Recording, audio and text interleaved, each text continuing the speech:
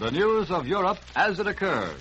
The world is now awaiting the arrival in Berlin of Sir Neville Henderson, British ambassador to Germany, who took off from England's Heston Aerodrome nearly 3 hours ago, flying to Berlin with the British cabinet's answer to German Chancellor Adolf Hitler. Now, during this broadcast period, we shall hear the latest word direct from the two key cities of London and Berlin as our CBS representatives speak to us across the ocean by shortwave radio. First, in London, waiting to speak to us now, is the Chief of Columbia's European Staff, Mr. Edward R. Murrow. And to hear Mr. Murrow, we switch you now to London. This is London. Europe is all paradox these days. For instance, one of the few places in Europe where international railway traffic is undisturbed is the Polish corridor. Germany's transit arrangements continue to function without a hitch. Trains continue to cross the corridor without a hitch. And Germany is said still to be sending military transport over the line. Now, here in London today, the Chinese and Japanese ambassadors called at the Foreign Office. And they called together. And that's something that London hasn't seen for a long while. It's also just been announced that Germans have been instructed to leave Hong Kong. Croydon Airport will be blacked out tonight. And the Admiralty have forbidden the use of wireless transmitting apparatus from any seagoing ship in British territorial waters. And I should not be surprised to see certain steps taken during the next 24 hours to establish what would be called a voluntary censorship over certain other forms of communication. The first defense orders, or decrees, were issued here today. They cover a lot of territory. Power is given to order compulsory evacuation for both people and animals. In other words, if the government says go, you've got to go whether you like it or not. Compulsory billeting is provided for. And that means that if you had a house in the country with an extra room, the government might bill it without your consent 2 or 3 people in that room. Private premises may be taken over. Traffic on the roads may be regulated. And the carrying of cameras will be prohibited in certain areas. And there's another provision. It states that no person shall have under his control or liberate any racing or homing pigeons. Prices of foods and other commodities may be controlled. And the dispatch from the United Kingdom of material other than that handled by mail may be controlled or stopped altogether. There are more than 100 separate items in the list, and there will probably be others to follow. Well, those surprising Russians are still handing out surprises. Voroshilov, the war minister, says there's no reason why Russia should not supply the Poles with arms and materials, just as the Americans, and incidentally the British, have been supplying them to Japan for the last 2 years. The feeling is growing here that the agreement with Russia may, in the end of the day, do Germany more harm than good. We shall probably have more information on that point after the speeches in Moscow tonight. As you know, the House of Commons meets tomorrow at 2:45 London time. And I can tell you that the Prime Minister is being urged very strongly not only to outline the recent exchange between Hitler and the British government, which so far remains a secret, but he has today been urged by certain opposition leaders to tell the whole story of the breakdown of negotiations with the Soviet Union. If he does tell that story, we shall be in for further surprise. Mr. Chamberlain has been told that Parliament will provide a good sounding board, that a full, complete statement would convince doubters that he has no appetite for personal government and is prepared to defend Britain's action in the open.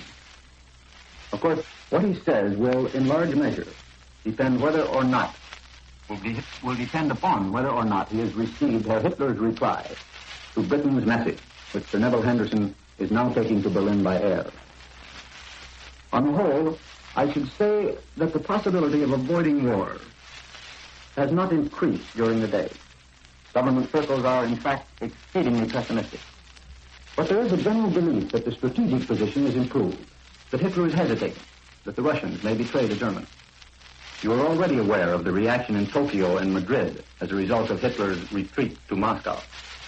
We are not yet certain of its full effect in Rome. Italy still has only a quarter of her army under arms. And if war comes, and Italy stands with the Germans, she will suffer more terrible havoc than will Germany. There is still hope that Hitler may pause and think again. There is still the possibility of a conference. The people with whom I have talked in London today certainly haven't expressed any optimism, but their spirit is better. They believe the Germans are worried and uncertain, if not frightened, and that's a pleasant situation for most Englishmen. They think, rightly or wrongly, that they now have the initiative, that if war comes, they will win it. But that if we have a conference instead, the result is likely to be only a postponement. That view is reflected in the evening news, which says, what can Britain or France do to prevent war at the last moment, unless Herr Hitler takes some steps toward calling off his dogs and agreeing, in the words of President Roosevelt's appeal, to refrain from any positive act of hostility for a reasonable stipulated period. Even if Herr Hitler did so agree, it would but postpone the day of reckoning so long as he is in his present mood, which is that of a wayward child who has never been crossed. So far as I can learn, the Poles have not been subjected to pressure by Britain. No one could truthfully say that the alliance with Poland has ever aroused any popular enthusiasm in Britain. Britishers know very little about Poland. The necessary historic and sentimental ties are missing. But the matter is not now so much one of Poland as it is of Britain's pledged word and the determination to move in one direction or the other out of this twilight of peace. Hitler has made his demand. Now he pauses. It is difficult to see how any solution is to be reached on Hitler's terms. That is to say, any solution that would provide anything more than a temporary relief. Now the Queen is returning from Scotland tonight, and the two princesses are remaining there.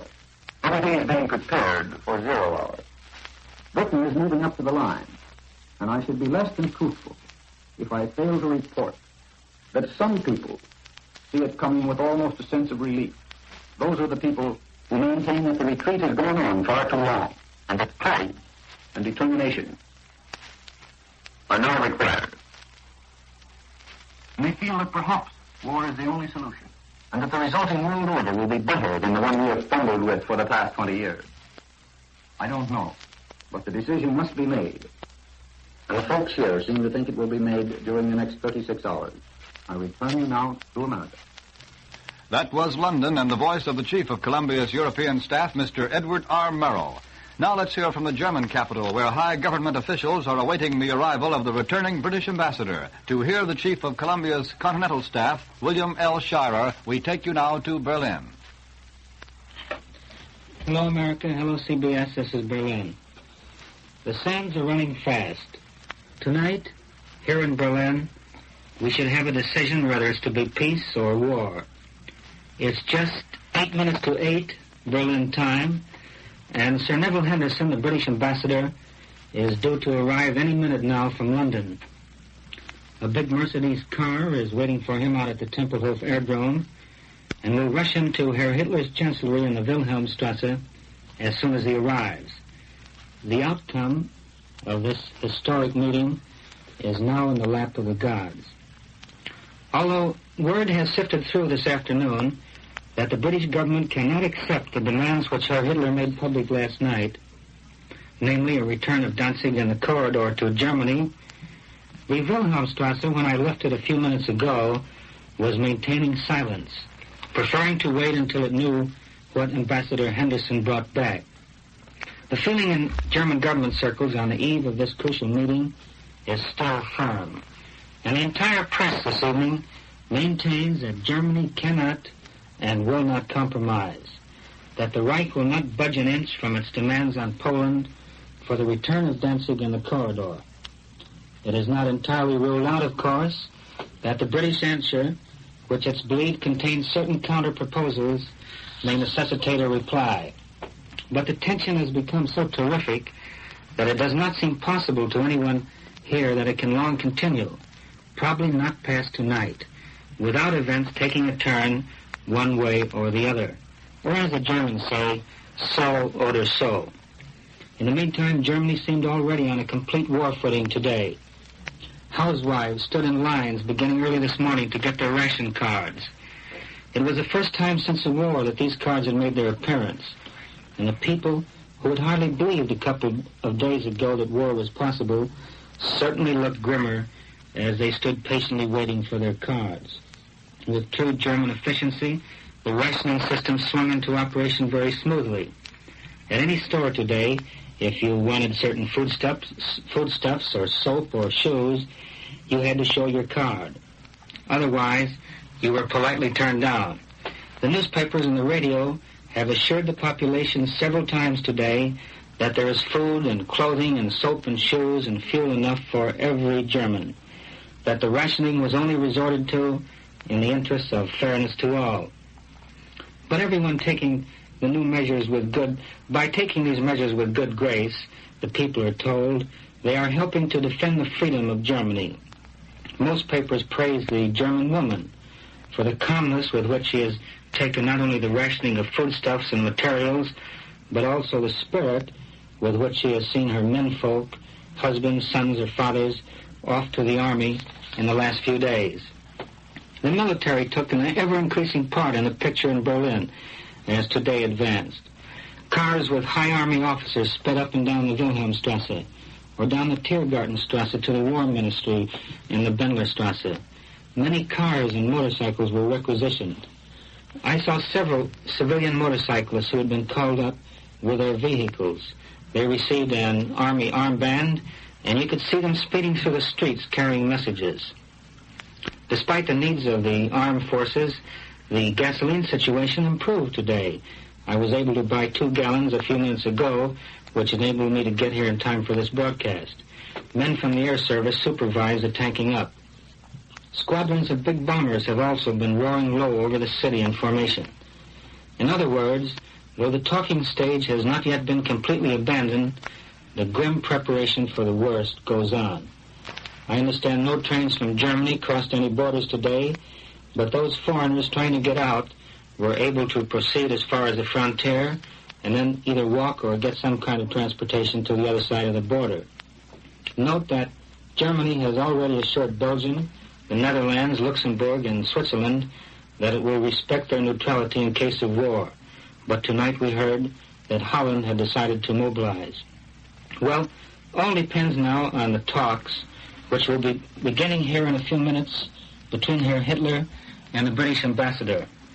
I hope to be on the air later tonight to tell you what I can about those talks. This is William L. Shire, and returning you now to New York. In this moment of waiting, as all the world is awaiting the arrival of the British ambassador to Germany, Sir Neville Henderson, in Berlin, we've been listening to our correspondents in London and in Berlin speaking to us by shortwave radio across the ocean. And now, here in New York, let's hear a few words from our CBS Foreign News analyst, Mr. Elmer Davis. Here's Mr. Davis. You notice that Mr. Sharer said that in Berlin they're expecting Sir Neville Henderson in a few minutes. Well, the information from London is that he left only at 1 o'clock. I understand the normal commercial flying time between London and Berlin is 5 hours and 3/4, and while in a special plane he'll probably make better time, it seems unlikely that he can meet Chancellor Hitler before 5 or 6. Now, the most encouraging thing, certainly, in these broadcasts that we have just heard, is Mr. Scherer's remark that it is felt possible in Berlin that the British answer may necessitate a reply, which would at least mean a little more delay and a chance for possibly some satisfactory settlement of the situation. Mr. Murrow, you notice, said that in London it is felt that the possibility of avoiding war has not increased, which is a very temperate remark, but that the strategic position is regarded as improved. Now, that, of course, refers primarily, I presume, to the situation of political strategy, but it's just possible that it may also refer to military and naval strategy as well. There were reports today of a possible mediation by Mussolini. They were emphasized in Rome, and there was indication that some satisfaction would be felt with such a move in Berlin. A Rome dispatch says that the Italian press, as if by signal, emphasized that all the world was looking to Mussolini to avert war. Well, of course, the Italian press usually does things by signal. Virginio Gaida, who is generally the spokesman for the government, wrote in the Giornale d'Italia that while the world is on the edge of a European catastrophe, even more insistent and general are the appeals being made to Premier Mussolini. A last-minute miracle is talked about. Direct intervention by Premier Mussolini is mentioned as a means for saving peace. Now, it seems to me conceivable that most of those appeals have come from Rome. We know from all evidence that's come to us that the Italians are very far from enthusiastic about all this. They have nothing to gain by a war against Poland, with which their own relations have always been friendly. And if they should enter into the war, they are far more exposed than Germany to attack by England and France. Just to bring you up to date on the news of Europe, if you are just turning on your radios, Great Britain is now at war with Germany. Prime Minister Neville Chamberlain announced this fact in a broadcast at 6:15 New York time, 6:15 Eastern Daylight Time. A brief broadcast of about 5 minutes duration, which was carried over the CBS network. And the Prime Minister said that I have to tell you that we are now at war with Germany. We shall bring you further news as quickly as we have it, and we suggest that you keep tuned to your Columbia station.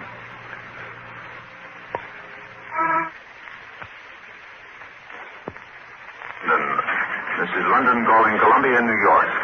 Now, first, let's get in proper order the chronological developments of the day. At 9 o'clock this morning, London time, it was announced that a 2-hour ultimatum had been delivered to Germany, that at the end of that time, hostilities must cease, or Germany and Britain would be at war. At 11:15, the Prime Minister spoke to the nation.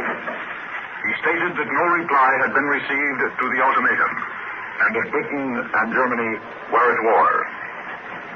Shortly after the Prime Minister's speech, the air raid sirens went off, and it wasn't a pleasant sound. We moved quietly and in orderly fashion down underground. The all clear came in just a little while. It seems that an unidentified plane had been seen approaching the coast. It was later found to be a friendly ship. Now, for the last few hours, I haven't had an opportunity to be up on the streets of London to see what is happening. I know that the House of Parliament is still in session. But I have heard one story concerning that air raid siren, and I think that story might interest you. It's told me by a friend of mine who was in Bond Street. And he said, when the air raid siren went off, one man began to run. He ran for about half a block. He looked around, saw that no one else was running, and stopped, with perhaps the typical English desire not to be conspicuous.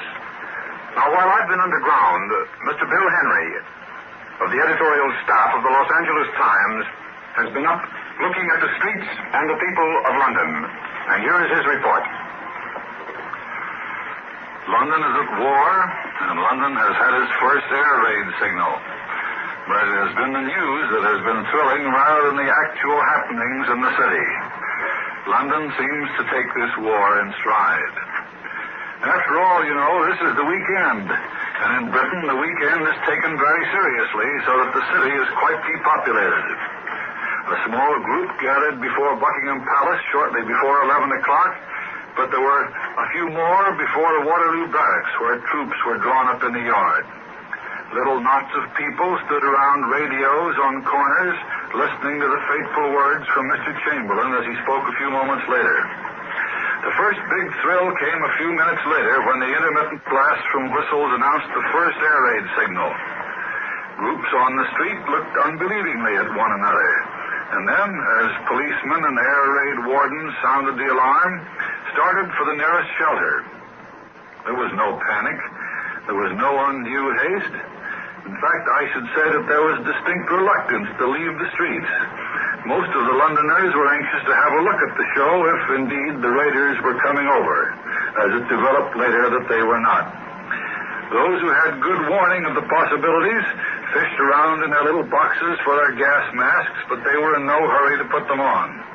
I was in the Associated Press office when the signal came, and the newspaper men and operators, right up to their ears in the business of sending Mr. Chamberlain's speech to American newspapers, were in no mood to drop their work and go to the sandbagged shelter in the basement.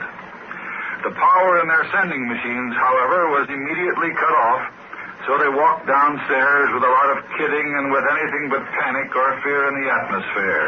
Most of them, indeed, were wishing that they might have photographs taken of themselves in their gas masks. My taxi driver, who drove me to the studio after the all-clear signal had been sounded, told me what happened to him when the air raid signal came. Well, he said, I was in the cab driving down the street when I heard the whistles, so I pulled up right off. You know, Driving around the streets, I've had a fine chance to see where the air raid shelters are located, and there's certainly enough of them. So I hopped out of my car, and where do you think I was? At the Waldorf. And I've never been inside the place. A chap at the door was just closing it, and he says, "Come on, my lad, up quickly." So I went in. My word, I've never been in a place before, and there I sat in a ballroom just like a blooming millionaire while the sirens were sounding. I'd say that was just a fair sample of the way that London took the first day of war. That was Bill Henry's report of the streets and people of London. Now, as I told you a moment ago, the House of Commons is still in session. Sir Archibald Sinclair, leader of the Liberal opposition, has said, "I feel sure that at this grave moment when we have listened to the moving speech of the Prime Minister, we should all wish to pay him a tribute of sympathy. But we are also in a mood of determination and resolution." The Deputy Leader of the Opposition referred to the atmosphere of anger and apprehension which reigned in the House yesterday. "Today," he said, "the atmosphere is so happily changed. Yet, underneath those two phases, the mood is the reality of our determination to see this thing through. Let me associate myself in full," he said, "with the eloquent tribute on behalf of my friends and myself which the Deputy Leader of the Opposition paid to the Polish people and to the Polish Parliament. Let me pay my tribute to the people of France, who have for so long been making such great preparations for the struggle with which we are now faced." The atmosphere of this House, according to the evidence of the opposition leaders, has changed overnight.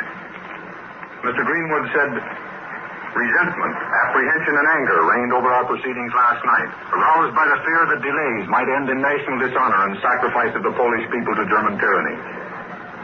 Those feelings, I have reason to believe, were shared by large numbers of people outside, and from messages which have come to me this morning, what I said last night met with the approval of our people. This morning, we meet in an entirely different atmosphere, one of relief, one of composure, and one of resolution. The intolerable agony and suspense from which all of us have suffered is over. We now know the worst. The hated word war has been spoken by Britain in fulfillment of her pledged word and unbreakable intention to defend the liberties of Europe. And now, let us bring you the latest news from Paris. This is London calling Paris. Go ahead, Paris.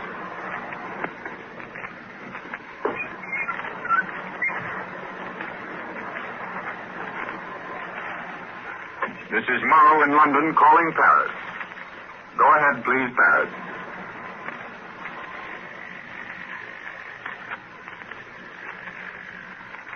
Hello, Paris. This is London calling Paris. Go ahead, please.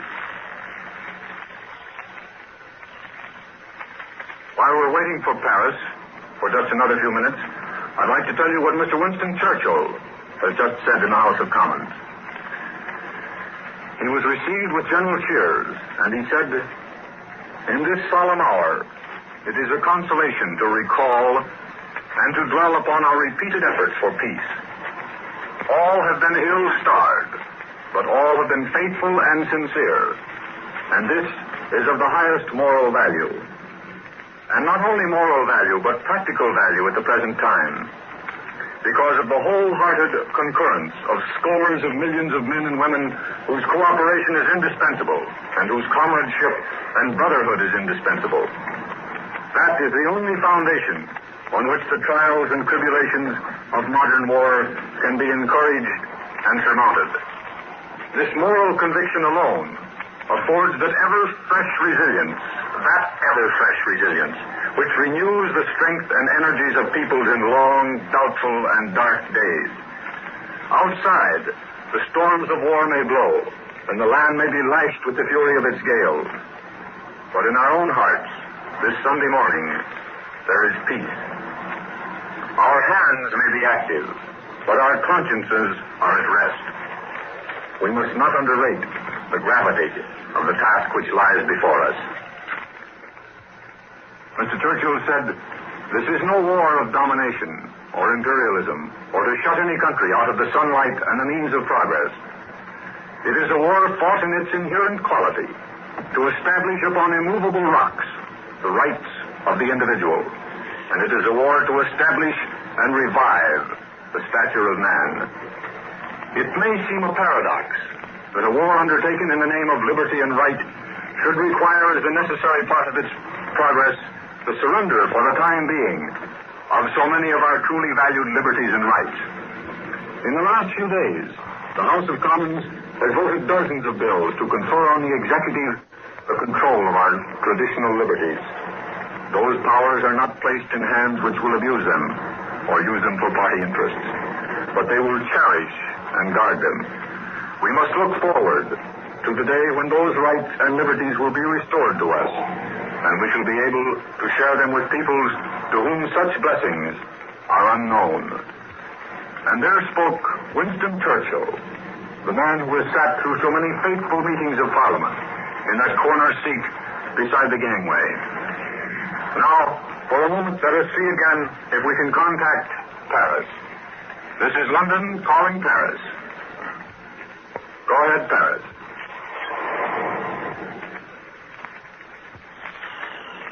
This is London calling Paris. Go ahead, Paris. It seems that for the moment it has become impossible to reach Paris due to technical reasons. We shall hope to bring you at a later time the day's news from Paris. And now I just have time to give you a bit of what Mr. Lloyd George, that white-haired Welshman and statesman of Britain, has said. He said that he was one of those who had from time to time challenged the government's handling of foreign affairs. But this was a different matter.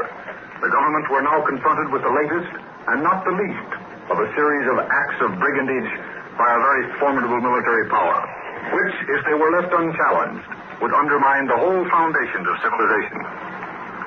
He was only one out of millions of people in this country who would back any government that was in power in seeing this struggle through. He had been through this sort of thing before, and there was only one word he wanted to say about that. They had then very bad moments when brave men were rather nervous and doubtful. But the nation was firm right through from beginning to end. By that means we went right through to the end after 4.5 terrible years. But we won a victory for right, and in the end, we will do it again. And those were the comments of Mr. Lloyd George. We shall hope to bring you later news from London today. We return you now to America.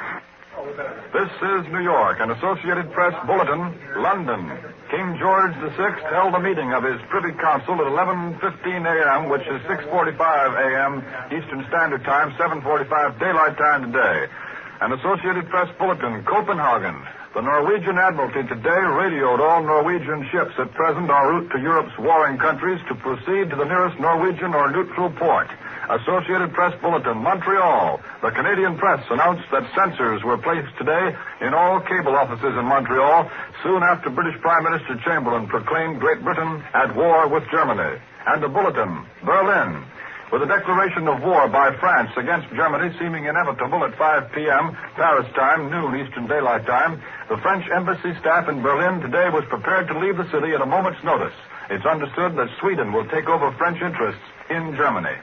Now, an hour and a half after the British Prime Minister announced that Great Britain was at war with Germany, there was an announcement over the German radio station, the reading of a memorandum of the German government, which was handed to the British ambassador, saying, in the last part, that the German government has to reject the British and French ultimatums, making the British government responsible for the encirclement policy and for not exercising a moderating influence on the Poles. This, of course, is what the German radio station said. After this, the appeal of German Chancellor Adolf Hitler to the German army to do their duty was read with the assurance that also the West Wall will protect Germany from attacks by France and England. The Polish radio station in Paris at 1 p.m., which was 8 in the morning Eastern Daylight Time, broadcast this to Germany. Hello, Germany. Hello, Germany. England has declared war on you. Then the radio spokesman added, there is only one thing left for me, and that is that I hope with what strength and power I have to forward the cause for which we've sacrificed so much.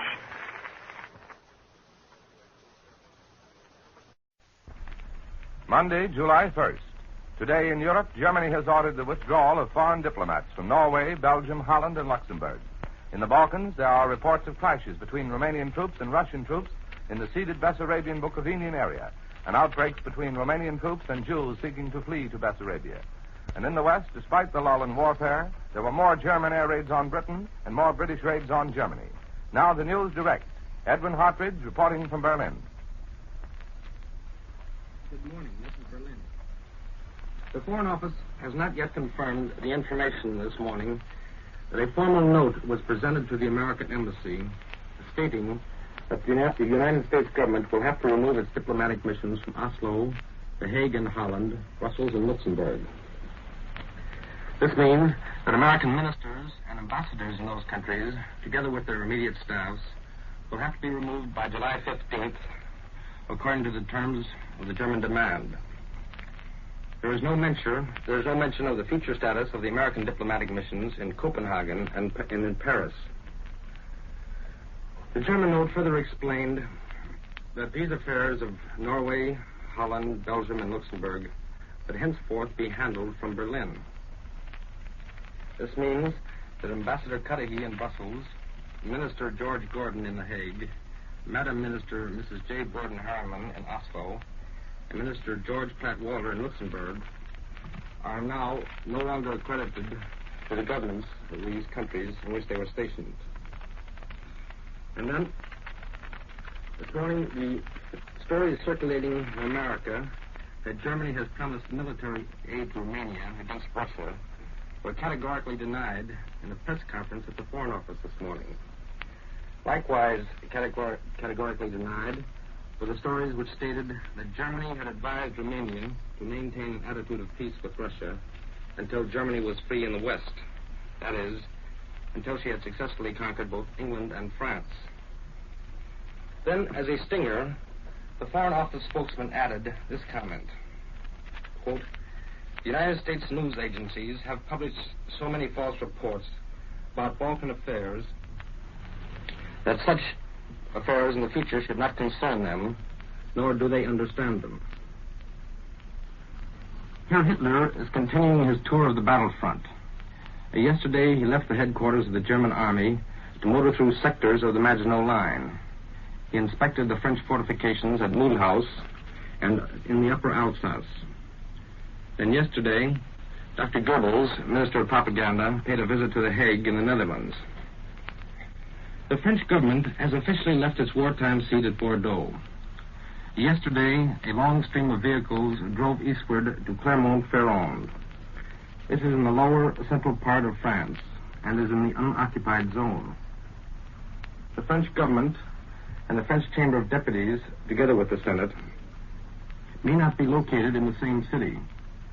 So it is not yet known publicly whether the administrative or legislative branches of the government will be located in Clermont-Ferrand. City authorities have taken over the largest hotel there to be turned into government offices. And then, a few minutes ago, I've just been informed that the French government is now going to Vichy, which is a little to the northeast of Clermont-Ferrand. The second bombing of neutral Switzerland was played up in the German press this morning. The reports state that the bombing was done by British flyers early Sunday morning. Their bombs are reported to have fallen near the Vierwalderstedsee, a lake in central Switzerland. 12 bombs were dropped on the town of Altmark, according to reports.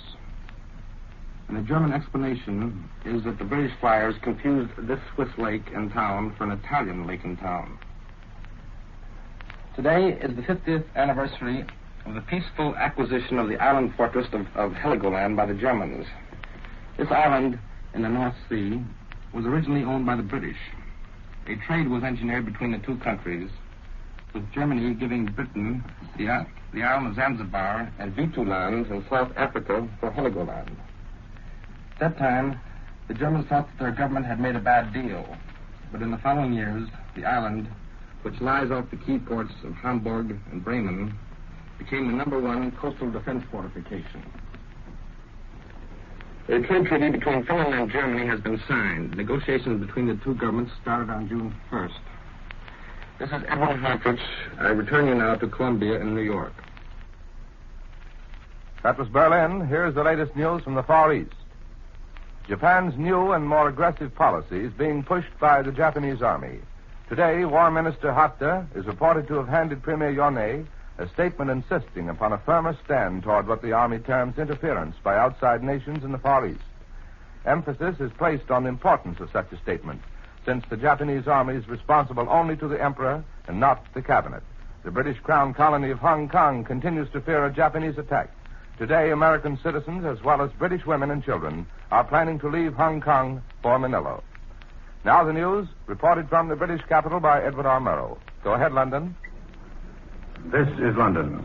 2 German heavy bombers and a seaplane were brought down over the northeast of England about an hour ago. It was the first German daylight raid on England since hostilities ceased in France. The Royal Air Force issued the largest casualty roll of the 10-month-old war. It listed a total of 325 names, missing, wounded, and dead. The battle for Britain intensified in the air over the weekend as the Royal Air Force and the German Luftwaffe pounded each other's bases on both sides of the English Channel. German objectives in the Reich and in 3 occupied countries were the targets of the British heavy bombers. In France, an aerodrome on the coast was bombed. Similar treatment was given to airfields at 3 points in Holland, and attacks were delivered at railway yards in western Germany and in the great industrial city of Cologne. According to a British Air Ministry communique, less damaging attacks were made by German planes which crossed the English coast during the night and early today. In eastern England, attempts were made to bomb coastal aerodromes. In Wales and the west of England, where many children have been evacuated, high explosive and fire bombs were dropped without serious damage or casualties. In East Scotland, German incendiary bombs destroyed a vacant schoolhouse. The Midlands also suffered inconsequential bomb damage, says the Air Ministry. The Channel Island of Jersey, from which British troops were recently evacuated, was reconnoitered by a German plane, but no bombs were dropped.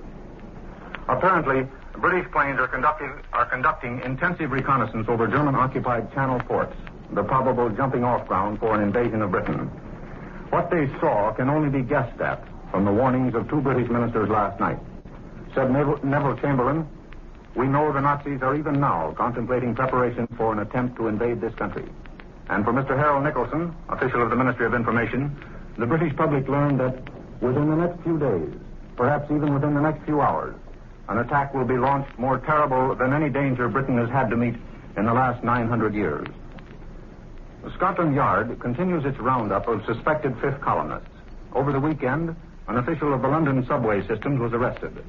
The man who helped build the floodgates to protect the London subways from heavy bombs. There is a movement to drop the use of the phrase fifth columnist and return to the old-fashioned word traitor. This is the day when, according to many of the experts, Hitler will launch his invasion of England. But, as the doorman at my apartment house said a few minutes ago, here it is noon, and the Germans haven't arrived yet. While the Germans haven't yet started their aerial barrage against this country, they're continuing and intensifying their radio attack. Last night, a station calling itself the New British Broadcasting Station, operating from German-occupied territory, broadcast detailed instructions for the immediate evacuation of certain areas in England. The broadcast ended with the playing of God Save the King. But this little scheme to create panic didn't work. Most of the people who heard the broadcast, being rather careful and methodical Englishmen, just telephoned the authorities to check up on the accuracy of the instructions. Somehow, I don't believe that the German methods of creating panic and confusion are going to work in this country. The first few people to panic or run or get excited in any situation are always conspicuous. And the average Britisher, when he is with his fellow countrymen, will suffer much to avoid being conspicuous. London's newspapers this morning are all reduced in size. The paper controller has ordered that all popular daily papers shall hereafter be reduced to 6 full-size pages. For today, at least, that provides more than adequate space for the available news. The Daily Telegraph this morning voices a demand frequently heard in private conversations during the past few weeks. The government is urged to establish a single command for home defense. General Ironside controls only the Army. Defense against air attack is no affair of his. That comes under the Air Marshal of the Fighter Command. The whole field of civil defense is left to the civil authorities. And it is believed that when the Germans launch their attack against this country, it will be made simultaneously from several different points, and the Telegraph advocates a unified command to meet it. Reports from Bucharest telling how the Russians captured a Romanian town by landing baby tanks from airplanes give some support to the speculation that the Germans will employ similar methods in an attack against Britain. However, the landing of heavily laden transport planes in this country will be more difficult than it was in that flat land along the Danube. There are a number of natural obstacles, and the British have added certain artificial obstacles during the past few weeks. It is estimated that 1,300 Britons will be evacuated from Hong Kong during today. An official spokesman in Tokyo says he is unable to understand the Hong Kong reports of evacuation. The Japanese, he said, didn't request it. I return you now to Columbia and New York. That was Edward R. Murrow reporting from London. In the United States, the new fiscal year begins, and the tax-paying public today begins footing the bill for national defense. And in Washington, Congress carries out its national defense studies after a week's rest. So for the latest news from the nation's capital, as reported by Albert Warner, we take you now to Washington. Today, July 1st, begins a new fiscal year. And today we begin paying for the war, or at any rate, for national defense against a turn of the war in this direction. The new taxes are in effect on gasoline for your car, on theater and baseball game tickets, on cigarettes, beverages, and other articles and activities. We begin paying 10 to 50% more in taxes. The higher income levies are in effect, but they are not paid until next March. Thus, the troubled state of world affairs now hits everyone in the United States, even if he thought he was escaping earlier. Congress is back in session today, back to deal again with the effects of war in Europe and Asia. The Senate is yet to act on the House-approved measure to increase the size of the Navy by 70%. The Senate Military Affairs Committee on Wednesday will consider a bill for compulsory military training. Senate committees will consider tomorrow the controversial appointments of Henry L. Stimson and Frank Knox to be members of the Cabinet. The administration will have a plan for economic action in behalf of the Western Hemisphere. The Joint Inter-American Cooperative Plan, confronted by many obstacles, may be delayed in favor of a domestic unilateral plan. A United States corporation would be empowered to buy up certain Latin American surpluses and hold them for deals with totalitarian Europe. Pilgrims to Philadelphia are returning to find that administration Democrats, for the most part, are conceding the Republicans nominated their strongest man and their most formidable candidate in the frank, aggressive Wendell Willkie. That doesn't mean they either like or admire him or regard him as invulnerable. But because they consider him to be a strong candidate who wants to center the campaign upon the New Deal itself, the inside New Dealers have become all the more insistent that Mr. Roosevelt should run again. Charles Edison, who left the cabinet to make the Democratic campaign for governor in New Jersey, said the Republicans nominated the strongest man available, and he thought it a good thing. I don't like to see a fight between a good man and a palooka, he said. So, there are others who think the same, that the president must run again. And yet, there are some Democrats who point out that Mr. Roosevelt is heart and soul interested in foreign affairs. And Mr. Willkie is not so very far apart from the administration's attitude toward the war in Europe. On that account, there is less need for the president to fight. And these people think Mr. Roosevelt would like to return to the role of country squire, to supervise his library, and to tend those Christmas trees which he has just planted on his Hyde Park estate.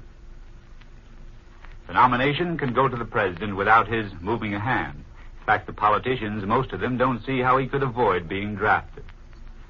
I understand that the man who would seem to be in the best position for the nomination if Mr. Roosevelt should decline it will even be out of the country when the Democratic Convention acts. Secretary of State Hull will be on his way to the Pan American Conference at Havana.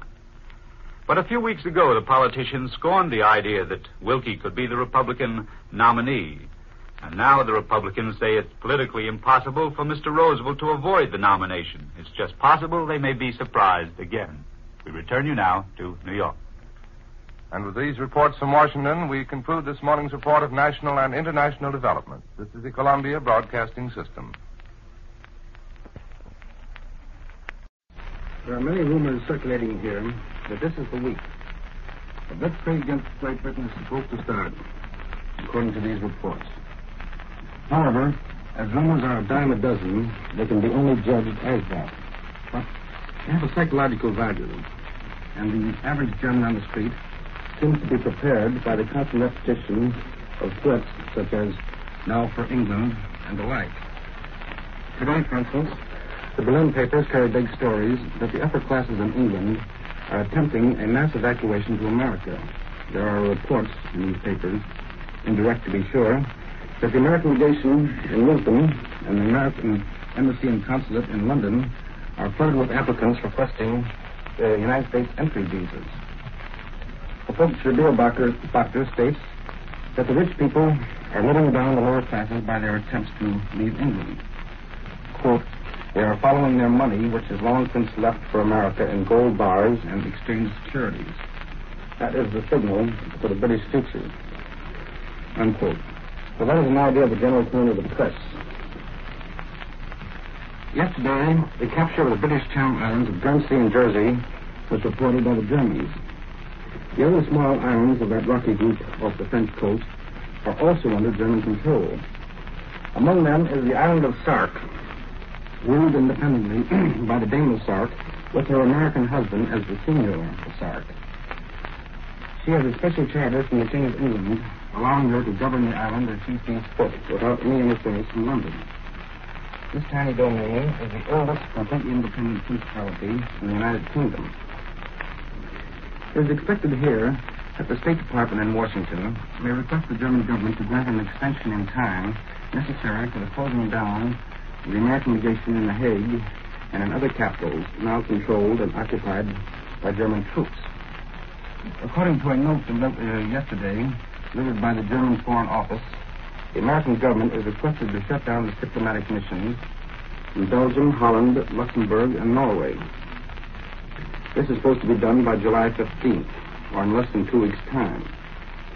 As it is pointed out here, more time is granted by the Germans to the Americans and other diplomatic missions to close their embassies and legations in Prague and Vienna, following the German occupation of those countries. For instance, the American legation in The Hague is taking care of the interests of 7 countries in addition to its routine duties. These countries are Great Britain, France, Belgium, Luxembourg, Canada, Egypt, and South Africa. Then there are approximately 650 Americans in Holland, stranded there without communication with the outside world. Of this number, over 350 have asked the American legation to help them to leave the country as soon as possible. However, no particular progress along this line has been reported as yet. In Belgium, there are approximately 70 Americans who have asked to be evacuated. But with a general war situation, the problem for Americans of finding both steamship accommodations and a port to leave is becoming more and more difficult. The French coast is in the hands of the Germans. The Mediterranean is a naval battleground. There are no accommodations available at the Arctic port of Petsamo in Finland. And the task of trying to get from Germany or Italy to Spain and Portugal is almost impossible without special credentials such as a diplomatic passport. The French government will be allowed to operate a radio station under German supervision for a special and official broadcast, it is reported here. The French radio service will be established in Paris for this purpose, to be controlled by the Germans. And official speeches, like those recently made by General Pétain, will be broadcast to the French people. Banks are to be reopened in Paris in a few days.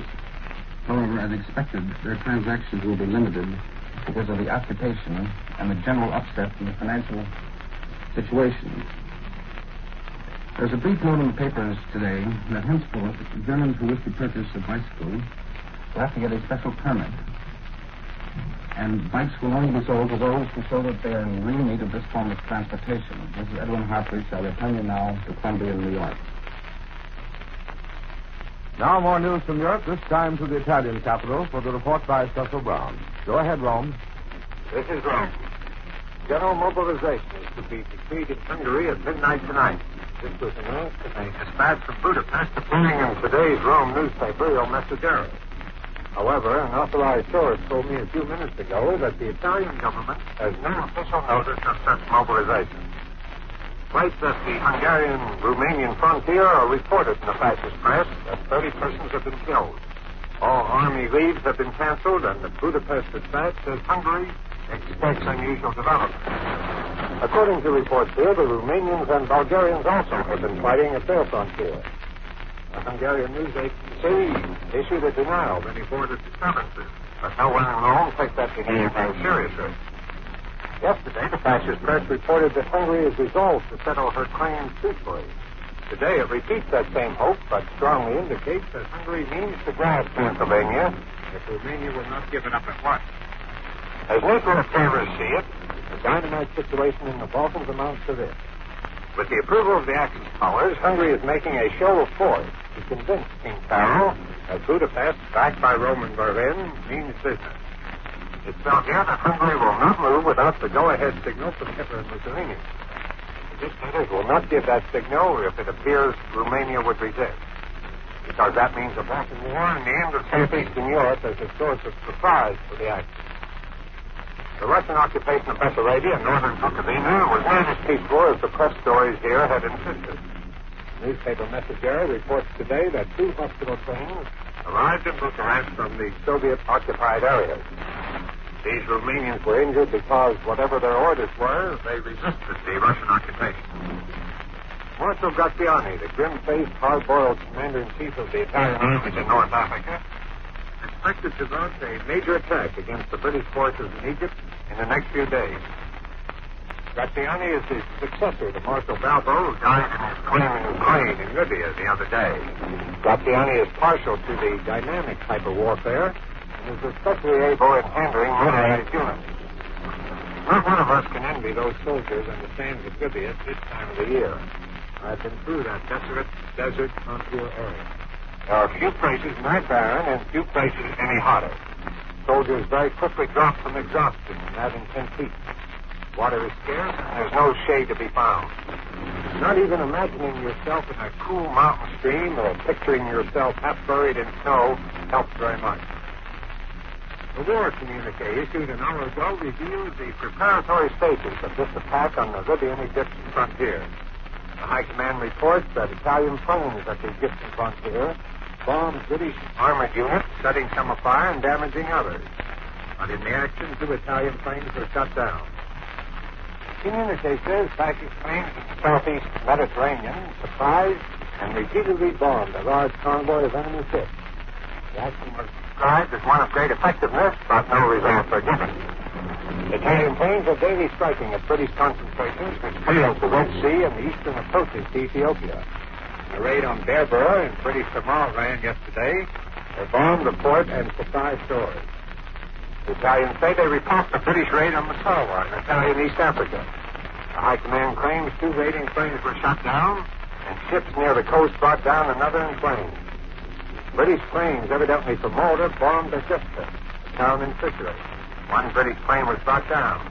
The communique said the damage to Augusta was insignificant, but 3 people were injured. This is Cecil Brown in Rome, returning you to Columbia in New York. And with this late news from Rome, Columbia concludes this morning report of European developments, which comes to you each morning at this time and at 6:45 each evening Eastern Daylight Saving Time. We've listened to Erland Eckman reporting from London, Edwin Hartridge from Berlin, and Cecil Brown from Rome. Larry Elliott speaking. This is the Columbia Broadcasting System.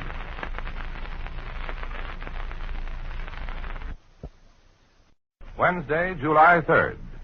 Again today, German bombing planes launched a daylight raid on the British Isles. During the night, Nazi planes had carried out their most ferocious raids on England thus far, and British planes bombed many objectives in Germany. The Balkans are quieter, but Romania faces a cabinet crisis. Parliament reconvenes in Bucharest, and senators and deputies from the Bessarabian and northern Bukovinian areas, ceded to Russia, want to know why the legislative body wasn't called into session immediately. Now the news from Europe Direct, London, Berlin, and Rome. First, a report from the British capital by Eric Severide. Go ahead, London. This is London. German bombers followed up the raid on the northeast coast last evening, when 12 were killed and 123 injured, with another raid in southwestern England this morning. According to the official statement this morning, it was a raid at random, and no serious damage was done. Early today, 1 raiding bomber was shot down by planes of the Fighter Command. British communiques, which follow these daily and nightly bombing raids, contain no details about the exact location of the damage nor the kind of damage inflicted, except when homes and schools are hit and civilians killed. So up to the present, the British public is unaware of what kind of military objectives the German raiders are concentrating on. That's information which probably would give some clue to German strategy for their expected assault on this country. Another offensive against what are commonly known in England as the Men of Munich was set underway last night by leaders of 400,000 railway workers. The Executive Committee of the powerful and conservative National Union of Railway Men unanimously passed a resolution in which they requested all cabinet ministers and other important officials associated with the policy of the last government be removed at once from office. Britain has gained at least one advantage from the collapse of one continental state after the other, a moral advantage. She has learned, or should have learned, the lessons of Prague, of Belgium, and of France, that the danger of surrender lies not with the people, but with elements in their government. Chamberlain, Halifax, or Samuel Hoare still retain positions of influence. But the press daily proclaims that these men, even if they wished, cannot undermine England's determination to fight on. More than 50,000 British mothers and fathers have shown their desire in writing that their children be sent away to the Dominions. Princess Elizabeth and Princess Margaret will stay. We're told this morning that the King and Queen have turned down the suggestion that the royal children seek safety abroad. There are 9 million children in this country. While the day of a possible German attack draws closer, the arguments about child evacuation overseas continue. The first contingent of 20,000 children has not yet started to move. But 4,000 children are leaving London today for safety in Western England. Individually, English families are leaving the country, and French families are still arriving in England. It's estimated 10,000 French civilians arrived last week. Many were the owners of chateaux along the Loire and expensive apartments in Paris. When the savings they manage to take out expire, they will be bankrupt. Refugees from France are the only persons allowed to cash franc notes in British banks. They are given printed forms and allowed to cash up to 20 pounds in francs each week at the going rate. British families are keeping French families in their homes and receiving £1 a week from the government to meet the cost of billeting. The idea of civilian defense against invading Germans is taken quite seriously in this country. Last night, Edward Murrow told you about the 60-year-old mother-in-law lying prone in her front yard, practicing rifle fire on a tomato can. While other housewives are filling eggshells with ammonia, sealing them up and filling their cupboards. Today, a newspaper columnist gives the following instructions for making the Molotov cocktail, or homemade incendiary grenade. Here's how it's done. You fill a beer bottle with equal parts of paraffin and liquid tar. Add a dash of gasoline, cork the bottle, and tie cotton wool around its neck. Just before you toss it in the direction of an onrushing German tank division, you moisten the cotton with gas and set it on fire. You've got to throw it hard enough to break the bottle. This is CBS in London, returning you to Columbia in New York. That was Eric Severide reporting from London. This is New York, and here's the latest news from the Far East. In Tokyo, Japanese army leaders have presented to the cabinet a formal statement disagreeing with Foreign Minister Arita's statement of last Saturday on Japan's new foreign policy. The army men say that Arita's remarks were too mild and too conciliatory to the democratic nations. We've listened to the reports from London. In just a moment, we'll take you to the German capital for the reports from there by Columbia's correspondent in Berlin. Following that, we will hear from Rome. Now to the German capital, Edwin Hartridge reporting. Go ahead, Berlin. Good morning. This is Berlin. The police president of Amsterdam has ordered that all non-Aryans who left Germany between the period from January 1st, 1933 to March 1938 to report to the police headquarters within 8 days. This will mean that all German Jewish refugees who have been waiting in Amsterdam for entry visas to other countries are once again under the direct surveillance of German police authorities. At the time of the Blitzkrieg, which began on May 10th, there were many thousands of these people caught in the Low Countries. The Focus Beobachter this morning has an interesting comment on the expulsion order issued yesterday against Dr. Karach The correspondent for the Swiss paper, Neue Zürcher Zeitung. Berlin paper states, quote, Dr. Karach was ordered to leave Germany within 24 hours because he attempted to poison the relations between Germany and Russia by spreading lies. The expulsion takes place in the interest of Switzerland herself. The press of that country would endanger the existence of its own country if such a campaign of lies would be tolerated in the future. End of quote. In the editorial columns of the same paper, this morning there is an article on German-Latin American relations. It discusses the Latin American press, which is hostile to the German Reich. The paper states that Jewish immigrants, plus the interventionist propaganda in the United States, are mainly responsible for this critical attitude. The paper states, quote, up until now we were silent about this development, which is very dangerous for its participants. First, because it is not our business to interfere with the interior situation of countries whose governments are stressing the need of friendly relations with National Socialistic Germany. And continuing, the Berlin paper writes, quote, we have an understanding of the heavy economic damage caused by this war, started by France and England, that is inflicted on the Latin American states. And this gives rise to some irritation, which must be expressed in some fashion. But with the press so strongly, so frequently misused to ventilate this ill humor, it is time to give a warning. In spite of the attempts of the American President Roosevelt to organize something like an American blockade against Europe, reasonable circles in South and Central America will recognize after this victorious ending of the war that the Latin American republics will have to rely on Europe, a new Europe organized by Germany, and not the reverse. End of quote. The paper concludes with a statement that Germany will never forget its friends, nor those who have shown it malice and ill will, regardless where they may be in this world. The general report of the High Command summarizing the military campaign against France is the big news in the papers this morning. The high points of the successive thrusts, first to the Channel coast, then southward, which resulted in the capture of Paris and the smashing of the Maginot Line, are emphasized. In this report, the High Command gives the German casualties since May 10th. The official figures are 27,000 dead, 18,000 missing, and 111,000 wounded, for a total of 156,000 casualties. The papers stress the fact that these official figures are surprisingly low considering the scope of the operations. The Deutsche Allgemeine Zeitung comments briefly in a sub-headline, quote, the almost unbelievable small losses, unquote. The official report also tells us that 792 German aircraft were destroyed or lost in these operations up to June 4th.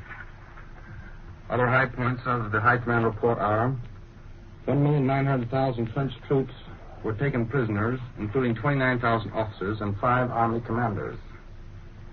German submarines sank 493,000 tons of enemy shipping in the Blitzkrieg period. And up to June 5th, German aircraft damaged 3 enemy cruisers, 1 destroyer, and 25 merchant ships, while sinking 40 other merchant vessels. Then the report ends with a brief sentence, and now there's only one enemy left, England. This is Edwin Hartridge. I return you now to Columbia in New York. From Berlin to New York and back to Europe for the latest news of developments reported by Cecil Brown from the Italian capital. Go ahead, Rome. This is Rome.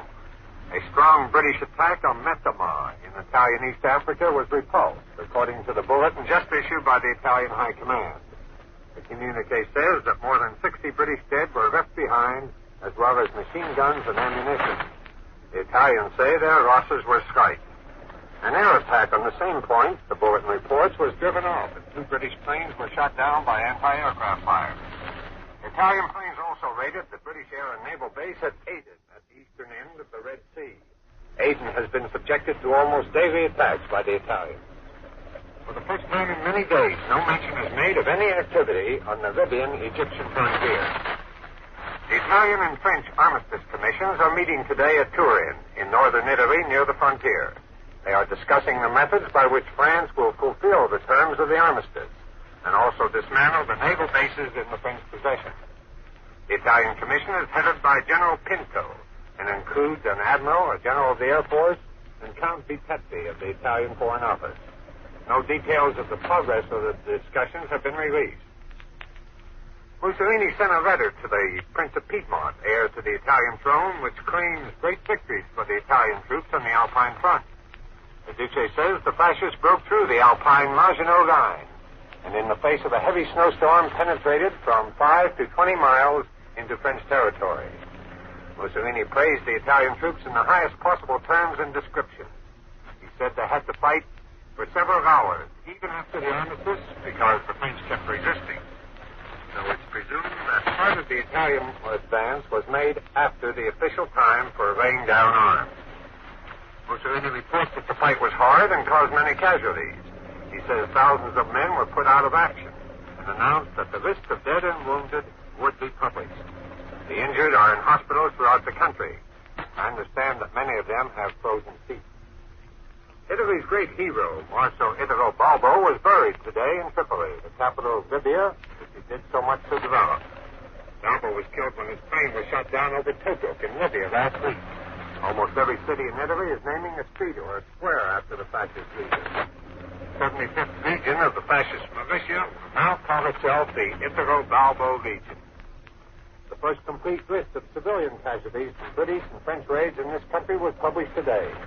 91 persons have been killed from June 11th to June 30th. 77 of them died from airplane bombing. 4 were killed by splinters from Italian anti-aircraft batteries. In this same period, 392 persons were injured, and 339 of those were from bombs dropped by English and French air raiders. Italy has a civil mobilization law which enables the government to conscript for civil duty everyone between the ages of 14 and 65. Today it was announced that all newspapers and Italian journalists are now subject to the law. This puts every Italian journalist directly under the control of the government, and it makes him subject to the rigorous penalties for failure to do his duty under civil mobilization. The papers today continue to present a picture of the tremendous blow about to fall on England. Dispatches from Berlin indicate that the attack on England will be in conjunction with an Italian attack on the British possessions in the Mediterranean and North Africa. The fascist press reports from San Sebastian, Spain today that there are strong differences in the internal councils of Britain. The Popolo di Roma reports that some sections of the British cabinet want peace. The British industrial interests, the report adds, are in favor of an immediate armistice. Signor Bastianini, the Italian ambassador who was sent to England only a few months before the outbreak of war, returned to Rome this morning. This is Cecil Brown in Rome, returning you now to Columbia in New York. And with this news from Rome, we conclude this morning report of European developments presented by Columbia each morning at this time and each evening at 6:45 Eastern Daylight Saving Time. Eric Severide reported from London, Edwin Hartridge from Berlin, and Cecil Brown just reported from Rome. Larry Elliott speaking. This is the Columbia Broadcasting System. Tuesday, July 4th, the 164th anniversary of America's independence. And as the holidays observed on these shores, in Europe the war has taken a grim, strange twist. The British Navy, in seeking to prevent the French fleet from falling into German and Italian hands, has been forced to fight a great naval battle with the French off the African coast in the western Mediterranean. In London, Vice Admiral Muselier, commander of the so-called Free French Navy and Air Force cooperating with the British, says no capital ship has fallen into German or Italian hands. Now the news from Berlin.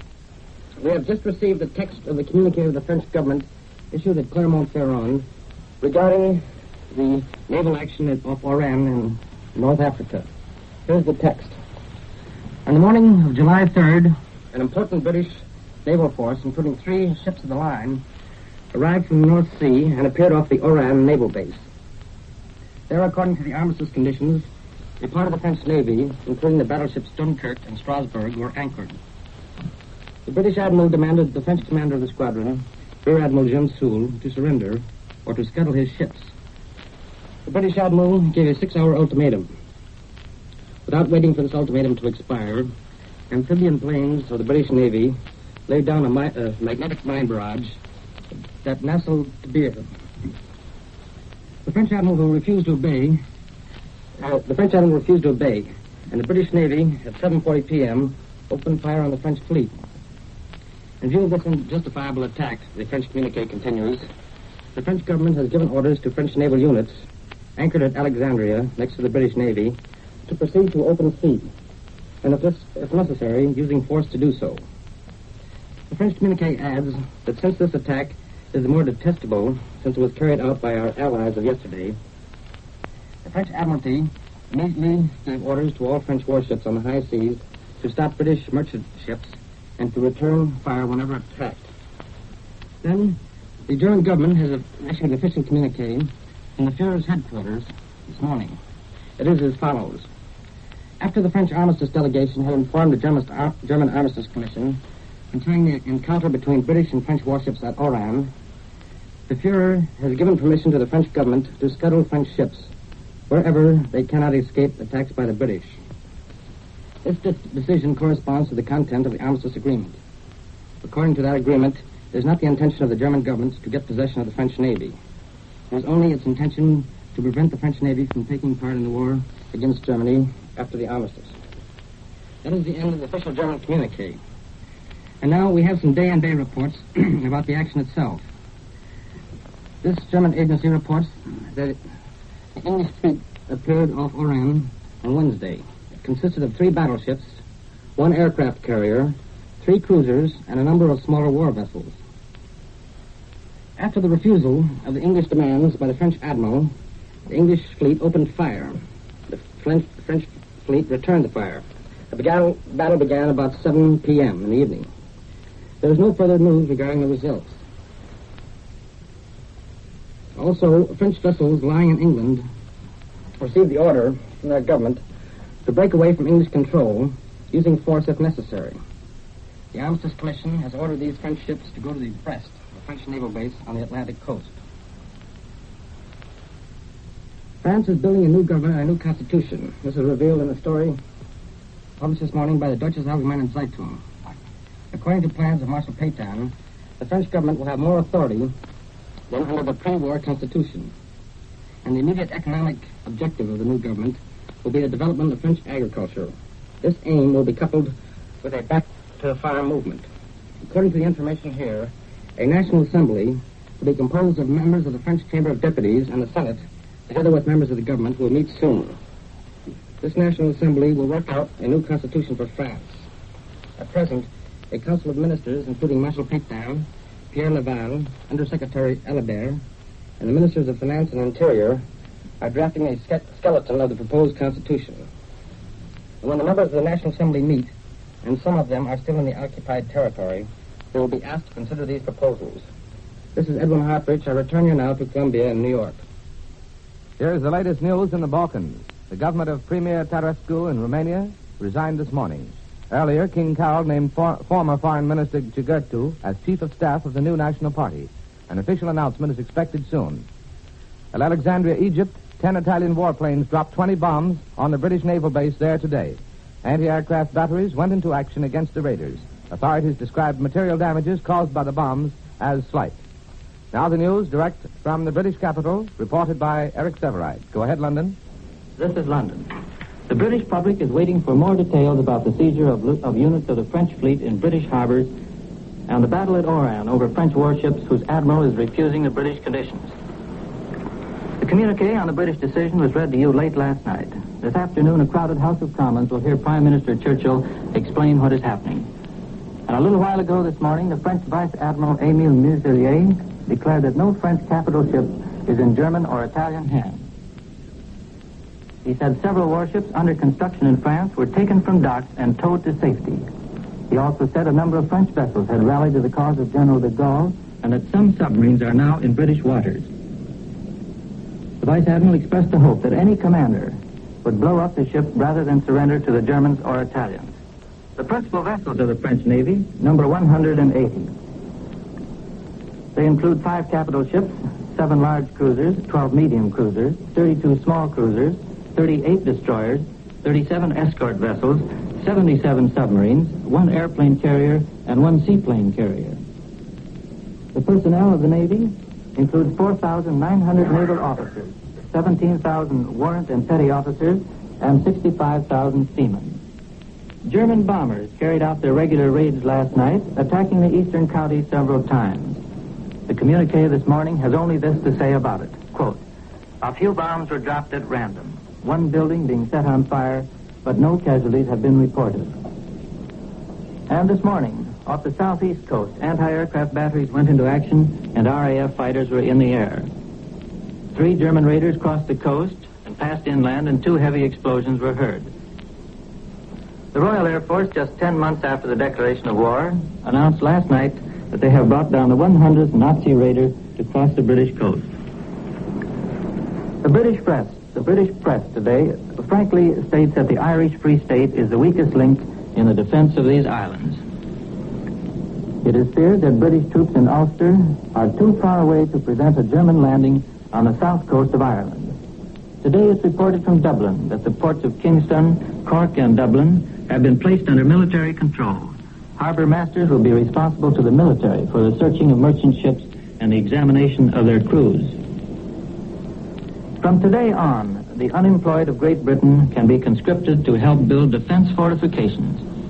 No man out of a job can refuse the work offered him. 80,000 unskilled laborers are registered at labor exchanges.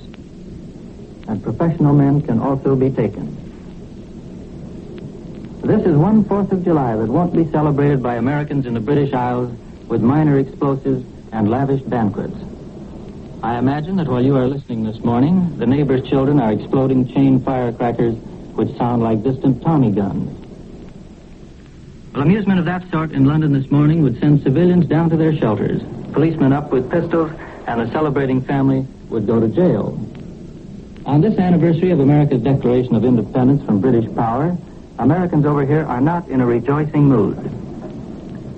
American societies are putting their celebration money into ambulances for British troops, into help for British children. There will be no banquet this year.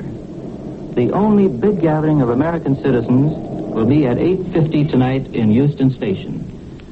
They will be on their way to Ireland to catch the steamer Washington. 1,600 Americans will sail on that boat back to New York, which, because of the Declaration of Independence, happens to be a neutral and unbombed city. This is Eric Savarite in London, returning you to Columbia in New York. From London to New York, and now back to the Italian capital for the latest news reported by Cecil Brown. Go ahead, Rome. This is Rome. The Italians claim today to have pushed through the Egyptian desert frontier near Salem and reached Musaid. This is the first point on Egyptian territory the High Command says has been occupied. In the advance, the war communique reports, a British counterattack of troops and tanks was repulsed. As the Italians advance, fascist planes are reported to have attacked and dispersed British tank concentrations. At the same time, in the blazing sun of the Egyptian-Libyan border, the British are attacking the Italian fortress of Capuzzo. This post is just inside Libya in the Mediterranean.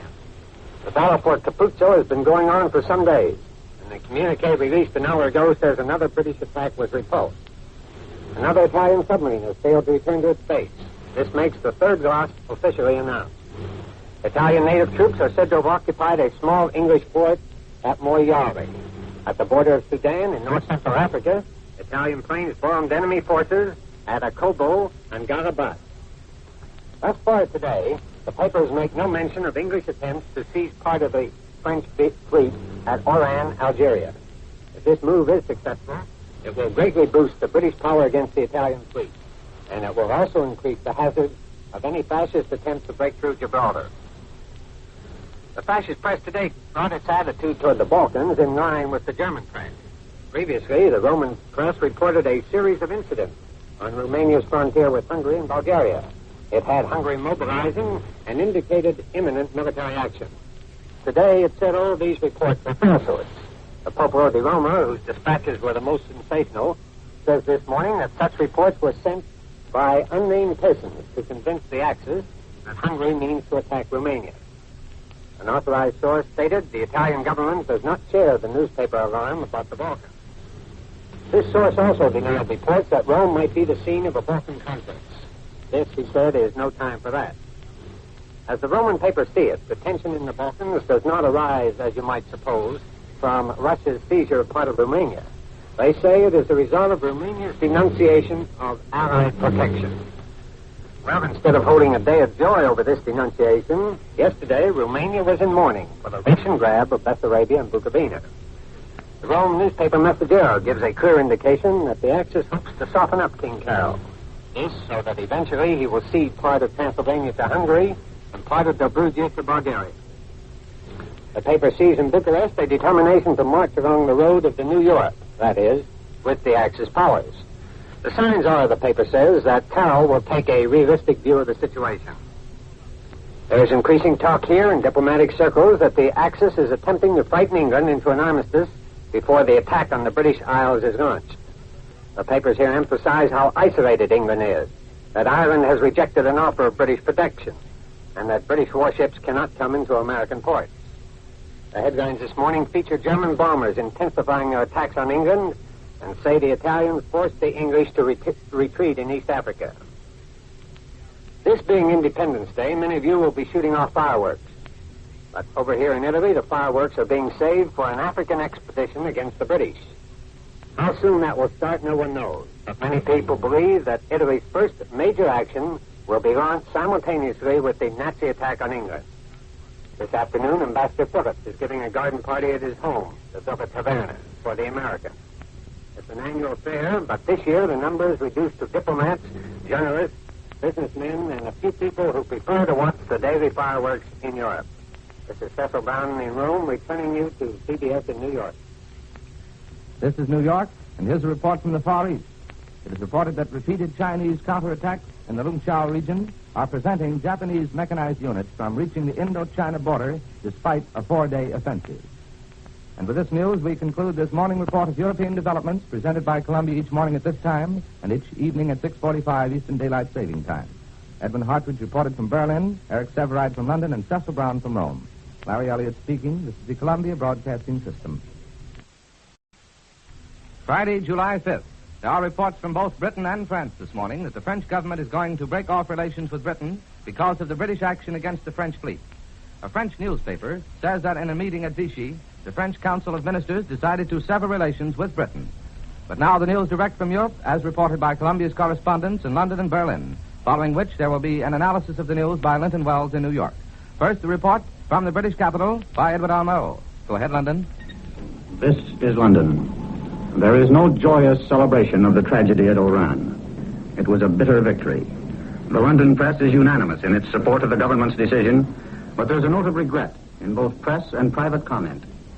Regret that British guns should have been used to smash French ships and kill French seamen. The Daily Herald summarizes in a few words the columns of newsprint devoted to the French fleet. It says, "Not for an instant was the proper course in question. Yet never in the history of nations can duty's voice have spoken more harshly. Another agonizing chapter of the war is written. Now we prepare to write the last." There are reports this morning that more French warships have anchored in Scottish waters. There is no news of the French naval units presumed still to be anchored alongside the British at Alexandria. According to unofficial estimates, 5 of the 7 French battleships are now accounted for. 2 are in Britain, 1 at Alexandria, 1 sunk, 1 heavily damaged at Oran. Of the 2 French battlecruisers, 1 was beached and the other badly damaged at Oran. 12 cruisers are still unaccounted for. It is believed that 2 are in Britain and 4 at Alexandria. 1 aircraft carrier was lost at Oran, and the whereabouts of the second is not known. The French started the war with 61 destroyers, only 10 of which have been accounted for. No figures are available as to the disposition of the 81 French submarines, but an unstated number are in British ports while others are in the Mediterranean.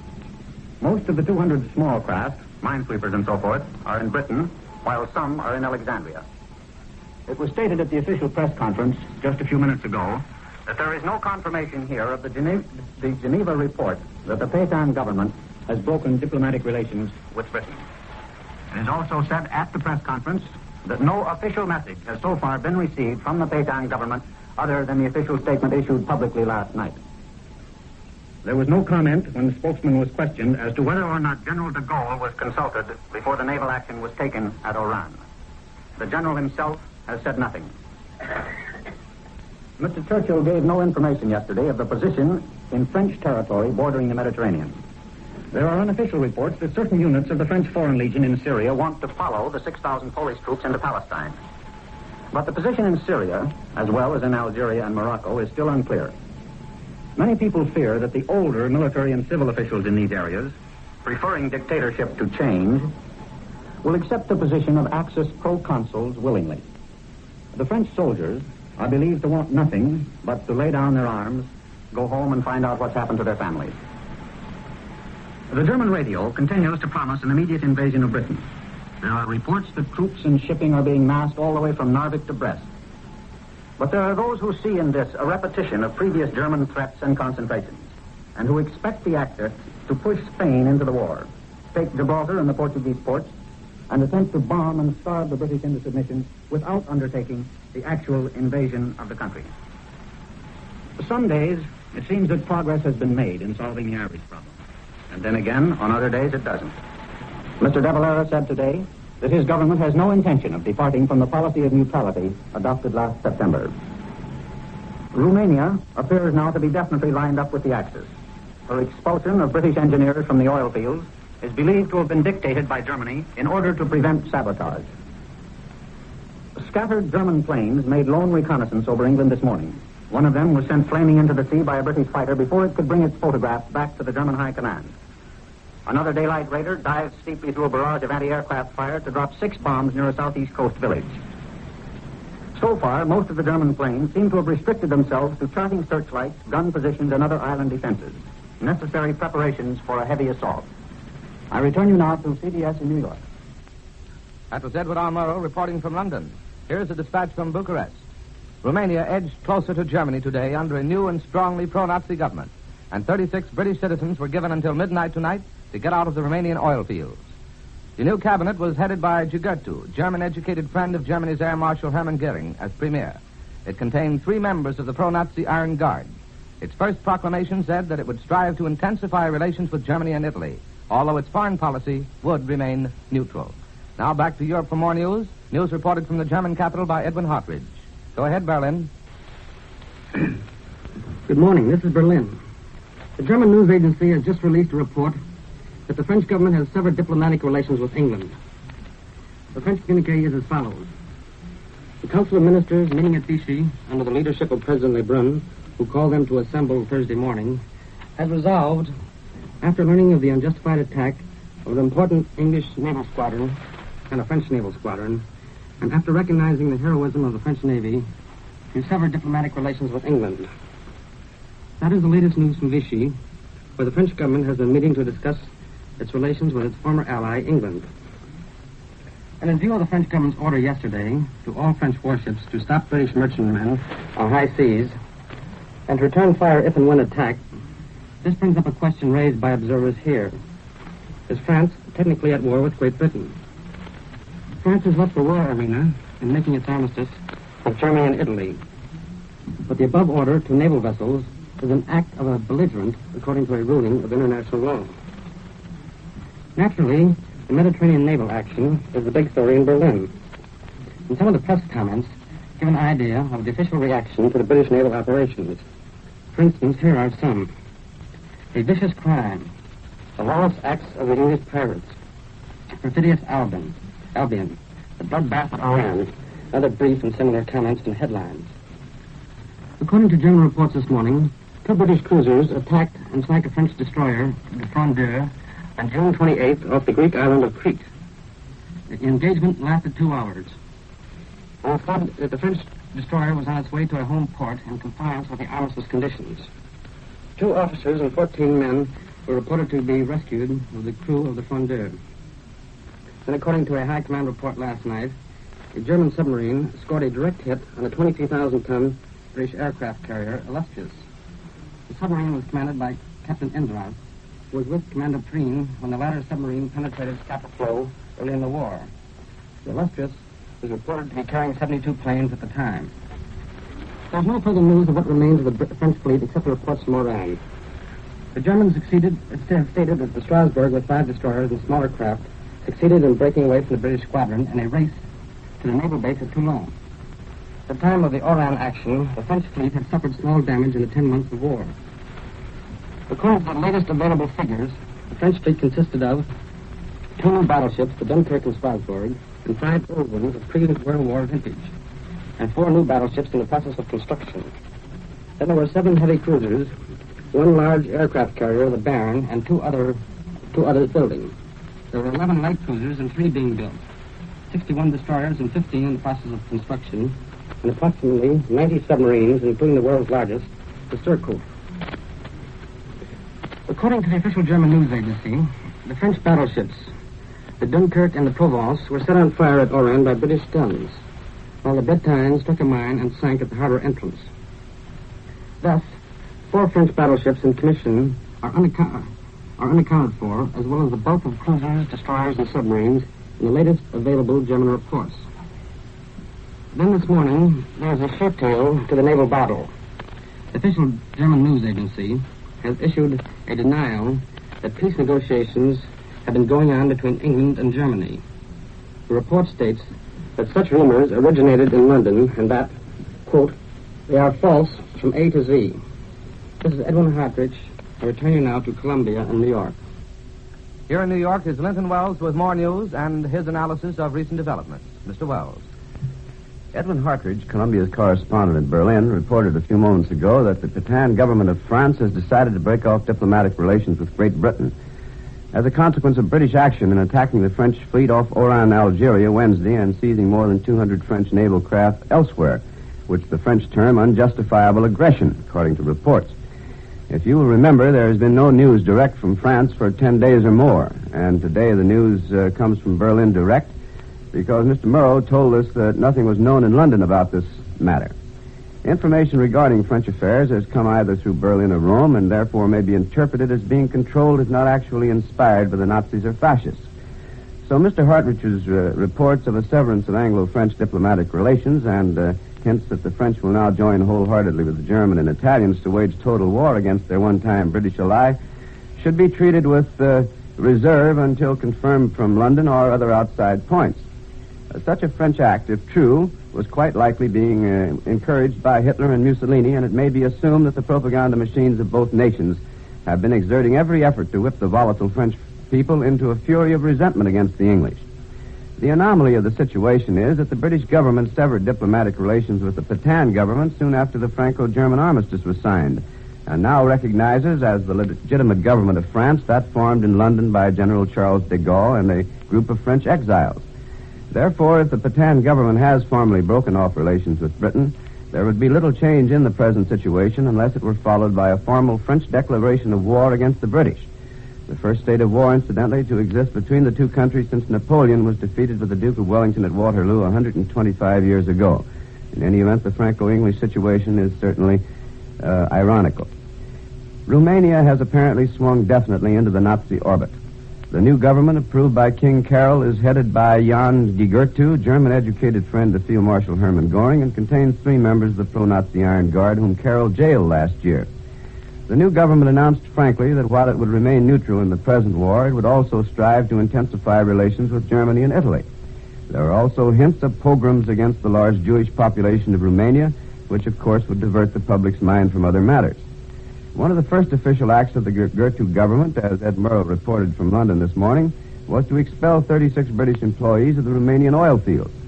This may be presumed to be the result of German pressure arising out of fears of probable attempts to destroy these valuable Nazi sources of fuel supply.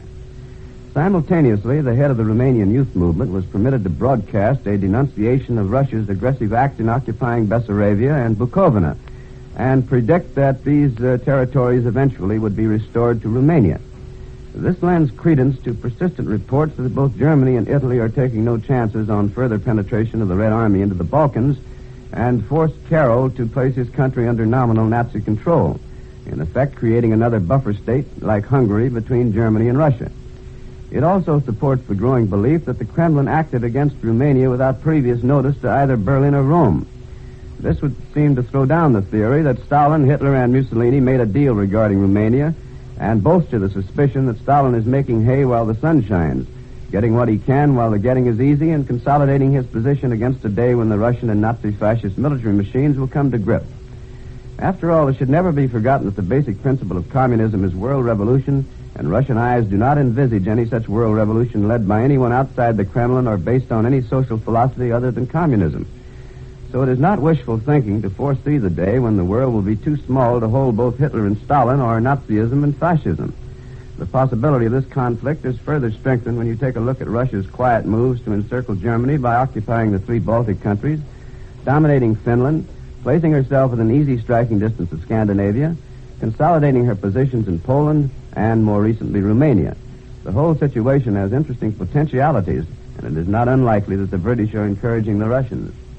And with the news thus analyzed by Linton Wells, we conclude this morning report of European developments. We listen to Edward R. Murrow from London and Edward Hartridge reporting from Berlin. Larry Elliott speaking. This is the Columbia Broadcasting System. Saturday, July 6th. Today in Europe, Adolf Hitler returns to Berlin after 8 weeks with his armies on the Western Front.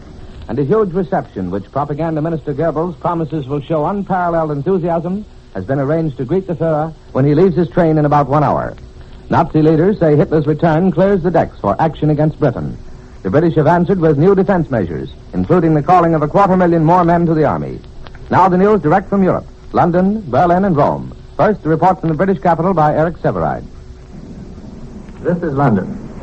This morning's air raid communique says that enemy aircraft crossed the coast last night, but only penetrated a few miles in one northeast district. Early this morning, bombs were dropped on a south coast town, damaging some houses. Fighter aircraft shot down one enemy bomber. Another air raid alarm in Gibraltar, the 4th, was sounded last night, but no results of the raid are reported. 6 destroyers are said to have left the harbor as the alarm went off. This morning, Great Britain officially answered the statement issued yesterday by Baudouin, the French foreign minister, in which he justified the break with England and, in effect, blamed Britain for the defeat on land. Here's the British statement. Surprise has been expressed at a statement alleged to have been made to the press by Baudouin, the foreign minister of the Bordeaux government. When, contrary to the solemn undertaking given by the Republic of France to her ally Great Britain, the Bordeaux government capitulated to Germany and Italy, it became from that moment the servant of those two powers. It has now become too difficult to discover whether any statement issued by M. Baudouin or by any other member of his government is genuine or not. But even assuming that this dishonorable statement emanates from him, it must be remembered that it can only have been made public by consent of the Bordeaux government's German and Italian masters. End of quotation. The main lines of British and French propaganda warfare are becoming quite clear. Each time the French government attacks the British will try to get home to the French people the conception of Pétain, Laval, and Baudouin as obedient tools of Hitler and Mussolini. Well, nothing has yet appeared here to indicate that the Pétain government has made any serious attempt to ask the people of France to approve its existence. But there is probably little doubt that the National Constitutional Assembly called for next week will support this cabinet and pass its still unannounced measures to change the organic laws of France. It's expected here that a sort of corporate state on fascist lines will result. It appears certain that scores of the senators and deputies who normally would oppose this have already left France. Therefore, it's felt Pétain and Laval should have an easy time. And meanwhile, news filters through to British labor leaders that the first stirrings of activity among French trade unions are now evident, chiefly in the biggest unoccupied towns, Marseille and Lyon. Many observers here are convinced France now faces two alternatives. Active allegiance with the fascist powers combined with a Gestapo reign within, or social revolution. If France is broken with Britain, Britain apparently will not break with France. But it's not likely that Britain will try to reopen contact with the Pétain government. Meanwhile, it's announced that 1,000 French sailors from the 47 ships of the French Navy in Portsmouth have now sworn an oath of allegiance to the British Crown. That's not many, but the alternative is compelling, the chance to return home and find missing wives and children. As to the French ships in Alexandria, we're told full agreement has been reached between the French and British naval commanders down there. The ships will be immobilized. 50,000 British children are now registered for evacuation overseas, so no more applications will be received. At the present rate of evacuation, it would require 6 months to get that many out of the British Isles. Every ship scheduled to leave England for America from now until the end of August has been taken over by the government for the evacuation of children. 300,000 men born in 1909 will register for military service in Great Britain today. That's expected to bring the total of registered manpower to more than 3 million. But no longer will these men be asked if they have a preference for the Navy or the Air Force. This is CBS in London, returning you to Columbia in New York. That was Eric Severide speaking from London. This is New York, and here is a Press Association dispatch from Stockholm. German sources in the Swedish capital today predicted that Nazi military might will be loosed on Great Britain within 10 days. These sources are reported by Stockholm correspondents as saying that it will begin with 6 days of incessant air bombings with 3,000 planes a day engaged. Now we've listened to London. In just a moment, we take you back across the ocean to the German capital, where we hear the latest news reported by Edwin Hartridge.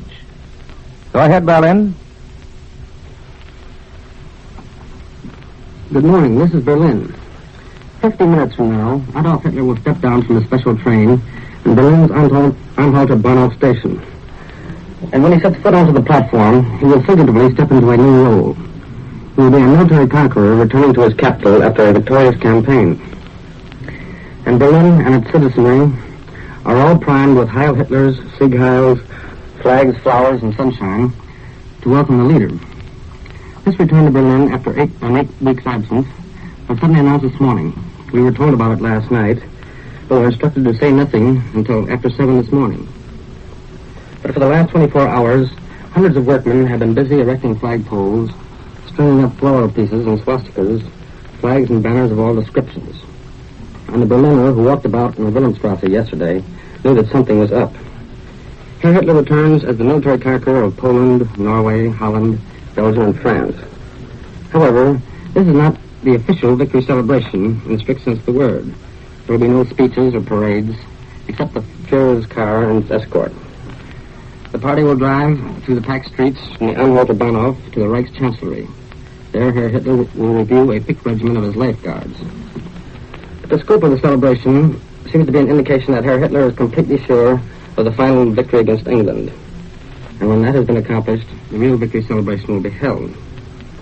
At this moment, thousands of workers are arriving in the Wilhelmstrasse section. A half-holiday has been declared with full pay, except for those in the vital industries such as munitions and public utilities. Hundreds of SS and SA guards are lining the parade route. Every window is decorated with swastikas and garlands, and the big red carpet has been laid out at the side entrance of the station. Berlin is getting into uniform for the event. Little boys and girls are arriving by the hundreds dressed in their Hitler Youth uniforms, and their adults are coming dressed in their own party outfits. Dr. Goebbels, as Gauleiter of Berlin, has issued a proclamation calling for the people to turn out to welcome the Führer. The propaganda ministry recalls the prophecy of Herr Hitler that this war would be crowned by the most brilliant victory in German history. Dr. Goebbels' proclamation states, quote, "Since the beginning of the offensive, the Führer has stayed in the headquarters in the West. From there, he has prepared the blows which crushed old France. Now he returns after an absence of 8 weeks to his capital. Hundreds of thousands of voices must roar their thanks," unquote. The thousands on the sidewalks are requested not to throw any flowers at the Führer as he drives along. Those who wish to give flowers should lay them down in the streets before his car arrives. Incidentally, more than 40,000 pounds of flowers and petals are to be strewn on the line of parade. Church bells will start to ring when Herr Hitler steps down from his train and will not cease until he has arrived at the Chancellery. As Dr. Goebbels said, quote, "The leader will be given a reception such as he has never experienced before," unquote. In October 1938, Berlin gave a gigantic reception for Herr Hitler on his return from Munich. But according to old-timers, today's reception will be more spectacular than the one in 1938. This surprise event overshadows all other news for the moment in Berlin. Even the announcement of the visit to Berlin of Count Schiano, the Italian Foreign Affairs Minister. He will arrive tomorrow to be the guest of the German government for several days. And he will probably be driven along the same route to be taken by the Führer today. The decorations will not be taken down for several days. Nothing officially is announced regarding the purpose of Count Schiano's visit. However, it may be assumed that he is here to discuss further plans and operations on the Rome-Berlin axis against their common enemy, Great Britain. And in view of the events, we are expecting something to happen in the next few days regarding the launching of the Blitzkrieg against England. This is Edwin Hartridge, returning now to Columbia in New York. And here's the latest news of the Balkans. Today, on the surface, all appears quiet. But Hungary continues military preparations despite reports from Budapest that the nation will achieve its territorial demands on Romania by peaceful means. Now the news from the Italian capital, reported by Cecil Brown. Go ahead, Rome. This is Rome. The Italians reported today they have consolidated their positions at Kosovo, which they captured 2 days ago. Kosovo is an important railway terminus in the Anglo-Egyptian Sudan near the Ethiopian border. The most serious casualties to the Italian Air Force in any one day since the war started was announced in the communique the High Command just issued. 4 fascist planes failed to return to their bases. As Italian forces reported, they repulsed strong British attacks at the Egyptian-Libyan frontier. The battle occurred in an unsuccessful British attempt to capture Capuzzo and Bir Sleiman. These are 2 Italian outposts near the Libyan border on the Mediterranean. 3 different points in Sicily were attacked by British air raiders. The Italians say at Augusta the attack was thwarted by fascist chaser planes and anti-aircraft fire. They report the same happened at Palermo. At Catania, bombs were dropped on the airport. The communique says an empty shed was hit. There were some casualties among the airport personnel. It's believed the British planes came from Malta, which is only about 70 miles away. Foreign Minister Ciano left early this morning for Berlin, and with him went a number of members of the Italian Foreign Office. Conferences are scheduled with both Hitler and Foreign Minister Renominate. Ciano is expected to stay for several days, and this indicates a number of subjects are to be discussed. One of these may be the attitude of the Axis toward any peace proposals from England, or it may be to talk about the absence of any proposals from Britain. Another may be the Axis attitude toward the remainder of the French fleet. As a result of the British attack on the fleet at Oran and the virtual capture of those units at Alexandria, some circles here believe that the Axis may revise its previous provisions for the fleet. Neutral observers believe the Italian foreign minister will discuss an Axis effort to induce France to declare war on England. It's said here in Rome that if the Pétain government does declare war, it would give the Axis legal justification for using the considerable remainder of the French fleet. Virginia Guide in the Giornale d'Italia last night reaffirmed that Italy and Germany would not touch the fleet, and therefore the British action was unjustified. Well, the wave of fascist condemnation against the Franco-British naval battle still continues this morning. The one fact in the Italian attitude which is not clear is this: why the Italians should be angry at the partial destruction of a fleet which they agreed not to use. The fascist press is exploiting the propaganda value of the battle to the utmost. But no Italian paper pointed out that a Franco-British naval engagement does not infringe on the Axis provision for the French fleet. And at the same time, such a fight might have brought the destruction of part of the British fleet. That would have been to the advantage of Italy. There's no mention here why the Italian fleet did not join in the fight at Oran and attack the British while they were attacking the French. We don't know yet in Rome how the United States reacted to what the fascist press calls the bloody end of the Franco-British alliance. The papers carried stories from New York with headlines, quote, "Discussed in America," unquote. They said there was profound anti-English indignation throughout the United States. But no newspaper or individual was quoted as expressing disgust or indignation.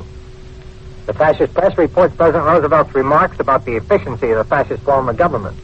But that is all the statement, Roosevelt's statement they do report. The papers here carefully eliminated any criticism of the fascist form of government. And the stories give the Italians the notion that even Roosevelt can find no fault with the dictatorship. The fascist Council of Ministers met today with Mussolini presiding. The work dealt with administration and purely domestic problems.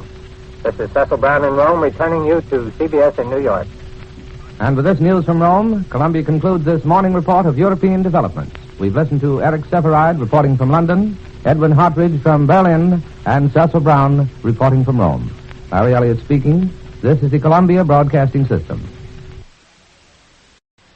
Monday, July 8th. Today in Europe, more German air raids on the British Isles and more British raids on German and German-occupied territory. The British reportedly believe the attempted German-Italian invasion of the Isles is at hand.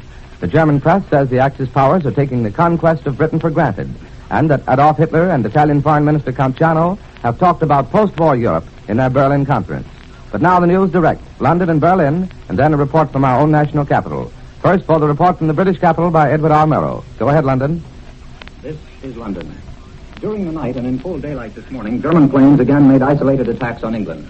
This morning, they repeated their raid near a town where a number of people were killed and injured yesterday. Relatively, however, there was little German air activity over England this weekend. bombs were reported at only a few points by the Air Ministry.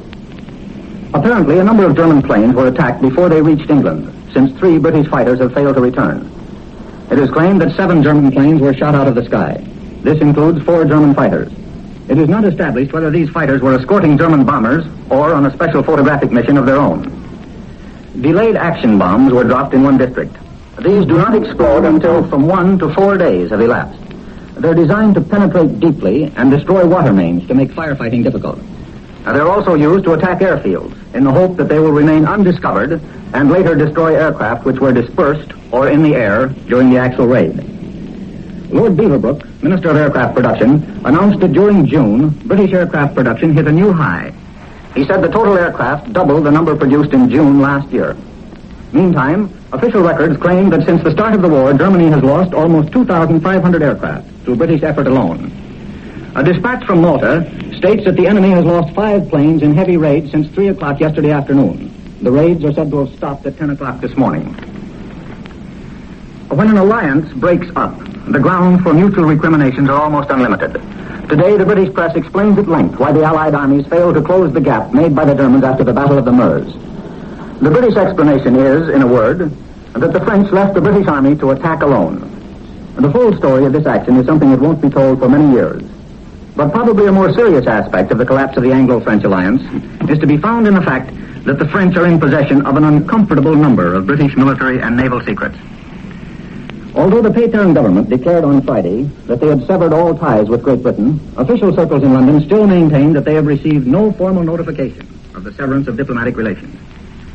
The absence of such formal notification would seem to be only a detail, since the French Ministry of Marine has announced that 2 naval air squadrons, which were being demobilized, were rearmed and used to bomb British vessels anchored at Gibraltar. The notification that's missing would seem to be a declaration of war rather than the severance of diplomatic relations. On the home front, the discussion of Mr. Chamberlain's position in the government continues. The British Institute of Public Opinion announces the result of a poll this morning. A cross-section of British voters were asked, do you think that Mr. Chamberlain, Sir John Simon, Sir Kingsley Wood, and Lord Halifax should be dropped from the government, or are you in favor of their remaining? 77% wanted Mr. Chamberlain to go. 63% expressed a desire that Sir John Simon should leave the government. 57% were against Lord Halifax, while 55% expressed a desire that Sir Kingsley Wood, former Air Minister, now Chancellor of the Exchequer, should leave the government. Those who want to oust Mr. Chamberlain admit that he is still the leader of the largest party in the House of Commons, and that if he were to appeal to his friends, he could rally a very sizable block of votes. But his opponents say that this House of Commons, which has been sitting for nearly 5 years, is not an accurate reflection of public opinion. And so the argument continues. Mr. Geoffrey Shakespeare, the man in charge of Britain's children's evacuation scheme, has appealed to the United States to relax its regulations so as to permit a speed up in the flow of children from this country to America. There seems to be plenty of red tape on both sides of the Atlantic. So far as I can learn, people with money and influence have been the most successful in sending their children out of the country.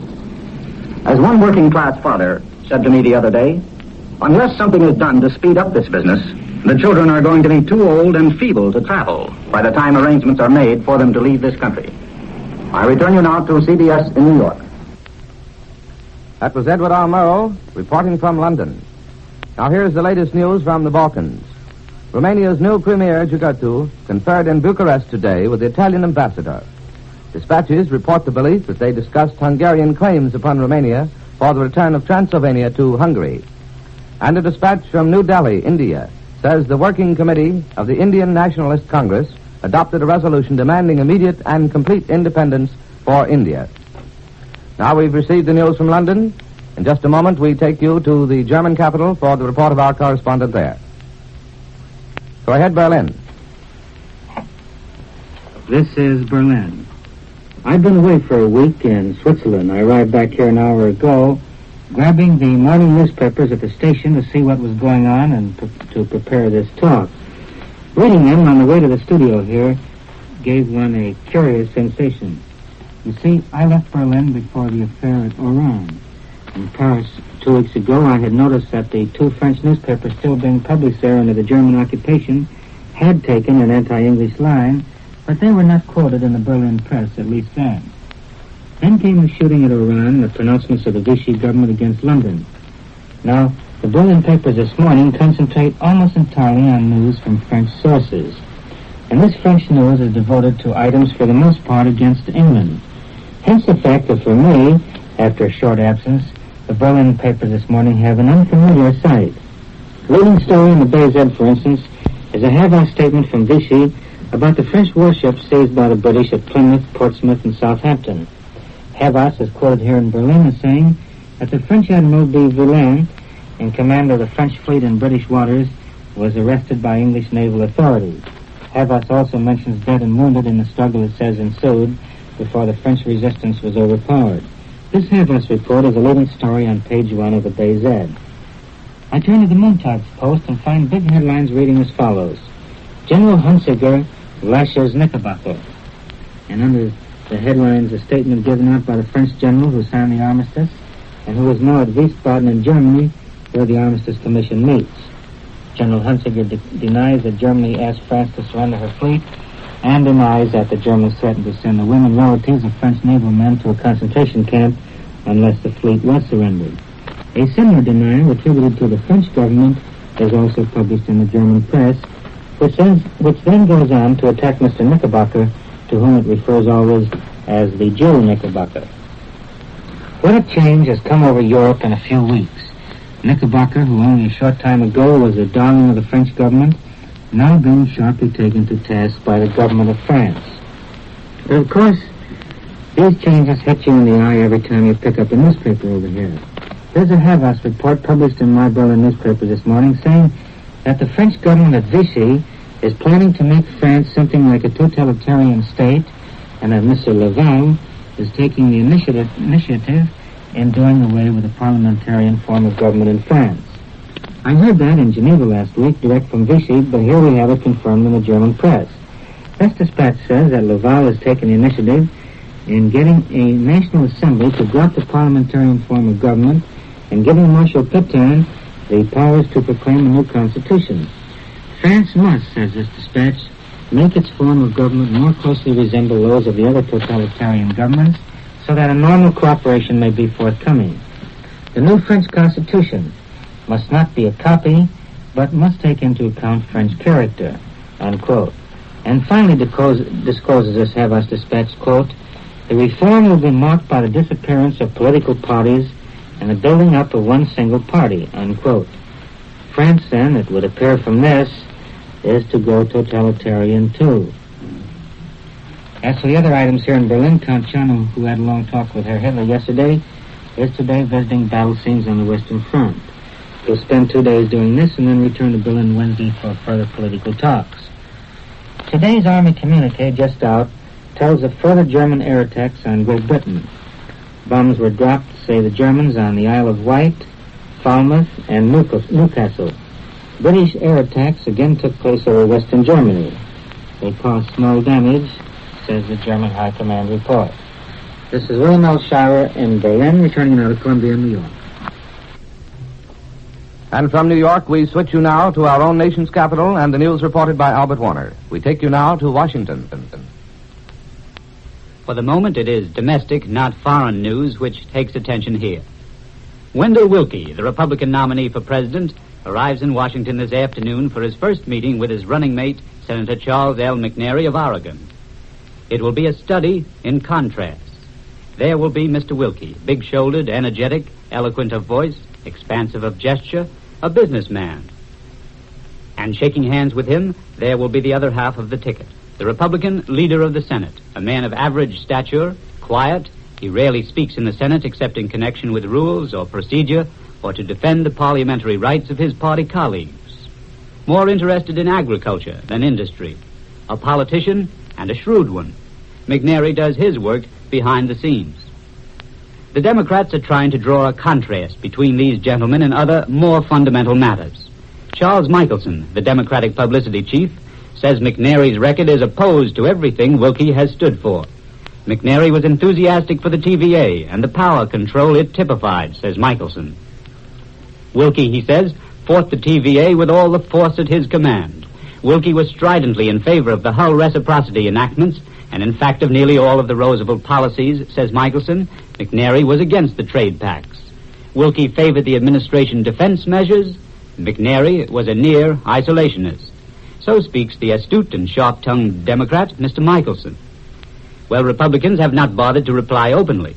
Probably they would insist that on essentials of governmental policy and economic opinion, Wilkie and McNary are rather well agreed. A Republican on Capitol Hill suggested to me that the two running mates may have pursued somewhat different courses before they met and got together. But, he said, President Roosevelt and Vice President Garner pursued different courses after they got together and were elected. Anyhow, whatever the president told Postmaster General Farley yesterday about running or not running for a third term, a presidential headquarters is being opened for Cactus Jack Garner in Chicago a full week before the Democratic Convention opens. The campaign signs at his headquarters read, "Go with Garner." Republicans who argue that the New Dealers have fixed it to draft Mr. Roosevelt for a third term and to ditch Mr. Garner and get him out of Washington say this language on the campaign signs is too prophetic. Go with Garner.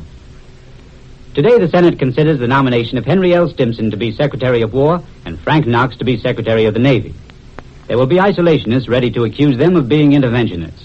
Democratic Senator Wheeler, Republican Senators Vandenberg and Nye, and others will criticize the president for adding these particular Republicans to his cabinet. But a Senate majority will nevertheless confirm Stimson and Knox.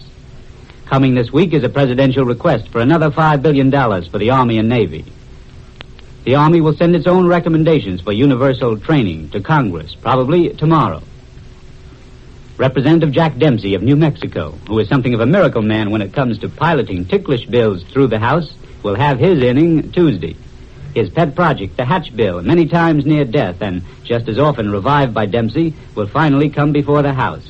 This is the bill to apply a ban on political activity to state and local government workers paid with federal funds. The bill would prevent single campaign contributions in excess of $5,000. Now, the politicians of both parties are not too fond of this Hatch bill, but the $5,000 limitation may save it. It's hard to explain opposition to a bill which stops big contributions, hard as the result may be on party treasurers. We return you now to New York. And with this news from Washington, we conclude this morning's report of national and international developments, which comes to you each morning at this time and each evening at 6:45 Eastern Daylight Saving Time. We listen to Edward R. Murrow reporting from London, William L. Scharrer from Berlin, and Albert Warner, who just concluded his remarks from Washington.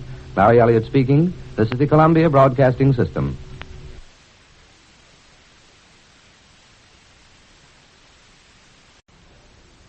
Tuesday, July 9th. Today in Vichy, France, the French Parliament meets to pronounce its own death sentence. And by tomorrow, France is expected to have a semi-totalitarian government on fascist lines. A new slogan, Labor, Family, and the Fatherland, is to replace the traditional liberty, equality, and fraternity. German air raids are continuing on the British Isles, and British planes are retaliating on German and German-occupied lands. Now the news direct from Europe, Berlin, London, and Rome. First, the reports from the German capital. This is Berlin. German interest today is pretty well concentrated on France, on the little health resort town of Vichy, where the old French Parliament is scheduled to throw over democracy and make France join the ranks of the totalitarian powers. According to the German press, all plans have been completed at Vichy for the quiet burial of democracy. Last night, say German dispatches, Marshal Pétain's cabinet met under the chairmanship of President Lebrun and approved the plans for a new French constitution, which is to transform France from a democratic state to an authoritarian one under the slogan of Work, Family, Fatherland. This slogan presumably replaces the one sacred to France since the Revolution, liberty, equality, fraternity. German dispatches reveal that at last night's meeting with the French cabinet, Mr. Laval was entrusted with presenting the proposal for a new constitution to the French Parliament. It has been Mr. Laval, one gathers from German press accounts, who has been the prime mover in the historic change which the French government of Vichy seems about to make. The German papers take it for granted that France's transition from a democracy to an authoritarian state will be made without a hitch. Today, the Chamber and the Senate will meet separately at Vichy. Tomorrow, both houses will constitute themselves as the French National Assembly. The Assembly will then, according to the papers here, give Marshal Pétain a vote of confidence, empowering him to draw up an authoritarian constitution. Mr. Laval and his colleagues will then do the rest. Democracy has certainly met its death very rapidly and fast. In the meantime, we appear to be in the midst of one of those brief pauses in Germany when everyone snatches for their breath. The pause, I think, will be brief. Probably before the week is up, events of importance will be taking place. After the expected attack on England, there is no indication here of when it may begin. Such things, of course, are military secrets, and we wouldn't give you any dates even if we knew, which we don't. Most people you talk to in Berlin seem to think that England will be as easy a pushover as France was, though the military writers in their articles in the daily press seem to think it's a more difficult job because of that open stretch of water between the continent and the coast of England. With all the small countries of Europe jumping on the German-Italian bandwagon, talk about the reorganization of Europe continues here. Count Chernow, when he returns from his tour of the western battlefields, we saw the Maginot Line and the Verdun Fort yesterday, is expected to have further talks with Herr von Ribbentrop and perhaps with Herr Hitler about the future course of events in Europe. And now for some small items of news here in Berlin. Diplomats with Goering has ordered that there should be no more air raid alarms when only single planes come over German towns. This is being done, it's explained, so as not to disturb economic activity any more than is necessary. In this connection, the Ministry of Labor has laid down new rules about payment of workers for time lost during air raid alarms. When possible, says the decree, working hours lost when the airplanes come over will be made up by extra hours of labor, so that the worker doesn't lose his full wage and the employer his full production. When extra hours prove impossible, the employer must pay for lost time during air raid alarms from 50 to 90% of the worker's wages, depending upon how many children the worker has. In some cases, the state will contribute to the cost of paying the workers for this lost time, so that the employer will not have to carry the whole load. It's announced from The Hague today that the Dutch will now institute a system of food rationing. The German Commission in Holland promises the Dutch people that in regard to this food rationing, they will have the same rights and duties as the German people. The Armistice Commission announces that all German prisoners of war have now been released by the French. The German Army delegation will now go to the unoccupied areas of France to see if there are any full German prisoners about. This is Reno Char in Berlin, returning out of Columbia, New York. Here's a press association dispatch from Shanghai. A Japanese embassy spokesman said today that Japan would demand an apology for the arrest of 16 Japanese gendarmes by United States Marines. He also intimated that rejection of the demand might affect the whole course of Japanese-American relations. Now back to Europe for news reported from the British capital by Edward R. Murrow. Go ahead, London. This is London. Early this morning, 2 more German planes were destroyed over England. This brought the total of German aircraft shot down over these islands to 129.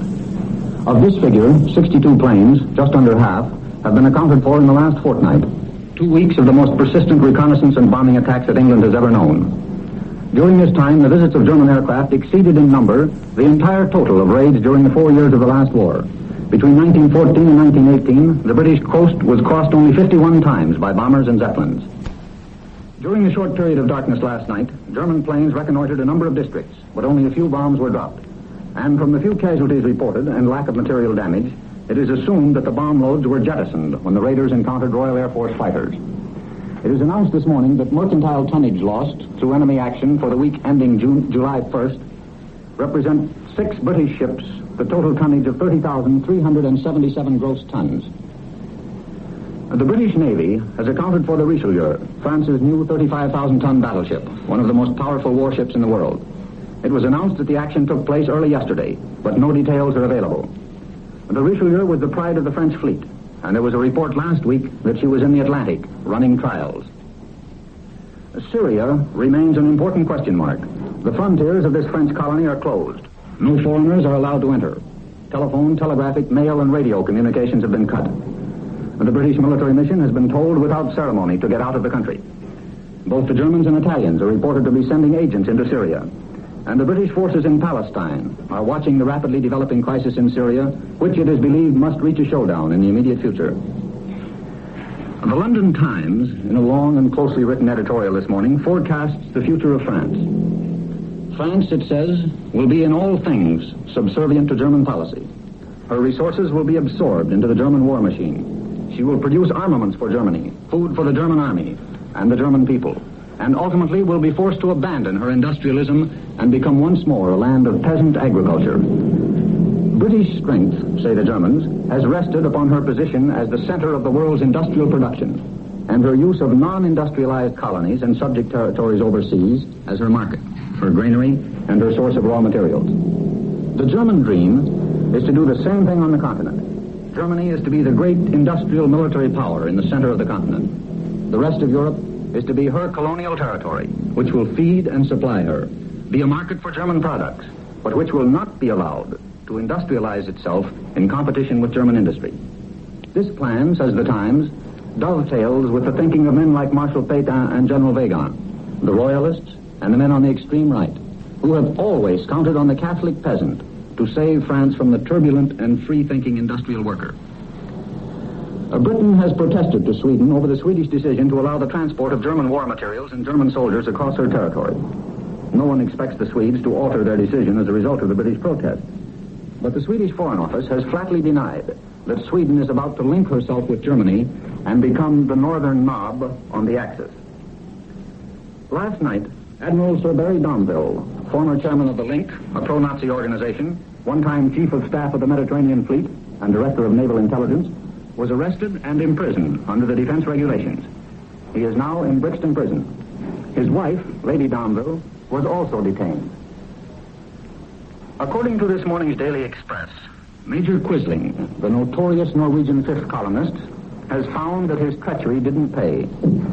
All it has brought him is a job as a local Norwegian radio commentator.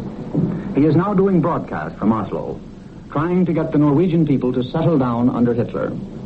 The Express implies that Major Quisling, as a radio commentator, has indeed reached a low station in life. I return you now to CBS in New York. This is New York. That was Edward R. Murrow reporting from London.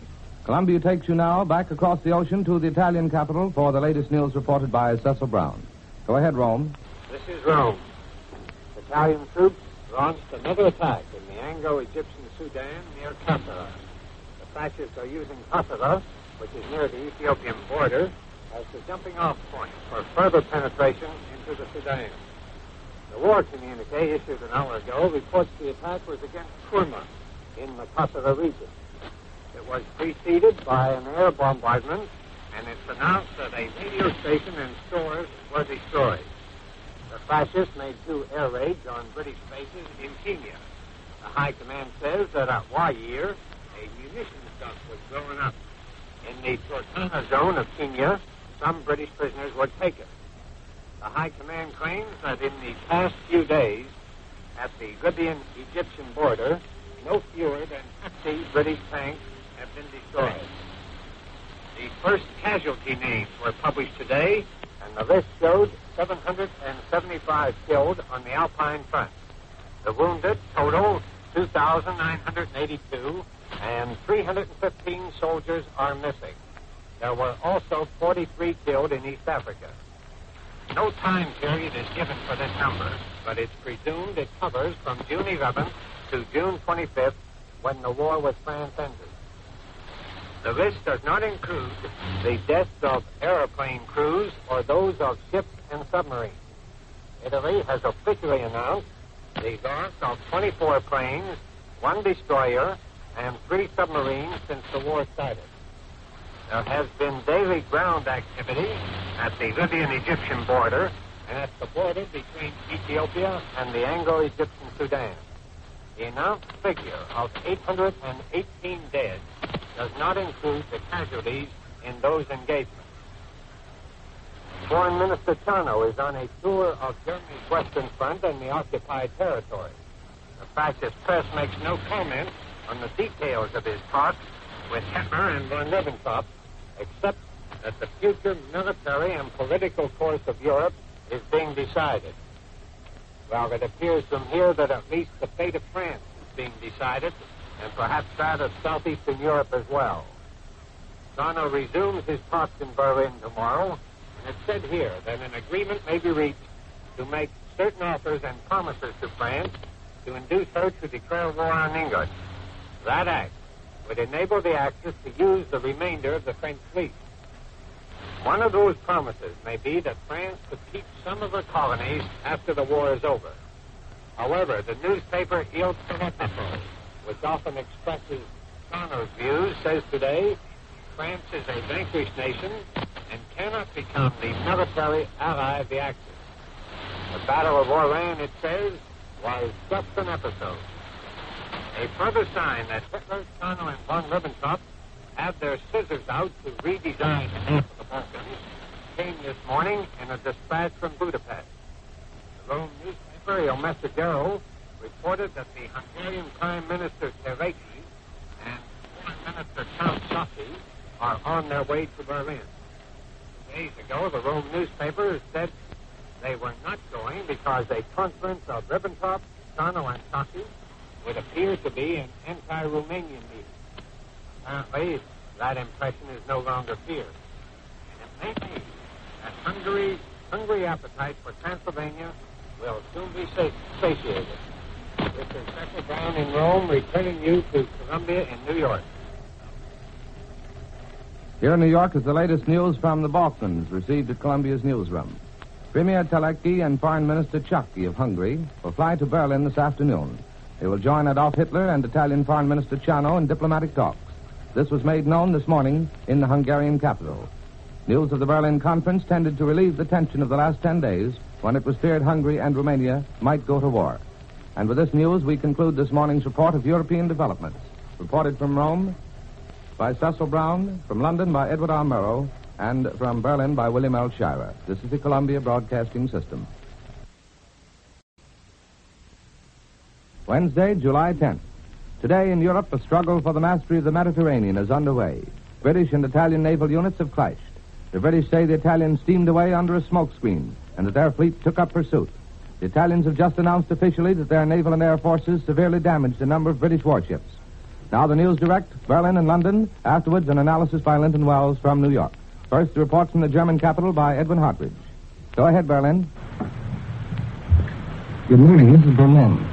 Count Teleki, the Prime Minister of Hungary, and Count Chaki, the Foreign Affairs Minister, are to meet with Herr Hitler and Foreign Affairs Minister von Ribbentrop today at Munich. Count Ciano, the Italian Foreign Affairs Minister, is also expected to attend the parley. And from this conversation, the Hungarian leaders will be given some information as regards to what part that country is expected to play in the new Europe of Greater Germany. I've just returned from the French naval base at Toulon. There I learned some first-hand and interesting details about the British attack on the French fleet at Oran last week. This information came from a number of officers and sailors who had personally participated in the engagement. And here is what they had to say. The French squadron at Oran consists of 4 battleships: the Dunkirk, Strasbourg, Provence, and Bretagne, an aircraft carrier, 6 large destroyers, and numerous smaller craft and submarines. The 4 battleships and the aircraft carrier, La Teste, were tied up to the breakwater, which is about 3,000 feet long. The destroyers were anchored elsewhere in the harbor. At 9 o'clock last Wednesday morning, the British squadron was first sighted. It consisted of the battleships Hood, Resolute, and Valiant, plus the aircraft carrier Ark Royal, 1 heavy cruiser, and 4 destroyers, commanded by Sir James Somerville. Shortly afterwards, Captain Holland of the British Navy came over to the Dunkirk in a launch to deliver the British ultimatum. Following its receipt, the French Admiral Jean Stoul gave orders to his squadron to get ready for action. At 4:30 p.m., Captain Holland again arrived on the launch, this time to discover the French had refused to comply with the British demands. They were to surrender or scuttle the French ships or sail them to some distant neutral or French port, I was told by a French officer. Then the British squadron, according to this French version, took up a position about 11 miles to the northwest of the naval base. At 5:40 p.m., the British fired the first salvo. At first, the French did not believe the British were firing at their ships, they told me. They thought either a mine had exploded or they were being bombed from the air. The first salvo dropped right into the area where the 4 battleships were tied up. 3 shells scored direct hits on the Dunkirk, crippling its engines. Meanwhile, the commander of the Strasbourg gave orders to slash the cables. Within a few minutes, his ship was swinging away from the breakwater and heading for the open sea. The French ships had steam up but some of their crews were not all assembled. The Nightime was also struck by British shells. The Provence had a mine dropped earlier by British planes from the Ark Royal. These two and the Dunkirk were knocked out of the fight. The French, however, fired back. The officers told me that one ship, probably the Strasbourg, scored 3 hits on the hood. The Strasbourg raced out of the harbor. It was followed by 5 destroyers, the Tiger, Volta, the Terrible, the Lynx, and the Kersant. Yesterday morning, I was able to inspect these ships in Toulon Harbor. There was no evidence of any damage suffered from the British. The French destroyer Mogador was another casualty in the short but swift action. The battle only lasted 10 minutes, I was informed by the French. The remainder of the French squadron started for Toulon, which they reached Thursday night. To their surprise, the British did not follow them.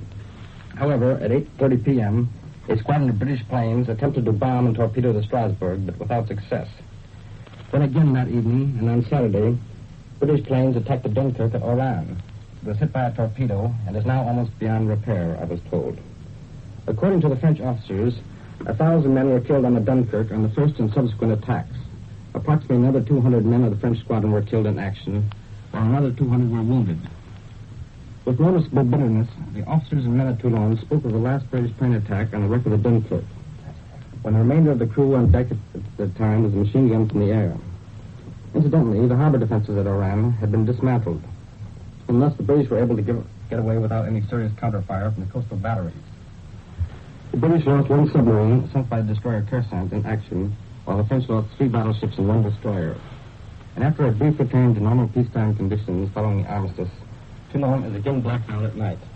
The ships in the harbor are ready for action, I was assured by an officer. This is Edwin Hartridge. I return you now to Columbia in New York.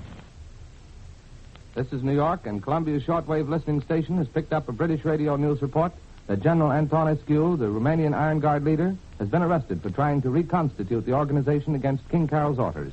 But the report, originating in Bucharest, is said by the British radio to be unconfirmed.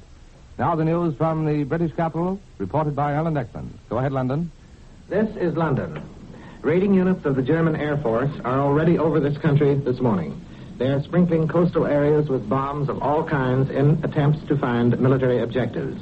At one town in southwest England a few hours ago, incendiary and high explosive bombs were dropped and are reported to have done very considerable damage to the residential section.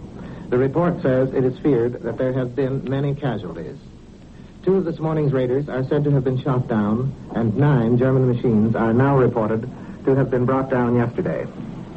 There is no further news of the British-Italian naval battle in the Mediterranean.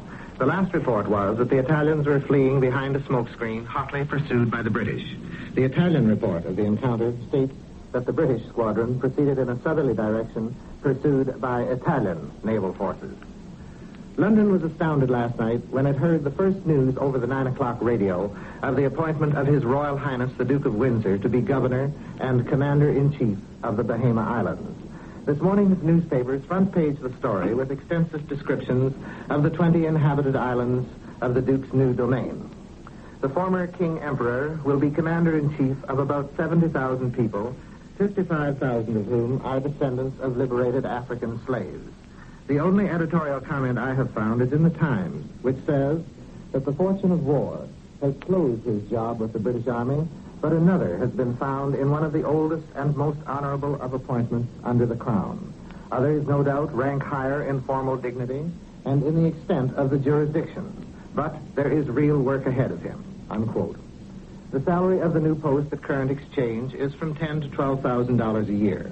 Well-wishers of the Duke feel that he will soon be at home in Nassau, capital of the islands, and believe that his American-born Duchess may have influenced him in his decision to take the job. They point out that the Duke's new capital is about a 15-minute seaplane ride from Miami Beach, Florida.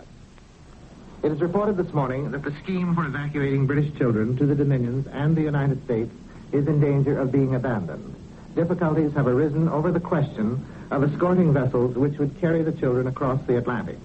If the scheme is scrapped, as threatened, it will bring distress to many hearts here. In the last 2 weeks, the most elaborate arrangements have been made. Liners have been chartered, many thousands of children selected for evacuation, doctors, nurses, and welfare workers engaged, and complete arrangements are said to have been fixed at the American end. Many British parents would like to see their children sail in American ships under the security of the American flag, and some observers think this may be the British way of drawing attention to this point. The War Cabinet is discussing the existing plan this morning, and a full statement is expected to be issued later in the day.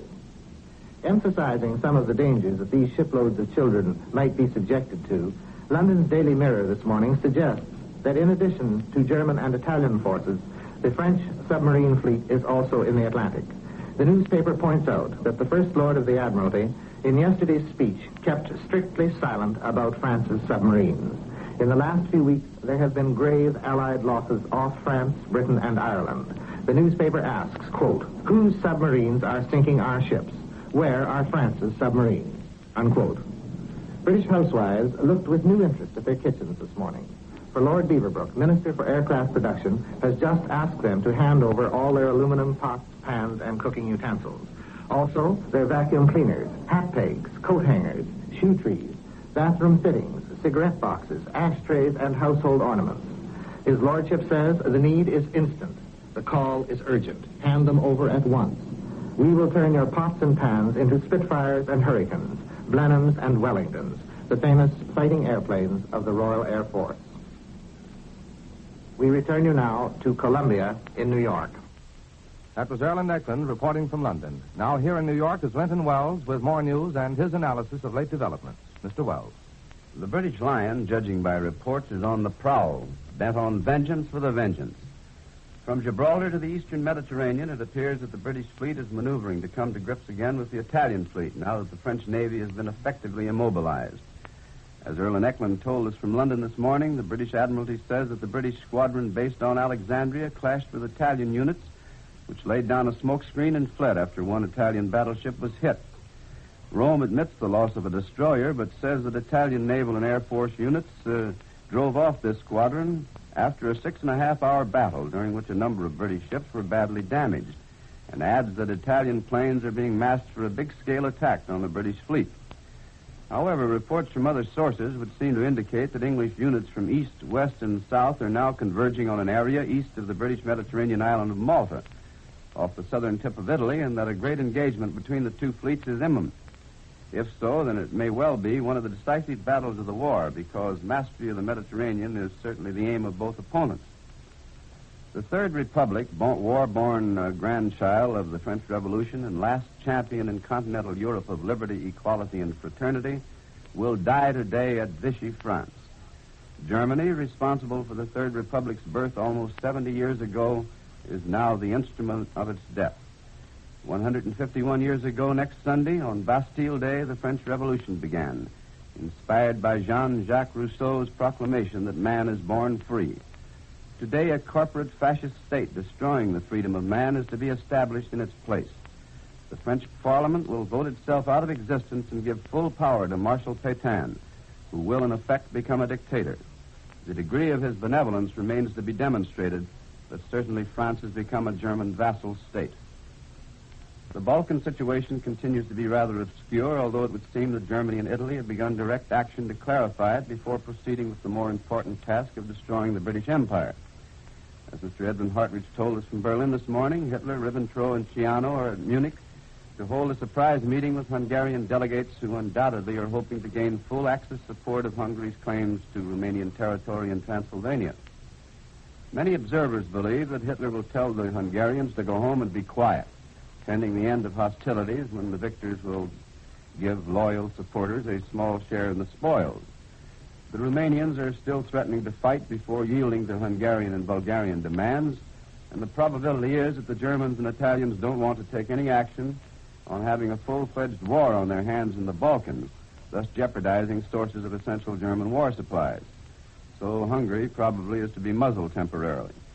However, Russia is reported to be continuing her efforts to get everything she can while the getting is easy. The Kremlin is understood to have demanded from Turkey joint control of the Dardanelles, which would protect Russia from future naval attacks from the Mediterranean area.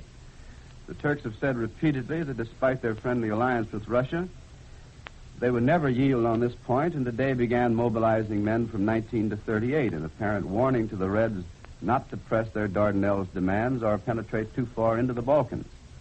The Far Eastern situation is no less tense than that in Europe. From Tokyo comes reports that the Japanese War Minister, General Hata, has decided to urge the cabinet to strengthen its ties with Germany and Italy and to withdraw from the government if this policy is not followed. That, of course, would mean a cabinet collapse. If this plan is carried out, it would seem to presage Japanese action to implement Foreign Minister Arita's recent enunciation of a Japanese Monroe Doctrine for the Orient and a warning to the United States not to interfere. And in Shanghai, Japanese extremists are threatening to disarm American Marines unless they apologize for arresting 16 Japanese gendarmes 2 days ago. Such drastic action is not likely to be taken, but such talk would seem to indicate that Japan is endeavoring to build up an excuse to move against the United States as well as the French, British, and Dutch and force them out of the Far Eastern picture. And from Mexico City comes unofficial returns in Sunday's presidential election, giving General Camacho, the government party candidate, a 3-1 majority over General Almazan. And with this is an analysis from New York, we conclude this morning's report of European developments. We heard from Berlin and from London. This is the Columbia Broadcasting System. Thursday, July 11th. Today in Europe, there are reports that the Axis powers have reached agreements with Russia, Hungary, and Bulgaria to maintain peace in the Balkans until the Battle of Britain is over. Such reports are being issued from Rome. Italy also claims that its planes have damaged important units of the British fleet in the Mediterranean, while the British continue to bemoan the fact that the Italian fleet won't come out and fight. Now the news direct from Europe. London, Berlin, and Rome. First, report from the British capital by Larry Lesseur. Go ahead, London. This is London. The Air Ministry has announced that the biggest battle ever fought over England took place in the air over the Channel yesterday. At one time, more than 150 planes were in action. The British Spitfire and Hurricane pilots claim it was the greatest day in the history of the Royal Air Force. 14 raiders were definitely shot down and 23 more so severely damaged that it is almost certain that they did not reach the French coast. The odds against the British pilots were larger than usual. In one of the series of engagements, 3 Spitfires sighted 70 German aircraft, flying from 2 to 3 miles up. The Spitfires climbed and attacked the topmost layer of fighter planes, shooting 5 of them down and damaging 2 others. The Air Ministry says only 2 British planes were lost, and the pilot of one of them is safe. Another German plane is reported shot down this morning, the 74th since June 18th. Whether the Germans mean to invade England or depend on their numerically superior air force to bomb these islands, docks, factories, systematically, hoping to force the British capitulation, is not yet clear. But one of the features of the German air offensive this week has been large-scale raids on food convoys in the Straits of Dover. As in the last war, the narrow Straits of Dover, separating France and England, are regarded as virtually impenetrable by submarines by reason of the famous Dover Patrol, destroyers which scour these waters day and night, listening for the underwater throb of U-boat motors. Now the Germans appear to be depending on their superior air strength in an attempt to seal these vital straits from the sky. None of the British Air Ministry communiques this week have mentioned any possible damage to the big ship convoys that thread the Channel daily. But it is possible that in future, these British convoys will be protected not only from underwater attack, but by constant patrols of air fighters. Today, Great Britain moved to outlaw anti-democratic political organizations.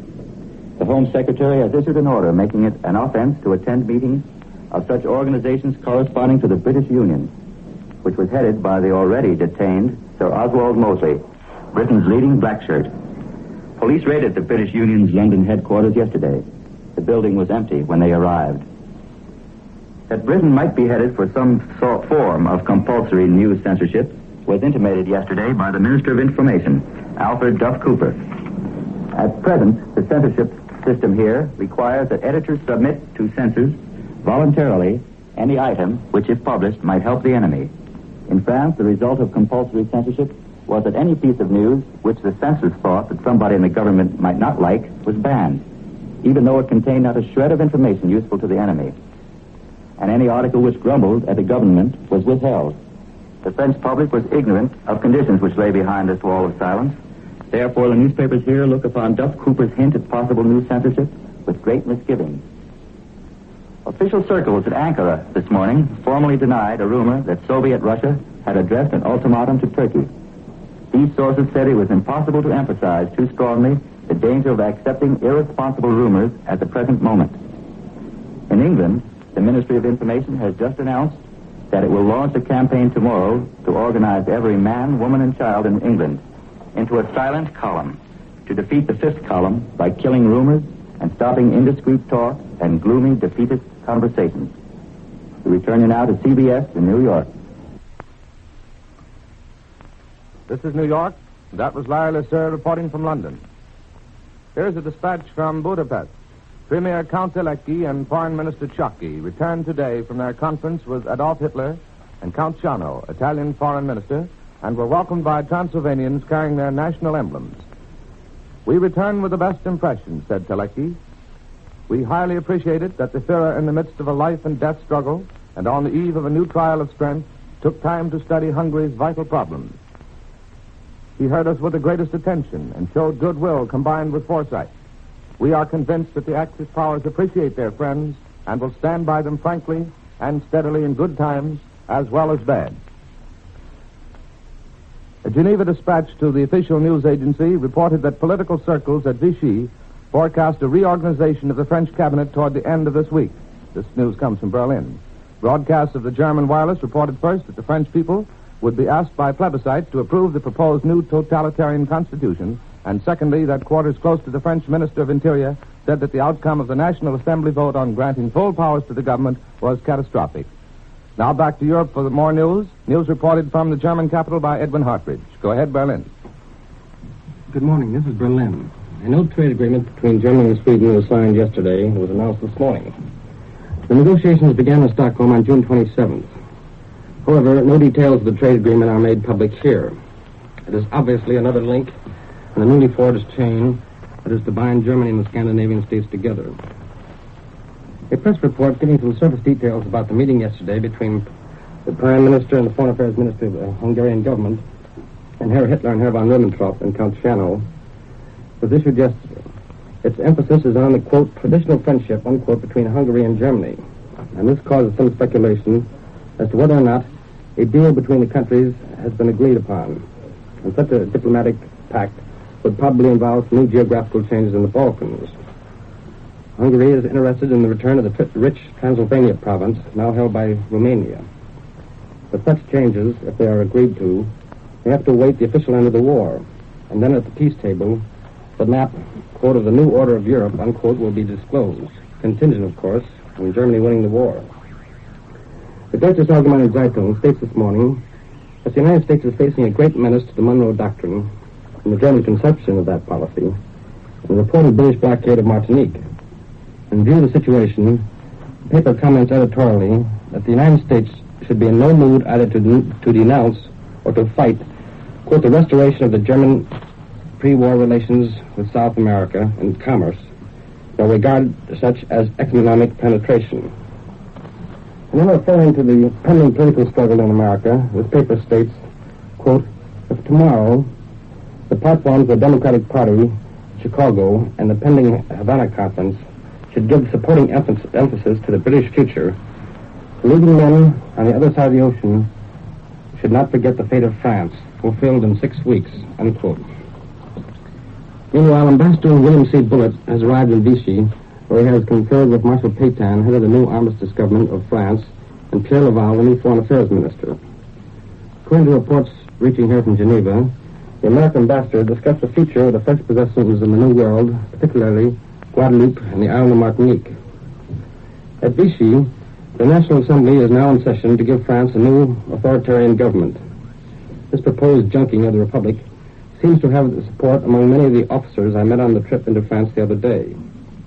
Whether the new regime has the same support from the men on the street is another thing.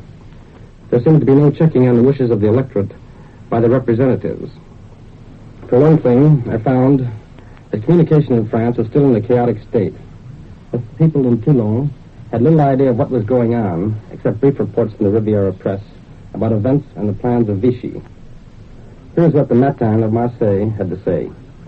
Quote, there is to be no reform of the old Constitution, but an entirely new Constitution based on the principles of authority, hierarchy, and discipline. We know that the government will not act by issuance of decrees, which recall parliamentary methods not based on reality. But, says the Nightime, Marshal Pétain will take certain acts, unquote. As the paper explains, the first of these will be to promulgate the new Constitution of France, already prepared by the Pétain government. However, as you know, France for almost 2 years has been governed by decrees, which in effect gave the government authoritarian powers. So the transition to the new constitution may not be so difficult. Albert Chichary, the French Minister of Agriculture, has announced that food cards will continue to be issued in that country throughout the fall and winter. This rationing is proposed in view of the uncertain food condition for the pending year. Semi-diplomatic relations have been resumed between France and Germany, for the French government has appointed a special delegate who is to represent French interests in the administration of the German occupation of the country. He is Monsieur Noël, former French ambassador to Poland and a member of the French armistice delegation at Compiègne. This is Edwin Hartridge. I return you now to Columbia and New York. From Berlin to New York and back now to the Italian capital for the news reported by Cecil Brown. Go ahead, Rome. This is Rome. The Italian High Command has just announced that fascist airplanes bombed and set afire the HMS Hood, Great Britain's largest battleship.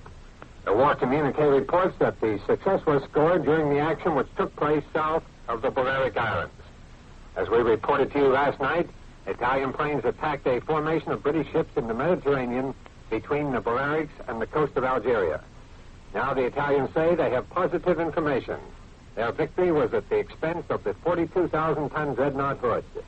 The Italians also say that the aircraft carrier Ark Royal was hit squarely on the bridge by 2 large caliber bombs.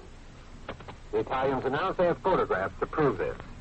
The British island of Malta was again attacked by waves of bombers throughout yesterday. The official communique says the attackers saw explosions in the arsenal and fires aboard ships in the harbor. 3 British fighters have been shot down by Italian bombers, and 2 fascist planes have not returned to their base. The papers today are filled with what they call the great victory of the Italian naval and air forces over the British in the Ionian Sea, which divides Greece and Italy. We reported the details of that engagement to you last night, and the High Command announces today another British ship had been hit by bombs. The Italian losses were heavy, but Rome claims a victory because the Italians diverted a projected attack on the bases in Sicily and the mainland. There is almost no agreement, as you have noticed, between the British and Italian accounts of this engagement. The Italian High Command and the fascist press say they are more than satisfied with the result. The Popolo di Roma calls it a black day for the English Navy. The Mediterranean, it says, is no longer secure for the British.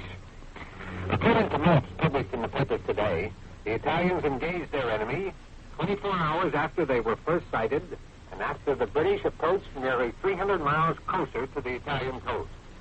These maps show that the British formation was first seen in the Mediterranean between the Greek island of Crete and the North African coast of Libya. The engagement took place about 90 miles off the coast of Sicily. The British say that the Italians took refuge under cover of their coastal batteries. But the maps of the maneuvers printed here show that the battle was too far out to sea for that. Foreign Minister Charno returns to Rome today. He is bringing with him the decisions of the Axis for the new order in southeastern Europe. Most people believe that he will report to Mussolini on how the frontiers of Romania can be taken apart and put together in a different jigsaw puzzle. Charno's talks with Foreign Minister von Ribbentrop and the Hungarian Premier and Foreign Minister at Munich are said to have agreed to divide up Romania on paper at least. And they expect peace to be maintained in the Balkans as a result. A new law went into force here today, and it affects the radio audience. From now on, no Italian is permitted to listen to broadcasts from enemy or neutral countries. The only foreign transmissions the Italians may hear are those from Germany. A financial regulation was passed today. The state collects 2% of all salaries and transactions. The money is given to maintain families.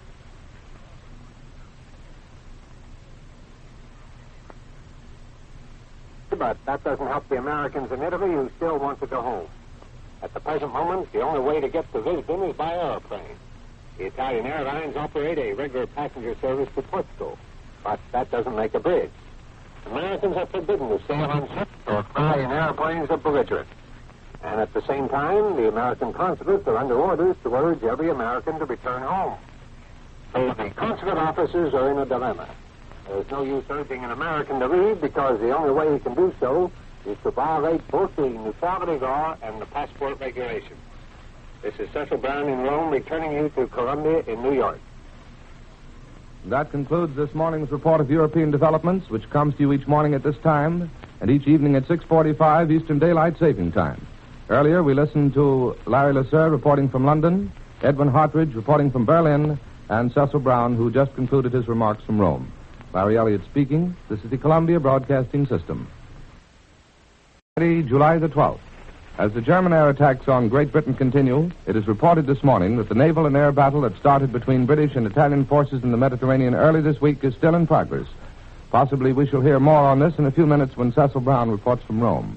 Regarding the air raids over Britain, the Nazi raiders are now said to be sweeping over the channel on virtually an around-the-clock basis. But now the news direct is reported by CBS correspondents abroad. First, Edwin Hartridge reporting from Berlin. Marshal Pétain made another radio address to the French people yesterday. He devoted a good bit of his time to bitterly criticizing England for the British attack of the French naval squadron at Oran. He also appealed to the French people for support of the new government and the Constitution that was in the process of formation at Vichy. He said that the war had resulted in the collapse of both international capitalism and international socialism. And now France was free, said the 82-year-old soldier, from old ties and alliances, and could go to work on the problem of reconstructing France. The National Assembly, consisting of the French Chamber of Deputies and the Senate, cast 569 votes, or a majority of 80, for a new dictatorial power to be handed to Marshal Pétain. According to the Berlin paper, Local Anzeiger, Pierre Laval ran a show in the Assembly. Many familiar officials were present. Paul Reynaud, Warren Bloom, Edouard Herriot, and other former cabinet leaders and ministers. At one point in the proceedings, the deputy, according to the Berlin papers, attempted to start a debate accusing Reynaud and Dreyfus of being two of the leading, quote, warmongers, unquote. However, Laval hyped up the debaters to a vote. The rapid swing of France towards a totalitarian state is still the object of cynical or doubting interest in Berlin, at least judging by the editorial comments. Local Anzeiger, commenting on the Vichy proceedings, has this to say, quote, all the responsibility was given to Marshal Pétain by the parliamentarians who did not want to carry any responsibility themselves. The alleged unity among the members of the National Assembly at Vichy was in reality a mass flight of bankrupt politicians. Nobody seriously believes in the masquerade at Vichy. The old France is legally dead, but the new France is still to appear. End of quote. The other papers make similar comments. For instance, the Pope Beobachter states, quote, we will not forget the speakers at Vichy are the same men who at Trianon, Versailles, Saint-Germain, and Neuilly treaty conferences tore up the old map of Europe and created new artificial blocks of states such as the Little Entente, unquote. The Illustrated magazine has just appeared with a special supplement entitled The Gate of France. It is a series of stories attempting to show the historical enmity France has for Germany, and how its politicians have always attempted to subjugate its neighbor to the east. And interlarded in its pages are long accounts of reported French brutalities during their occupation of the Rhineland. So, the press campaign against France has been resumed.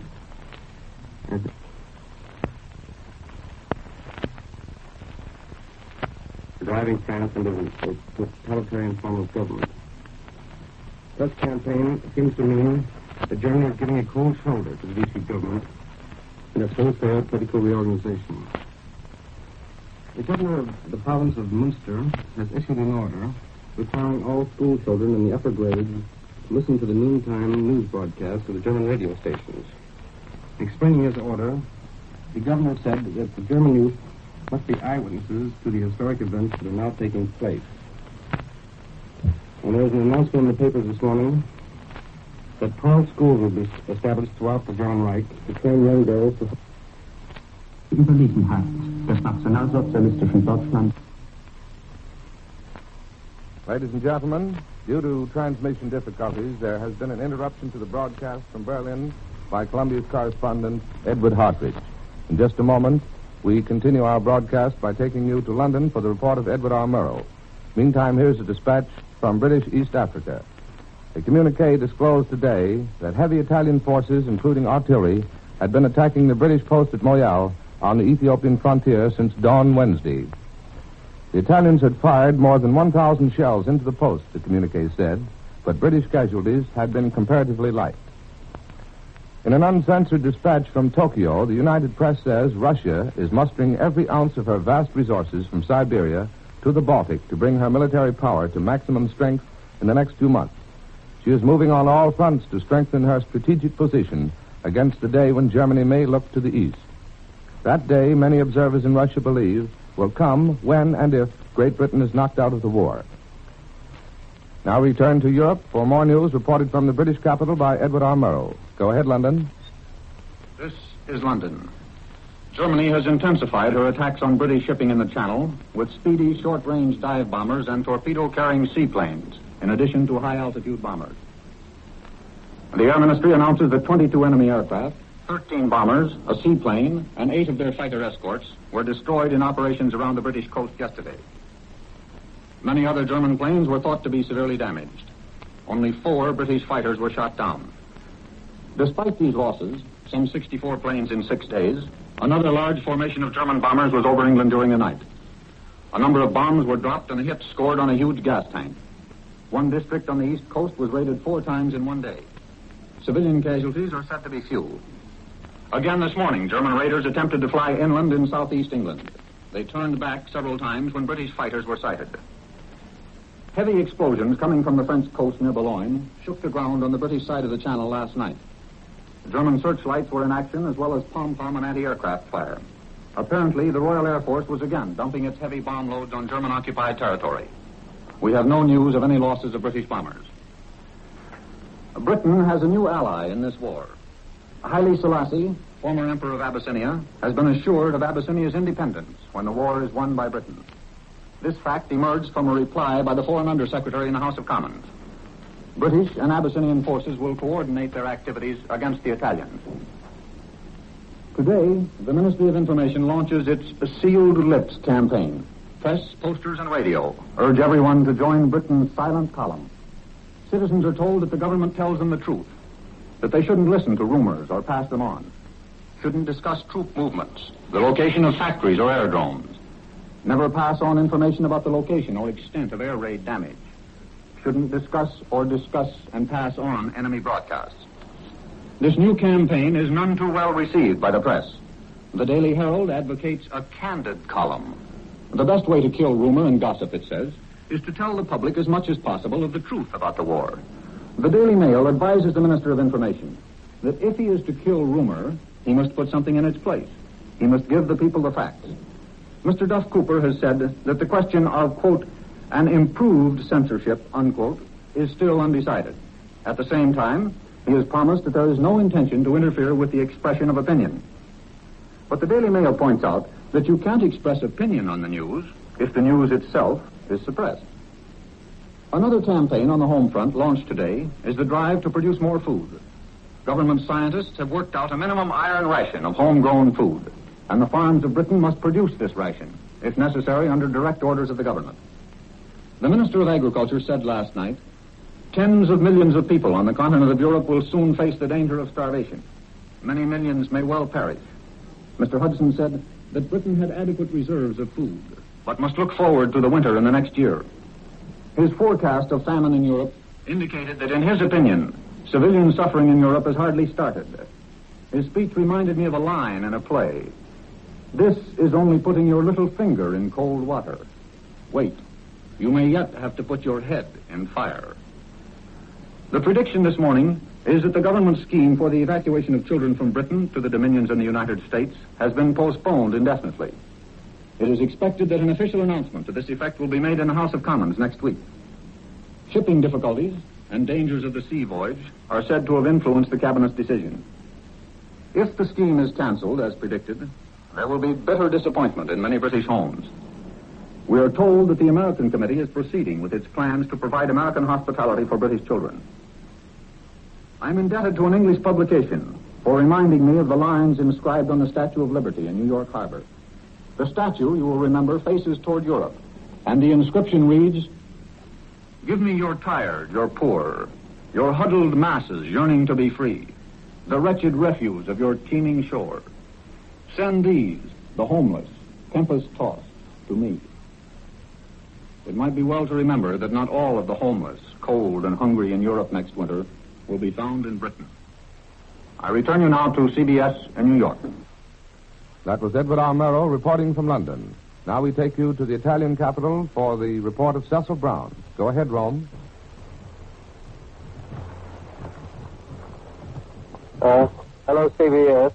Mr. Brown is unable to talk this morning. So we return you to CBS in New York. Standing by here in New York is Linton Wells now to give you his analysis of recent developments. Mr. Wells. It now seems to be quite definitely established that insofar as Hungarian and Bulgarian territorial claims against Romania are concerned, no further action is to be taken until Hitler and Mussolini, particularly the former, give the word. Still in all, while relative peace is expected, you can never tell about the age-old powder magazine, which is the Balkans.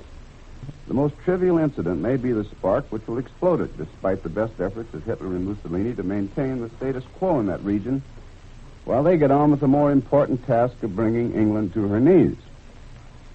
When and where the Nazis will launch their long-expected attempt to invade the British Isles is not, of course, known. But Britain claims to have completed all plans to meet it. The weak link in England's armor is IRA, which has refused to join England in the war against Germany and insists upon maintaining a state of neutrality. The British say they intend to respect IRA's neutrality until the Germans attempt to violate it by an invasion aimed at a backdoor attack against Britain. Such a Nazi move seems to be inevitable, and equally inevitable would seem to be the collaboration with the Germans of those rebellious Irishmen who hate England more than they do Germany. Then it may be too late for England to do anything about it. Despite all that has happened, the British government still appears to be reluctant to abandon scruples when dealing with an unscrupulous enemy. While the British Isles are left to the mercy of the Nazis, the Italians are to throw their might against Britain's Mediterranean fleet and African possessions. This plan of operation was agreed upon during the recent conference between Hitler and Ciano, according to Virginio Gaida's editorials. As a consequence, Italian air raids on the island of Malta, and the British Navy and Britain's African colonies are reported to be increasing in intensity, although no real damage seems to be resulting. Among other Italian African goals is control of Suez and the Red Sea. If successful, this would cut off the British lifeline to the east and enable Mussolini to support his large forces in East Africa. It would also have the effect of bottling up a part of the British naval and land forces in the Near East and jeopardize the security of British oil supplies from the Mosul fields. Until now, the Italian efforts in North Africa have been rather half-hearted because it was hoped to keep Egypt from formally entering the war on the side of Britain. Now the Italians have started regular bombardments of the great Mediterranean port of Alexandria, where much of the British fleet has been concentrated, along with some immobilized French warships. And recently the Italians moved into the Anglo-Egyptian Sudan and captured the rail junction point of Kassala on the Eritrean frontier. By all the rules, these actions should bring forth an Egyptian declaration of war against Italy, but as none seems to be in the offing, it would appear that the Egyptians are not as enthusiastic about joining Britain as they should be, and that spells trouble for the British. I happen to be rather familiar with East Africa. I was in Kenya last August, in Uganda, the Sudan, and Egypt in September, in Ethiopia, Aden, the Somalilands 4 years ago. And unless the British have materially improved their defenses in that part of the world during the last 10 months, which is doubtful, except in the matter of land forces, a concentrated air effort by the Italians may quite likely meet with considerable success. More particularly now that the British can no longer rely upon support from French Somaliland, which guards the entrance to the Red Sea and Aden, and also protects British Somaliland. From their great Eritrean Red Sea bases at Assab, Massawa, and Asmara, the Italians have been and can continue raiding British bases in the Sudan, Uganda, Aden, and British Somaliland. From bases in Italian Somaliland and Ethiopia, they can continue to strike at Kenya and Tanganyika to the south and west, and also to the north and east against Aden and British Somaliland. And I doubt if in opposition the British and South African Air Forces combined have been able to throw in more than 600 planes.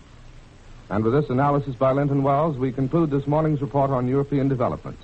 We had hoped to present the latest news from Rome, but were advised that Mr. Brown was not available. This is the Columbia Broadcasting System.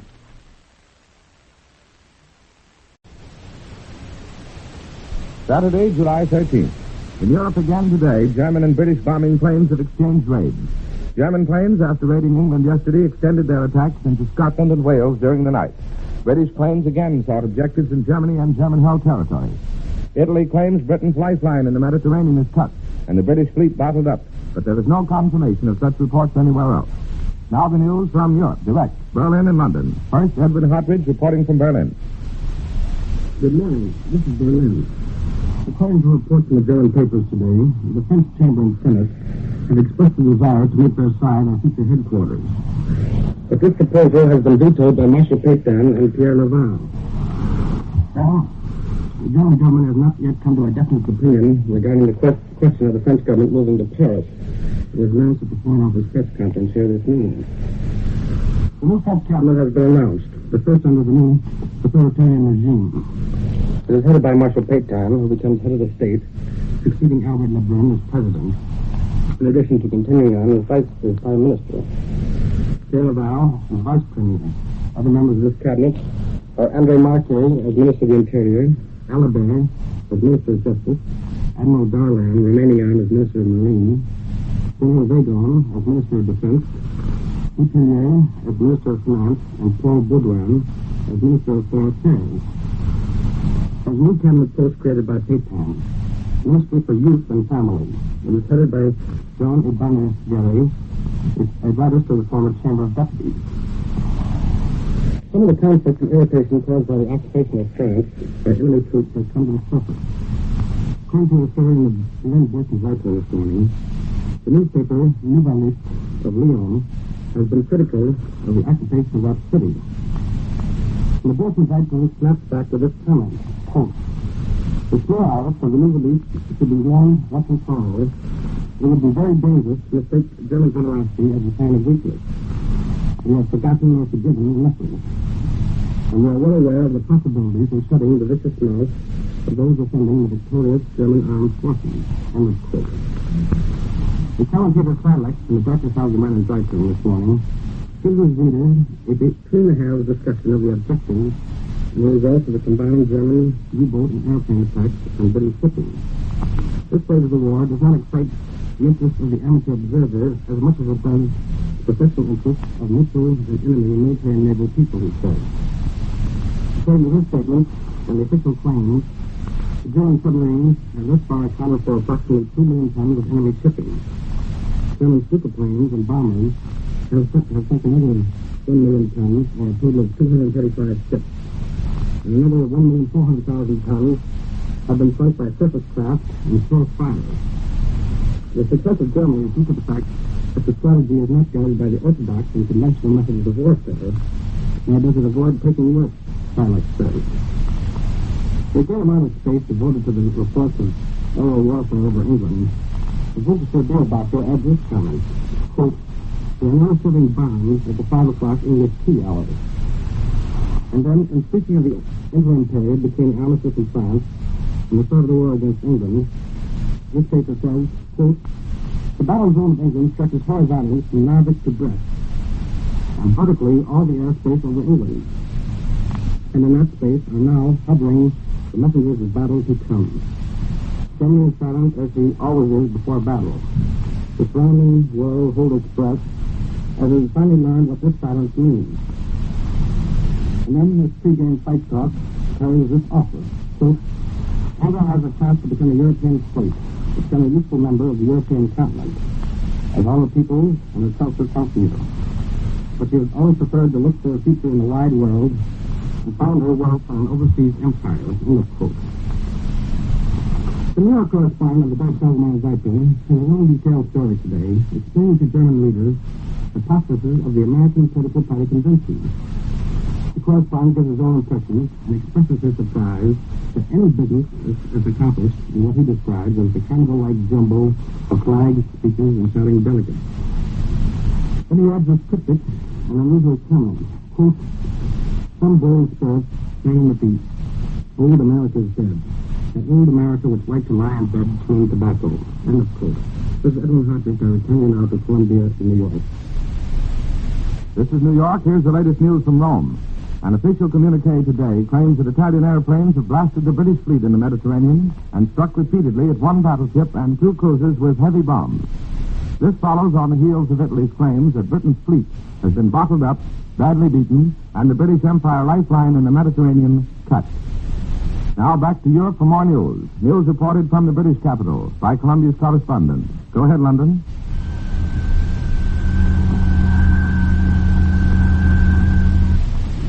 This is Columbia. In New York, calling Columbia's correspondent. In London. Go ahead, London.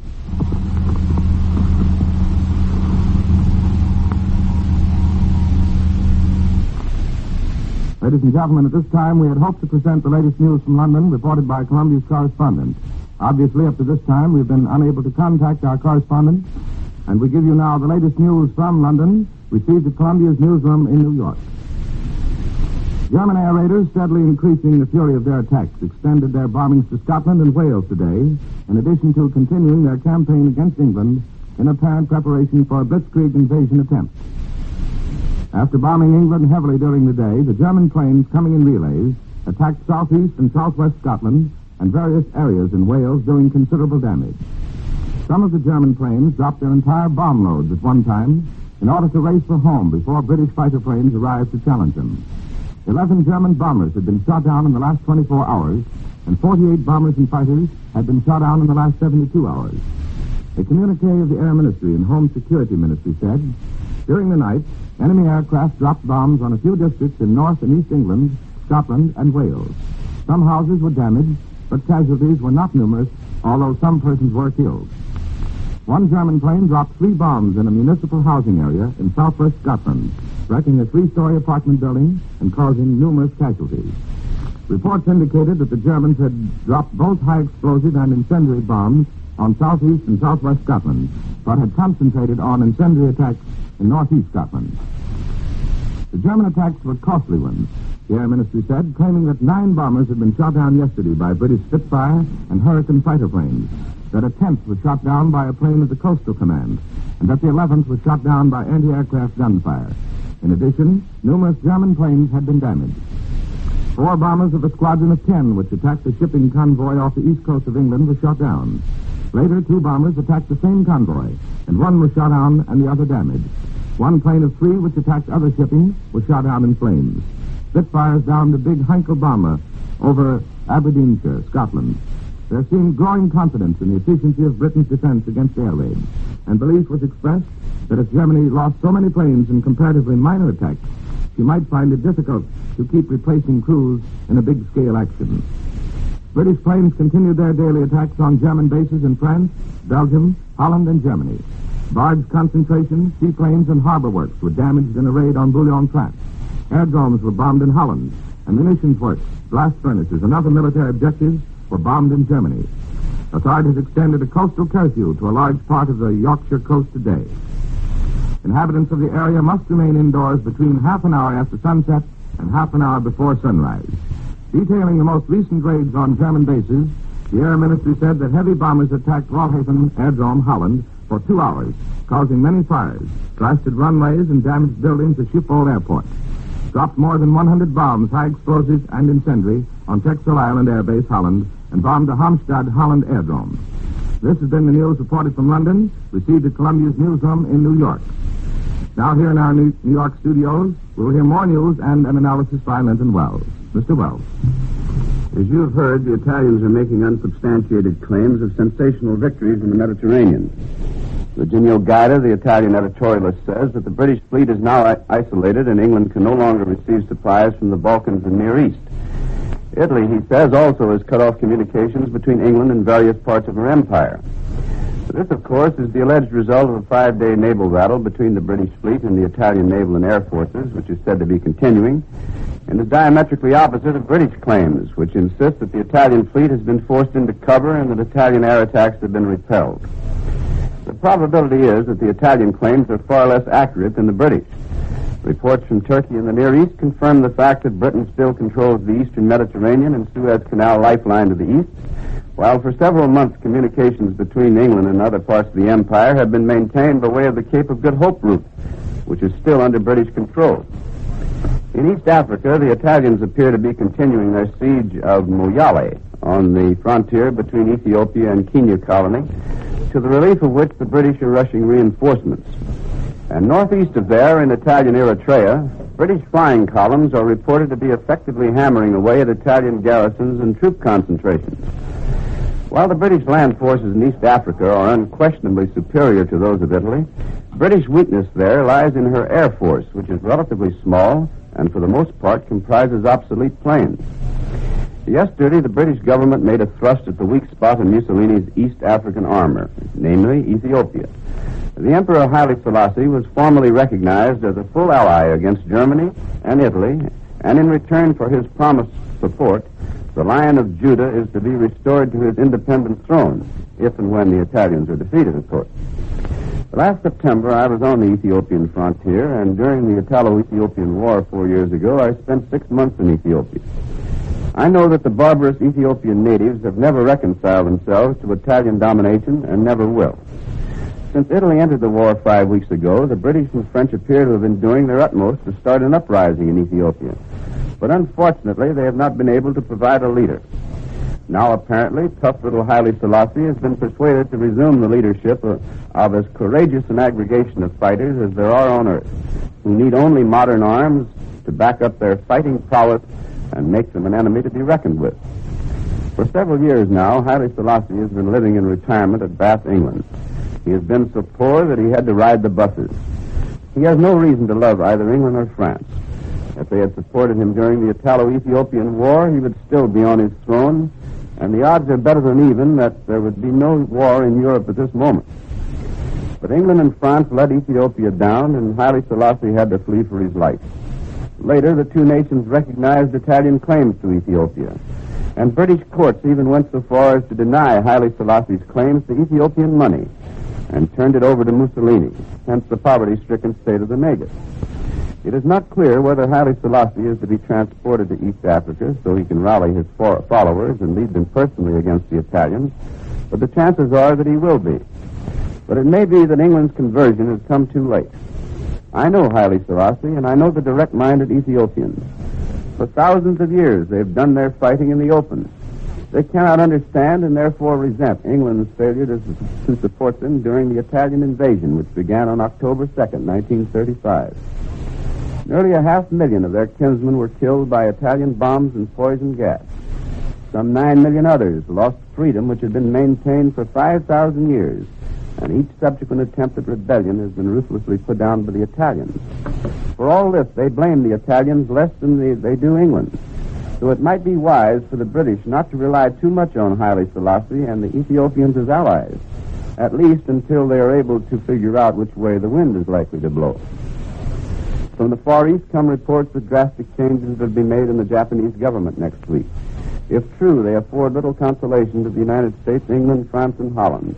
It is indicated that a fascist state is to be set up in Japan with Prince Kanoya at its head, functioning under direct orders from the Japanese military. The new government, it is said, will strengthen its ties with Rome and Berlin, thus ending Japan's non-involvement in the European war and take more direct action against Occidental possessions in the Far East. Some observers do not eliminate the possibility of a blunt Japanese order to Britain, France, and Holland to place their territorial holdings under Japanese protective custody or to prepare to resist Japanese military right, even over American objections. And with this analysis by Linton Wells, Columbia brings to a close another broadcast of important European developments. In this broadcast, you heard Edwin Hartridge reporting from Berlin. We had hoped to bring you a report from London in this broadcast, but we were unable to hear the London channel at that time. This is the Columbia Broadcasting System. Tuesday, July 16th. Today, while the Democratic National Convention swings into its second day in Chicago, the war in Europe reaches another stage. Britain has declared a blanket blockade against all Italian waters in the Mediterranean. And unofficial observers in London point out that the order leaves the way open for possible British naval action against Italian territory. Now for the news from Europe Direct, with the news from London, Berlin, and Rome. First, the report from the British capital by Edward R. Murrow. Go ahead, London. This is London. Heavy bombers of the Royal Air Force, each carrying more than a ton of high explosives, have been ceaselessly raiding objectives in Germany every night since the surrender of France. According to the Air Ministry, this offensive action by large sections of Britain's Bomber Command is contributing effectively to a reduction in the striking power of the German Air Force. At 10:30 last night, 12 German and German-controlled radio stations closed down from Bremen to Vienna to avoid giving directions to the British raiders. Early this morning, Bremen radio station was silenced when it was scheduled with other stations to give a talk in English. Hamburg alone gave the broadcast. There were a few reports of activity by German planes over England during the night. One is believed to have been destroyed in the southeast area. Others flew over northeastern towns. Few casualties and little damage have so far been reported. Unconfirmed reports from Cephalonia, a large mountainous Greek island, tell of unexplained bombings of this neutral possession. Telephone communication between the island and Athens has ceased abruptly. The British search for the Italian fleet in the Mediterranean continues. Apparently, Mussolini's battle fleet has been sighted by the British Mediterranean force only once since Italy entered the war. At that time, the speedy Italian fleet piled on all steam to retreat to the cover of the powerful Italian shore batteries, says the British Admiralty. Naval experts here believe that the evasive tactics of the Italian fleet will be a fixed condition so long as the Battle of Britain remains in its present phase. For while Italy retains even a semblance of her battle fleet in being in the Mediterranean, Britain is forced to keep part of its sea forces east of Gibraltar to prevent the Italian warships from raiding Britain's Atlantic convoys. Meantime, the British Mediterranean fleet can fight off the constant threat of the large Italian Air Force only by means of the relatively few fighter planes that it can bring along in its aircraft carriers. The British Admiralty said this morning that greater submarine activity and the growing intensity of German dive bombing of merchant shipping took a greater toll of British shipping during the last week. 20 ships, British, Allied, and neutral, were sunk through German efforts. They represented a total of 114,137 tons, a considerably greater loss than that of the previous week. However, this figure is only a little more than one-half of the total tonnage lost in the week of June 23rd, when over 200,000 tons went down.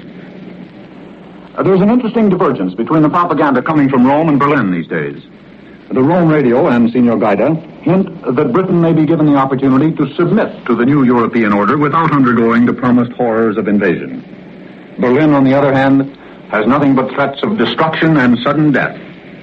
London is not to be considered an open town, and citizens in the Rhineland are said to be demanding that the German Air Force be sent against Britain to retaliate for British bombing attacks in Western Germany. The German radio for the last couple of days has been devoting much attention to the arrival in America of the children of distinguished British subjects. We're told today that this off-again, on-again children's evacuation scheme will be the subject of a statement by Mr. Attlee in the House of Commons this afternoon. The Daily Mail complains that the government is fumbling again in the evacuation of children overseas. It's high time the government reached a definite decision and stuck to it. Parents, school teachers, and the children themselves have become thoroughly bewildered. The London Times this morning prints in a prominent position a letter from Sir Evelyn Wrench proposing that the whole scheme be turned over to voluntary organizations in this country. Meanwhile, parents are still registering their children. China has lodged a strong protest with Britain against the British decision to suspend the arms traffic over the Burma Road. The British want peace between Japan and China. They believe that both countries are tired of the war, and there are persistent rumors of a secret peace move with the British ambassador acting as mediator. Many people here believe that even Hitler would like to see peace in the Far East, so that Russia would have to look to her Far Eastern frontiers. British reporters in Washington say that the United States is sympathetic to peace moves in the Far East, and that official American opinion is, quote, understanding and uncritical, unquote, about British efforts to satisfy Japanese demands and wean Tokyo from the Axis. I return you now to CBS in New York. That was Edward R. Murrow reporting from London. Here is a Press Association dispatch from Tokyo. The Japanese Premier Admiral Yonai and his cabinet resigned today because of the steadily increasing pressure for a strong Japanese expansionist policy. The new cabinet, it is expected, will be pledged to an Army and Navy program calling for a Japanese Monroe Doctrine, not only covering East Asia, but the South Seas as well. Now, we've heard Edward R. Murrow reporting from London. In just a moment, we take you to the German capital for the report of Edwin Hartridge. Go ahead, Berlin. This is Berlin. Editorially speaking, and just that, the Blitzkrieg against England is going on full force. For the price of a newspaper, the German reader can have his fill of editorial threats and also the official German version of how bad the situation really is in England.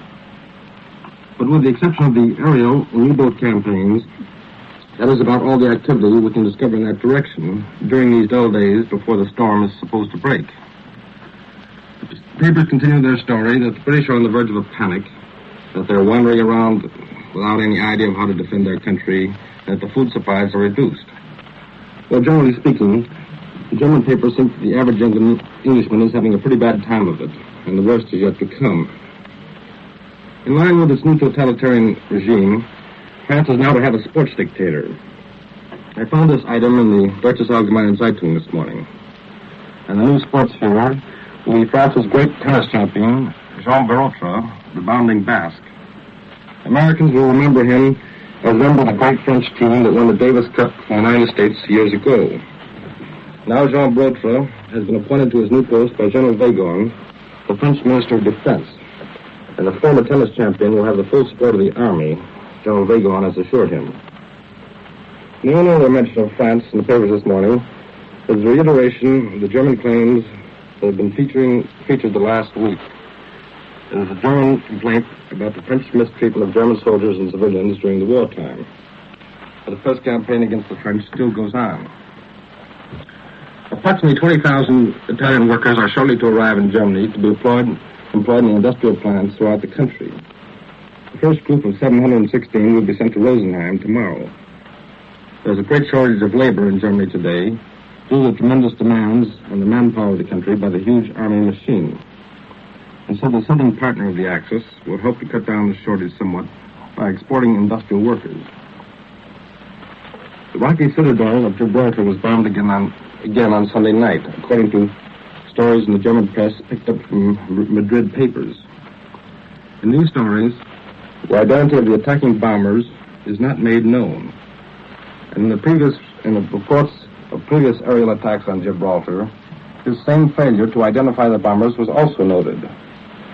It has been one of the few instances where the belligerents who would most naturally be concerned have failed to advance any claims that their respective air forces were involved in the attacks on the British naval base at the western entrance of the Mediterranean. Then there was a report this morning that German planes bombed the Sea of Strasbourg last Friday night. 40 incendiary bombs were dropped from the low-flying planes. According to the official German statement, some of these landed within 100 yards of a military hospital, the suburb of Neudorf. In a story this morning about the Democratic Convention in Chicago, the Deutsches Allgemeine Zeitung writes that the nomination of President Roosevelt for a third term may be expected on the first ballot. The Berlin paper states that there is overwhelming support for the renomination among the 1,094 delegates. And if the president does not choose to run again, then his influence will govern the choice of his successor. This is Edwin Hartridge. I return you now to Columbia, New York. This is New York, and now we take you to the Italian capital for the latest news reported by Cecil Brown. Go ahead, Rome. This is Rome. Italian airplanes for the first time bomb British bases in Palestine. The Italian High Command reports that fascist airplanes roared over Haifa in the Holy Land, dropping bombs on oil depots and hitting the refinery. Numerous fires were started. The Italian pilots reported on their homeward trip that they could see the fires from 100 miles away. The war communique reports that in East Africa, brilliant action enabled Italian troops to occupy 4 villages near the Kenya frontier. British planes attacked Tobruk, the Italian sea and air base in Libya on the Mediterranean. But the High Command says it was unsuccessful. A British plane was shot down and the crew taken prisoner. British ground forces also attacked Italian positions near Lake Rudolph in southwestern Ethiopia. But the Italians say the attack was repulsed. There were reports abroad that Italian forces had bombed Greek ports, but this is denied in Italian circles. The Italians yesterday reported the sinking of a British destroyer. Today it's announced the victory was achieved when a fascist submarine engaged 6 British destroyers and torpedoed one of them. This communique indicates the advantage in the air that Italy has over England. Italian air bases are adjacent to most points in the British African and Near Eastern Empire. The Italian Empire is virtually an aircraft carrier, while England must use floating aircraft carriers. England's closest striking point against Italy, either by sea or air, is Malta. Well, Malta is raided every day and usually several times a day. And these constant air attacks are preventing the British attack from Malta on this country. And it's felt here that the island is becoming an untenable naval base. As a matter of fact, the Italian mainland has not been attacked by air for a week. The Rome newspaper Il Messaggero headlines this morning, the Italian armed forces maintain their initiative in all sectors. Well, that's true of the Air Force and the Land Army in Libya and in southeastern Ethiopia. But thus far, the Italian Navy has not taken the initiative in any operation. According to figures published here, the British Air Force is outnumbered in this entire area by more than 3-1. That's a considerable numerical advantage. But what is most important from the Italian point of view, the British do not have much chance of replenishing their supply. To judge by the Italian communiques, the Italians are shooting down nearly 4 British planes to every one they lose. Churchill's speech about fighting to the end is seen by fascist circles as the beginning of the end for England. Many circles here, including neutral diplomats, believe that the prospects of England making peace now are brighter than ever before. That certainly is the attitude of the fascist press. The papers today picture a wave of defeatism in England. They say that Churchill's speech did not express the feelings of Englishmen. In the midst of the comments on Churchill's speech, the Axis press is hammering away on its theme of the dire consequences facing England when the attack does start. Neutral circles here feel that the best evidence that the Axis thinks England makes seek peace is the delay in the German attack. The papers quoted Churchill as saying that the war would be long, but no fascist paper reported his words that England would fight this year, next year, and in 1942. The Axis still banks on the war ending before this winter. The Popolo di Roma says the British case has been lost politically and morally. It says England's coalition mania induces her to appeal to a world that has become, for the most part, indifferent toward her. And this, the paper adds, is precisely the case of the United States. This morning's papers make no editorial comment on the biggest story in America, the Democratic Convention. Their stories feature the discovery of a dynamite plot near Chicago, and they expect that President Roosevelt will be renominated. The papers today print a story from Athens that the English have asked the Egyptians to disarm and turn their guns over to the British. The papers say this action is to force the hand of Egypt and, as they put it, to induce Egypt to adopt a policy contrary to her interests. This is Cecil Brown in Rome, returning you to Columbia in New York. This is New York. Here is a late dispatch about the Democratic National Convention in Chicago. Draft Roosevelt forces now are claiming that they have enough delegate votes lined up to win by a landslide on the first ballot. They say that 904 of the total 1,094 votes already are pledged for the president. In Cairo, Egypt, a Royal Air Force communique says that British Royal Air Force planes have bombed Italian bases at Tobruk, Badia, and El Ghazala in North Africa, and El Fadia and Dir Dawa in East Africa. Direct hits were scored on 2 large naval oil tanks at Tobruk, the communique said, and many bombs burst in the target area there. And with these dispatches, we conclude this morning's report of national and international developments. Edward R. Murrow reported from London, Edwin Hartridge from Berlin, and Cecil Brown from Rome. Larry Elliott speaking. This is the Columbia Broadcasting System. Wednesday, July 17th. In Chicago, the Democratic National Convention is all set to renominate President Roosevelt tonight, 1 day ahead of schedule. And in Europe, the war continues with the resumption of daylight German bombing raids on the British Isles, with their heaviest thrust at northeastern Ireland. British planes, meanwhile, made another of their nightly raids on German bases. Now the news direct from Europe, London, Berlin, and Rome. First, the report from the British capital by Edward R. Murrow. Go ahead, London. This is London. American opposition to the closing of the Burma Road, as expressed in Mr. Cordell Hull's statement yesterday, caused some surprise in London. We had been told that Washington had been fully informed of each step in the negotiations between Britain and Japan, and that no objections had been raised. Talk about keeping open arteries of commerce in every part of the world sounds rather strange to the British at a time when they are fighting without effective allies for their very existence. The whole British attitude will probably be made clear in a statement in the House of Commons this afternoon. Press comment on the Far Eastern situation this morning emphasizes that Britain would welcome Washington's aid in attempting to settle the war. But no one knows what, if anything, Washington is prepared to do. This morning's Times, in commenting on yesterday's announcement in Washington, says, Mr. Hull's statement will doubtless be well received by the Democratic Convention. Tokyo reports that final and official agreement on the Burma Road has been reached. Sir John Anderson, the Minister of Home Security, found himself in the midst of an unexpected parliamentary storm last night. He asked the House of Commons to rush through a bill setting up special war courts in parts of this country affected by attempted invasion or severe bombing. The bill provides for special one-judge courts without juries, with power to impose the death sentence on civilians for such offenses as looting. There would be no appeal from the court's decision. The House of Commons didn't like Sir John's proposal, and he was barely able to finish his speech, so frequent and insistent were the interruptions.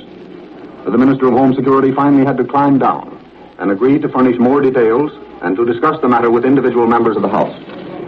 It was the clearest indication that we have yet seen that the House of Commons has not abdicated, and that the essentials of democracy remain, despite the sweeping dictatorial powers voted to the government.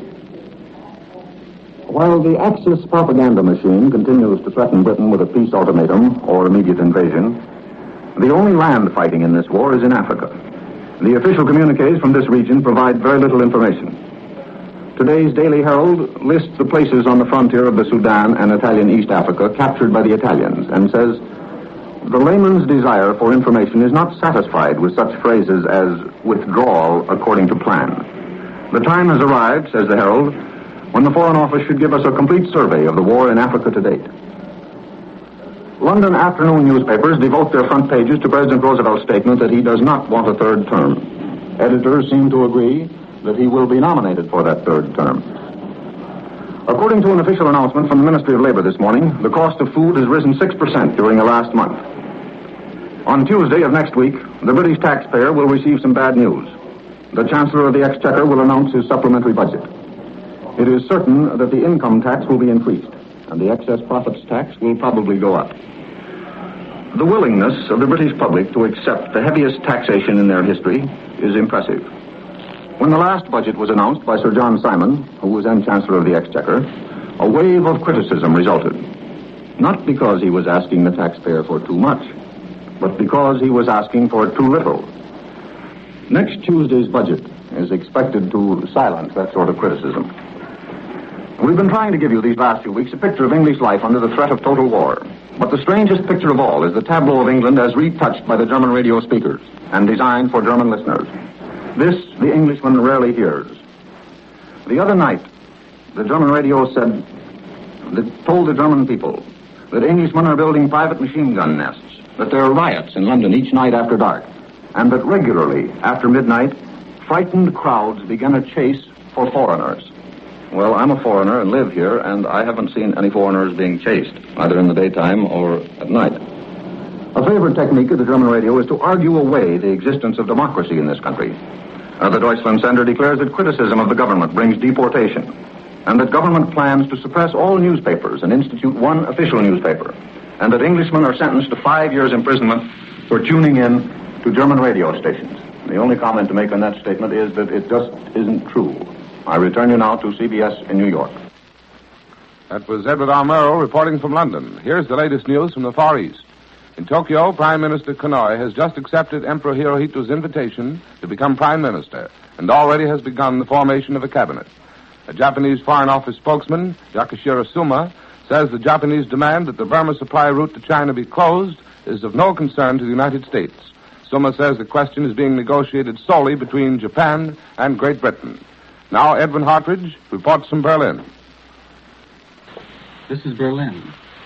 The French government of Vichy has issued an official statement that none of the great and priceless works of art in France have suffered any damage because of the war.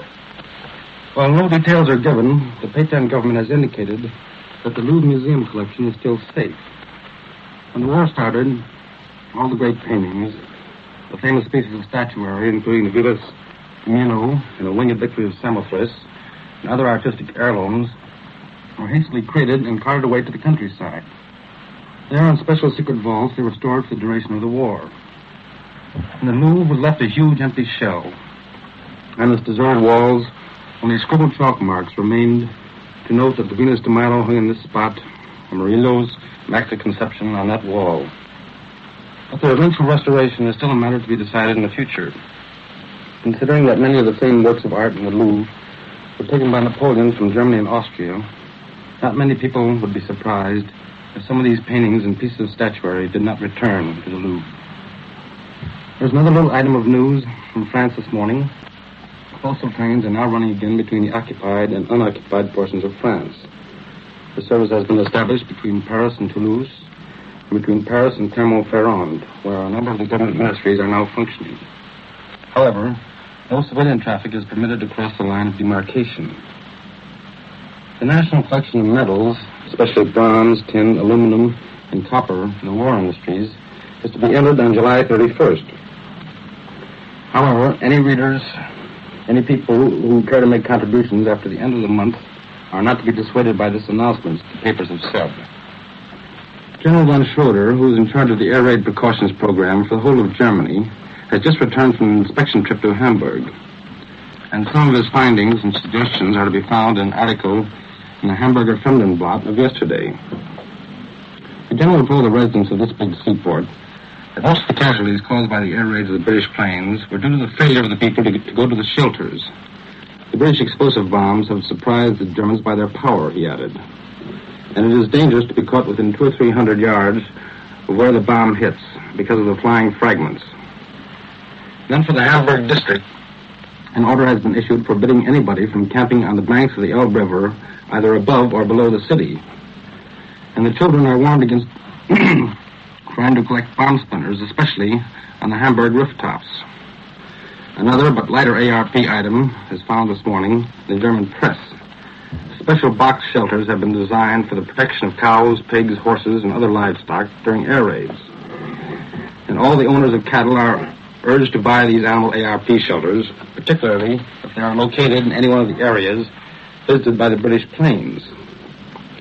Rationing is being introduced in Holland, according to a story in the Deutsche Zeitung. This paper is published by the Germans in the occupied territory of the Netherlands.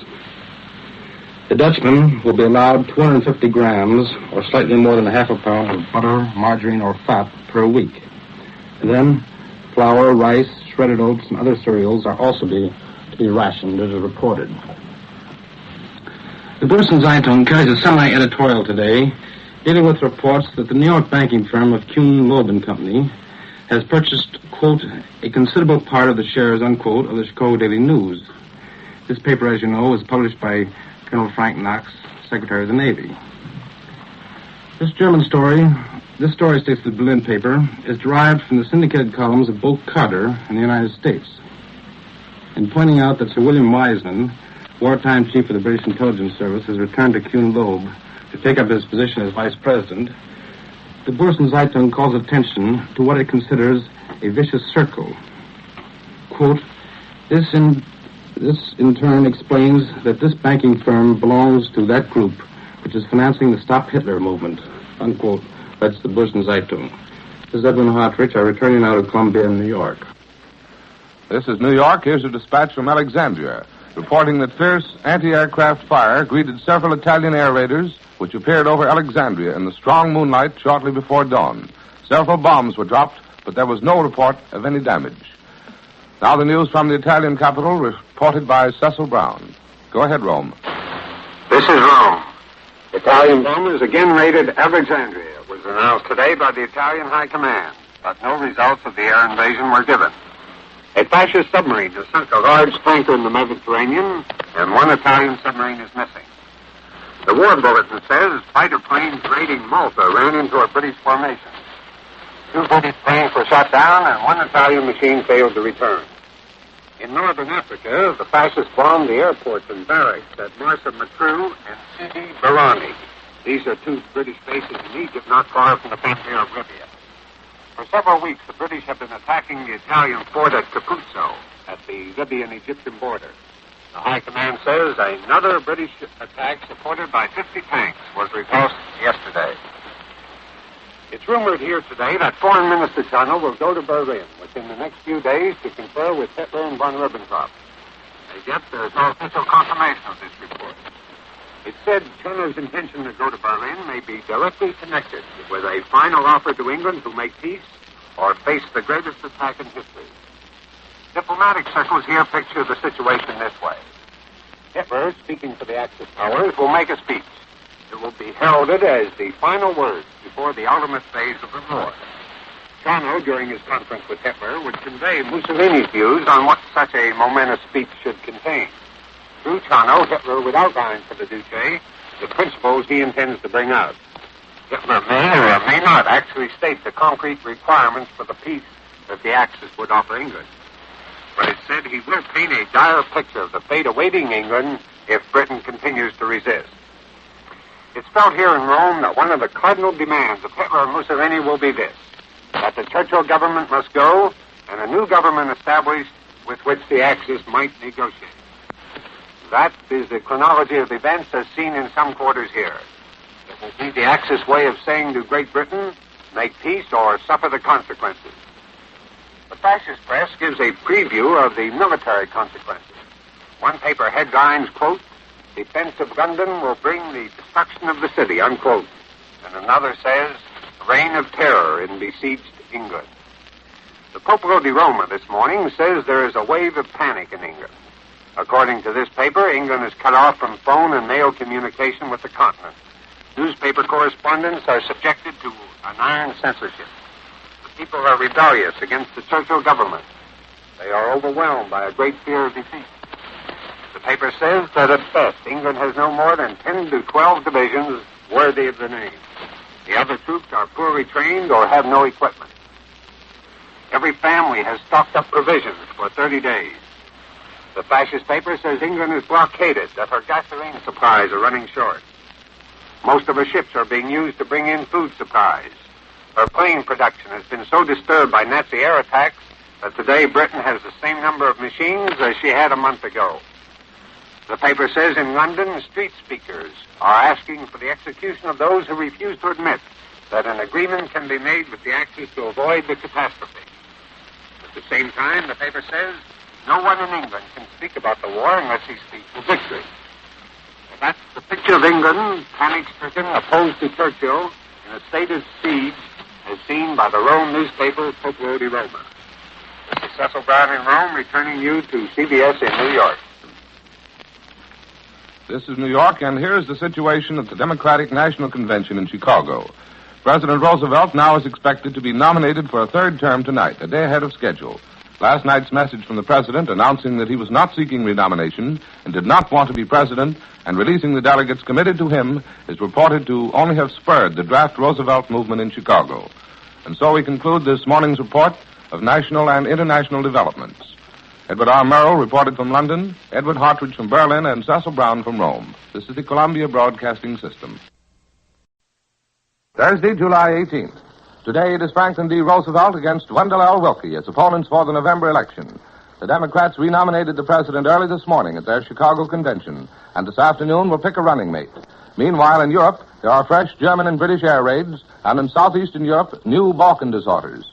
Now here's the news direct from Europe. First Berlin, then London, and afterwards a report from our own national capital. Edwin Hartridge now reports from the German capital. Go ahead, Berlin. This is Berlin. This evening at 6 o'clock, Berlin will give an official welcome to its troops. And the feature of the welcome will be a parade of these troops with the Brandenburg Tor and down the historic Unter den Linden. Even at this early hour, boys and girls and men and women are lining up or sitting on the curbstones, patiently waiting for the ceremonies to come. So for the second time in 2 weeks, Berlin is being covered with thousands of swastika flags, garlands, and other decorations. First time was for the return of Herr Hitler after 8 weeks at the Western Front. And now the soldiers who have come from Berlin are to receive their welcome and the official thanks to this city for their work in 10 months of warfare. So there's little other news here today. The past week, workmen have been busy erecting grandstands along the Unter den Linden. This caused a great deal of speculation as to what was to come. There were some who were wondering whether the final victory parade was soon to be held.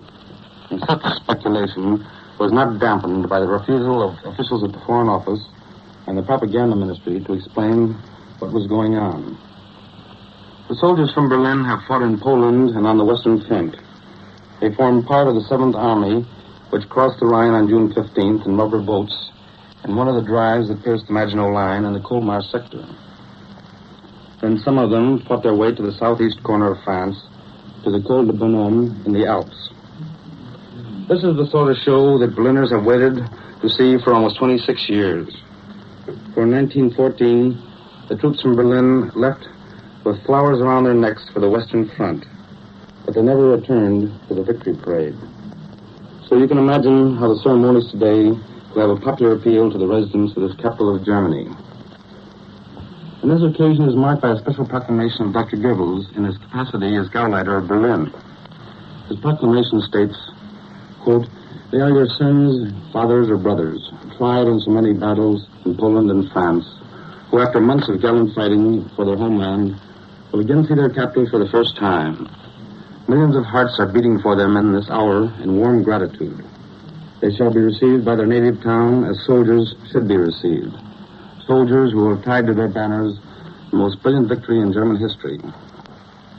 And so this evening, these troops will goose-step their way past the Brandenburg Tor and past the grandstands of the Prinzerplatz, where the American embassy is located. And here's an item that will interest American sportsmen.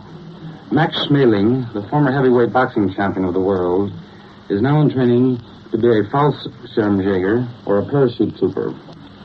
Last night, I was shown a postal card that Max had sent to one of his friends from the training camp. It was brief, but apparently the Black Ulan, as he was known to the American sports writers, is enjoying his work.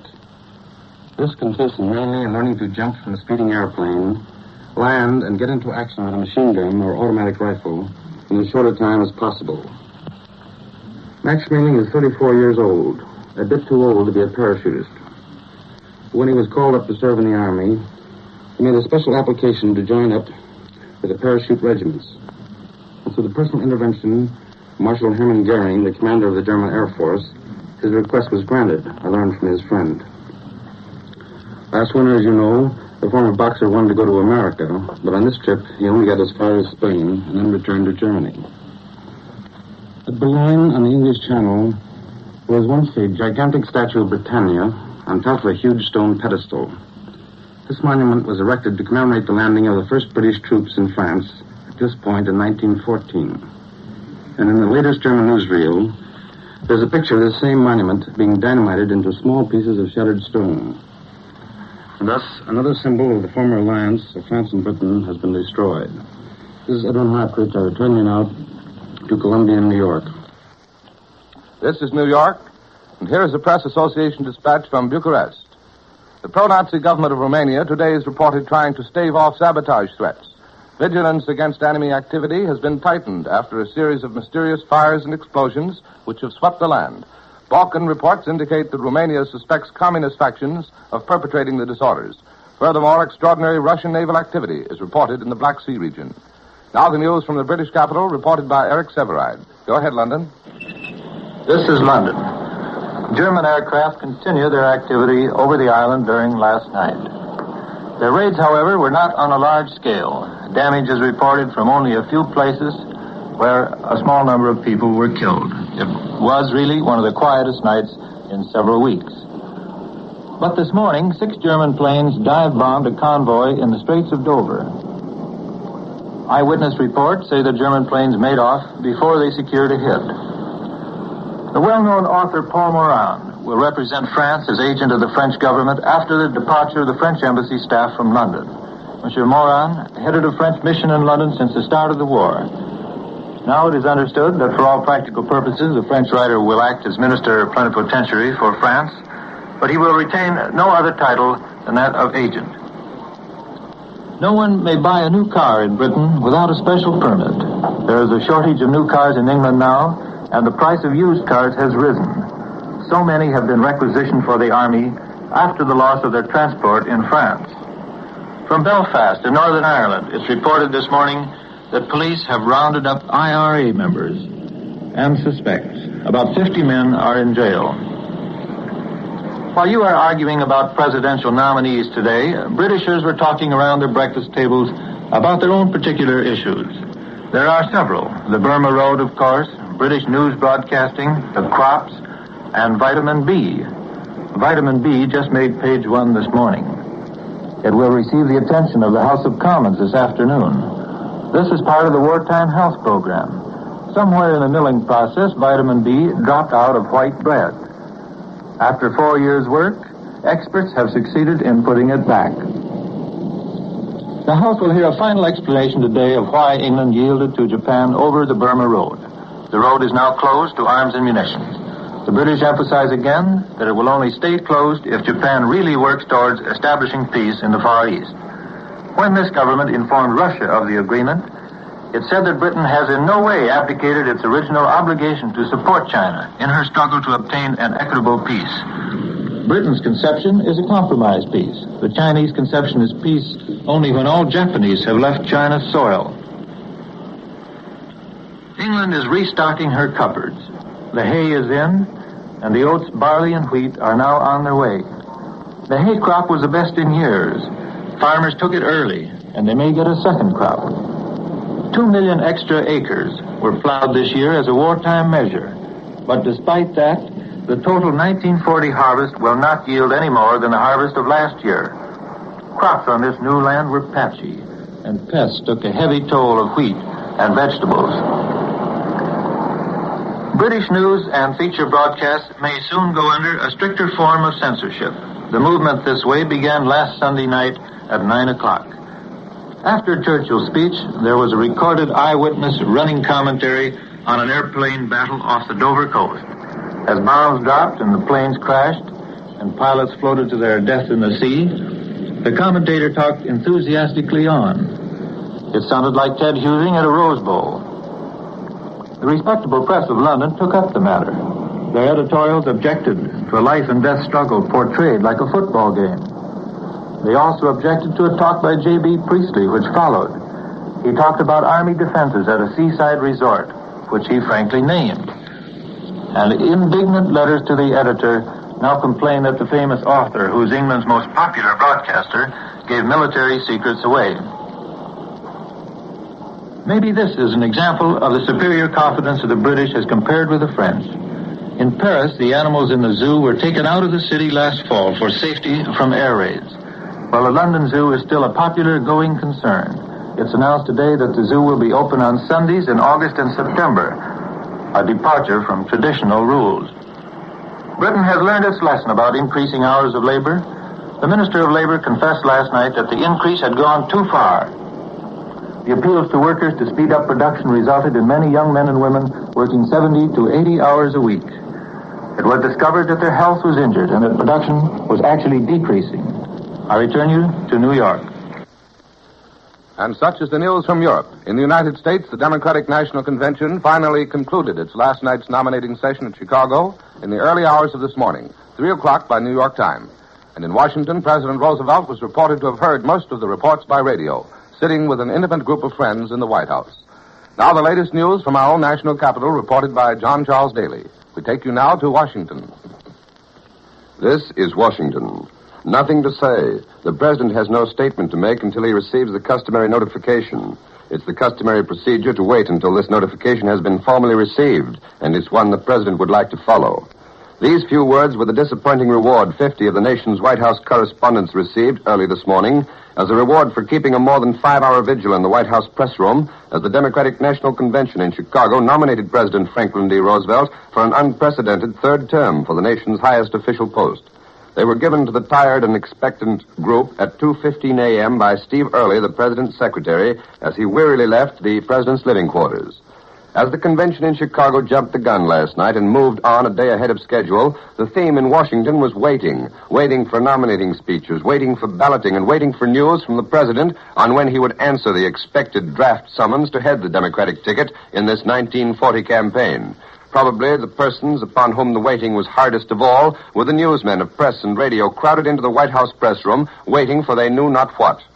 Early in the afternoon, the reports started trickling through from Chicago that this was sure to happen, and then that something entirely opposite in character was equally sure to come to pass. With no definite news coming from the White House, correspondents, usually as hard-boiled and unexcitable a lot of people as you could imagine, began to be touched by a bit of hysteria. They fell to making frantic telephone calls to one another. Is it true that the president is making a statement tonight if he's nominated? Have you heard that he's decided to make a radio address tonight? These and any number of other similar suppositions flew about the Washington air, none of them supported by as much as a single grain of solid information. Like the president in his quiet upstairs room, the correspondents clustered about the radio in the White House press quarters downstairs in the executive office building, awaiting in vain a statement from the president, a statement which they hoped would put a period to more than 2 years of forced speculation. The newsmen occupied themselves by commenting wryly on the flowing hyperbole contained in the various and varied nominating speeches coming over the radio. As the hours passed, the correspondents, losing the last vestiges of patience, began to stage with mock seriousness nominating speeches and demonstrations for candidates whose names were Joe Bloke, Oscar Schmaltz, and the famed American humorist character Elmer Zilch.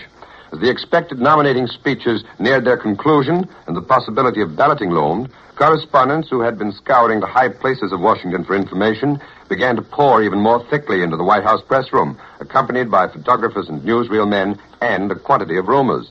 The haze of speculation after a while became a solid fog, in which the mind lost even the reality of those few things of which it had been sure up to a short time before. A newsreel man, who I am quite sure has never been an etymologist, disgustedly turned to an intense and careful study of an awesome-sized dictionary in the room. Outside, in the White House grounds, all was quiet. Guards were at all the gates, and no one was allowed in who did not have a pass. The sidewalks surrounding the White House were bare with the exception of an occasional homegoer who cast a quizzical glance at the executive mansion and then passed by. It is generally accepted here in Washington that the president will make an address to the convention and the nation tonight and state whether or not he will accede to this draft movement and become the standard-bearer for the Democratic Party for the third time. The hour of 9 o'clock is prominently mentioned as the moment when the third-term enigma shall be laid to rest. Its requiem, the tumult and shouting in Chicago, and the heartfelt thanks of the correspondents of Washington, who can look forward then to nights undisturbed by the nightmare of speculation on the answer to the question that has baffled all their wiles and inside connections. We return you now to New York.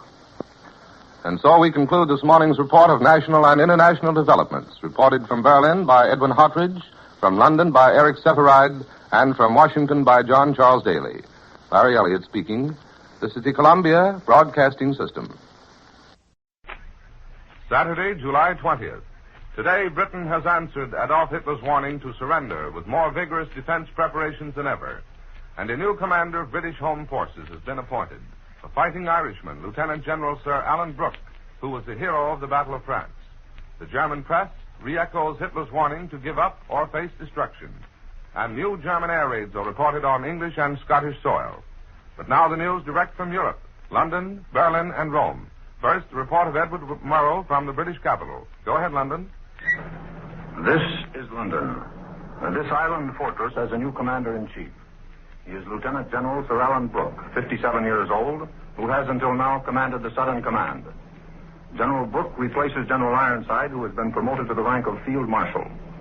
The announcement does not make clear the nature of General Ironside's duties, but it is said that he will remain on the active list and will be available either in an advisory capacity or in command. Lord Gort, who commanded the VEF in France, has been appointed Inspector General to the forces for training. The explanation for the promotion of General Ironside out of his command is that it was considered essential to place the command of the home forces in the hands of a man who had had immediate experience of command in France and Belgium. The new commander-in-chief comes from Northern Ireland, commanded the 2nd Corps of the VEF in France, and made his military reputation through his all-round knowledge of gunnery and mechanization. He is credited with the invention during the last war of the so-called barrage map, which came into common use for the direction of artillery barrage fire.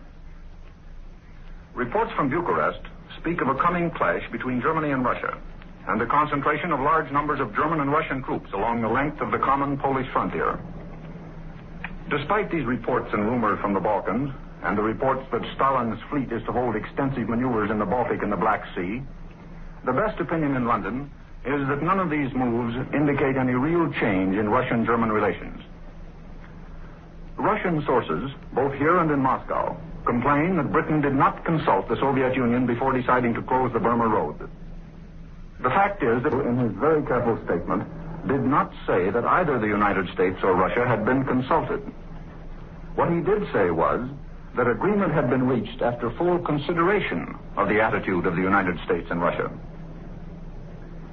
Herr Hitler's lengthy oration yesterday provides the subject matter for most of today's editorials. Some surprise is expressed that he is allowing himself the luxury of a conscience. that he still suffers from an itch to justify his ways, that he desires not only to be clever but righteous, not only strong but good. He gave Britain a choice between perishing by the sword or perishing by the peace terms.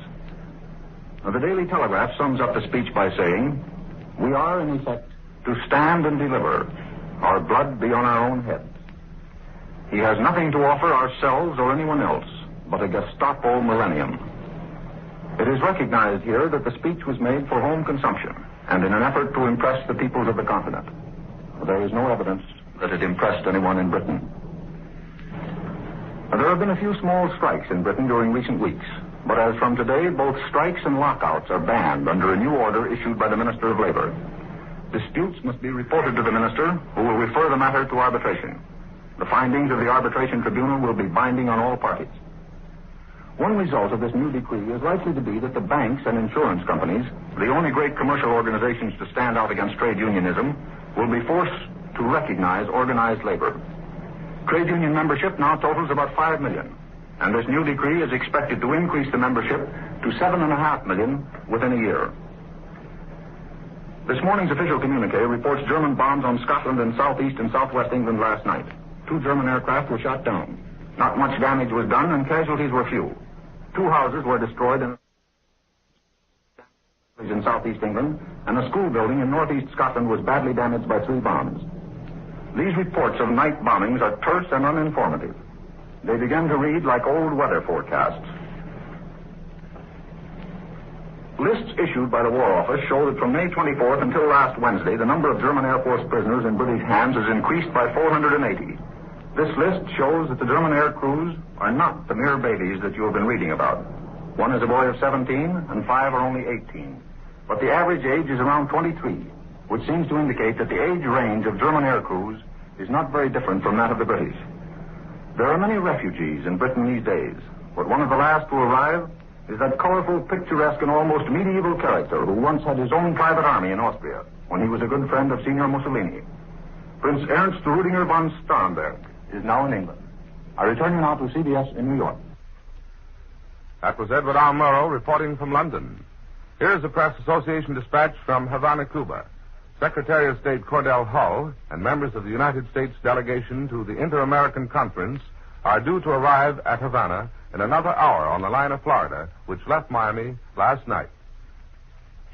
We've heard from London, and now we take you to the German capital for the latest news reported from that point by Edwin Hartridge. Go ahead, Berlin. This is Berlin. The German peace gauntlet has been flung at the feet of Winston Churchill and the British people. And now Berlin is sitting back waiting for the answer. Herr Hitler's peace offer makes pleasant reading to the Germans this morning. This is reflected in all the newspapers. For instance, here are a few of the editorial comments. The Volkscher Beobachter writes, quote, "While we are in a fever of heat, longing for the hour of final settlement, the Fuhrer has paused in the midst of his victorious drive, and thinking of the well-being of the whole white race, he is now addressing a last appeal to the conscience and common sense of the world." The Frankfurt Mittag has this editorial headline, quote, "The last appeal. Adolf Hitler, the victor, warns the enemy of Europe."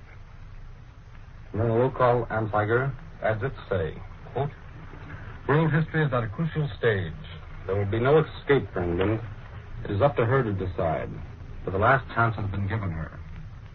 Germany is behind the leader to the last man, ready for peace, as well as for the last battle, which will be a crushing defeat for England." Herr Hitler's Reichstag speech yesterday afternoon has a deep appeal to the Germans. It has given them the opportunity to say, in effect, well, we gave England a chance to make peace, so if the war continues, then it is their own fault. Anyway, that is what we feel is the local reaction here. And yesterday, Herr Hitler dug deep into German military history to bring up a new title for Hermann Goering, the builder and commander-in-chief of the German Air Force. The new title of Reichsmarschall is somewhat similar to that given to Prince Eugene, one of the great German strategists in the 17th century. Prince Eugene was named General Field Marshal of the Reich for his services in the field. There is no comparable title, for instance, in the American military hierarchy to Reichsmarschall, nor is to be found elsewhere in Europe. But the new honors of Reichsmarshal Goering seemed to meet with the popular approval of the Berliners. I stood on the corner of the Unter den Linden yesterday as Herr Hitler and all the important generals and top-ranking government ministers drove past on the return from the Reichstag. There was a very personal and informal quality in the cheers and greetings given Reichsmarshal Goering as he drove past. At some points, the spectators began to chant in unison, "We congratulate you, Uncle Hermann, we congratulate you." Uncle Hermann is the pet name the Germans have for the Reichsmarshal. And Hermann Goering responded with a grin from ear to ear as he waved instead of giving the National Socialist salute to the street crowds. The promotion of 12 generals to the rank of marshals of Germany was another surprise. It recalls Napoleon and his empire, when all the successful generals were named marshals of France. Napoleon was the author of that immortal cliché, "Every private carries a marshal's baton in his knapsack." And this seems to have been adopted by the Germans. And now that the celebrations and promotions have been climaxed with this peace offer of Herr Hitler, the next thing on the calendar seems to be the start of the Blitzkrieg against England. That is, provided that Winston Churchill and his government refuse to consider the offer of a German peace. But in this event, when Herr Hitler will say the word go is at this moment merely a matter of speculation. Then a few minutes ago at the Foreign Office press conference, the spokesman had an answer to the critical British radio and press reaction to Herr Hitler's address. That is not the real reaction of the English people, he said, but it is only the reaction of the government and the warmongers. Then the Foreign Office spokesman added that the German government regarded it as important that the British were so fast in supplying this criticism. The implication being, it would appear, that such criticism was prepared in advance. Also, the British radio comments of Herr Hitler's speech were further described as being, quote, insolent, unquote. The military communique has just been given out, and this high command reports that yesterday German planes conducted bombing raids over southern England and Scotland. The report claims that power plants, supply depots, harbors, and anti-aircraft batteries and English airports were bombed successfully. This is Edwin Hartridge. I return you now to Columbia in New York. This is New York, and here is a United Press dispatch from the Egyptian-Libyan frontier by courier to Cairo. Crack mechanized British cavalry knocked out 11 Italian tanks at dawn the other day as they tried to break through a ring of fire to take food, water, ammunition, and supplies to 1,000 Italians besieged in wrecked Fort Capuzzo.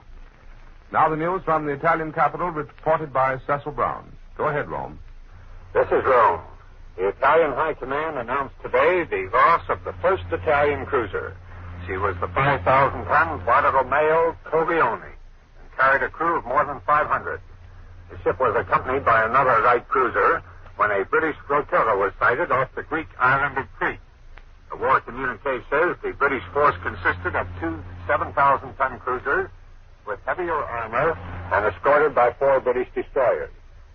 The 2 Italian cruisers opened fire, and in the course of the 3-hour battle, the Bartolomeo Colleone was hit and went to the bottom.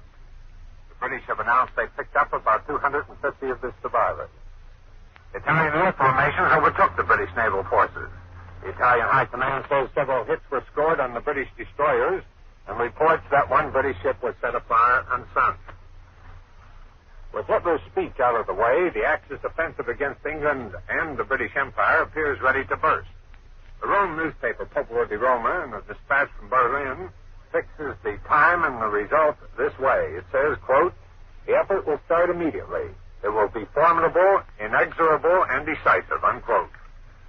Some observers here expect that at the same time a large-scale action is being prepared in Africa. Hitler's references to Mussolini in Italy were, of course, warmly welcomed here. The Rome newspaper Messaggero calls it a great discourse and a solemn consecration of the German victory. But the Popolo di Roma interprets it in this headline, quote, "The Axis powers decide to prosecute the victory against the common enemy." The Popolo di Roma, in its story from Berlin, said the speech was proof of Hitler's high moral and political conscience. It was, the paper says, a final and definite appeal to reason. Prime Minister Tanner is conferring with von Ribbentrop today in Berlin. The indications here are that they are not only talking about the future course of the war, but what to do about France. German troops are occupying French territory, and virtually all control of France is now vested in the Nazi authorities. It is supposed here that China is seeking an arrangement with Berlin regarding the direction of French affairs. That means the Axis partners are going to reach an understanding about the division of responsibility for the future fate of France. An important article on relations with Yugoslavia appeared today in the well-informed review Relazioni Internazionali. The review says most of the Balkan countries are orienting their policy to the changed events. The exception is Yugoslavia. The Yugoslavia press, says the fascist review, is still too much of a slave to the policy of the Western democracy. The review says it would be advisable for Yugoslavia to realize the new European order. Then the periodical offers this attitude. Quote, in such a zone, the prevalence of ideas or a mentality that is now exhausted, unquote. President Roosevelt's speech accepting the Democratic nomination is given only 2 paragraphs in the papers here. No mention is made of his attack on the dictatorships. Fascist circles seem convinced that the United States will not intervene in this war. And, from their point of view, whatever else America does in the way of speeches or furnishing supplies, only intervention might change the course of the war. This is Cecil Brown in Rome, returning you to Columbia in New York. Such is the news from Europe. Here is the latest political news in the United States. Secretary of Agriculture Wallace is reported preparing to resign his cabinet post to campaign for the Democratic ticket. And thus we bring to a close this morning report of national and international developments, reported from London by Edward R. Murrow, from Berlin by Edwin Hartridge, and from Rome by Cecil Brown. Larry Elliott speaking. This is the Columbia Broadcasting System. Monday, July 22nd.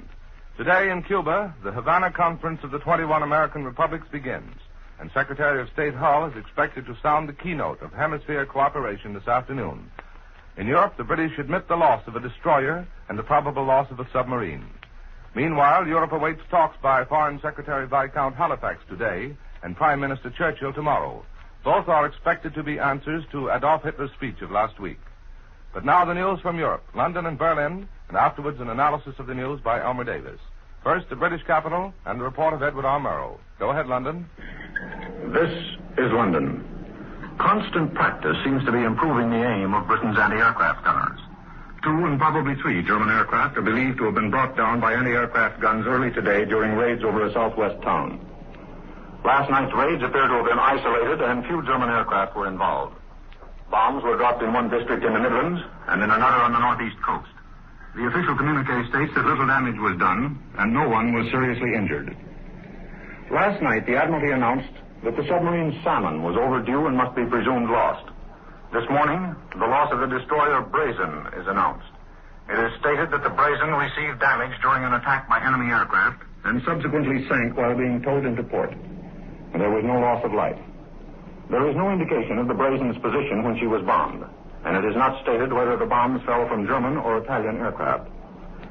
Piecing together the various reports of air attacks against surface craft, particularly merchant shipping, one gets the impression that considerable damage is done by heavy bombs which score what are called near misses. The concussion of several near misses is apparently sufficient to open up a merchantman and cause her to sink. For the last few weeks, a quiet battle has been going on between the Ministry of Information and the British press. There have been those who wanted to tighten up the censorship restrictions and compel the newspapers to submit everything before publication. The newspapers have won the argument. And the present system of voluntary censorship is to be continued, and there will be no further restrictions upon the expression of opinion. The publication of information likely to be useful to the enemy is, of course, still banned. But it has been agreed that newspapers publishing such material will now be prosecuted by the Ministry of Information, rather than by one of the fighting services. The explanation given is that the fighting services are too busy with other things. And the Ministry of Information will increase the number of people detailed to study the newspapers and magazines in search of possible violations of defense regulations. London newspapers continue to find evidence of increasing tension between Germany and Russia. There are reports that Jarnow and Ribbentrop during their talks 10 days ago, agreed to make a joint démarche to Moscow, demanding that Soviet policy should be immediately clarified. The Balkans correspondent of the London Times states that on July 6th, the railway station at Minsk, where the Russian oil is transferred from the broad-gauge Soviet tankers to the narrower German ones, was partly destroyed. The correspondent states that 16 Soviet tankers crashed into a German train. A fire was started, part of the station burned, the damage being so great that the Minsk freight yards are now useless. It is pointed out here that Dr. Goebbels has not yet made any serious attempt to explain how Russia's encroachment on Germany's self-proclaimed sphere of influence can be explained away as a victory for the Berlin-Moscow alliance. Most of today's London papers report that Stalin has sent King Carol a note stressing the desirability of a, quote, popular government, unquote, in Romania. The hard-pressed Romanian king is said to be seeking advice again from Hitler and Mussolini. The Bulgars, impatient for the return of Gibraltar, are reported to be thinking that their demands may be obtained more quickly by leaving the Nazi orbit and siding with the Soviet. But despite all these reports of increasing tension between Germany and Russia, informed opinion in London does not anticipate any immediate clash between Germany and the Soviet Union. Haile Selassie, Emperor of Abyssinia, is now in Khartoum, and it is expected that strong efforts will be made by Britain to encourage revolutionary activity in Abyssinia. Lord Halifax is to broadcast tonight, when he is expected to give Britain's official reply to Herr Hitler's Reichstag speech. That speech by the German leader does not appear to have damaged Britain's determination or her sense of humor. A columnist in today's Daily Telegraph says, Hitler's speech has prompted the suggestion that he sleeps in a nightshirt made of the Versailles Treaty, pinned together with an umbrella and a cigar. I return you now to CBS in New York. That was Edward R. Murrow reporting from London. Here is the Press Association dispatch from Rome. An official communique asserts that a British battleship and 2 British cruisers were severely damaged during airplane warship fights between July 8th and July 13th, and that the crews of the ships suffered heavy losses. From Vichy, France, it is reported that Finance Minister Boutier and his staff leave for Paris today to re-establish the ministry in the German-occupied capital. It will be the first government bureau to return to Paris. The Post Office Department also goes to Paris. Now we return to Europe for more news. News reported this time from the German capital by William L. Schara. Go ahead, Berlin. This is Berlin. It has been pretty much of an open secret in Berlin for some time now that the German government considered the Roosevelt administration's support of Great Britain as one of the prime reasons for the British refusal to consider peace, for the British determination to fight on to the bitter end. When London reacted with such speed and determination to Herr Hitler's Reichstag declaration last Friday evening, there were many here who thought that it was largely due to President Roosevelt's speech to the Democratic Convention the night before. I mean, that was the German Guild. Today, for the first time, one of the leading newspapers in Germany, the Frankfurter Zeitung, comes out in the open, and in a front-page editorial signed by the editor-in-chief, Rudolf Kircher, accuses Mr. Roosevelt of bearing a heavy responsibility should the war continue. Until recently, the German press has been very reserved about American affairs. But this article today gives the German attitude towards President Roosevelt with great frankness. Mr. Roosevelt, the Frankfurter Zeitung argues, is, quote, the father of the English illusions, unquote, about this war. The president, the paper goes on, must share a heavy responsibility if, as the German editor puts it, the appeal to reason really ends in the destruction of England. The Frankfurt paper then discusses the president's recent broadcast to the Chicago Convention and finds that Mr. Roosevelt, quote, openly admitted that for 7 years he has agitated against the National Socialist right, unquote.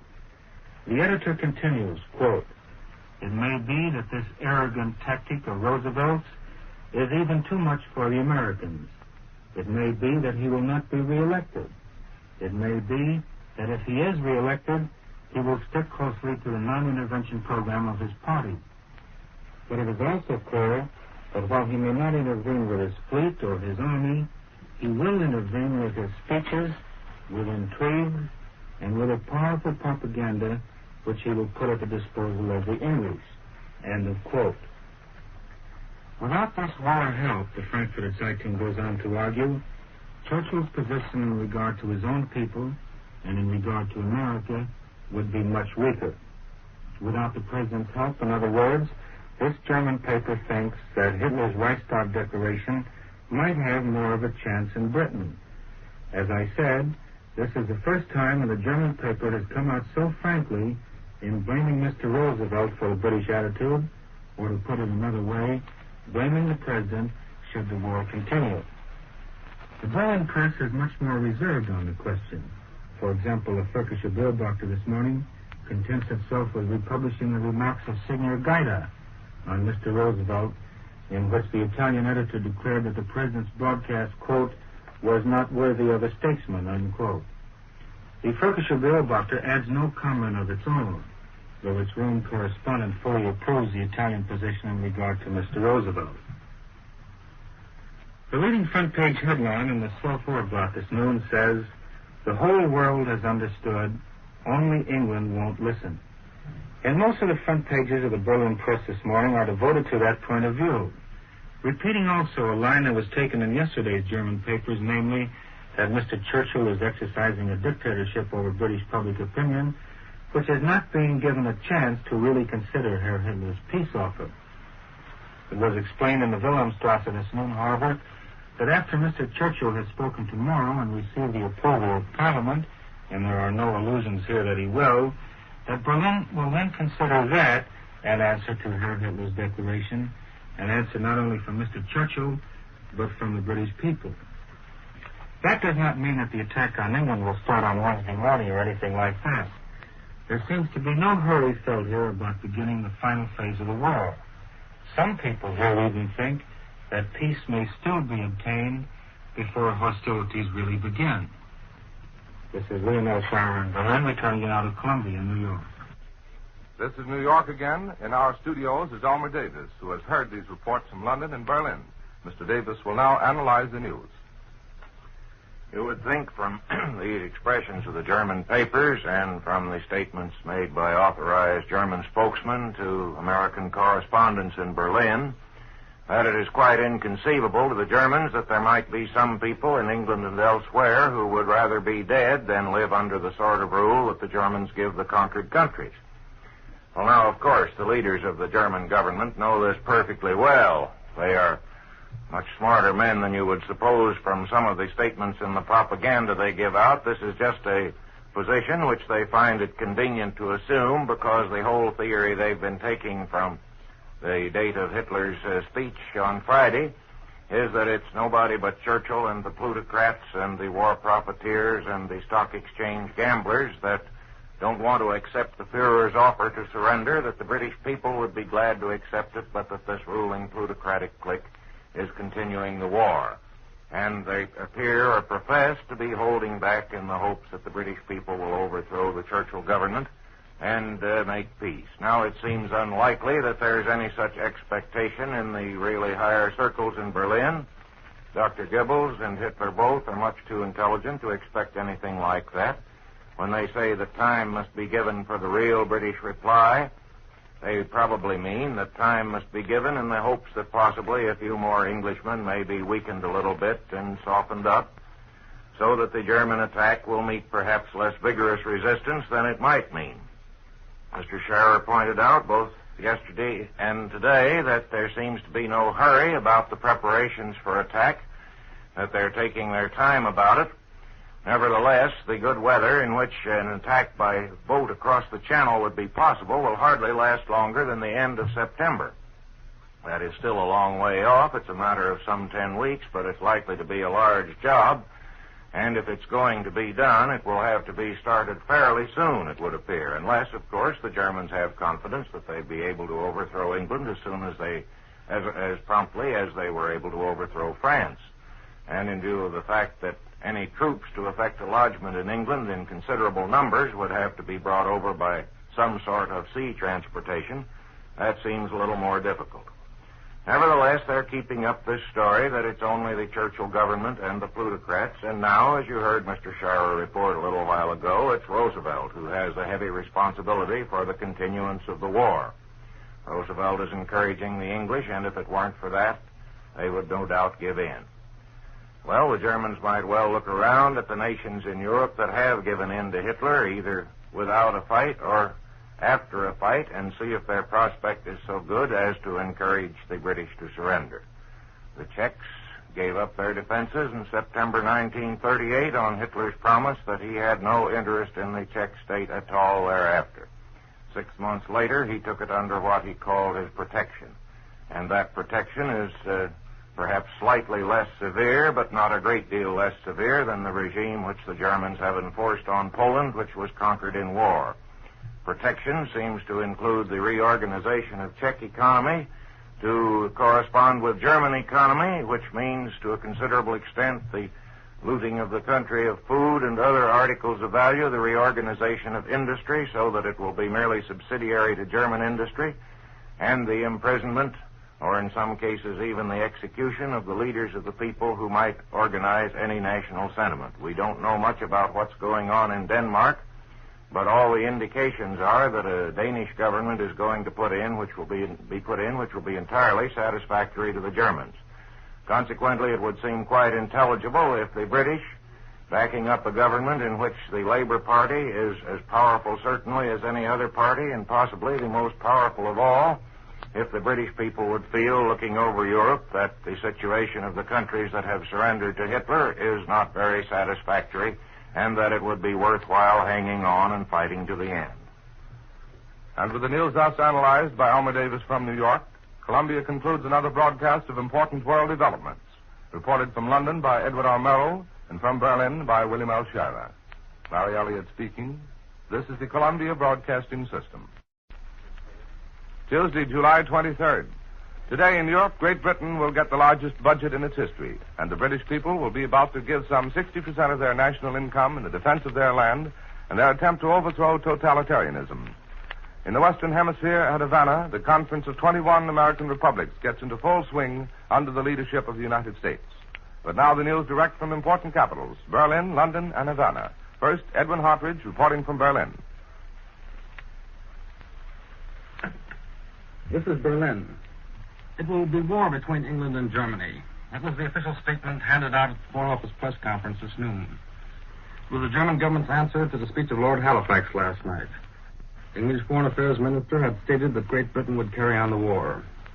And so the Wilhelmstrasse this morning, or less than an hour ago, had its answer. The Foreign Office spokesman said that Lord Halifax had refused to accept the peace officer of Herr Hitler. All is over between the two countries. There will be war, he said. And thus we have from official quarters the first concrete statement about the future. It is a grim statement. It seems to mean that all attempts to end this war between the two great remaining powers in Europe today are finished. Herr Hitler has thus indicated that he is ready for the Blitzkrieg. When we'll start is another unknown chapter to this story. And here are some of the headlines in the Berlin papers this morning, which tell their own story. The Volkscher Beobachter, Churchill's answer, the cowardly murdering of a defenseless population. The Lokalanzeiger, Churchill's answer, murderous attacks on civilian population. And this Wohlführblatt, Churchill's answer, bombs on German towns. And these same headlines appear at the top of the front pages of the Burschen Zeitung and the Deutsche Allgemeine Zeitung. And the sub-headlines amplify on what is, quote, Churchill's answer, unquote. For instance, they report air attacks on women and children, criminal raids by night on non-military objectives, civilian populations attacked at random. And so, the Berlin press this morning is launching a concerted campaign against the British government. And what is interesting is the story under these headlines, which, word for word, is the same in all the papers. The German story starts out as follows, quote, a careful check on the enemy's air raids has shown that the British Air Force has multiplied its attacks on non-military objectives since Friday, when the Fuhrer, in his great speech, tried once more to show the British people the way of common sense. Great numbers of bombs have been dropped, but the damage suffered was relatively insignificant. It has become clear that the enemy wants to strike at the civilian population, unquote. Then the story continues. to give some details of these British air raids. And some of these interesting details have not yet been released in the press and the communiques. Here's a gist of the story. The British Air Force launched strong attacks against the large seaport of Bremen in recent nights, during which 3 persons were killed, 3 seriously injured. Several resorts on the German islands in the North Sea were also objectives of the Royal Air Force. And the German report goes on to state that Hamburg was again attacked on the night of July 20th, 21st. Numerous people were injured during the raids in the heavily populated quarters of that city. Our military objectives in the towns of Paderborn, Hagen, and Bochum in Westphalia were also raided. And during a night attack on the town of Schwerin, British planes first dropped flares before unloading their cargoes of bombs. In this raid, 10 people were killed, according to the German story. Kassel was also attacked on the night of July 20th, 21st.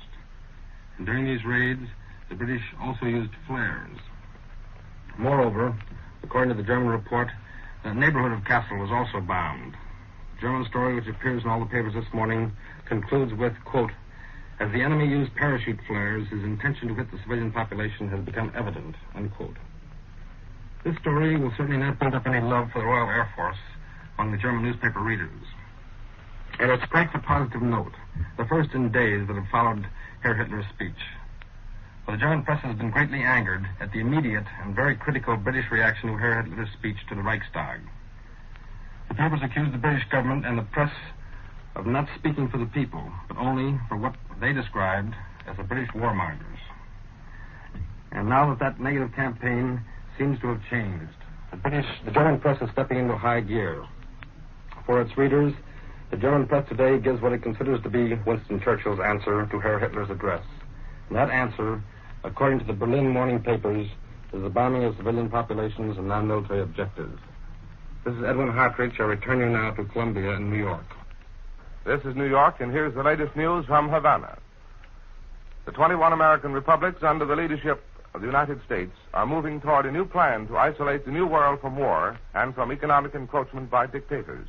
This morning, a private session of the Conference of Foreign Ministers will receive drafts of proposals regarding New World possession of European powers. Plans also will be outlined for economic collaboration in the Western Hemisphere and for combating fifth-column activities in the Americas. Now we return to Europe for more news. News reported from the British capital by Eric Severide. Go ahead, London. This is London. The British Admiralty last night announced a new move to discourage a German invasion of Ireland. A minefield has been laid closing off the Irish Sea on the south. At its widest point, this field of explosive covers 50 miles of water. It extends from the Devon Cornish coast to the territorial waters of Eire. And all ships wishing to enter the Irish Sea must now pass around the north of Ireland. The minefield helps to nullify the advantage of German submarine bases on the French coast. This afternoon, in the House of Commons, Sir Kingsley Wood, the Chancellor of the Exchequer, will make what is expected to be the shortest budget speech on record. It's a supplementary budget, calling for an additional $2.5 billion to meet the increased cost of war. There will be new income and luxury taxes. The individual's purchasing power is to be cut down to prevent the present trend toward higher prices from getting out of hand. The Chancellor may adopt the famous Keynes plan, rejected by Sir John Simon. This idea is to continue direct taxation of the wealthy and at the same time have the poorer classes forego part of their wages until after the war. This is to be combined with a system of family allowances and cheap prices for basic necessities. Or the Chancellor may increase the range of direct taxation to take in the bulk of wage earners as well as the wealthy. But no matter what is announced to Parliament today, one result is inevitable: greater sacrifices for everybody in Britain. Britain's overseas trade in the month of June took another drop. Imports dropped about $60 million compared with May, and exports about $50 million. Here's this morning's communique from the Air Ministry and the Ministry of Home Security. I quote, during the night, enemy aircraft dropped small numbers of bombs at many coastal points, including the Thames Estuary, South Wales, and southeast Scotland. No fatal casualties are reported, but in one Scottish town, several persons were injured and damage was done to shop and house property. Farm buildings were also damaged in southeast Scotland. In England and Wales, little damage was done, but in one southeast coast town, an unoccupied house was demolished, and an electric cable damaged which was soon repaired, unquote. We're told there were no casualties in the estuary of the Thames, although about 20 bombs fell there. No estimation of the damage to shipping or docks is given in accordance with the general rule on these raids. At least 100 firebombs as well as high explosives fell in southeastern Scotland. The Admiralty has announced that a British destroyer, the Brazen, was sunk by a flight of German bombers. She sank while being towed back into port after the attack. The Admiralty says the destroyer's anti-aircraft fire accounted for 3 of the bombers and that all of the crew were saved. The Brazen was a vessel which located the sunken submarine Thetis last year in Liverpool Bay. According to the Admiralty, British destroyer losses are more than made up by the 40 new destroyers. And 6 of these ships, under construction for Brazil, have now been taken over for Britain. Another communique this morning says that early yesterday morning, planes of the Fleet Air Arm made an attack on Bergen. The visibility was low and weather conditions unfavorable, and so the main objectives were not in all cases attained. We're told that bombs were docked on the seaplane base, however, and an enemy anti-aircraft ship was sunk. 60 American businessmen in London have formed their own local defense volunteer unit. The prime mover in this was Charles Sweeney. And personal friends in America, they said, sent over their guns and equipment, and these Americans have now been training after working hours for the last 6 weeks. A report comes to London from Zurich this morning, which quotes Berlin observers as saying from Berlin that an official announcement will be made there today following the broadcast by Lord Halifax. This announcement from Berlin, we're told, would be the signal for the German attack on England. And according to the same story from Zurich, this would take the form of mass air raids. This is CBS in London, returning you now to New York. That was the voice of Eric Seferide reporting from London. Here's the latest news from the Balkans.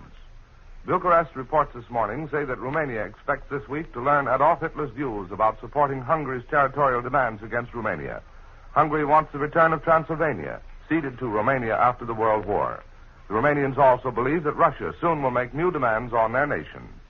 Now the news from the Italian capital, reported by Cecil Brown. Go ahead, Rome. This is Rome. The fascist press answers today the speech of Lord Halifax.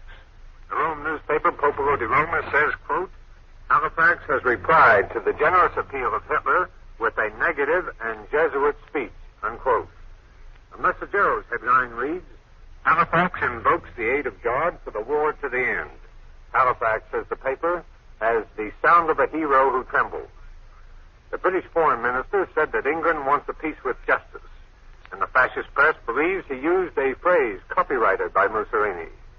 The Popolo di Roma says when Halifax speaks of peace with justice, he contaminates and falsifies the Mussolinian formula. The Roman press, however, still counts on the overthrow of the Churchill government. The papers here insist that Churchill and the people are at opposite ends about continuing the war. They maintain that if the British people could make a free choice, they would vote for immediate peace with the Axis. Yesterday, a report from Switzerland was printed here that the Churchill government might fall in 24 hours. According to this report, the House of Commons today would refuse to approve supplementary expenditures. This, the report claimed, would force Churchill to resign. Whether that happens remains to be seen this afternoon. The first concrete result of the talks Foreign Minister Charnow held in Berlin on Saturday appeared today. The Nazi Foreign Minister von Ribbentrop has called the Romanian Prime Minister and Foreign Minister to Salzburg for a chat. The meeting is scheduled for Friday. Neutral circles here in Rome believe that King Carol is about to hear the first direct orders from the Axis powers on how his country should behave in the future. The fascist press maintains that all is quiet in the Balkans, but it's felt in other quarters here that there is considerable rumbling. Russian pressure on Romania and the strengthening friendship of the Soviets with Yugoslavia may complicate the Axis plans for the Balkans. Bulgaria appears to be growing extremely restive about her claims against Romania for Dobruja. Hungary wants Transylvania, but she will behave until Budapest gets the signal from Rome and Berlin. But a Russian move to help King Karl realize his ambitions would throw Bulgaria more than she is now into the Russian sphere. Therefore, as we see it here, Romania is to be told on Friday that partition, as apparently it must to small countries, has now come to Romania. Haile Selassie, the sad-eyed Lion of Judah, former emperor of Ethiopia, is reported in the Anglo-Egyptian Sudan. The fascist press and radio are poking fun at him and have picked him to head what they call the British retreat in Africa. The newspaper Messaggero describes him today as a lion outside of a circus. The communique of the Italian High Command is brief today. Italian planes bombed Marsa Matruh and Sidi Barrani. These are two British bases in northern Egypt. The bulletin says fascist bombers also raided Ranier. The British attacked Dawa in East Africa, but the Italians say no damage was caused. The press here today confirms that the British are not quite ready to abandon Gibraltar. The Gibraltar garrison has been reinforced and now numbers 10,000 men. The papers say the Italian air attack on Gibraltar has created panic there, and all civilians now want to get away. A new tax went into effect today. It is 2% on all salaries and all purchases, and the money is to be used by the government to assist the families of men called to the covers. This is Cecil Brown in Maine, returning you to Columbia in New York. This is New York, and that concludes this morning's report of important European developments, reported from Berlin by Edwin Hartridge, from London by Eric Seferide, and from Rome by Cecil Brown. Larry Elliott speaking. This is the Columbia Broadcasting System. Wednesday, July 24th. Today in Europe, the air raids on Britain and Germany continue. The Nazi press continues to threaten that invasion of the British Isles is near. And at the Havana Conference of the American Republics, the United States continues to push the plan for a trusteeship of Pan-American nations over the colonies of conquered European nations in the New World. Only Argentina objects to the plan. But now the news direct from Europe. First London, then Berlin, afterwards more news and an analysis by Linton Wells in New York. First, the report from the British capital by Eric Seferide. Go ahead, London. This is London. 3 enemy bombers were shot down around the coast early today by the RAF. Other German planes were reported over inland parts of England, but no bombs were dropped. A 4th went down during an attack on a convoy in the Channel, when about 100 bombs fell. It's reported here this morning that Finland has accepted an ultimatum from Stalin calling for immediate demobilization of the Finnish army. Yesterday, the new income and luxuries taxes for British people were announced in the House of Commons. If you read them in detail in your newspaper, you know how extraordinarily high they are in comparison with American taxes. A man earning $4,000 a year, let's say, will pay 1/4 of it to the government. But what astonishes an American in this country is the reaction today by the people and press. I haven't heard a word of complaint this morning from any of my British friends. As for the press editorials, they simply complain that the budget is too timid. These taxes won't raise enough. They leave too much to loan in the sale of securities abroad, and the danger of inflation is still not over. A number of writers object to the tax on books and newspapers. Others point out that Sir Kingsley Wood forgot to lower the price of tobacco for the troops. Cricket matches will cost more to see. The same is true for races. And the tax-free 6-penny movie seat is no longer tax-free. There were 2 other important decisions announced at yesterday's sessions of Commons. Injustices done to anti-fascist aliens now in concentration camps will be remedied, and sentences imposed on gossipers under the new Silent Column campaign will be reviewed. The whole Silent Column affair will probably end. That's a defeat for Alfred Duff Cooper. And here's a significant point. Both actions came about only after a strong campaign in the London press.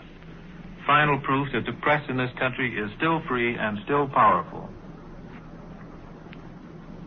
British strategists want Abyssinia to be at war once more with Italy, and by the time the rainy season down there is over. The rains have now begun and will last until October. The Emperor hides out somewhere in the Sudan where the British took him. British arms will be placed in tribal hands in the meantime. Native runners are now carrying messages from Haile Selassie to his former native chiefs. I know that for some time the French were gathering arms stores in East Africa to give to Abyssinian natives when Italy finally entered the war. This was organized by Georges Mandel when he was Minister of Colonies. But what's happened now to these arms is a mystery. The press here this morning announces that Mandel, with Daladier and Campanki, is to be tried by French courts for responsibility in starting the war. I think I might as well reveal now the last plot against Mandel's life, which he defeated. For 7 days before Reynaud's cabinet fell, Mandel knew that Weygand was trying to have him arrested. On June 17, when Pétain and Weygand had come to power, Mandel was lunching in the Chapeau Fin restaurant in Bordeaux. A colonel approached him and asked him to come to the prefecture. Mandel politely acquiesced. The officer's car would not start, so Mandel drove his captor in his own car. He waited 2 hours in the prefecture, reading a newspaper. Finally, the general commanding the Bordeaux military region came in. He took Mandel to Pétain, who sat with Comaret, the new Minister of the Interior. Pétain advanced and held out his hand to Mandel, who refused it. The old marshal then apologized for what he called a great mistake. Mandel refused to accept his excuses. He demanded a full explanation. Pétain was highly embarrassed. He said Mandel had been accused of gathering a supply of arms to assassinate the present government. Mandel said he refused even to answer to such a charge. He knew that Weygand was behind it. In the end, he obliged the old marshal to sit down and write out in his own hand a full apology and to clear his name. And today, as Mandel, the most able administrator in France, faces arrest once more, this paper is in his pocket. I return you now to New York. That was Eric Severide reporting from London. Here's a late Press Association dispatch from Rome. An Italian High Command communique claims that Italian submarines have destroyed a British submarine and an Australian destroyer in the eastern Mediterranean.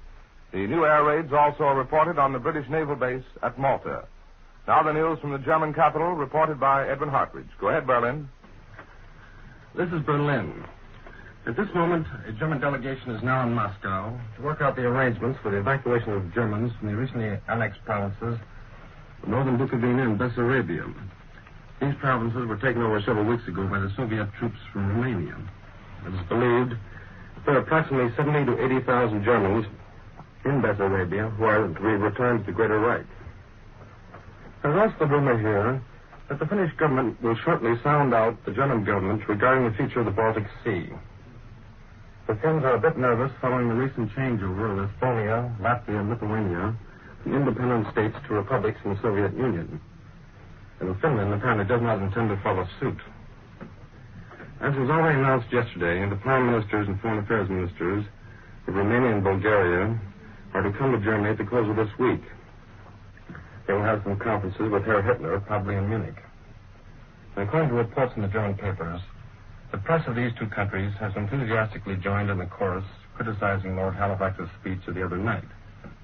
The Romanian and Bulgarian newspapers are publishing laudatory articles regarding the German reaction that the war is to continue because England will not consider Herr Hitler's offer of cessation of hostilities. Also, Father Tiso, the Slovakian Prime Minister, and Dr. Tuka, his Foreign Affairs Minister, are coming to Berlin this week for conferences, too. Along with the swelling editorial attacks on England, there is the renewal of the warnings about the war of snipers. Berlin papers are printing stories that news photos are now being published in the United States that show that Great Britain is arming and training the civilian population for the pending attack.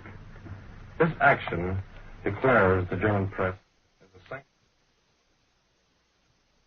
Guards are operating under the sponsorship of the British Parliament.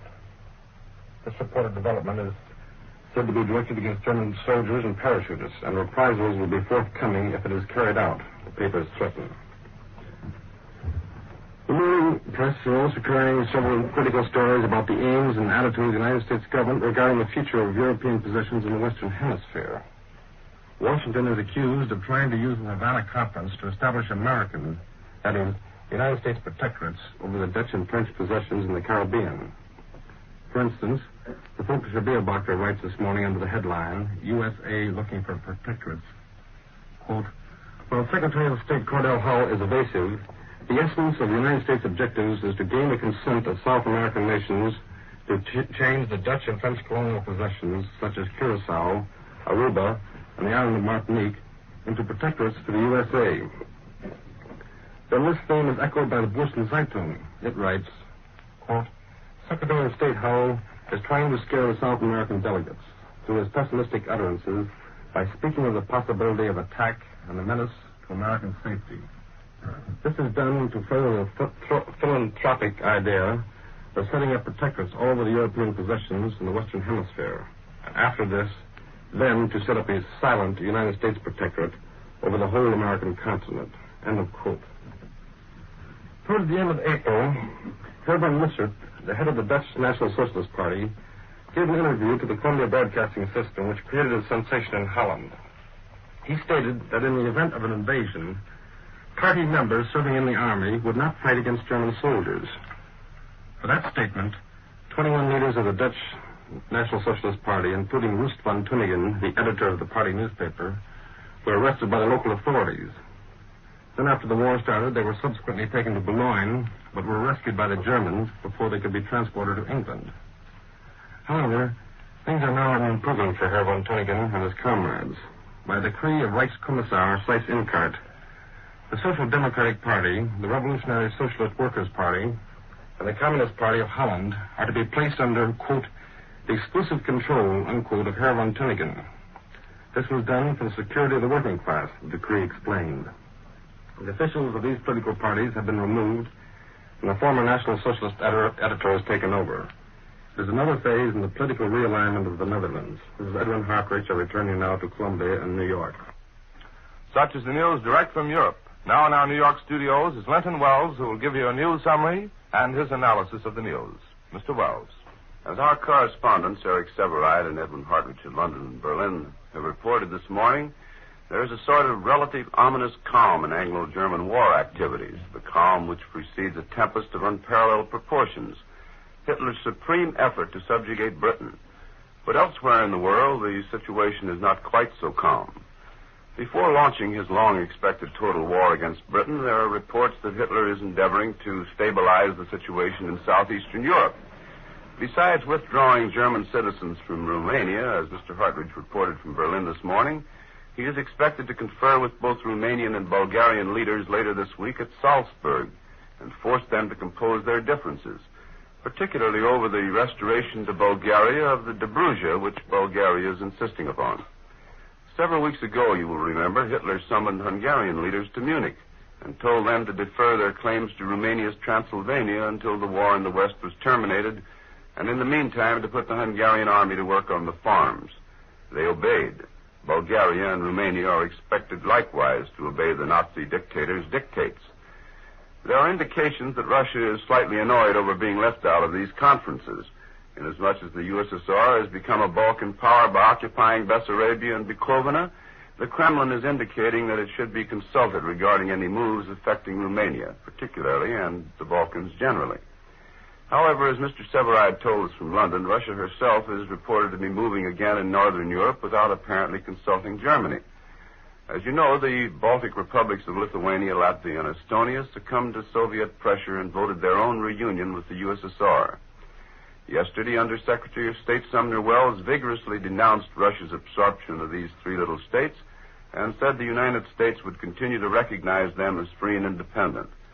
Now there are indications that little Finland again has felt the heavy hand of the Reds.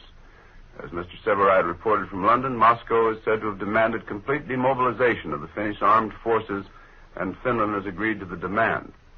This is considered to be a prelude to a Soviet move to force Finland to follow the example of Lithuania, Latvia, and Estonia, and ostensibly vote herself in favor of a reunion with Russia.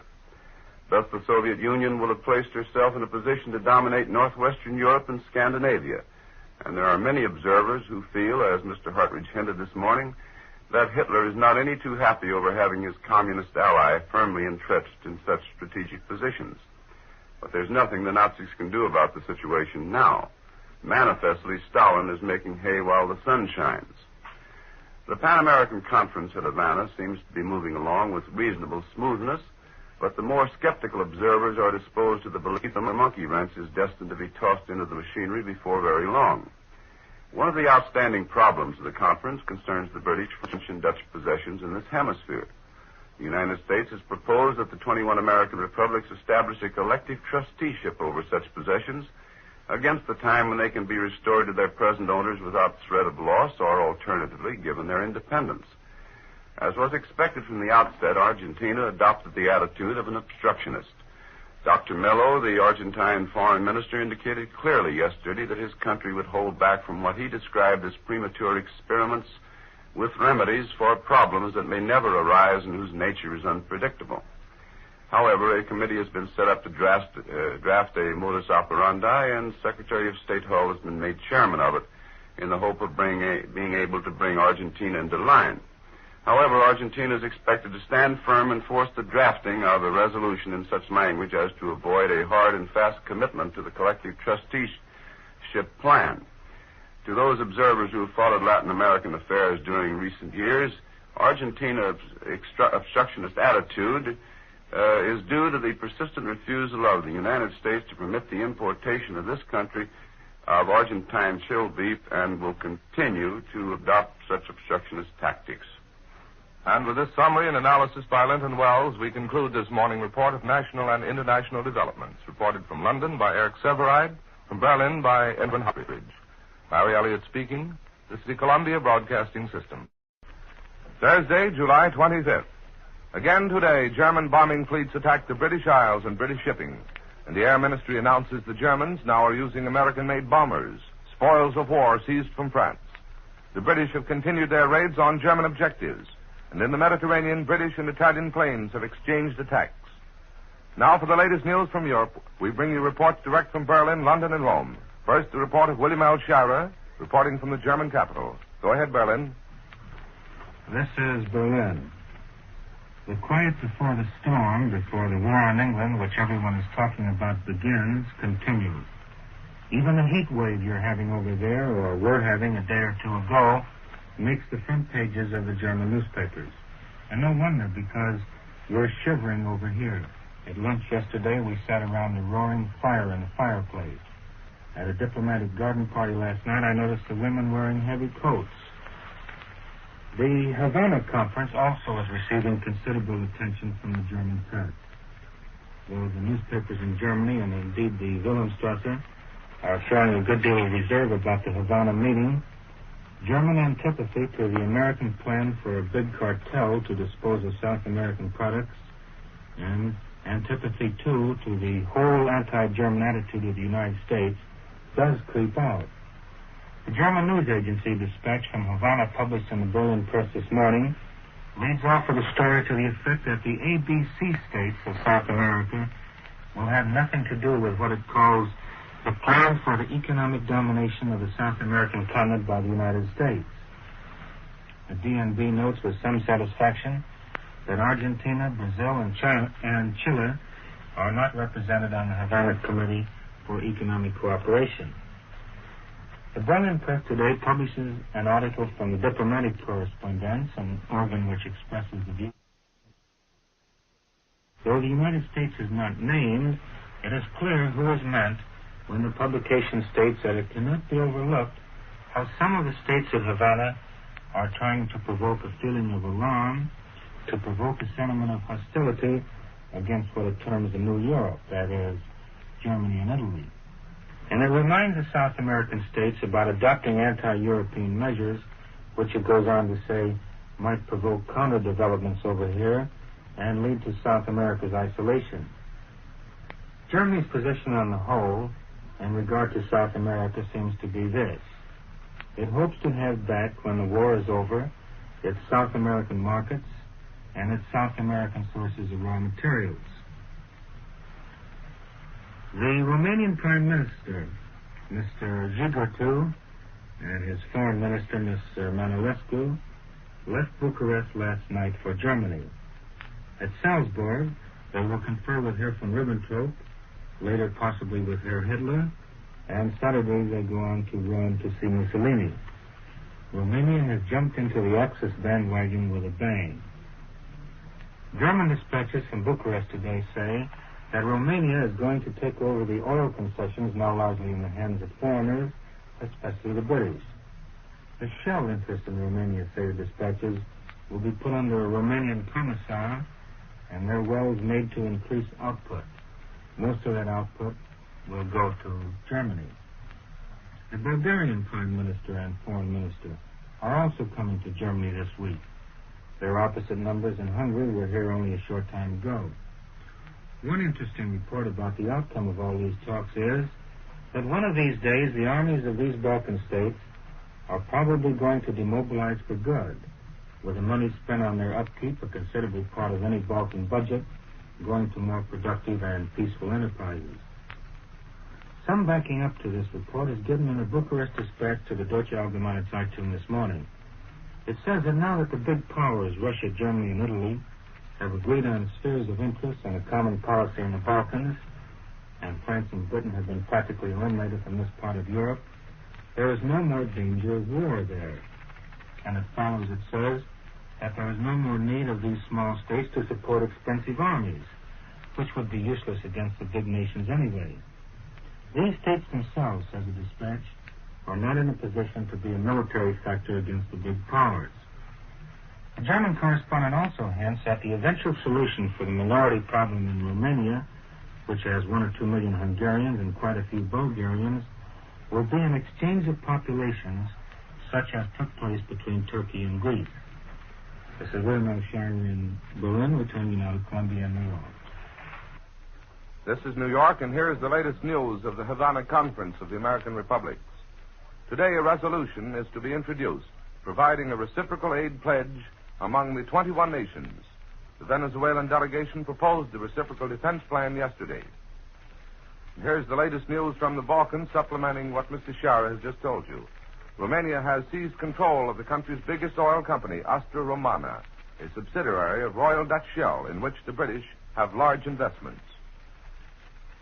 Edward R. Murrow now reports from the British capital. Go ahead, London. This is London.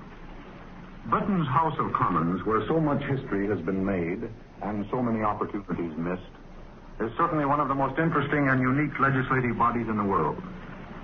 Cabinet ministers spend long hours answering or dodging questions ranging from the state of the drains in a small English village, the progress of the rat-catching campaign, to matters of high military and diplomatic policy. Sometimes one sees many members fast asleep.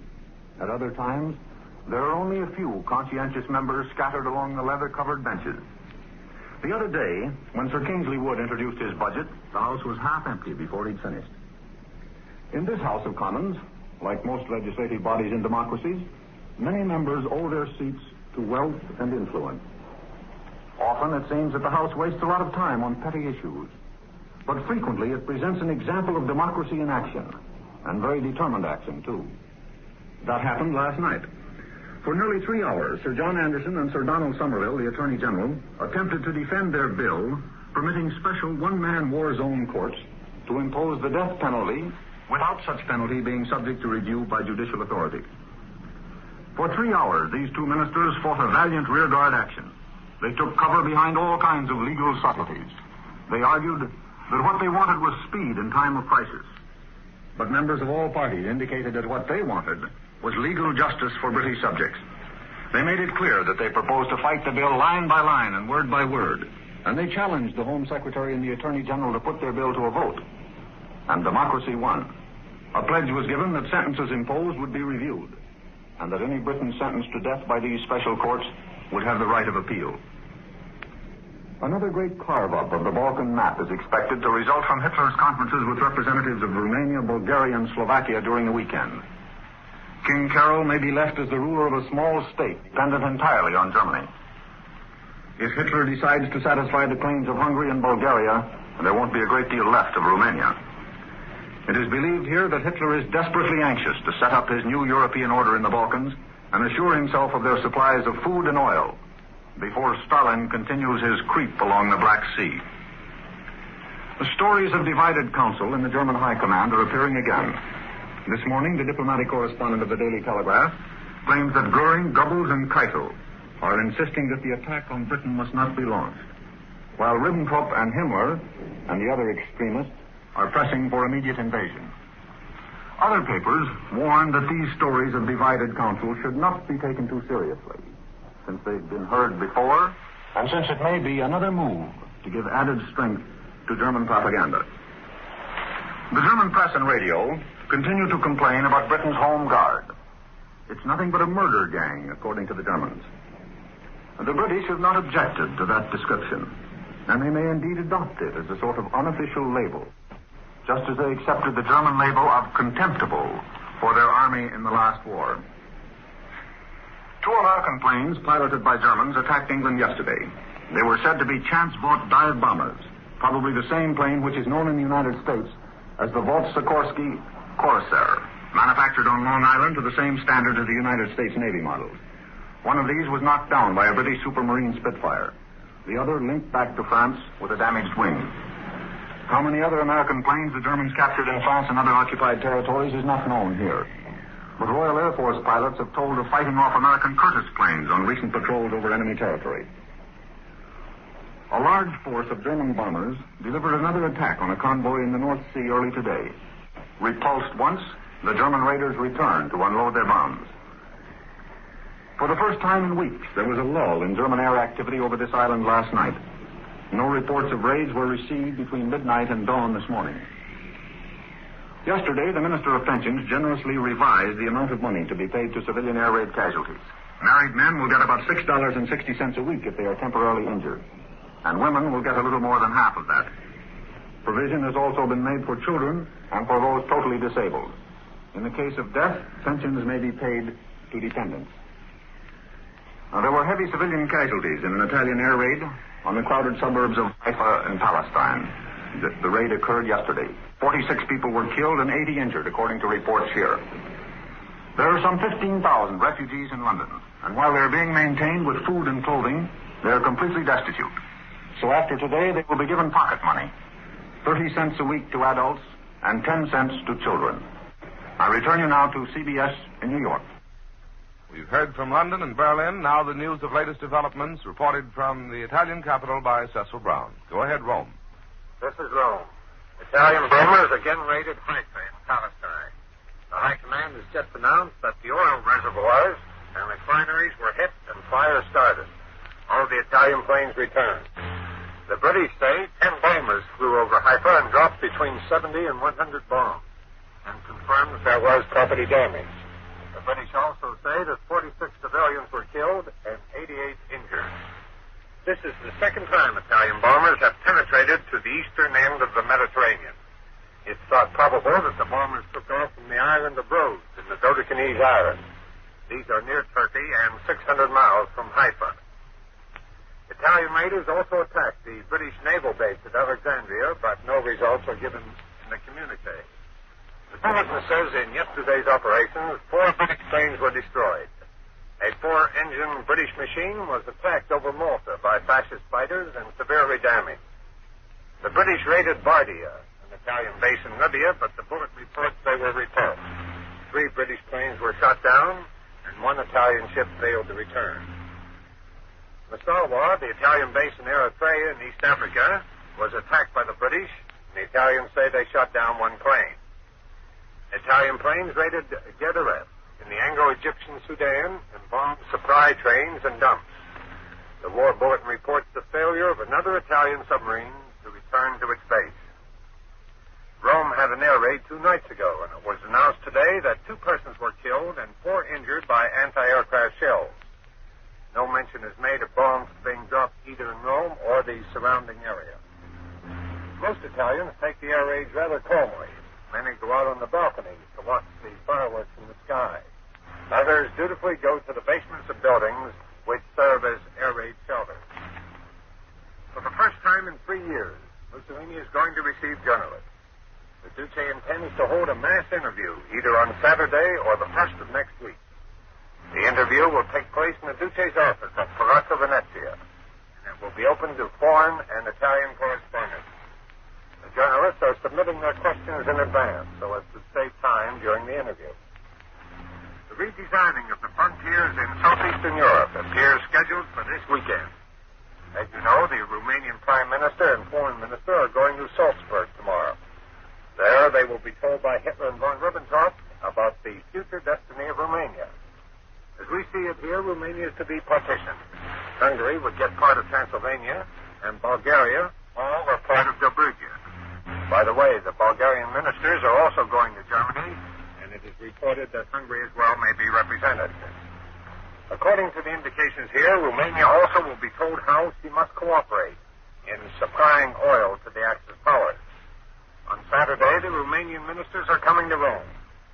They will sit down with Mussolini and Foreign Minister Tano for the same lesson in geography and the value of Axis friendship. As it's seen here, these conversations over the fate of Romania mean the beginning of the end of British influence in southeastern Europe. Whatever the motives of the Axis powers may be in the Balkans, all the signs point that Rome and Berlin are now in a position to dictate the peace they want in that section. As it stacks up today, they can do it without resistance from the Balkan countries themselves or the resistance from Great Britain. The great enigma in this section is Russia. If any negotiations are going on between Russia and the Axis powers for a division of spheres, nothing is being said about it here. Thus we conclude this morning's report of European developments reported from Berlin, London, and Rome. Larry Elliott speaking. This is the Columbia Broadcasting System. Friday, July 26th. Columbia's correspondents in Berlin, London, and Washington bring you now the latest developments on the political, economic, and battlefronts. But before bringing you the news direct, here is a late dispatch from Rome. An Italian communique says that Italian bombers have effectively bombed the British fortress of Gibraltar. The bombers made their attack after a long night flight, the communique said. But now the news from the German capital, reported by William Schira. Go ahead, Berlin. This is Berlin. Messrs. Govt and Manolescu, Prime Minister and Foreign Minister, respectively, of Romania, arrived at Salzburg this morning from Bucharest.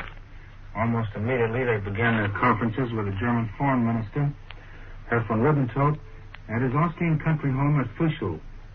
It's understood that the Romanians who have swung over to the Axis camp in one bound will be informed as to Germany's intentions in regard to the new European order as it affects the Balkans and Romania.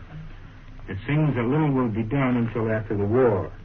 Then, judging from a hint in the German press the other day, the problem of the territories which Romania snatched from Hungary and Bulgaria after the last war may be solved under German supervision. Among other things, there will be an exchange of populations. Later in the week, the political leaders of Bulgaria and Slovakia will be received in Germany by Herr von Ribbentrop. They too to hear about the new order.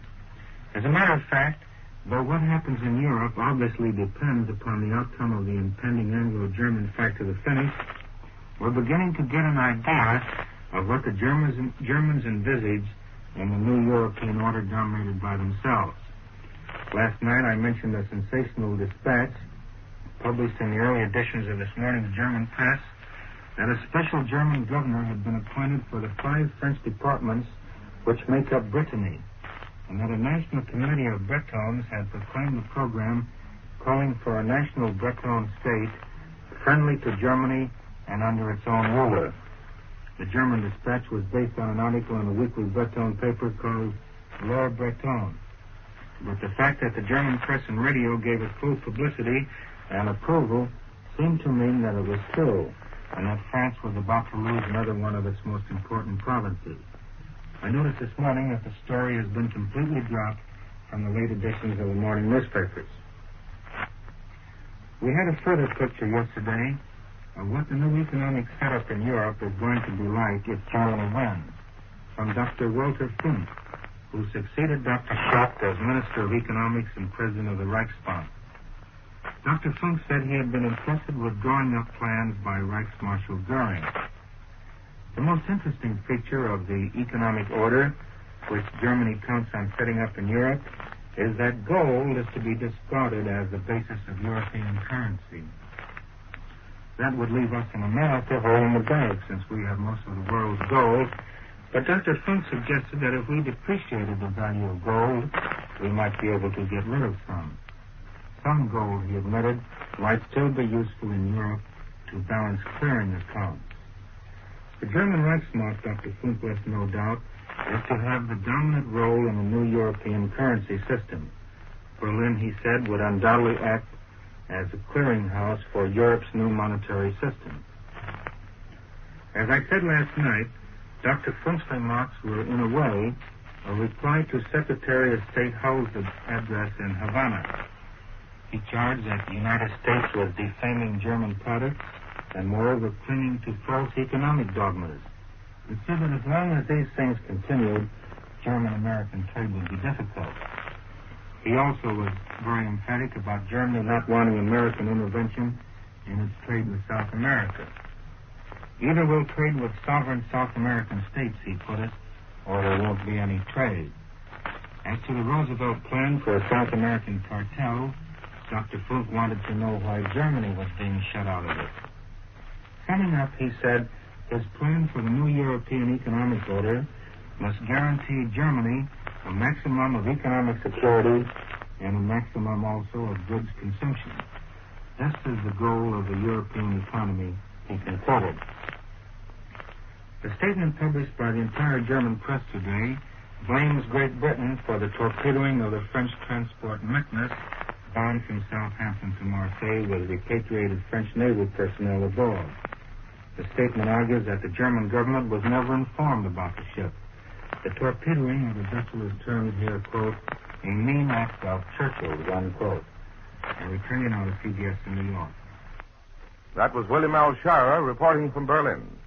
Now we take you to the British capital for the report of Larry Lisseur. Go ahead, London. This is London. The Royal Air Force claims a record score against the German raiders who attacked England yesterday. With the help of anti-aircraft guns, the Air Ministry declares that 23 German planes were brought down in 24 hours. Yesterday's successes against the German Air Force brings the total of German plane losses since June 18th to 206. During the hours of darkness last night, there were only slight German air activity over southeast and southwest England and in Wales. But this morning, an enemy raider apparently jettisoned its bombs while being pursued by British fighters. Several houses and a school were smashed. Some people were hurt. German planes are reported over southeast England at this moment. The American decision to bar her ships from carrying oil to Spain and thus prevent the leakage to the Axis powers has been hailed by the press here as of great aid to the British blockade. It is felt here that there has been every evidence of oil shipments going from Spain to Germany and Italy. At the same time, while Britain officially extends her blockade to all Europe, it is announced that Britain will help Spain through an agreement with Portugal. Franco's government will obtain the wheat, which is so badly needed there, plus Portuguese colonial products. To facilitate payment of the latter, the British government is said to have agreed that purchases up to the value of $24 million can be paid through the Anglo-Spanish clearinghouse. Reports reaching England say that there are increasing fears of a famine in France this winter. It is pointed out that the number of refugees in unoccupied France has produced an excess population of millions in the French area. The French are said to be pleading with the Germans for measures to avoid wholesale starvation. Several truckloads of food are understood to be on the way to Paris from Switzerland. They have been sent by the American Red Cross. The London Daily Express states this morning that Hitler made a surprise visit to Salzburg last night to give new terms to Romania's premier and foreign minister. Herr von Ribbentrop was also in attendance. It is said that Romania has been asked to cede southern Dobruja to Bulgaria. The future of the Transylvania section of Romania, claimed by Hungary, may also be settled temporarily. If this is so, it seems clear that Germany wishes to stabilize conditions in the uneasy Balkans before completing plans for the attack on England. In London diplomatic circles, it is understood that diplomatic relations between Britain and Romania, if not definitely broken, have been at least jeopardized by the decision of the Bucharest government to recall its minister in London. Romania was the first East European country to receive a British guarantee 16 months ago. Since the capitulation of France, King Carol has obviously figured that the best chance of preserving some part of his country lies in an agreement with Germany. As you remember, Romania has already renounced the British guarantees against violation by Germany. The German map makers are apparently also busy in a plan which would entail the disappearance of Belgium as an independent nation, to create a vast buffer state between Germany and Britain. Reports from Belgium, supported by comments from German and Italian broadcasts, indicate that the Nazi aim is to reconstitute the ancient state of Flanders, with additions at the expense of Belgium, France, and Holland. The new state would have a projected seacoast extending from below French Boulogne to the islands of southern Zeeland, which formerly belonged to the Netherlands. This is in addition to Germany's proposed recognition of a new state of Brittany, comprising 5 of the western provinces of France, with a separate government, whose future relations with France would be established by treaty only. Britain is using every possible resource these days to complete its defenses against an invader. This morning, an appeal for thousands and thousands of hurdles to be made out of brushwood was directed to the people of Essex. The exact use to which these hurdles would be put is not disclosed, but it is said that they would provide an unpleasant surprise for any invaders of this country. We return you now to CBS in New York. That was Larry Lasser reporting from London. Now the news of our own national affairs, reported from our national capital by John Charles Daly. We take you now to Washington. The Senate Military Affairs Committee is expected to report out today its final draft of the pending conscription bill, providing military training for all American males between 21 and 45, and the registration of those between 18 and 64. The all-inclusive conscription bill yesterday was amended so as to compel the reemployment of all men drafted for military service. Employers engaged in interstate commerce who fail to reemploy workers after their year of training would be held guilty of unfair labor practice under the Wagner Labor Relations Act, according to a unanimous vote of the committee. The bill provides exemptions from combat training for those opposed to war from religious convictions. In conjunction with the action on the bill, the War Department announced the establishment of a general headquarters at the Army War College here in Washington. At first, they will be concerned simply with the training of the Army's expanded field forces. General George C. Marshall, Army Chief of Staff, pointed out that the move will give the Army a working field force headquarters which otherwise would have to be created out of whole cloth in an emergency. Said General Marshall, we're taking a few preliminary steps in times of peace this time, instead of running around after trouble starts getting a staff. Meantime, President Roosevelt has established a method for keeping American oil and scrap metal from the warring aggressors of both Europe and Asia. His latest executive order adds petroleum and petroleum products, as well as scrap iron and other scrap metals, to the embargo list created on July 2nd for the control of exports of munitions, machinery, and other materials needed for defense. It's not an actual embargo, but under the order, licenses for shipments of any of the commodities on the list may be refused. The presidential action followed shortly after it became known that the United States already has stopped 2 shipments of oil consigned to a Spanish port, but believed to be headed for Germany and Italy. Further steps in the national defense plans were taken in the Senate yesterday when Senator Josh Lee, the Oklahoma Democrat, introduced a bill which would empower the president to draft money as well as men. Purpose of the measure is to prevent profiteering and to make the financial resources of the nation available to the government for national defense on the same mandatory basis as manpower. The so-called drafting of money would be predicated on the ability of private citizens to lend it. It would set the same penalties for non-compliance to the drafting of money as would apply to the drafting of men. Commenting on the bill, isolationist Senator Wheeler observed dryly, and I quote, "If we're in such an emergency as to conscript the lives of men, we should go all the way and conscript profits." Yesterday, at the demand of Secretary Stimson, the new Secretary of War, the President accepted the resignation of Louis Johnson as Assistant Secretary of War. Rumored the White House, Johnson was to be made the 6th administrative assistant to the President and act as his contact with the defense program. Capital comment was, on that one, just a tongue in the cheek. Stressed, however, was one fact by Presidential Secretary Steve Early, the fact that from time immemorial, all cabinet heads had the right to choose their assistant secretaries. For the first time since they were nominated by the Democratic Convention, the Democratic standard-bearers, Franklin D. Roosevelt and Henry Aggard Wallace, sat down together yesterday and discussed campaign strategy. Afterwards, Mr. Wallace said that First, he will do no political campaigning until he is officially notified of his selection as a candidate for the vice presidency. He would not commit himself as to whether he will resign from the cabinet before he starts his campaign. To quote Mr. Wallace, the cabinet question is not a matter up for discussion until political activities begin. I do not interpret notification as political activity. I intend to look up all the precedents and decide what is fair and just and right for the American people. Mr. Wallace summed up the conference. I did not discuss the question of whether I will have to do most of the campaigning for the coming election. We, Mr. Roosevelt and Mr. Wallace, talked matters over from various angles. We made no plans whatsoever. The question of a swing around the country will have to be a matter for future discussion. End of quotation.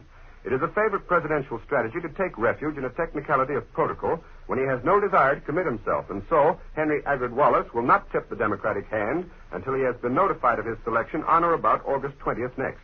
Informed Washington, remembering Mr. Roosevelt's statement that he would stick to running the country and campaign from the White House in Hyde Park, is whispering that President Roosevelt will find no dearth of parks and fountains throughout the nation that needs must be dedicated by the presidential hand. That is, if the Wilkie steamroller continues. We return you now to New York.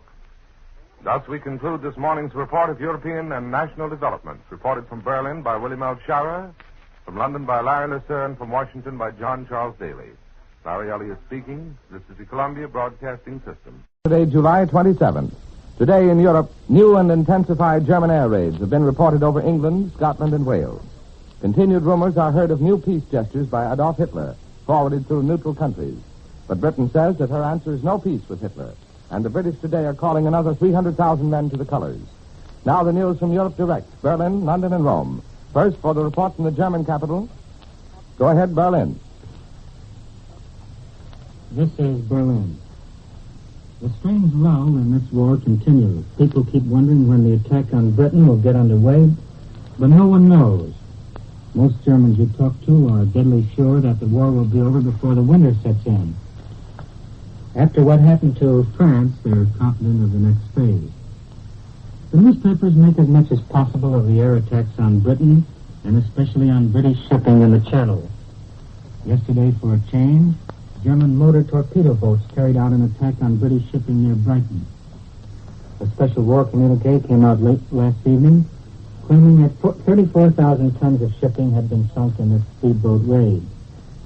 The Volksche Beobachter claims this morning that the Germans have sunk 100,000 tons of enemy shipping in the last 2 days alone. But of course, all of this is merely skirmishing. The real war with Britain, it's realized, has not begun. Probably we must wait another 10 days at least, perhaps longer. In the meantime, Germany is consolidating its position in the Balkans and giving the governments in southeastern Europe their first inkling of the kind of new order which Germany expects to set up if and when the war is won. Recently, the Hungarian Prime Minister and Foreign Minister journeyed to Munich to see Herr Hitler about the matter. Hungary, of course, wants Transylvania back from Romania. But the German course is that such matters as this can wait until the war's end. Yesterday it was a turn of the Romanians, who have swung so quickly into the German camp since the collapse of France. The Romanian Prime Minister and Foreign Minister arrived in Salzburg yesterday, had a talk with Herr Hitler and Herr von Ribbentrop over the new order, and left last night for Rome to hear Mussolini's ideas on the same subject. The Romanian minister is quoted in the German press today as stating that the foreign policy of his land has taken a new turn. Bucharest's attitude towards Britain, as shown in dispatches today, would say that as a reprisal for the seizure by the British of 3 Romanian ships at Port Said, the Romanians have confiscated 18 British tugs on the Danube. Romania is also turning against its former ally France. Several French oil experts and directors of Franco-Romanian oil companies, it's reported, have just been expelled from Romania. Following the Romanians come the Bulgarians, who arrived today for talks with Herr Hitler and Herr von Ribbentrop. Tomorrow the Slovaks arrive. Dr. Tiso, their president, and Dr. Tukar, the foreign minister. All roads on the continent now lead to Berlin, or wherever Herr Hitler and his foreign minister happen to be. And Germany, naturally, is taking advantage of its new position as a dominant power on the continent. Incidentally, I noticed by the photograph that the Romanian statesmen wore uniforms when they arrived in Salzburg yesterday, just as do the Germans and Italians. It seems to be the new mode in Europe for the civilian statesmen The Slovaks wear uniforms, too, on state duty. While the war effort lags, the press here gives a lot of attention to the opening in Munich today of the exhibition of German art, an annual affair. Dr. Goebbels opened it this morning with a broadcast speech. Only one enemy remains, said the propaganda minister, and no one doubts who will win in the end. The German nation, he went on, is in its entirety a fighting nation. Herr Hess, Hitler's deputy, opened the exhibition in the name of the Führer, saying, quote, I greet him as the protector of German culture, unquote. The theme of war dominates this exhibition of German art. There are paintings of the grim bombardment of Warsaw by heavy German artillery, and I noticed one painting entitled Bombardment of the Westerplatte, and it shows the German battleship Schleswig-Holstein firing point blank into this little island by Danzig, where the Poles defended themselves against overpowering odds so valiantly. There is a whole room devoted to paintings of the Polish War and 3 to the war in the West. It's announced in Berlin today that on the orders of Herr Himmler, chief of the secret police, a Polish land worker has been hanged. The charge is stated to be immoral conduct. I return you now to CBS in New York. That was William L. Shirer reporting from Berlin. Here's the latest news from the Balkans. Today at Salzburg, Austria, important talks are to take place between German and Romanian officials. Romanian Premier Gibraltar and Foreign Minister Manolescu meet in a few hours with Nazi Foreign Minister von Ribbentrop. And later today, the Romanian pair are to see Adolf Hitler. Now the news from the British capital, reported by Edward R. Murrow. Go ahead, London. This is London. We were told last night how the narrow reaches of the English Channel were crisscrossed by the creamy wakes of the smallest units in the German and British navies.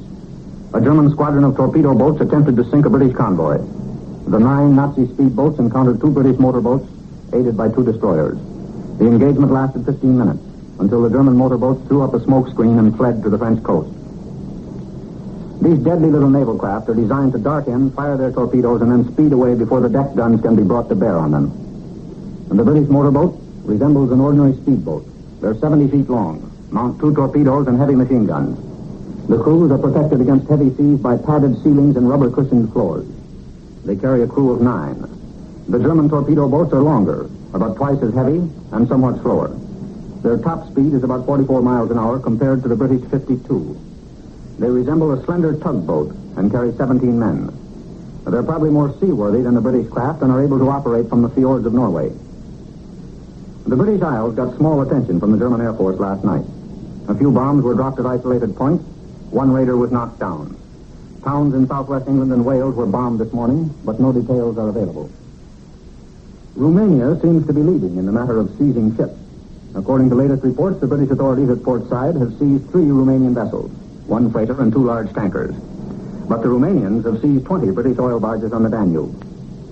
British correspondents in Bucharest predict that there will be further reprisals against British vessels on the Danube. Britain can do little to influence the outcome of the Balkans poker game now in progress. But it is believed here that the showdown is likely to occur in the immediate future. British correspondents report the most intensive Russian propaganda campaign in the Balkan countries for 20 years. The main question seems to be whether Moscow will limit its action to diplomatic pressure, propaganda, and intimidation. Some British correspondents in the Balkans are hopefully asserting that the Russian trade mission now on its way to Yugoslavia is in reality a military mission, trying to set up an alliance between Yugoslavia and the Soviet Union. While the war against Britain is confined to the air action, mainly against British convoys, interest in the war that seems far away, the war in the Middle East, is increasing. While it's generally agreed that the British Navy has lived up to its reputation in the Mediterranean, there is some concern about the land fighting. There has been no important change in the strategic position as a result of the action between British and Italian troops.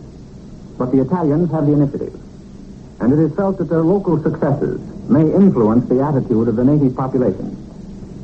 Commander King Hall, in his weekly newsletter, deprecates the manner in which the British public was told of the capture of Kassala by the Italians.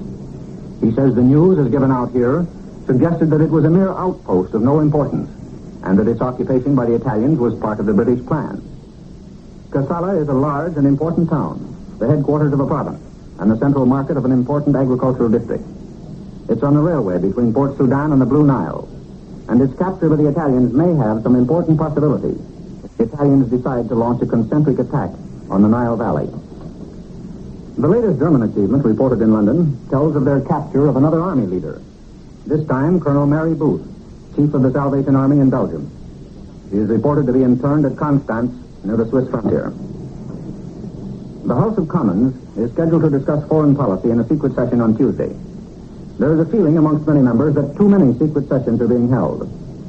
The House guards jealously its right to question and criticize ministers and policies, and has no desire for the business of secret sessions to become a habit.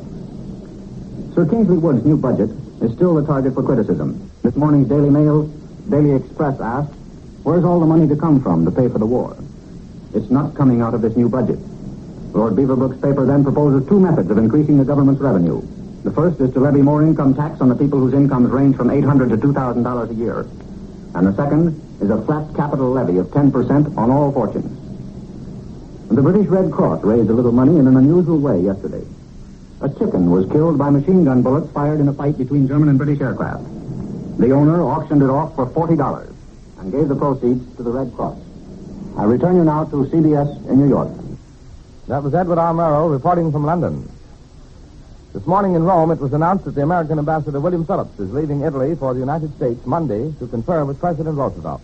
Now the latest news from the Italian capital, reported by Cecil Brown. Go ahead, Rome. Hello, CBS. We informed you before Cecil Brown is unable to come to the studios this morning. So we return you to CBS in New York. You've just heard the announcement, ladies and gentlemen, that Mr. Brown is unable to arrive at the studios this morning to bring you the latest news report from Rome. We have here a dispatch which says Italian planes violently bombed the British naval base at Malta during the night. This comes from a high command communique. Rome also reports that Italian planes bombarded Gibraltar last night for the second straight night. The bombardment was described as violent. And from Spain, it is reported that Italian airplanes which raided Gibraltar yesterday and last night killed 4 persons and injured 50. The planes attacked in the morning, but were driven off before they could drop their bombs. The planes returned in the evening, however, and dumped bombs on the fortress and harbor. Premier Mussolini, who celebrates his 57th birthday Monday, showed foreign correspondents today how he is keeping fit. Receiving 45 foreign correspondents at his riding ring at the Via Colonia, Mussolini went through early morning exercises, during which he rode his horse over 19 hurdles, including one 5 feet 2 inches high. On the highest hurdle, one of 2 cavalrymen who followed Mussolini knocked down the top bar, but Mussolini cleared it easily. After completing the jump, Mussolini, wearing cavalry boots, riding breeches, and a sleeveless white jersey, which contrasted with his bare brown arms, rode up to the correspondent and, speaking in German, said, "Am I sick? Am I tired?" Then he smiled and galloped off. Before he took the jump, Mussolini, mounted on a German cavalry horse named Taina from Hanover, greeted the correspondents one by one as Press Minister Alessandro Popolini presented us. It was the first time in 3.5 years that Mussolini had received newspaper men. Colonel Camillo Rodolfi, who is riding master and fencing instructor, always accompanies Mussolini on such exercises, told me afterward, Il Duce does this every morning. Instead of coffee, he takes these early morning jumps. He likes plenty of exercise and very little to eat or drink. Being a vegetarian, he eats only soup and vegetables, mostly greens, and never touches meat. Official German news agency reported from Tallinn, Estonia today that the Minister of Commerce there had returned from a 2-week visit to Moscow and announced that in the future, all Estonian industry would obtain raw materials from Russia. Estonia and other Baltic countries recently applied to Russia for permission to become autonomous Soviet republics under the Russian Soviet. At the same time, the Tallinn newspaper, Roosevelt, reported that 103 banks and almost 500 factories in various industries would be nationalized immediately. At Havana, the 21 American republics virtually have adopted a Declaration of Havana, regulating the future of orphaned European colonies in the Western Hemisphere. The Declaration is expected to reiterate that the New World remains isolated from the wars of the old and will not tolerate political or economic inroads by Nazis, fascists, or communists. The 21 American republics are expected to declare flatly that New World territory must not be transferred from one old world power to another. The Declaration, insofar as it affects British, French, and Dutch colonies in the Americas, is a compromise between the original United States plan and the attitude of Argentina. The United States wanted to establish a collective trusteeship over the possessions, a sort of hemispheric mandate. And with these Press Association dispatches, we bring to a close this morning's report of European developments, which comes to you each morning at this time and each evening at 6:45 Eastern Daylight Saving Time. This morning you heard William L. Schauer reporting from Berlin, Edward R. Murrow from London. Your announcer, Larry Elliott. This is the Columbia Broadcasting System. Monday, July 29th. Again today, dispatches from Europe say the attempted German invasion of the British Isles is near. Intense Nazi military movements are reported in the occupied areas of France. And as another possible prelude to military action, all highway and railroad traffic between the occupied and unoccupied regions of France has been stopped, and French channel ports have been closed to all traffic. Now the news direct from Europe, Berlin and London, afterwards an analysis by Elmer Davis. Now to the German capital. This is Berlin. One gets almost deadened by the headlines telling of one success after another for the Axis powers. The headlines all over page 1 of the Völkische Beobachter this morning, for example, say, Italian successes on all fronts. Alexandria and British warships bombed. Armored cars captured in Africa. Those are just one day's Italian successes as reported in Berlin. To them are added the latest German victories. Thus the Völkische Beobachter headline continues, German U-boat bags 5 armed ships from a convoy. Bombs destroy destroyers, an auxiliary cruiser, and merchant ships. Swansea and airfields in Cornwall bombed. Nothing but successes all along the line. Added to this are long stories each day about the low morale prevailing in England, which, according to the Berlin newspapers and radio, has already reached a state of panic. Anxiety in Britain grows daily, we are told, as the German Air Force continues its deadly work. The German press also takes issue with British claims that the United States will soon be able to supply Britain with 3,000 planes a month. These figures are scoffed at here. For a long, long time, say the German papers, America will not be able to make so many planes. This morning's papers in Berlin play up a telegram which Herr Hitler has sent the King of Italy on the 40th anniversary of his ascension to the throne. The Führer wishes him a further long reign, quote, after the victorious conclusion of the war which has been forced on our two peoples, end quote. Incidentally, whenever the war is referred to here in an official statement of any kind, it is always put that way, as the, quote, war which has been forced upon us, unquote. It was stated in the Wilhelmstrasse this morning that the Salzburg talks with the various Balkan powers can now be considered as concluded. Apparently, the only 2 Balkan states which have not yet taken the road to Germany in recent days, Yugoslavia and Greece, are not coming just now. But judging by the Belgrade press, there may be changes in Yugoslavia's attitude towards the so-called New Order in Europe, too, just as there have been with such rapidity in Romania. The semi-official Belgrade newspaper Vremya is quoted in the Frankfurter Zeitung this morning as saying that a complete revision in Yugoslavia's relations with Germany and Italy are necessary. Too long, hints the Belgrade paper, have the Yugoslavs listened to the sweet voices of the Western democracies. It does begin to look as if the whole Balkans was jumping onto the bandwagon. No information whatsoever has been given out here as to what Herr Hitler had to tell his various callers from the Balkans the past few days. But the German press today makes it clear, as Reich Marshal Goering's paper, the Essen National Zeitung, pointed out yesterday, that Germany stands for revision in southeastern Europe, or specifically for rewarding the sensible claims of Hungary and Bulgaria on Romania, as it's put here. The Frankfurter Zeitung this morning speaks of the, quote, coming changes, unquote, in the Balkans, but hastens to add that Germany and Italy will make them reasonable. One thing is certain, says this paper, Romania must liquidate completely its past policies.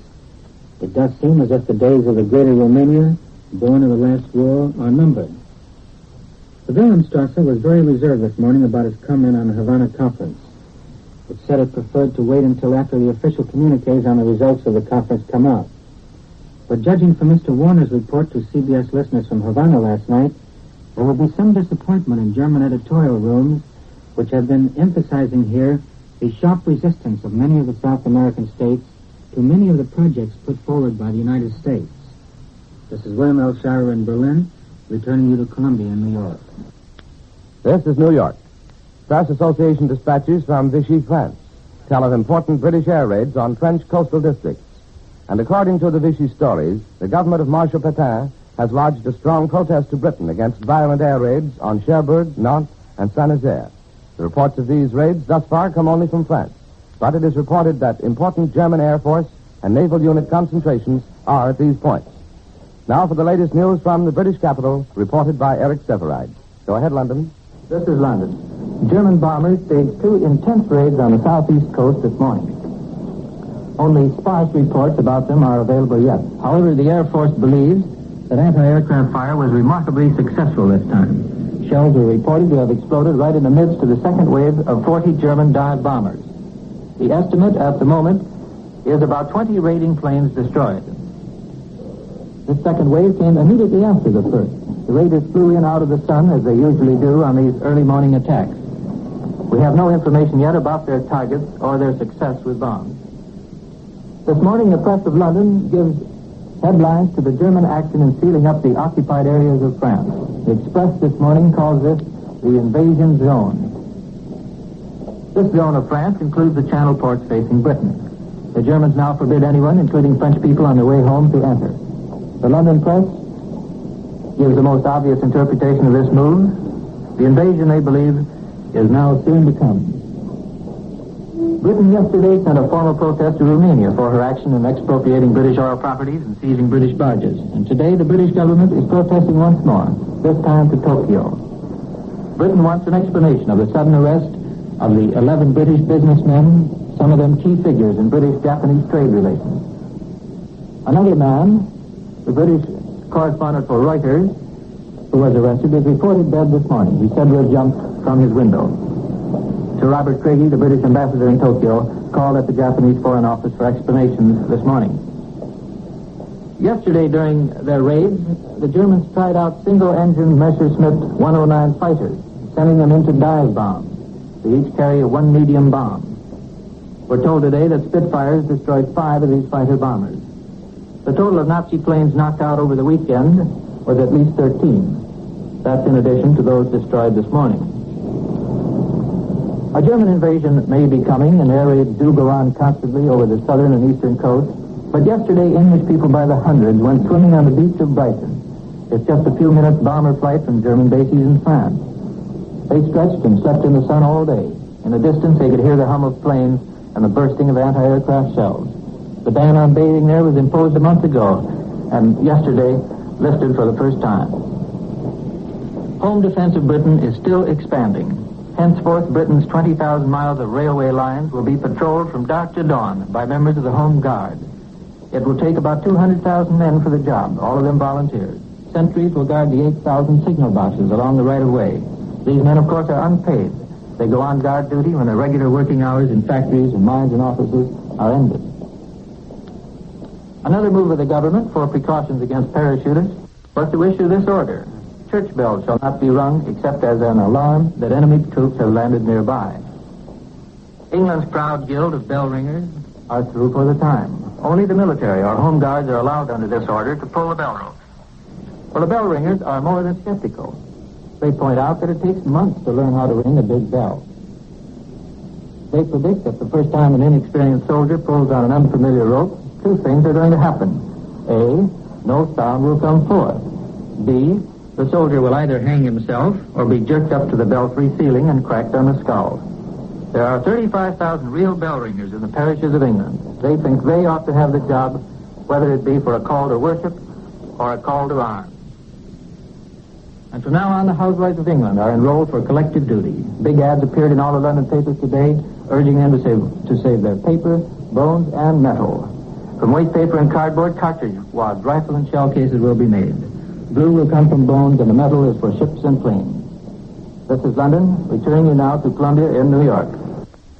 And that was Eric Severide reporting from London. Here in our New York studios is Elmer Davis, who will now give you his analysis of the latest news. Mr. Davis.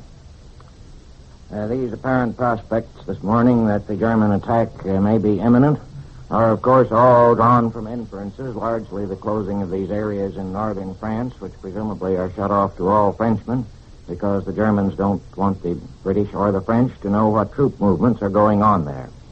It's still impossible, of course, to be sure what the plans of the Axis powers may be, but it has been 5 weeks since the conclusion of hostilities in France, and those 5 weeks, of course, have given the British an invaluable opportunity to get ready.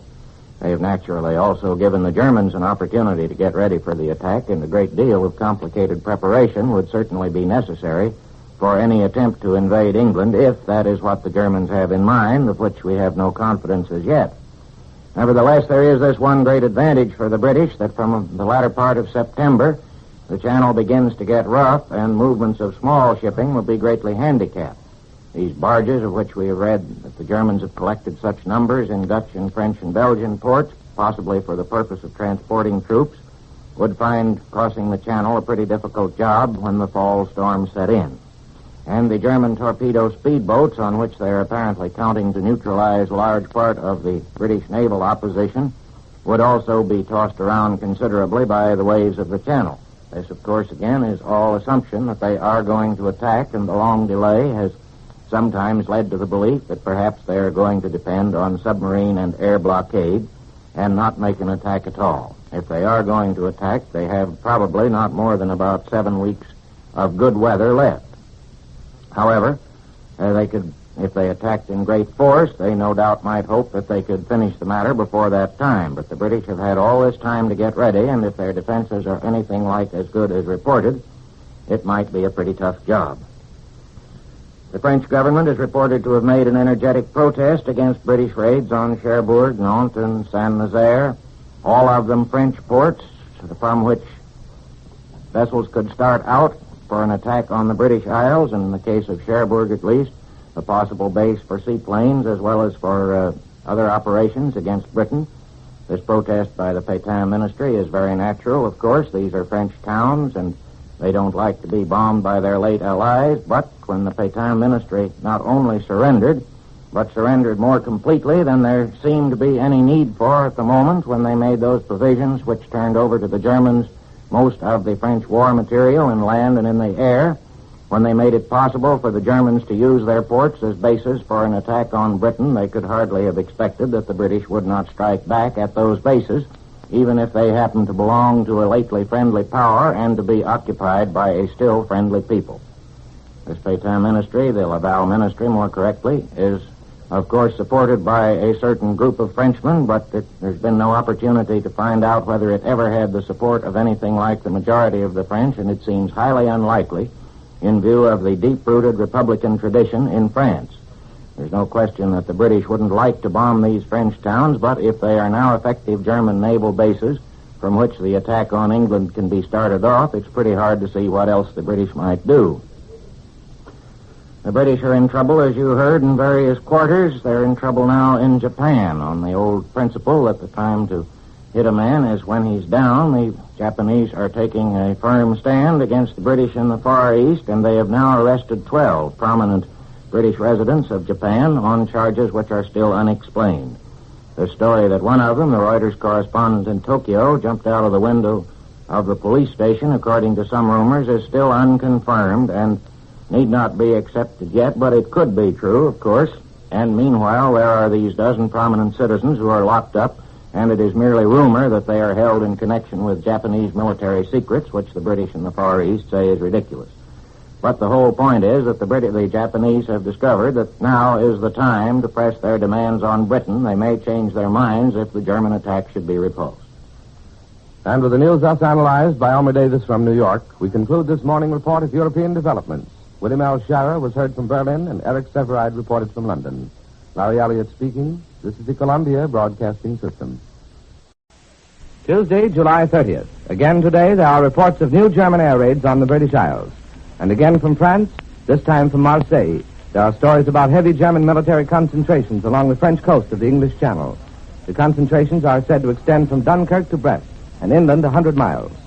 Now for the news from Europe Direct. Columbia turns its microphones first to London, then to Berlin.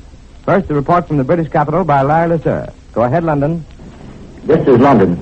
The British cabinet this morning will determine what action it will take in reply to the arrests by the Japanese of 13 British subjects. Despite the protests of the British ambassador in Tokyo, Japan arrested 2 more Britons today on charges of spying. What retaliatory action the British government will take is not yet known, but a statement is expected to be made in the House of Commons this afternoon.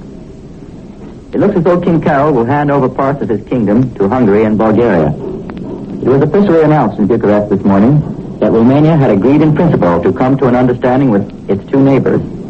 Consultations will take place between the three countries, and it is expected here that the changes will be more in the nature of population exchanges than of territorial sacrifices by Romania, at least until after the war.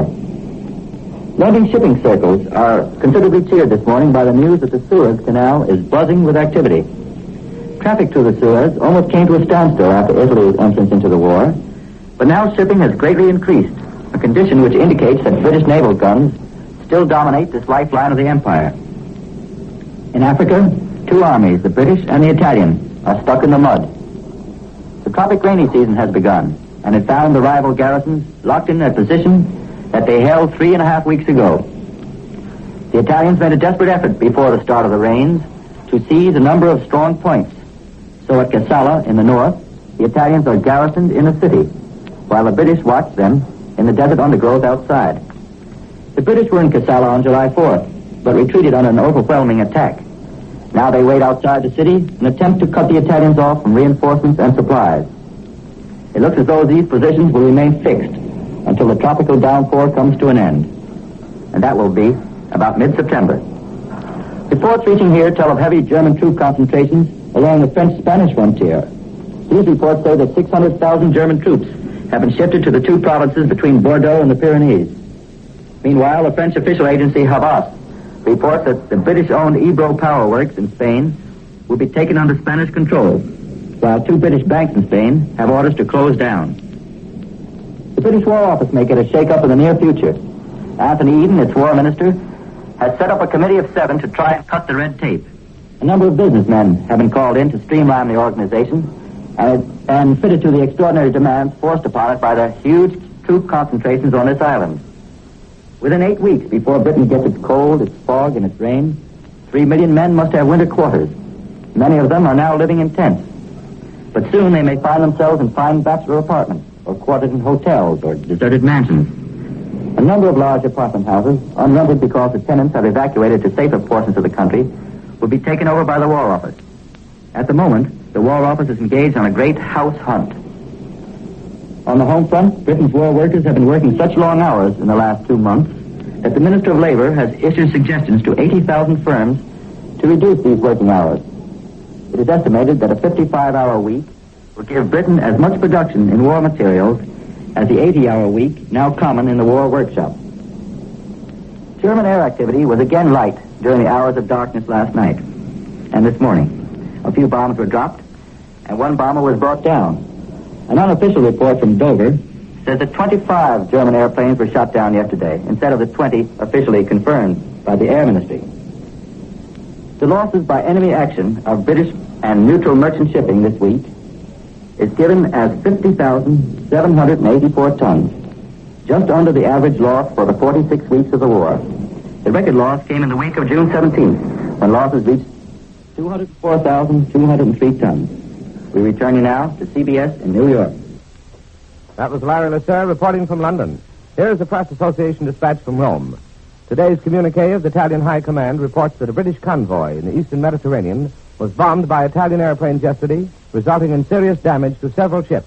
One of them was said to have caught fire. The communique said the convoy was escorted by warships, including an aircraft carrier.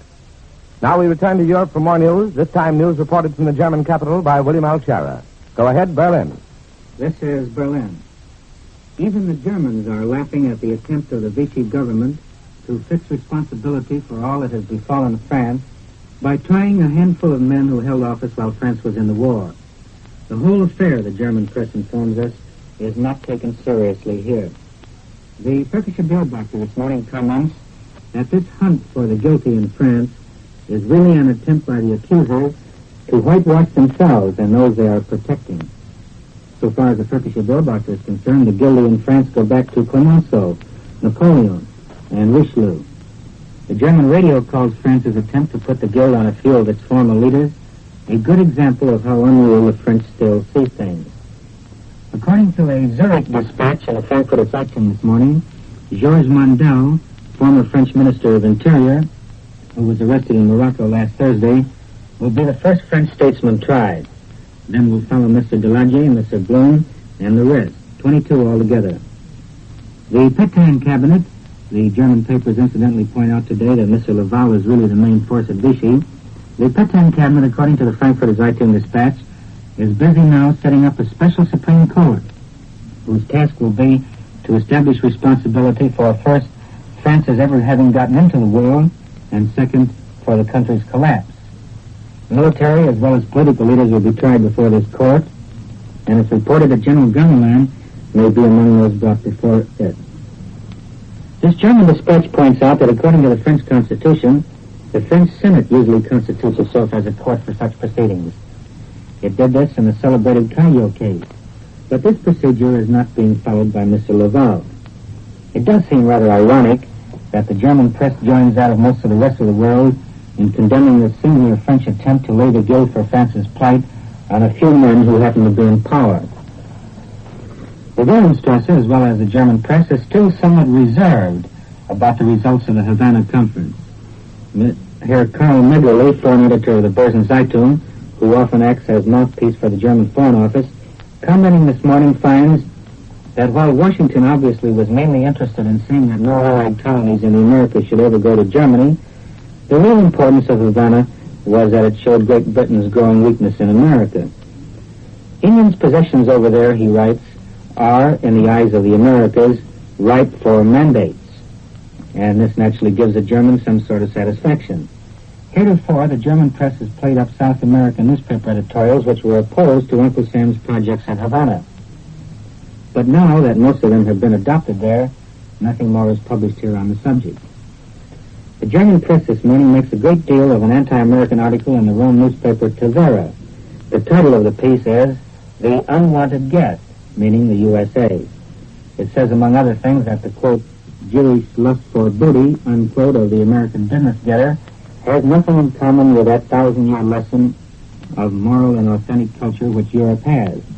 Let the Americans mind their own business and stop mixing in Europe, says this Italian paper, a sentiment that finds full approval in Berlin. Following the return of the Slovak leaders from their talk with Herr Hitler, the government of Slovakia has been revised. Foreign Minister Dukansky is out, and Dr. Samuel Mach, a staunch admirer of Herr Hitler's and hitherto propaganda minister of Slovakia, is promoted to Minister of Interior and commander of the Flinka Guard. Germany also sends a new minister to Bratislava. He is Manfred von Killinger, a well-known name in Germany. This is William L. Schauer in Berlin, returning you now to Columbia in New York. You've listened to the news from Europe as reported by CBS correspondents in London and Berlin. Now from our New York studios, we bring you a summary of the latest news reported from other points. First, here are more details of the reports from Marseille, which we gave you at the start of this broadcast.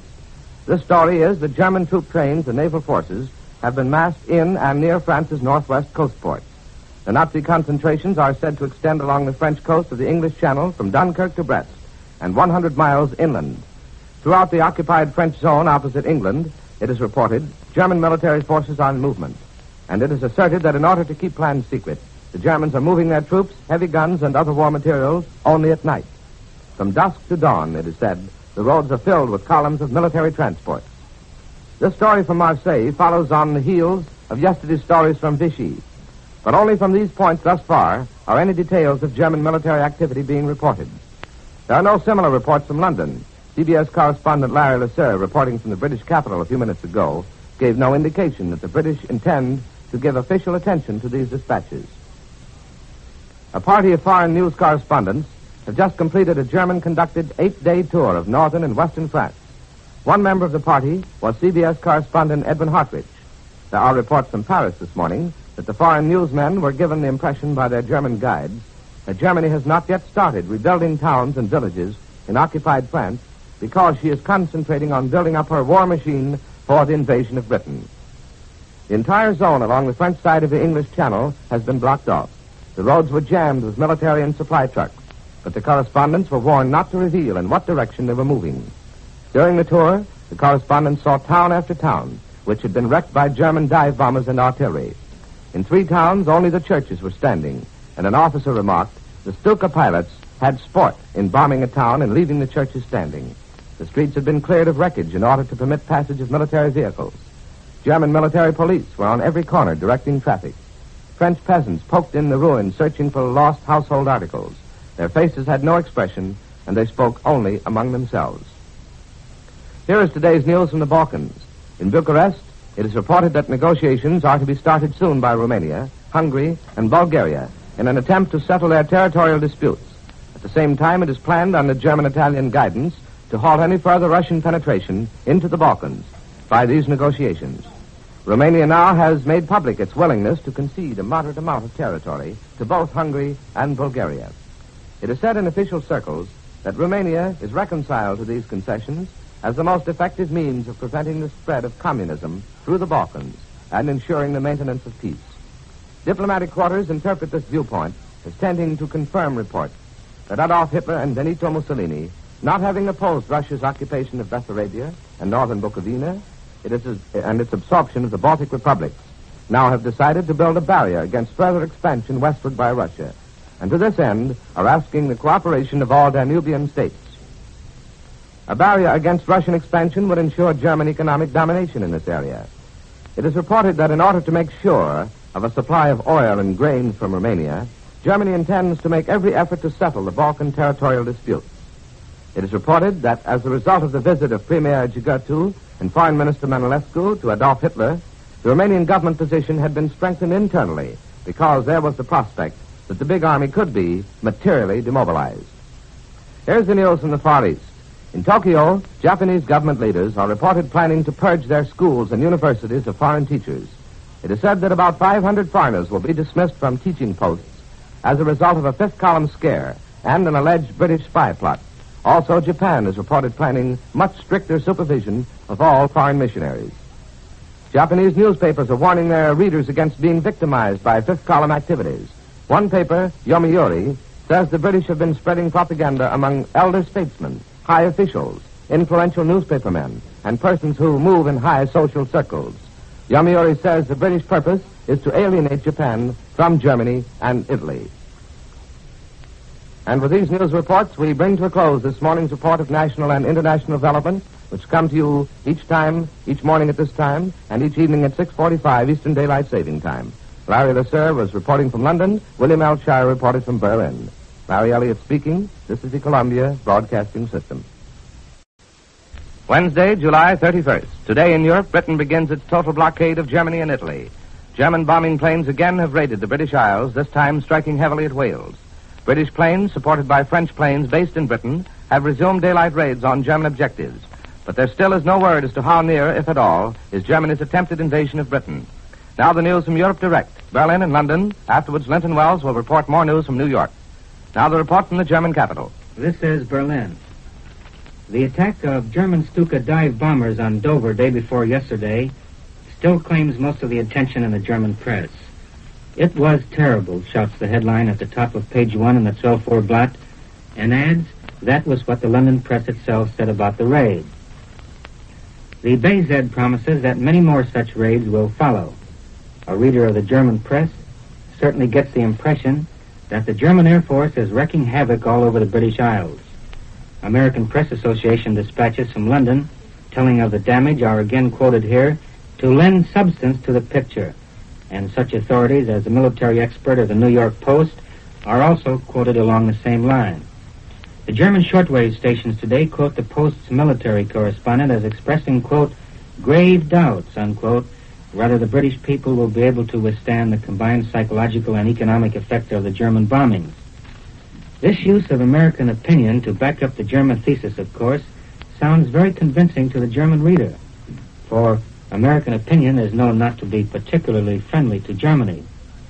In the meantime, the British Air Force continues its nightly bombings of centers in northwest and west Germany. But I don't recall that it has ever yet been stated here that military objectives were hit. Yesterday, for example, the High Command War Communique insisted that exclusively non-military objects had been hit in the British raids the night before. At least these night British raids are carried out over a wide expanse of territory. The German radio mentions today raids not only over Germany, but over Holland and Denmark as well. The Wilhelmstrasse stated today that it had received the British communication about the shooting down of German Red Cross planes. It said it had taken notice of the communication, but there was no indication that it would be given a reply. A German spokesman insisted that the German Red Cross planes were not bombers or reconnaissance planes in disguise. While the German raids on Britain appear to be gradually increasing in scope, it's pointed out here that they are all very preliminary affairs. But there's still no indication in Berlin, if they are preliminary, when the real ones will start, or when the great attack on Britain will begin. There certainly seems to be no hurry about that, so far as you can tell in Berlin, despite the fact that the summer is fast slipping away, and by fall it would appear to be too late. The German press, which has been none too friendly towards the attitude of the United States at Havana, publishes a resume of the results of the conference today without comment. The headlines do emphasize the reservations of Argentina and Guatemala on the question of the transference of European territories in South and Central America. The German Foreign Office showed equal reserve today.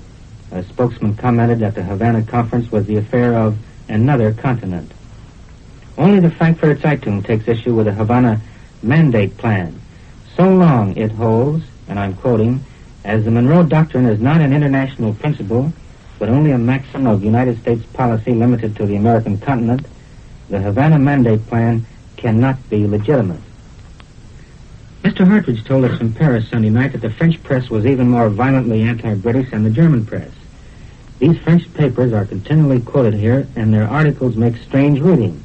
Mainly, I suppose, because they are now outdoing the Germans and blaming Britain for the war. Today, the Berlin newspapers cite an editorial from L'Action Française entitled, How Winston Churchill Prepared the War. You'll get the impression from the French press now that France had nothing at all to do with the matter. An interview given by Henry Ford on his 77th birthday expressing the hope that America will stay out of the war is being rebroadcast by the German shortwave stations. This is William L. Shirer in Berlin, returning out of Columbia, New York. This is New York, and here's the latest news from the Balkans. In Bucharest, Foreign Minister Manolescu has announced that Romania's peace and economic stability have been guaranteed by Germany and Italy. And newsmen interpret this to mean complete adherence of Romania to the Axis powers. It also is taken to mean that the Axis will guarantee the integrity of Romania after Romania settles the territorial claims of Hungary and Bulgaria. There are indications in Bucharest that these claims are to be settled at an early date. Now the news from the British capital, reported by Eric Severide. Go ahead, London. This is London. Britain this morning had its answer from Tokyo on the British protest against the arrest of her subjects out there. It was at least an indirect answer. A Foreign Office official in Tokyo denied that his government had received such a protest, and that in any case such a protest would not be considered.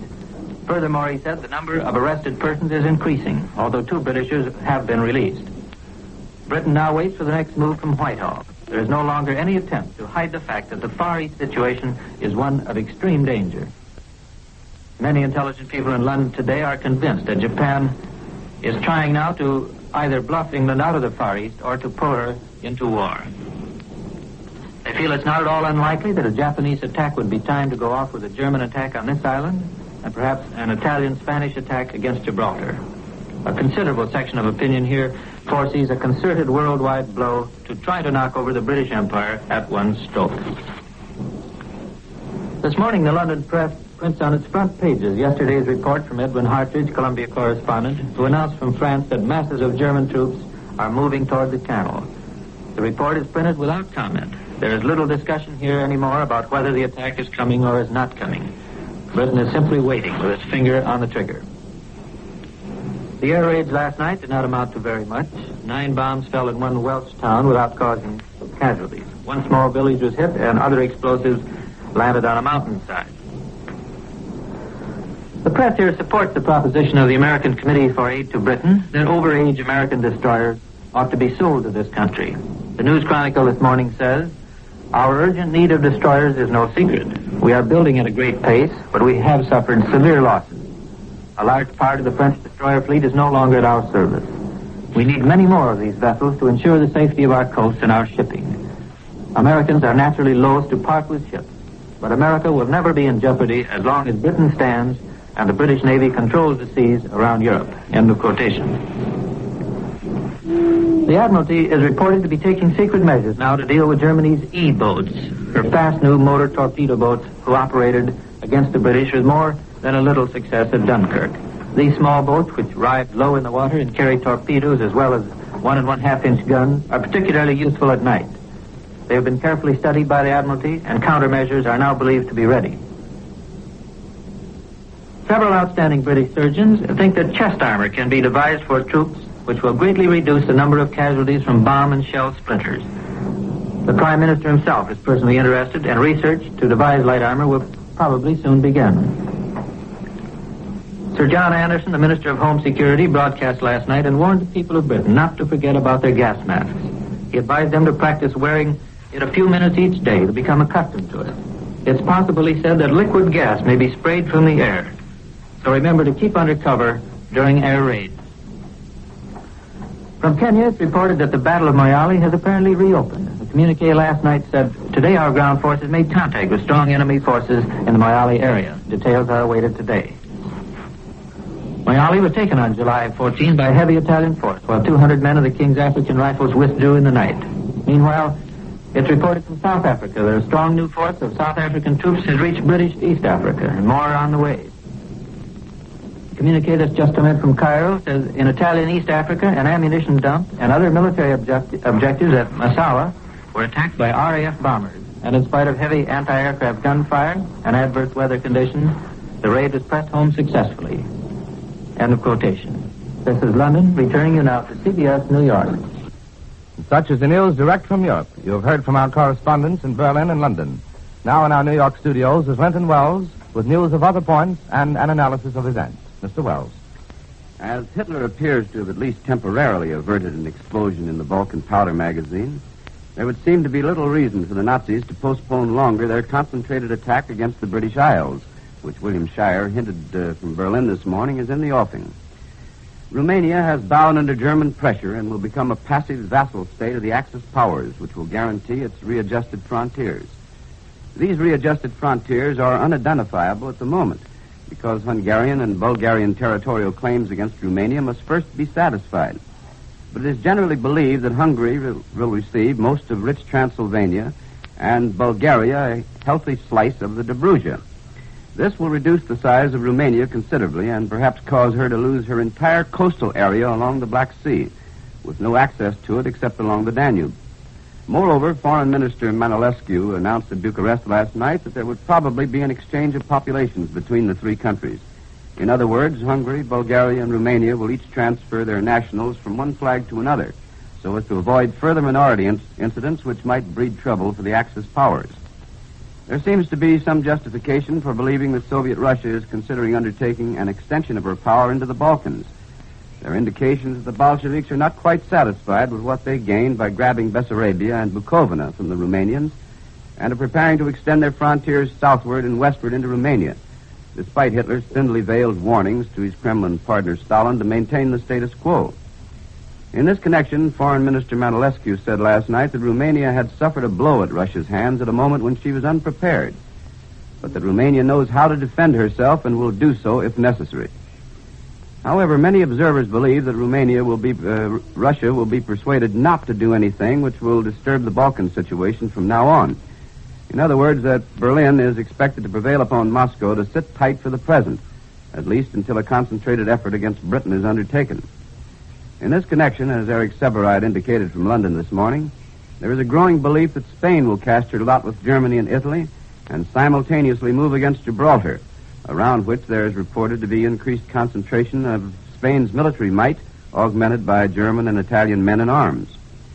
Spain, it is said in some quarters, will use the newly extended British blockade as an excuse to justify her move against England. Out in the Far East, the Japanese seem to be getting tougher.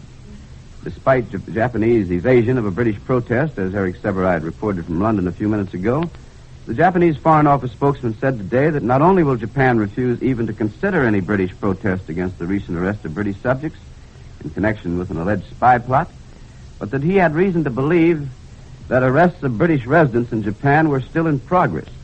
The spokesman also hinted that the arrest of other foreigners were imminent, among which are some 800 people who are now teaching in the universities and schools of Japan, These, of course, include numerous missionaries. The excuse for these arrests is, of course, an attempt to eliminate so-called foreign spies from Japan, who, the Japanese allege, have been undermining the country. However, the consensus of best-informed opinion is that Japan is starting another build-up to justify an aggressive move against foreign interests throughout Asia. The probability would seem to be, judging by reports from Shanghai, that Japan is preparing to extend its so-called military secrets law to Chinese territory for use against foreigners. All this would be just so much of a Nipponese act to justify an attempted invasion of Hong Kong, French Indochina, the Dutch East Indies, Borneo, and perhaps Singapore. Moreover, the flames of Japanese hatred are being fanned by the reported assassination of a Japanese army major in Suzhou district of Shanghai last night. The district is outside the Japanese-controlled area of Shanghai, and there are indications that Japan will demand the right to search the area for the alleged assassins and possibly control it and other sections of Shanghai where the Nipponese assert terrorists are operating against them. Foreign residents in Shanghai insist that they are in possession of evidence to prove the Japanese are behind the terrorists and are themselves responsible for the assassination of their own nationals. And with the news thus analyzed by Linton Wells, Columbia concludes another broadcast of important world developments.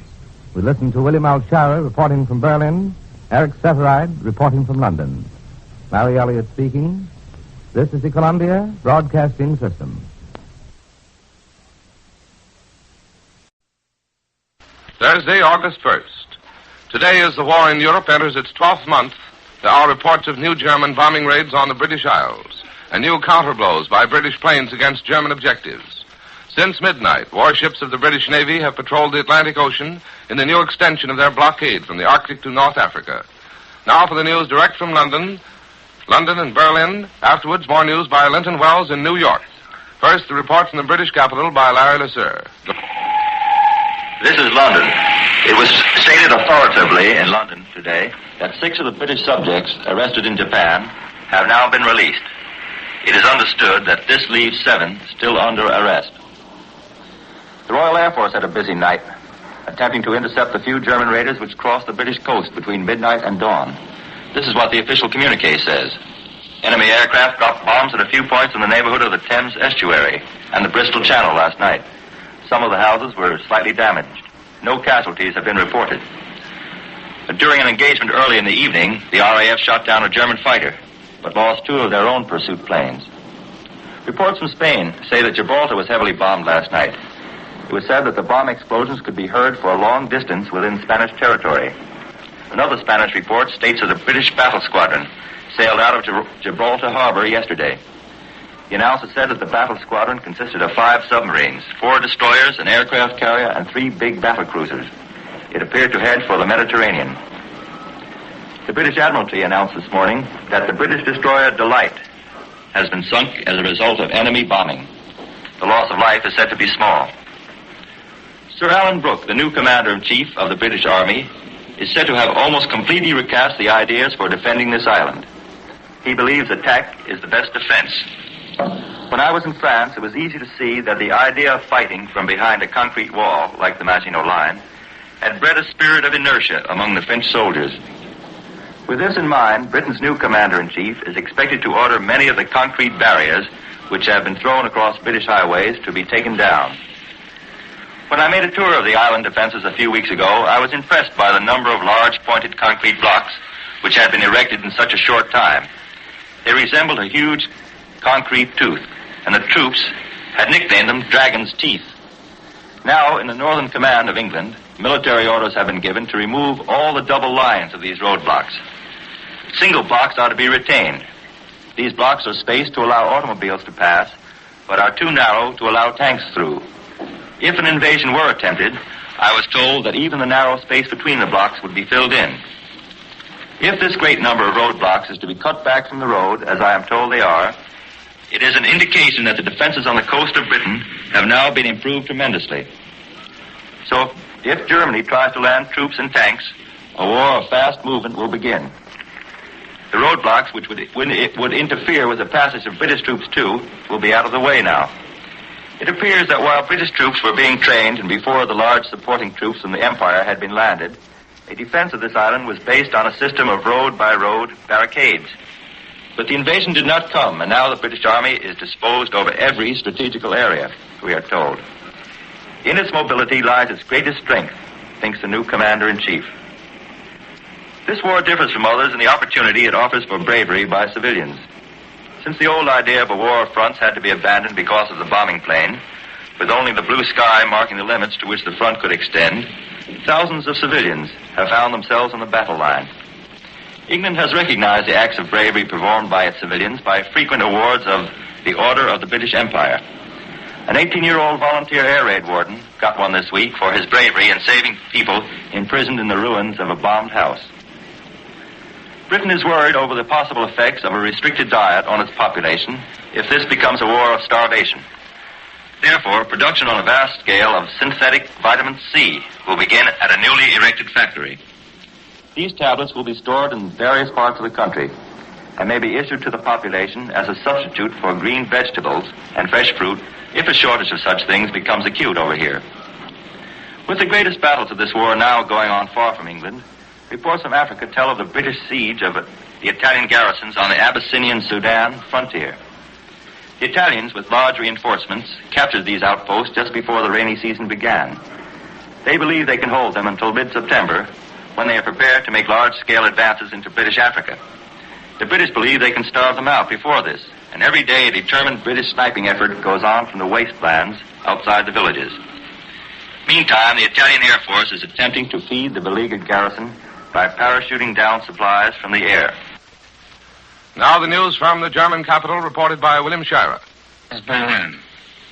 No less authoritative neutral sources and Secretary of State Hull and Secretary of War Stimson are cited today by the German radio to back up Germany's argument that the British haven't a chance to win the coming showdown with the right. No one here accuses members of the present American government with being unduly prejudiced in favor of Germany, hence the weight which their opinions carry among the people here. The German radio first takes up the speech of Mr. Hull in Havana, in which he advised his fellow American delegates that they must all reckon after the war with European markets which would be dominated by authoritarian regimes. The German radio jumps on that remark and concludes, "This shows that in the United States they count on a defeat of Britain." According to the German radio, Secretary of War Stimson, speaking before a congressional committee, also held out no hope for Britain.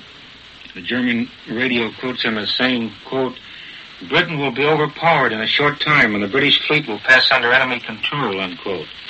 This remark of the American Secretary of War, comments the local radio, is a new sign that in the United States they hold that England hasn't a chance now. Announcement by Great Britain that henceforth it will blockade the entire continent is scoffed at in Berlin, at least by the editorial writers. They doubt that Britain has the Navy for the job.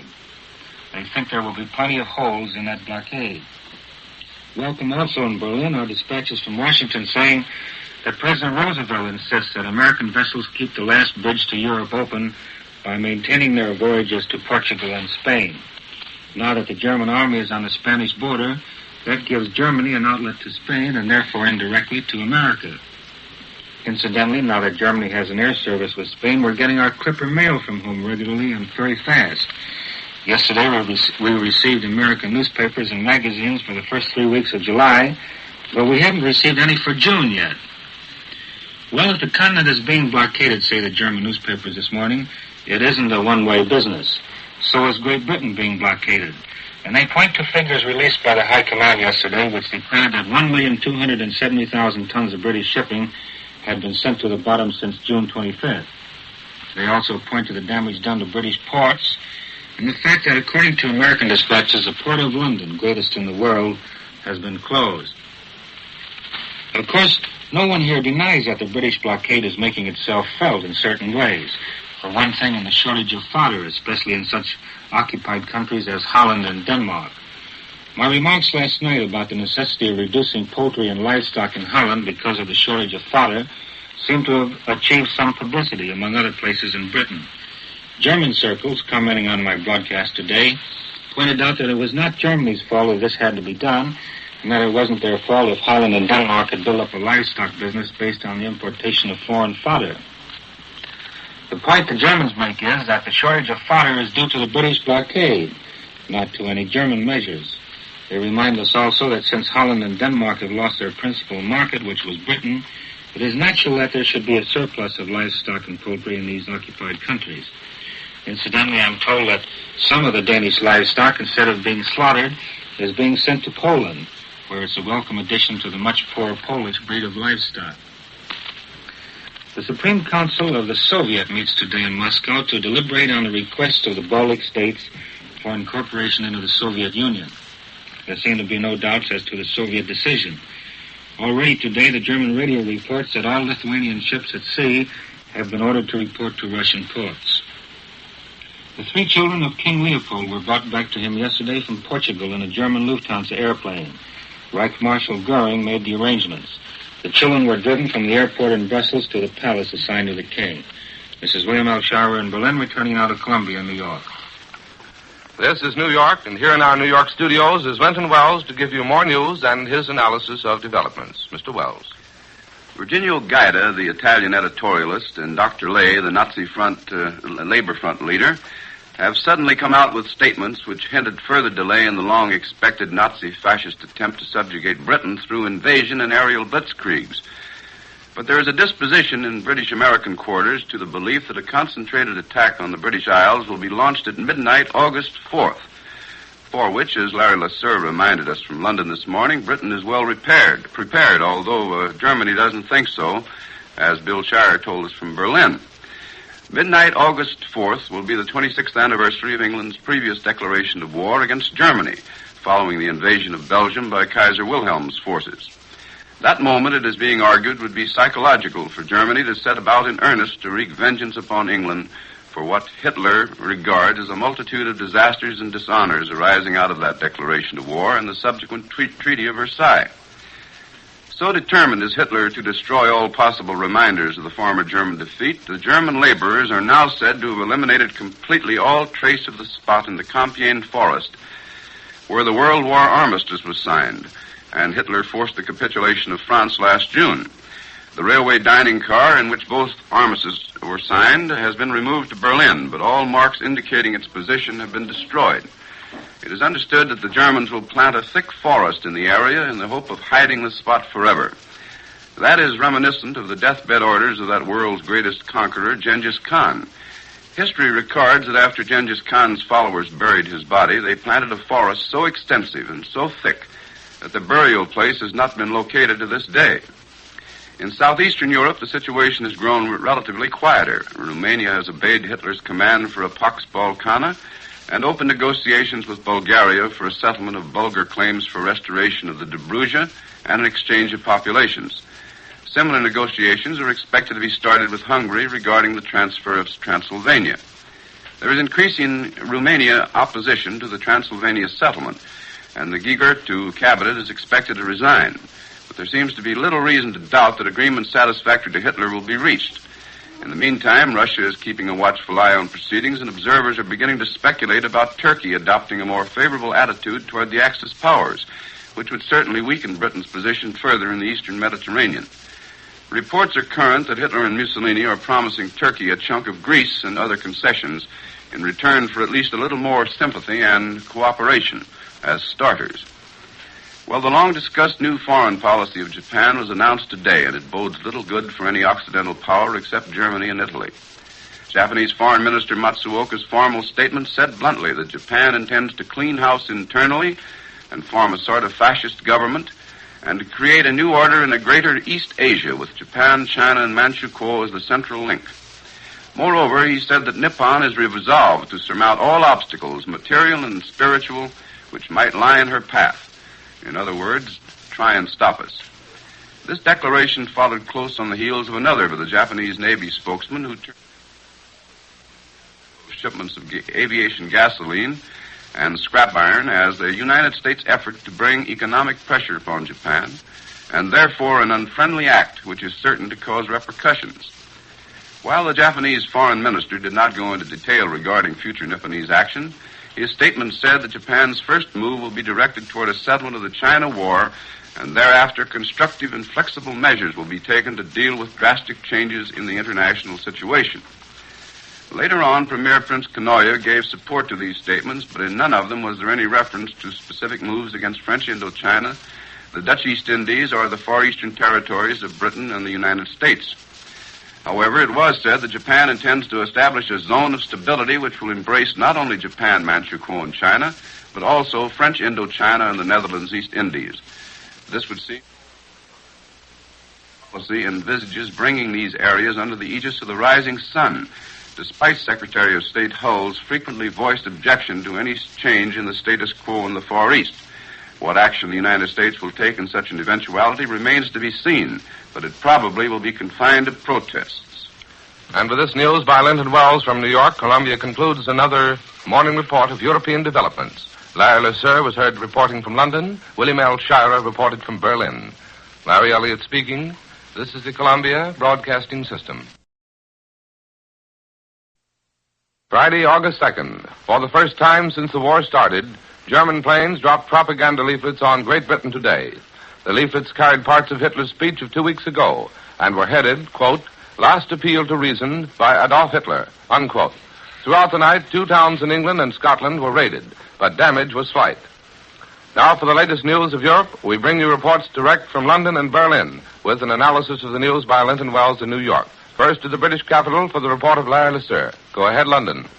This is London. Britain is concerned today with what they call the Nazi propaganda efforts to persuade America that Germany is making gigantic preparations to invade England. To a report by a New York correspondent that the German army is placing multiple lines of cannon along the German-occupied coast of the English Channel so as to lay a 75-mile-long barrage against England's east coast, Britain military experts have a ready answer. They say that German artillery fire to cover an attempted channel crossing would be largely limited to the hours of daylight. And except within short range of the French coast, the guns would not be very effective. Further, that guns would not be of much value in covering an actual landing on the English coast, although a certain number of the largest caliber guns might have the necessary range. These experts say that the report of these gun emplacements is probably based on the installation of a certain number of batteries to interfere with British surface craft operating in the narrowest reaches of the channel, just as batteries were installed on the Belgian coast in the last war. It is pointed out that the Royal Air Force should have no difficulty in finding out whether these guns really exist or whether they are part of the war of nerves. So far as I can recall, the only mention of German gun emplacements in a British Air Force communique came several weeks ago. At that time, it was stated that heavy gun positions at Calais had been bombed. If the reconnaissance planes of the Royal Air Force have spotted any more German gun positions on the Channel coast, the Air Ministry hasn't seen fit to make the information public. Apparently, Germany cannot be much worried about a paper shortage.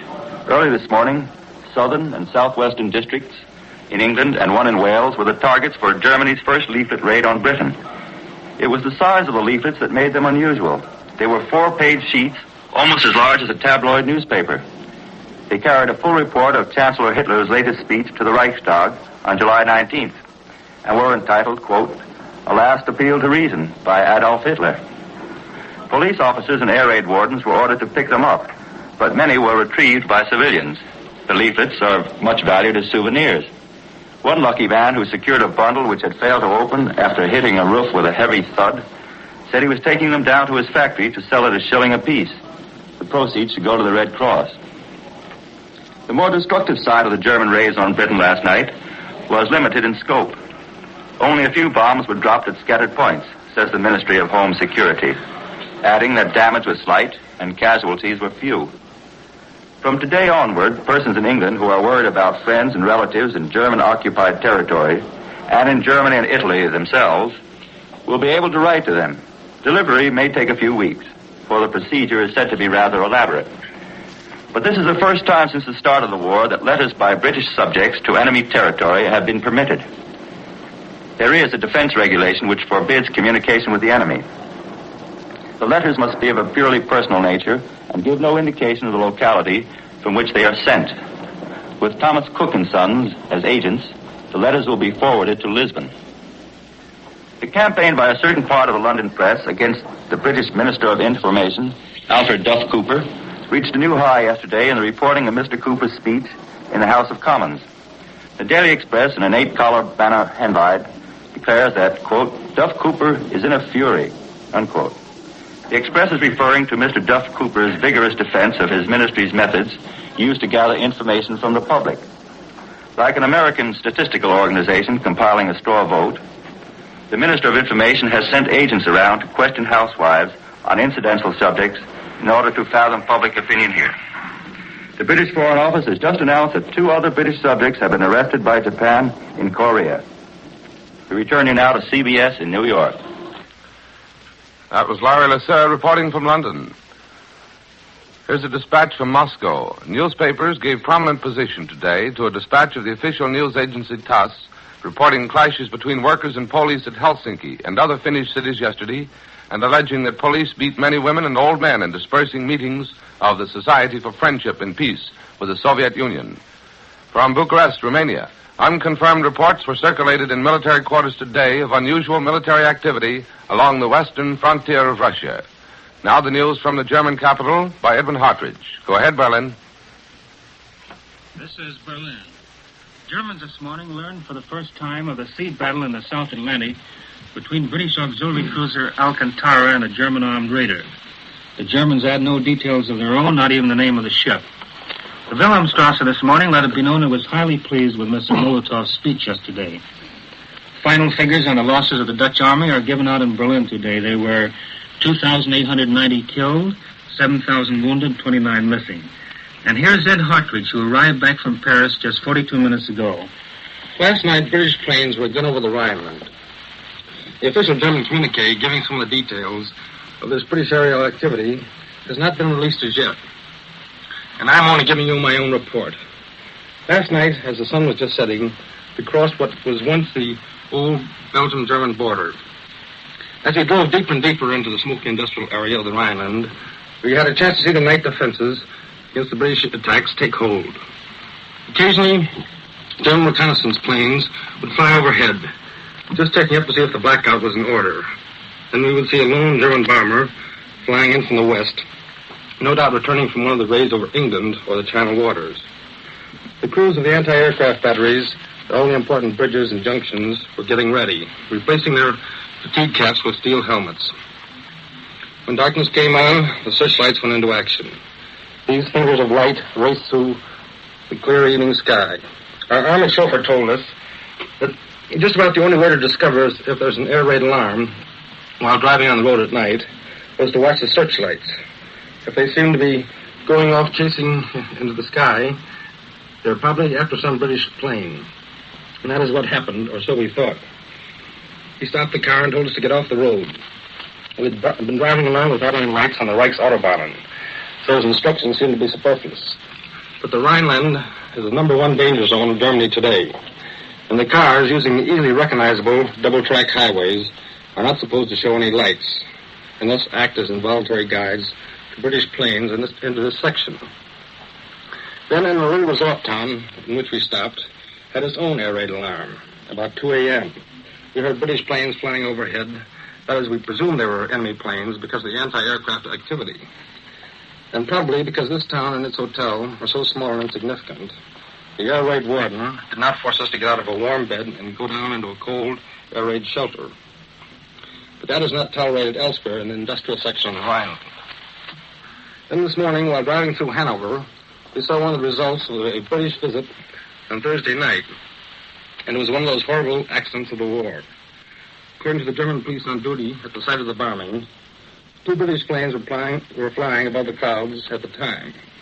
2 bombs, probably 50 kilos or 110 pounds each, fell into a middle-class apartment section of Hanover. One landed in the street, while the other tore through a 5-story building. They exploded in the cellar, where the tenants had taken refuge during the alarm. 3 of the 6 killed are still buried under the debris, while 10 others were seriously injured, and 9 others suffered minor injuries. Well, the Rhineland is not the most pleasant and restful place to live in Germany these grim days of the war. This is Edwin Hartridge, returning now to Columbia, New York. Here in New York is Linton Wells to give you more news and his analysis of late developments. Mr. Wells. World chanceries are still buzzing over Foreign Commissar Molotov's speech before the Supreme Soviet at Moscow yesterday.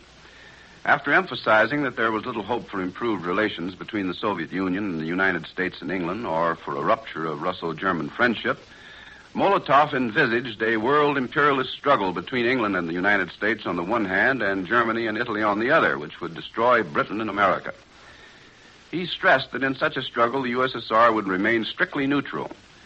To those who have lived in Red Russia, the clear implication of Molotov's remarks was this: Stalin intends to keep Russia aloof from war involvement until the present combatants so exhaust themselves that they will be easy prey to both the Red Army and the communist philosophy. Then Russia will act. In the meantime, the Kremlin will attempt to play one side against the other. That is, Germany, Italy, and Japan against Britain and the United States, hopeful that the United States will enter the fracas and thereby start on the road to self-destruction. This much is certain.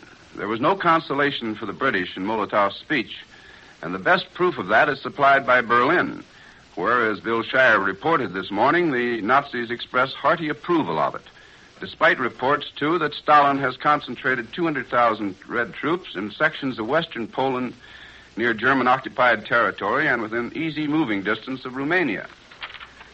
The Spanish press has intensified its campaign demanding the return of Gibraltar to Spain.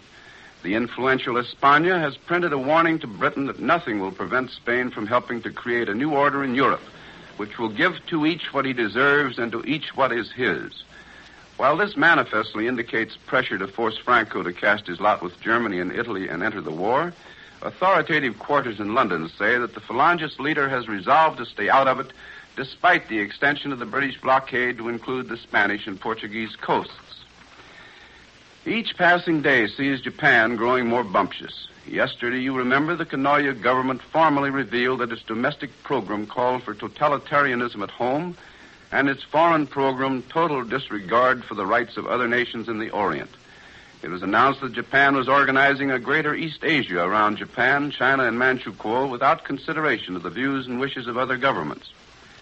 At Tokyo today, the Foreign Office spokesman admitted that this newly created Japanese sphere of influence would include the South Sea territories.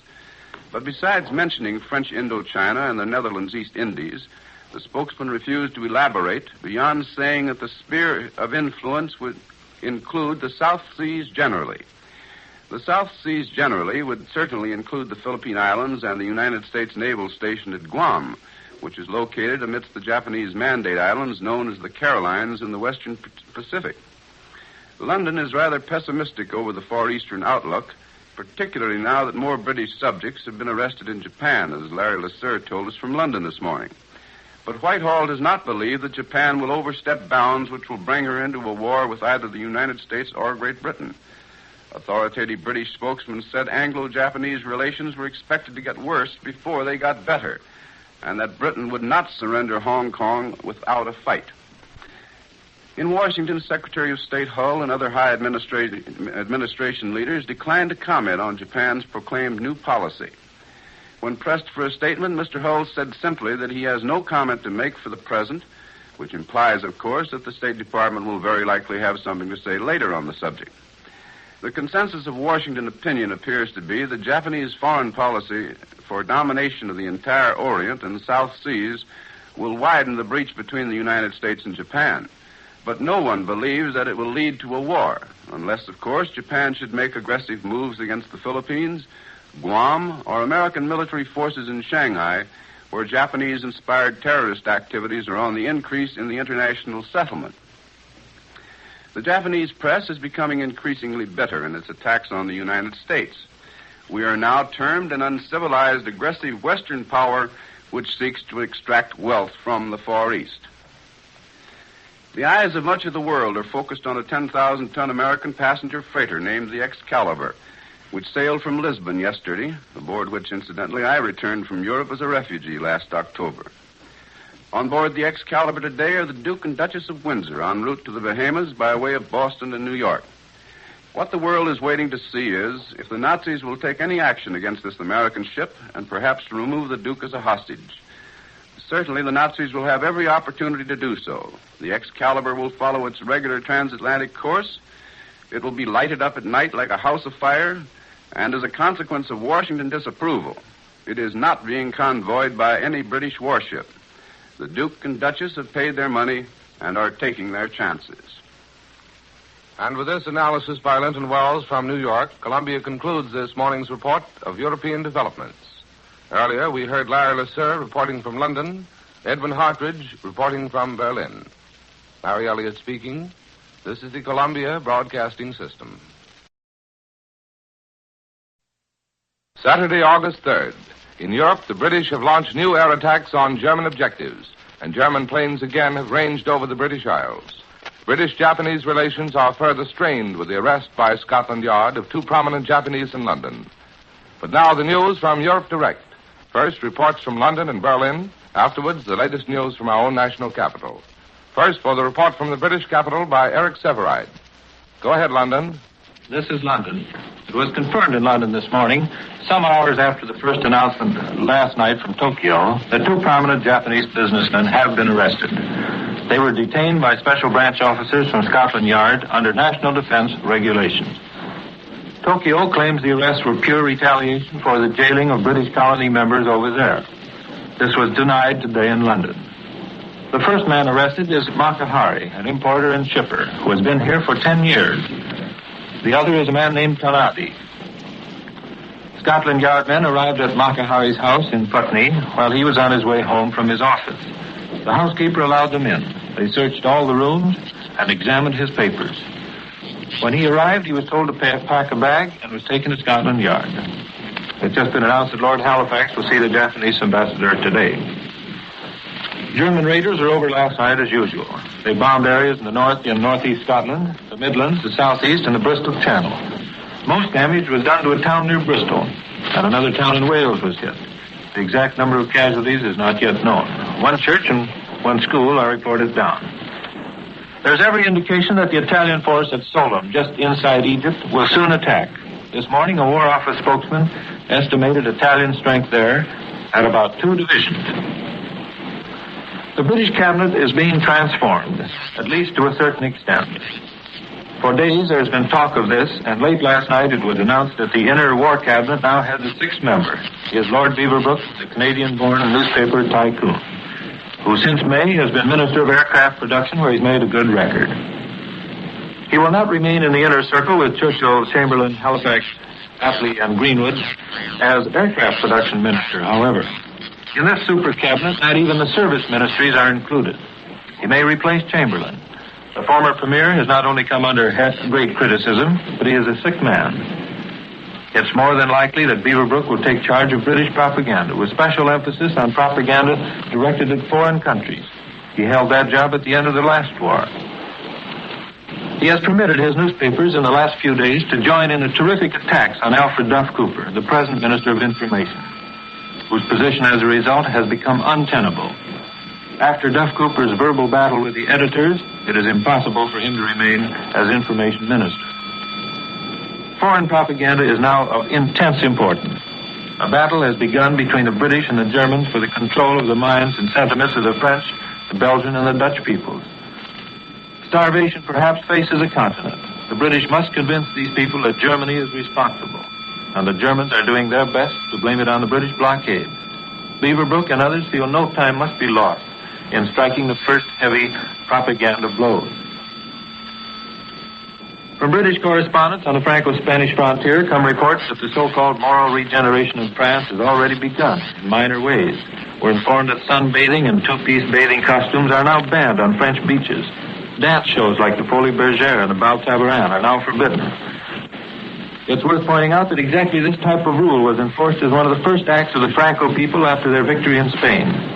All information reaching London points to a regime in France which will seek to uproot Freemason societies, Jews, and of course all political and social liberal thought. And what part the church will play in this new regime is not yet clear. The Queen of England will be 40 years old tomorrow, and she will spend her birthday, the 4th since the King came to the throne, with an informal family party. This time there will be none of the customary peacetime salutes and displays of flags. This is CBS in London, returning you now to Columbia in New York. That was Eric Severide reporting from London. Here is the Press Association dispatch from Rome. The Italian High Command, in a communique issued today, declared that British airplanes have raided the airport on Italy's island of Sardinia. 1 death was caused, and there were said to be wounds to 3 persons and some material damage. It also was admitted that British raids on the Italian base at Bardia, North Africa, had caused some losses among troops. But the Italians announced that they had bombed and machine-gunned British troop concentrations near Buna in Kenya, East Africa. Now, we've heard from Eric Severide reporting from London, and now we take you to the German capital for the report of Edwin Hartridge. Go ahead, Berlin. This is Berlin. In this quiet period before a widely publicized storm to come, that is the Blitzkrieg against England, there's no real news to be found in the German papers. This morning, most of the Berlin papers devote a large part of their front pages to editorial applause of M. Molotov's speech of Thursday night. It is described as an attack on England and the English Empire. For instance, the Burschen Zeitung carries the big headline this morning, Molotov destroys England's illusion. The general editorial of the Berlin press is that this speech is an indication of the opposition between Russia and Great Britain.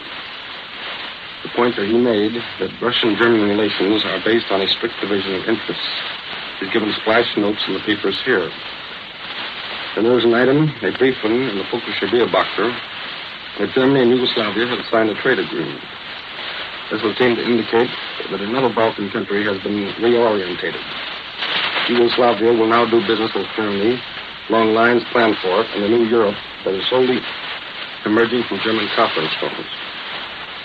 The wartime action of the Australian government in taking over the mandated islands of New Guinea and Papua in the South Seas is regarded as a flagrant violation of international law by the local Anzeiger this morning. This Berlin paper features the story on its front page. It states, as expected, that this action is another proof of the illegal attitude of the British Empire towards international law and its governments. Reports from New York that Al Williams, the famous American aviator, has written that Germany has a definite air superiority of 3-1 over Great Britain are seized upon by the German radio stations. The German shortwave news broadcast to England repeatedly state that Major Williams has declared that the German offensive against England will be the most surprising and most swift military action in world's history. And speaking of the German radio, there was a new weekly program announced. It will be called, quote, France Says No to Life. According to reports, it will be a continuation of the campaign against politicians of the pre-armistice period of France. This campaign has been going on for some weeks. And in unoccupied France, new Supreme Court will open sessions in Lyon on Thursday. The judges are instructed by the Pétain government to investigate and fix the responsibility of the war and its loss. And among those who will be examined, as well as being placed on trial, will be former ministers, journalists, political party officials, trade unionists, and the like. And from what I've gathered both here and in Paris, will be a highly publicized and slanted job of muckraking. In France today, the average man seems to be occupied with but 2 problems, and he is still seeking their solutions. First, he wants to know what caused the swift and crushing military disaster, as well as those who were to blame. And secondly, what are the prospects of permanent employment in a country that has been jarred off its social, political, and economic foundations? Sir Lancelot Oliphant, who was the British ambassador in Brussels when the Blitzkrieg started, is now being held in Germany, technically a prisoner of war. And during a recent British air raid over northern Germany, Sir Lancelot was requested by his guards to go down into the air raid shelters. And he is reported to have replied, "I'm the British ambassador, and I bloody well will not go down till the British planes are overhead." Notwithstanding his attitude, he was taken down the shelter. However, he has continued his protests, so the question whether the British ambassador could stay above ground during British air raids was taken to Herr Hitler himself. According to this story, Herr Hitler has decided the British ambassador could do what he pleased during an air raid. This is Edwin Hartridge. I return you now to Columbia in New York. This is New York. Here's the Press Association dispatch from Moscow. The controlled press today says the persecution of Finnish workers favoring friendly relations with Russia is continuing. And in Vichy, France, it is reported that France's authoritarian government may move to the site of her absolute monarchy, the magnificent Palace of Versailles, where the Bourbon kings ruled from 1627 until 1789. Now the news from our own national capital, reported by John Charles Daly. We take you now to Washington. This is Washington. President Roosevelt plans to leave the capital this afternoon to spend about a week at his Hyde Park home. The week of rest, however, will be broken by another inspection trip of the nation's military defenses, his second in as many weeks. Following last Monday's study of defense units in the Chesapeake Bay area, the primary bases of defense for the nation's capital, Mr. Roosevelt reportedly is to look over New York City defenses and upstate New York military units this coming week. Also on defense matters, the President has struck back at charges that our preparedness program is bogging down because of an alleged excess of red tape. Mr. Roosevelt branded as highly misleading reports which had been published in several papers that virtually no contracts for planes, tanks, or other military equipment had been signed, and that, as a result, no military supplies to speak of were being produced. The President delegated Robert Horton, Information Director of the Defense Advisory Commission, to answer the charges. Horton met reporters in the Cabinet Room at the White House following the President's conference. $80 million in aircraft contracts have been cleared, Horton said, and the planes are actually coming off the assembly lines, despite the fact that contracts have not been consummated. The aviation companies are holding the planes for delivery until the contracts are completed. Horton also said that despite the charges of red tape, the American Car and Foundry Company is producing from 2.5 to 3 medium tanks of new design a day on its order for 1,156 of them. This output would be doubled within 3 months, he maintained, in answer to stories which conveyed the impression that delays in production of armor plate were stalling the tank program. The defense program calls for 25,000 planes, 18,000 for the Army and 7,000 for the Navy by July 1st of 1942. These will be ready by that time, Horton declared, with defense authorities concentrating at first on the production of training planes. While President Roosevelt is wholeheartedly endorsing the principle of selective service, his former Secretary of War, Harry W. Woodring, in a letter to Senator Arthur Vandenberg, anti-conscription leader in the Senate, declares himself as opposed to selective service. Woodring said that the selective draft bill smacks of totalitarianism. He believes that the voluntary system should be given a fair trial first. It is reported in the Capitol this morning that Senator Vandenberg, Senator Wheeler, and other outspoken critics of conscription plan to offer an amendment to the Burke-Wadsworth bill, a provision for 1-year voluntary enlistment to take the place of the present amendment calling for the compulsory service of those in the 21 to 31 age group. This plan is supposed to have been fathered by former Secretary of War Woodring. The Tax Subcommittee of the House Ways and Means Committee have taken a weekend recess, but not without having made substantial progress toward the triple goal of an amortization plan to encourage plant expansion for national defense, a new excess profits levy, and the lifting of the limitations of the Vincent Tremel bill on airplane and warship contracts. This 3-point program was submitted to the full Ways and Means Committee of the House by Subcommittee Chairman Jerry Cooper yesterday, and it is hoped that the subcommittee will have a bill in shape by the middle of next week so that the full committee can start public hearings.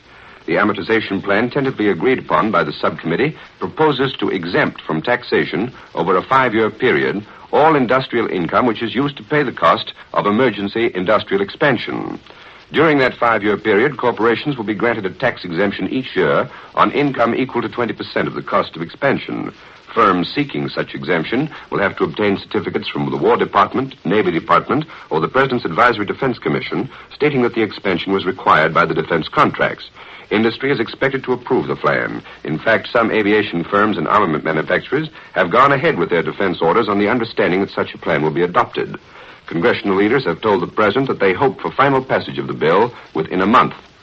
On another defense front, the presidential discussions with the Defense Council on the housing problems that would be created by the defense program are bearing fruit. The United States Housing Authority announces that within 30 days, 6,300 homes will be built for enlisted personnel and civilian workers in 16 localities throughout the country.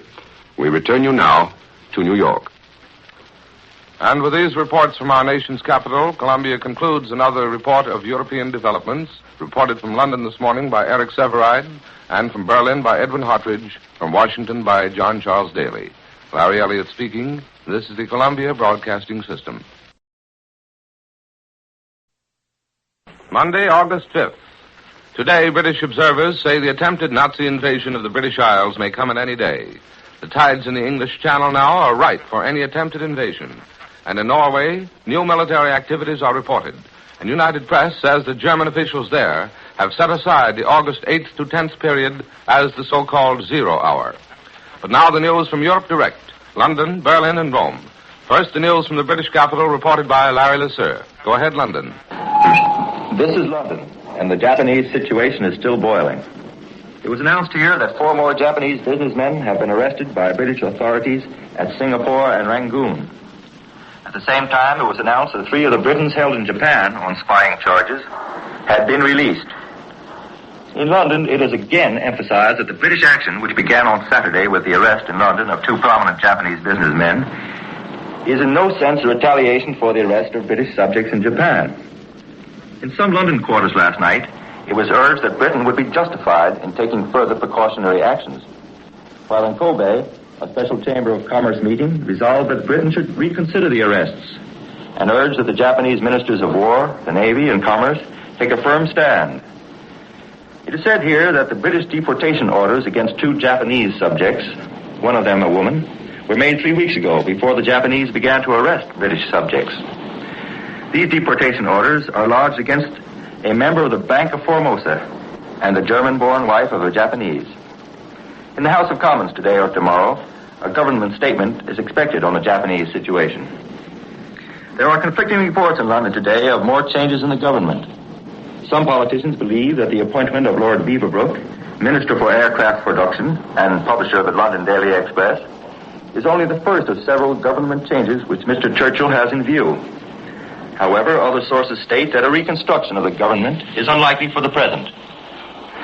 The losses by the German Air Force, accomplished by the Royal Air Force or anti-aircraft guns since the war began, have been figured at 2,661 planes, whose crews amounted to 10,000 men, including pilots, observers, and gunners.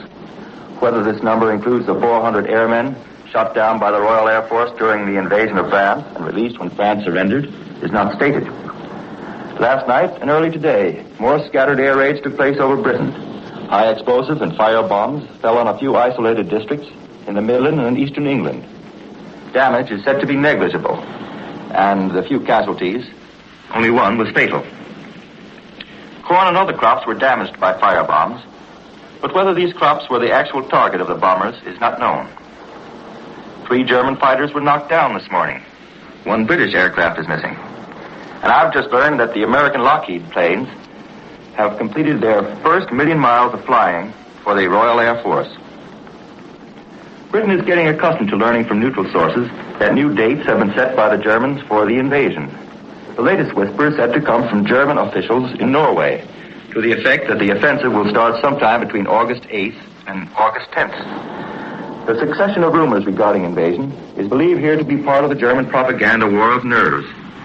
On the other hand, in the German and Italian press, inspired stories have appeared, possibly designed for home consumption, that a sudden attack on England, such as had been delivered against France, is impossible. Military experts here say that they don't need to have a date fixed by neutral sources for the possible German invasion. They declare that they will know when it's going to start because of the big-scale German air offensives which will herald it.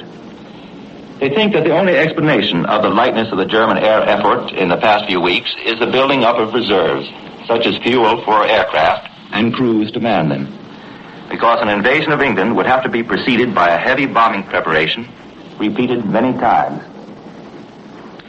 Britain is taking no chances with her big bridges, over which the fast trains to run from England to Scotland. As a precaution against sabotage, no passengers in trains crossing the Great Firth of Forth Bridge and the one over the Tay will be allowed to carry anything larger than a small weekend bag. The rest of their luggage must be placed in the baggage car, where it can be examined by the guards. Last night's speech by General Pershing urging that the United States send Britain 50 of her obsolete destroyers was naturally well received over here. But only a few of the London newspapers devoted any space at all to Colonel Lindbergh's peace rally in Chicago. We return you now to CBS in New York. That was Larry Lesser reporting from London. In Vichy, France, it is reported without confirmation today that the exiled Belgian government of Premier Pelot, which came to France after King Leopold's surrender, has proposed a joint resignation to Leopold. At the same time, a political amnesty is sought to permit some members to return to Belgium. Now the news reported from the German capital by William L. Shirer. Is Berlin. The BZ am Mittag tells us this noon that the entire world press regards this week as a crucial one. Meaning, I take it, that the long-awaited attack on Britain may begin before the week is up. Well, it may be. And we all know by this time that Germany is pretty good at concealing its 0 hours for the big takeoffs.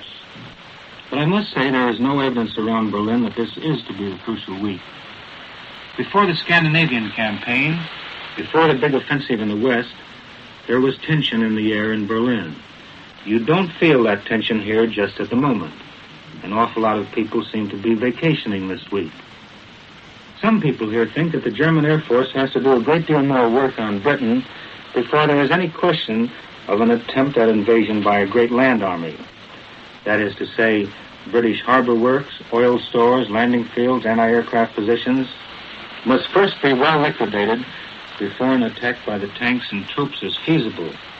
Obviously, that as yet has not been accomplished in Britain. No one here pretends that it has. This strategy was outlined to us yesterday in an article in the Fränkische Beobachter, the official party organ, signed by Arminius, which is Latin for Herman, a very well-known first name in these parts. The author developed the idea that the first job of an Air Force is to gain complete superiority in the air by destroying the other fellow's airfields, hangars, planes, oil stores, and anti-aircraft nests. That over, the second phase begins when the Air Force can devote most of its energies to supporting the land army. This strategy was followed in Poland and in the West. Presumably, it's a strategy to be used in Britain. The only question is this: why hasn't the German Luftwaffe attacked Britain on a bigger scale, since we know it's superior in numbers? The German press itself tells us that what Britain has experienced so far has only been a taste of what will come later when the war really gets serious. It's announced this morning in Berlin that Herr Hitler has named Herr Otto Abetz, until now a plenipotentiary of the German Foreign Office attached to the office of the military commander in France, as a full-fledged ambassador. Herr Abetz, it will be remembered, was expelled from Paris last summer, the French government accusing him of fifth column activities. He actually brought suit against the government and certain Paris editors for defamation, but the suit never came to trial. When I went to Paris recently on the heels of the German army, Herr Abetz was back in the French capital where he was in charge of the German embassy. What the nature of his new job is to be is not stated here. Herr Abetz had a wide circle of friends in Paris, both in political and literary circles. The Schwellfuhrblatt front page of the Washington Dispatch today to the effect that Senator Lundin is trying to start a third party which will fight the so-called interventionist policies of the two major American parties. The Dispatch is published without comment, but its position on the first page is interesting. Washington dispatches and the German newspapers also pay considerable attention to the opposition in the United States to conscription. It's a subject which interests a nation which has built up the world's best army by conscription. I notice the Berlin press this morning also makes a lot of the New York Dispatch, which tells us that in England, the German pamphlets containing Hitler's Reichstag speech are so sought after by the people that they're selling for 10 shillings now. The German Dispatch takes that as a sign of the real interest among the English to know the true situation. The British people, it says, have not been informed of this. French coal miners are working again. Apparently they were not destroyed, the coal mines, by the French as they were in 1914. A photograph in one of the morning papers shows French miners unloading coal at a pit. Watching over them is a steel-helmeted German soldier. This is William L. Shirer in Berlin, returning now to Colby in New York. This is New York. Now we switch you to the Italian capital for the report of Cecil Brown. Go ahead, Rome. This is Rome. The biggest air battle since Italy entered the war 2 months ago was fought yesterday in the skies of Libya in North Africa. The Italian High Command has just announced 10 British planes were shot down in the violent engagement.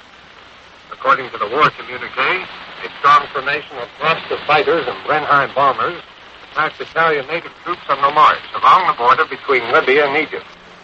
The indications are that the native troops were moving into position. A formation of fascist attack and fighter planes went up to meet the enemy. The fight is described by the High Command as fierce and extremely vigorous. The bulletin says 7 Gloucester machines and 3 Blenheim bombers were shot down. Communique claims that...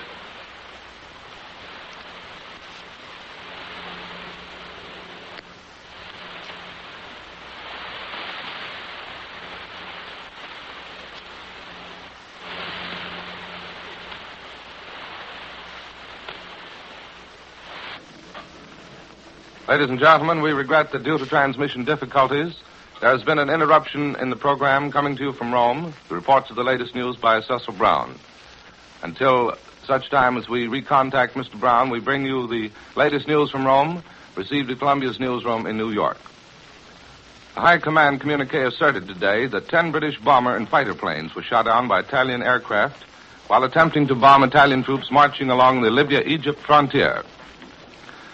The conservative newspaper Corriere della Sera of Milan said today that Italy's main objective in the war is control of the Suez Canal, Great Britain's lifeline to her African colonies. Other newspapers recently emphasized Italy's important role in the German-Italian invasion of the British Isles and that she would give Spain important help in conquering Britain's Mediterranean fortress at Gibraltar. The Milan newspaper indicated that Italy's activities in North Africa are only beginning and that they had been curtailed because of the summer heat. The newspaper asserted that Italy was aiming her strongest blows at the British-controlled Suez Canal sector, adding that once cracked in the canal zone, the British power on the African continent will rapidly become weak, bringing about collapse in all other sectors. For the first time, Italy's claims in Palestine were disclosed by the newspaper Regime Fascista of Cremona. In Jerusalem next year, the newspaper headlined, adding that Rome will undertake liberation of the Holy Land. The newspaper said, for Catholic Italians, the problem of the Holy Land is open and deeply felt. The war against Great Britain has served to reopen this question. The profane and ruthless exploitation of the Holy Land must cease. The Catholicism of the Italian people gives them a moral right. And this also is the historic right of the House of Savoy, which carries the title King of Jerusalem. It is not the first time that from the ardent faith of the Duce, Premier Benito Mussolini, that through the triumph of Italian arms, that hope has been raised for the promised liberation of the land of Jesus from the grip of Anglo-Jewish control. The newspaper Popolo di Roma commented on the arrest of Japanese subjects in Great Britain, saying that the British government is taking revenge against Japan by ordering the arrest of eminent Japanese subjects. Undoubtedly, the British government has only one object, that of having all the world against England. Did not her priceless Minister of Information, Alfred Duff Cooper, say that England never fought so well as when alone? We are sure that England will attain blissful solitude, but we are not equally sure that England will like it so much. Diplomatic sources believe that the arrest of Japanese subjects in Britain would serve to bring closer the ties of the Rome-Berlin-Tokyo axis. The New York correspondent for the Rome newspaper, Messaggero, reported today that the formation of a political party of true Americans in the United States by Colonel Charles A. Lindbergh. Commenting on the party, Guido praised Lindbergh's stand and lauded his initiative, saying it represented the logical and sane reaction of the best part of United States public opinion against the Democratic and Republican Party platforms. He added that it was a definite proof of the tendency in the United States toward isolationism. The formation of a new party organized by Lindbergh proves 3 points. Firstly, that a large part of the people of the United States are dissatisfied with the Democratic and Republican Party platforms. Secondly, that in view of the formation of a new Europe resulting directly from the present conflict, the United States will be forced to re-examine their position, and this cannot be done by the men presently in power, nor by those who desire to go. This is the Columbia Broadcasting System. Tuesday, August 6th. Today in Europe, British newspapers are seeking to keep Britons keyed up to the danger of a German invasion. They report that Adolf Hitler is almost ready to send his armies toward British shores, and that the attack will begin with huge bombing raids. The usual British and German aerial warfare of recent weeks, meanwhile, continues. And now the news from Europe Direct, Berlin and London, afterwards a report from our own national capital. First, a report from the German capital by Edwin Hartridge. Go ahead, Berlin. This is Berlin. All day yesterday, a series of important conferences were held at the Chancellery. These conferences have created much speculation among the correspondents here. The big story today in the Volkswagenbücher is the claim of a propaganda company reporter that an airplane factory at Norwich, which is on the west coast of England, has been destroyed in a recent raid. The reporter was in one of the bombing planes, acting as pilot. He claims that with the release of the first bomb, the eastern part of the factory was wiped out in one gigantic explosion. Then swinging about to avoid a battery of anti-aircraft guns, as he described the maneuver, the rest of the bombs were dumped in the western half of the factory. Still remains of the plant, according to his story. Volkswagenbücher, in another front-page column, takes issue with the recent award of a Grand Cross of Legion of Honor to General Herring, the former military governor of Paris. According to this story, when the presentation was made at Vichy, the award was accompanied by the comment that it was a discreet greeting to Alsace, for General Herring is an Alsatian. The Volkswagenbücher writes, "This greeting is not in its proper place. This symbolism does not correspond to the present situation in France." End of quote. And as far as foreign correspondents Berlin are concerned, there's an end to the connection between France and Alsace-Lorraine. During the day, the Danish labor unions are to be diverted from political activity, according to a story in the Deutsches Allgemeine Zeitung. The trade unions, by government decree, will sever their connections with political parties, thus losing their representation in the now restricted Danish parliament. Some time ago, it was announced in the German press that the goal for the future would be a one-party system for Denmark. And yesterday, the new Danish labor minister, Gunnar Larsen, told workers in a factory speech, quote, "It will be necessary for labor to surrender a number of its rights which were self-evident in the past." End of quote. This seems to be another development of the new Europe that is being planned, provided that Germany succeeds in winning its war over the democracies. The prize for the most startling headline today goes to the Volkswagenbücher. This midday paper carries a red streamer which announces 15,000 suicides accuse Winston Churchill. And from the story underneath, it appears that approximately 83% of the suicides in England can be blamed on the government. This paper writes that an unnamed London doctor has made a survey. His findings, according to the Volkswagenbücher, so that 83% of these people who committed suicide could have been saved from their self-destruction, provided that the government had given them a little weekly support. Even a 10-shilling note for each would have cut down the suicide rate, the paper claims. The city of Krakow is to be made the true capital of the Governor-General of Poland. That is, the German part of what was once Poland. According to the story in the Warschauer Zeitung, about 65,000 Jews have received their orders to leave Krakow. This immigration is to take place in the next 2 weeks. They will be transported by the government to their new places of settlement. Krakow is a city of about 225,000 people, of which 29% are Jews. And this move is in line with the plan to Aryanize the new capital of the Governor-General of Poland. Last night, the German radio issued a warning to factories and plants not to hand over complete lists of field post numbers, that is, the addresses of German soldiers at the front. It was pointed out that such lists contain numbers of the various army units, and such information would be of value to the enemy. Only trustworthy persons are to be selected to collect the mail for the soldiers at the front, and they will give individual field post numbers to those who want to send mail or packages, but no further details. This is Edwin Hartridge. I return you now to Columbia in New York. This is New York. Here's the Press Association dispatch from Montreal. Montreal's French-Canadian mayor, Camille Houde, was imprisoned in an internment camp this morning, probably for the duration of the war. Houde issued a public statement against conscription last Friday and advised Montreal citizens to resist it. Immediately, there were demands for his arrest, and the internment order followed. Now the news from the British capital, reported by Larry Lesseur. Go ahead, London. This is London. Britain will make a statement of policy regarding the Japanese situation in the House of Commons this evening. The statement is expected to deal with the situation in Japan as well as the detention of Japanese businessmen here, one of whom was released last night for lack of sufficient evidence. The anger of Japan toward Britain over the statements over the arrest of Japanese subjects has calmed down, according to Japanese sources here. The news of big movements of Japanese warships has been denied, according to one news agency. But it is understood that other warships are preventing British ships from either entering or leaving French Indo-Chinese ports. This follows a report that Japan is demanding that the French government should give them naval bases in French Indochina. The British Admiralty today states that although the Germans claim to have sunk 229,298 tons of merchant shipping during the week ending July 29th, the actual losses were only 72,691 tons of British and Allied shipping. No neutral ships were lost. The Admiralty further claims that up to August 4th, Germany and Italy have lost 1,172,000 tons of shipping. In addition, about 26,000 tons of shipping, which was formerly neutral, has been sunk by British action.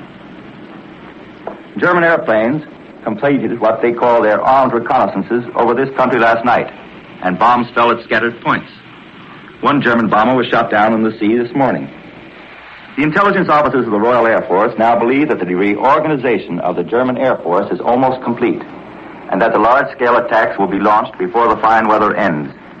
The Royal Air Force is preparing for a major attack on this country in the course of the next few days or within a fortnight, we are told. Observation flights over France and occupied territories have revealed that the Germans are hard at work repairing the damage which they wrought in the invasion of Belgium, Holland, and France. Railways which were cut off by hundreds of blown-up bridges are now beginning to run again. These British reconnaissance flights have revealed immense activity by the Germans in northern France. In the last 40 days, the Royal Air Force says it dropped some 33,400 bombs on German and occupied territories, while the Germans dropped only about 7,000 bombs on Britain. The Royal Air Force is convinced that the Germans have been flying over here almost solely to gain war experience and to reconnoiter the island. They believe that fleets of barges are being prepared in the seclusion of the Baltic, where the German invasion of Norway was prepared in secret. Furthermore, the stories we've heard that the Germans will employ gliders towed by transport planes are believed practical in British air circles. However, they think it's doubtful that the gliders would be used to carry troops. But loaded with food, ammunition, and guns, it's possible the gliders might be towed to a great height and released, with a single pilot left to glide them down on Britain. When the invasion day comes, the Royal Air Force believes that German night bombing may be abandoned, that the attack on Britain will be attempted in daylight by precision dive bombing. The Germans, it is said, believe night bombing to be inaccurate and unfair to civilians. The Royal Air Force claims its own night bombing is more accurate than the German efforts, because Britain has been at it for 10 months, beginning with the Leaflet raids at the start of the war. The employment problem in Britain is still a problem, despite the increase in men joining the Army and the speed up in armaments production. Between June 17th and July 13th, unemployment increased by some 60,000 in Britain. The slump has hit women and juveniles particularly. These employment figures reflect the government's discouragement of the manufacture of luxury goods. The workers thrown out of jobs in these industries have not yet been absorbed into others. The collapse of France, the entry of Italy into the war, have hit the coal business very severely here. The only industries which absorbed men during the month were the building trades, public works, and distribution. We return you now to CBS in New York. That was Larry Lasser reporting from London, and such is the news this morning from Europe. Today in Washington, the Senate is expected to give quick approval to the bill which gives President Roosevelt the authority to mobilize the National Guard and the Officers' Reserve Corps for extended training. Now here's the latest news direct from the National Capital, reported by Albert Warner. We take you now to Washington. The Senate goes to work again today and probably votes upon the bill authorizing the President to call the National Guard into active service for a year. The Senate will be spurred by a speech last night by General George Marshall, Chief of Staff. He warned that further delay of the National Guard measure and of general conscription legislation would seriously endanger national defense. Senate approval of the National Guard bill is indicated, but the fight rages more fiercely over the bill for drafting for military service the 12 million men between the ages of 21 and 31. That bill is next on the Senate schedule, probably for Thursday. The opposition will concentrate on an amendment providing for a test of a voluntary enlistment program. The House Military Affairs Committee considers the conscription bill today in private session. And today, the House Ways and Means Committee, acting in consultation with administration officials, may give indication of the form which the new taxation measure will take. That is the emergency tax bill, the parallel of military training measures, for it would draft and take over for the government excess profits. But it would also speed industrial cooperation in the defense program by allowing swifter amortization of investments made for plant expansion for defense purposes. Coming to the front in a growing public issue here at Washington is the idea of some kind of a trade, a swap, in order to smooth the way for making 50 American destroyers available to Great Britain. Those 50 destroyers, General Pershing said, may save the British fleet and save us from danger. Senator Pittman, chairman of the Senate Foreign Relations Committee, makes one proposal of a trade. He suggests that American destroyers be exchanged for a few British battleships. It is a proposal that must bring a response in London before it will go much further than the confines of Mr. Pittman's office. What Britain would think of sacrificing a battleship, even for a handful of valuable destroyers, is not yet recorded. Senator Pittman's argument is that the battleships at present are just a liability to Britain. They hide far away, he says, from the narrow seas between Britain and the continent to escape the triple threat of airplanes, torpedo boats, and submarines. Pittman adds, apparently, the battleships are not of practical use in the North Sea battles. They seem to be a liability. They are certainly a responsibility. They may be blown up at their moorings. These battleships would be safer, anchored in the St. Lawrence. Great Britain would then have a safe asset that would justify many sacrifices on the part of the United States. So speaks the senator, warning that the British fleet might have to be surrendered at some time to Hitler, along with the destroyers. Pittman argues that if a trade of battleships for American destroyers could be made, legal difficulties might also be overcome, and there might be no violation of international law. In all of this, there is implied, and suggested by others, another kind of swap. Those destroyers in return for a guarantee as to the disposal of the surviving remainder of the British fleet, either to Canada or to the United States in case of a British defeat. And from other senatorial quarters comes the proposal of a different kind of trade, such as was advanced when there was talk of writing off the World War debt in return for a British concession of strategic territory. The British island of Trinidad and the Bermuda Islands would be welcome additions to American defense, which might be cited as compensation for the transfer of 50 American destroyers. In back of the hesitation and coolness of many congressmen toward any proposal to give Britain destroyers is a belief that it would be equivalent to bringing on war, and also that it would weaken American defense. I remember one senator told me those 400 planes we sent to France, which are now being used against Britain. Maybe it's all academic. It will take time to transfer destroyers, and the period of grace before a German assault on Britain may be short. We return you now to New York. Here's the latest news from the Far East. In Tokyo, Japanese Army authorities have announced the arrest of 7 executives of the Japanese Salvation Army. The charge is suspicion of sabotage. And with this news, we conclude this morning's report of national and international developments. Edwin Hartridge reported from Berlin, Larry Lasser reported from London, and Albert Warner, whom you just heard, reporting from Washington. Larry Elliott speaking. This is the Columbia Broadcasting System. Thursday, August 8th. Today in Europe and Africa, the war was intensified on all fronts. German bombing planes resumed large-scale attacks on the British Isles after a lull of several days. And British bombing planes continued their attacks on German objectives. One report from France says the British raids on the Ruhr Valley are so intense that civilians are being evacuated. The fighting in Africa, meanwhile, is concentrated in the British Somaliland.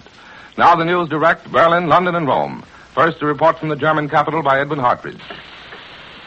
This is Berlin. The official German news agency carries an interesting item this morning. It is a report from Norway. The German labor battalions have completed the construction of a road from Narvik, above the Arctic Circle, to the southern coast of Norway. So while the port of Narvik, along the scene of bitter fighting between the Allies and the German troops, is still wrecked, another line of communications has been opened to the south. And it is possible, if this road is improved further, that the Germans will be able to transport Swedish iron ore from Kiruna overland to the south. There it can be transshipped to Germany. This traffic is expected to be in operation this winter. And speaking of Scandinavia, the Börsen-Zeitung this morning has another one of its attacks on what it describes as the unneutral conduct of some Swedes. This time, the Swedish radio is singled out as, quote, not understanding the signs of the times, unquote. As examples of its reported unneutral attitude, the Börsen-Zeitung cites the Swedish news broadcasts of July 30th. These included a summary of a British Admiralty report and a communique from the London headquarters of General de Gaulle. He, as you know, is chief of the new French Legion being formed in England.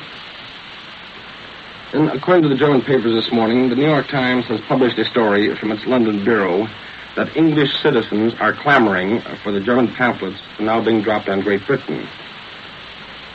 The Times correspondent is reported to have cabled that, quote, the only complaint that has been offered by the British population is that Hitler has not sent enough pamphlets over, end of quote.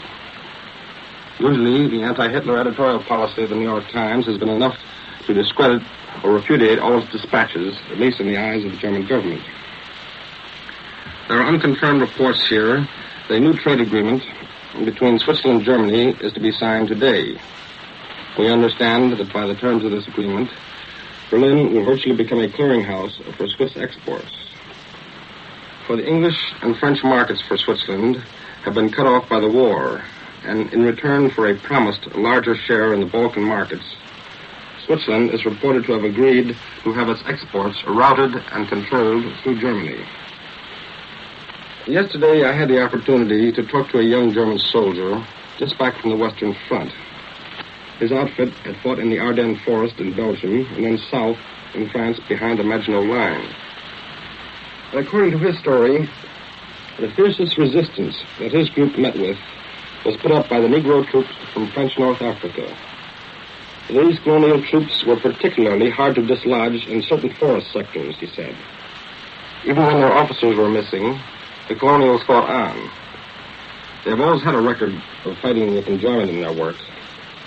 And because of their guerrilla tactics in the forests, the Germans had to counterattack with heavy artillery fire instead of sending in infantry troops. Incidentally, he told me that on the night before the Blitzkrieg began on May 10th, his particular unit received orders to prepare for a practice exercise on the following morning. And then, when all their equipment was packed and loaded on trucks and lorries, and when they had crossed the Moselle River into Luxembourg, only then did they realize that the war had started for them. Well, that is about all there is this morning. There's very little news. So this is Edwin Hartridge. I return you now to Columbia in New York. This is New York. Here's the latest news from France. Today at the ancient country town of Riom, the new French Supreme Court is in session. The court, set up by the authoritarian government of Marshal Pétain, will seek to determine the causes of the war and the responsibility of the men who led France to defeat. Incidentally, CBS correspondent William L. Schara is to give an eyewitness account of today's session in a broadcast from Vichy tonight at 6:45. We take you now back to Europe for the news reported from the British capital by Larry Lasser. Go ahead, London. Good morning. This is London. The Italian advance into British Somaliland continues. We've not been told how strong the British forces are in Somaliland, but the Italians, in their drive on the Gulf of Aden, are employing 3 columns, the center one containing probably 6,000 to 7,000 men. A mountain range such as the Italians crossed in their conquest of Abyssinia is probably the severest obstacle confronting them now. The smaller British forces will begin their harassing tactics in these mountains. But we are told that even if the Italians should occupy Berbera on the Gulf of Aden, which is under the command of British naval forces, their success would be barren of anything except prestige. But some observers in London think that this prestige is the very thing the Italians seek, since British Somaliland long has been considered the poorest of the British possessions. However, a striking victory here might have an effect on Egypt. We have no indications thus far whether Egypt will resist an invasion of its country by the Italians, although Egypt has a well-equipped army in fighting trim. There is speculation about Mussolini's first objectives in Egypt. since there is no confirmation in London that his advance across the Libyan frontier has begun. Egypt and Palestine will have exceptionally fine harvests this year, while Italy's is expected to be one of the worst in Europe. This grain would be a great prize, and much depends on whether the Egyptians will fight. A small convoy in the English Channel was raided by German dive bombers this morning, while leaflets and bombs fell on England again during the night. Most interesting of all, a white powder was found on the streets of a city in northwest England after a German raider had passed. Air raid wardens, accompanied by a chemist, gathered it up in bottles. The chemist tried several tests on this mysterious white powder, and it appears to be a sulfur compound. Apparently, the powder was small in quantity and heavy in weight because it did not scatter over a wide area. One source in London stated that the powder had been tested and found to be harmless. It may be contained in the packages of leaflets to explode or scatter them in midair. The leaflets themselves were similar to those dropped last week. They contained Hitler's latest speech. If Hitler hopes to split British public opinion in this country by his airborne propaganda, he apparently will be faced by a difficult task. This is indicated by a survey taken by the British Institute of Public Opinion. The question put to the public was, quote, "In general, do you approve or disapprove of Mr. Churchill as Prime Minister?" 88% of the persons questioned said they approved. 7% disapproved of Mr. Churchill, and 5% didn't know. But this survey gives Mr. Churchill a higher proportion of approval than has ever been shown in similar surveys on popular leaders, either in Britain or in America. And this includes surveys on President Roosevelt's popularity, too. There will be news of India today. A government white paper announcing new decisions on British policy regarding India will be issued this afternoon. We understand it will refer both to the general constitutional issue in India and to the immediate problem of India's war effort. The main proposals of Britain's new Indian policy are expected also to be outlined in Parliament this afternoon. News that the United States House of Representatives passed a bill to allow American ships to carry British children away from these islands was warmly welcomed here. It is expected that the government scheme to evacuate the poorer children will go faster now. This scheme was proceeding on a small scale because of the difficulty in getting naval escorts. It is hoped that the balance between the evacuation of rich and poor children will soon be equalized.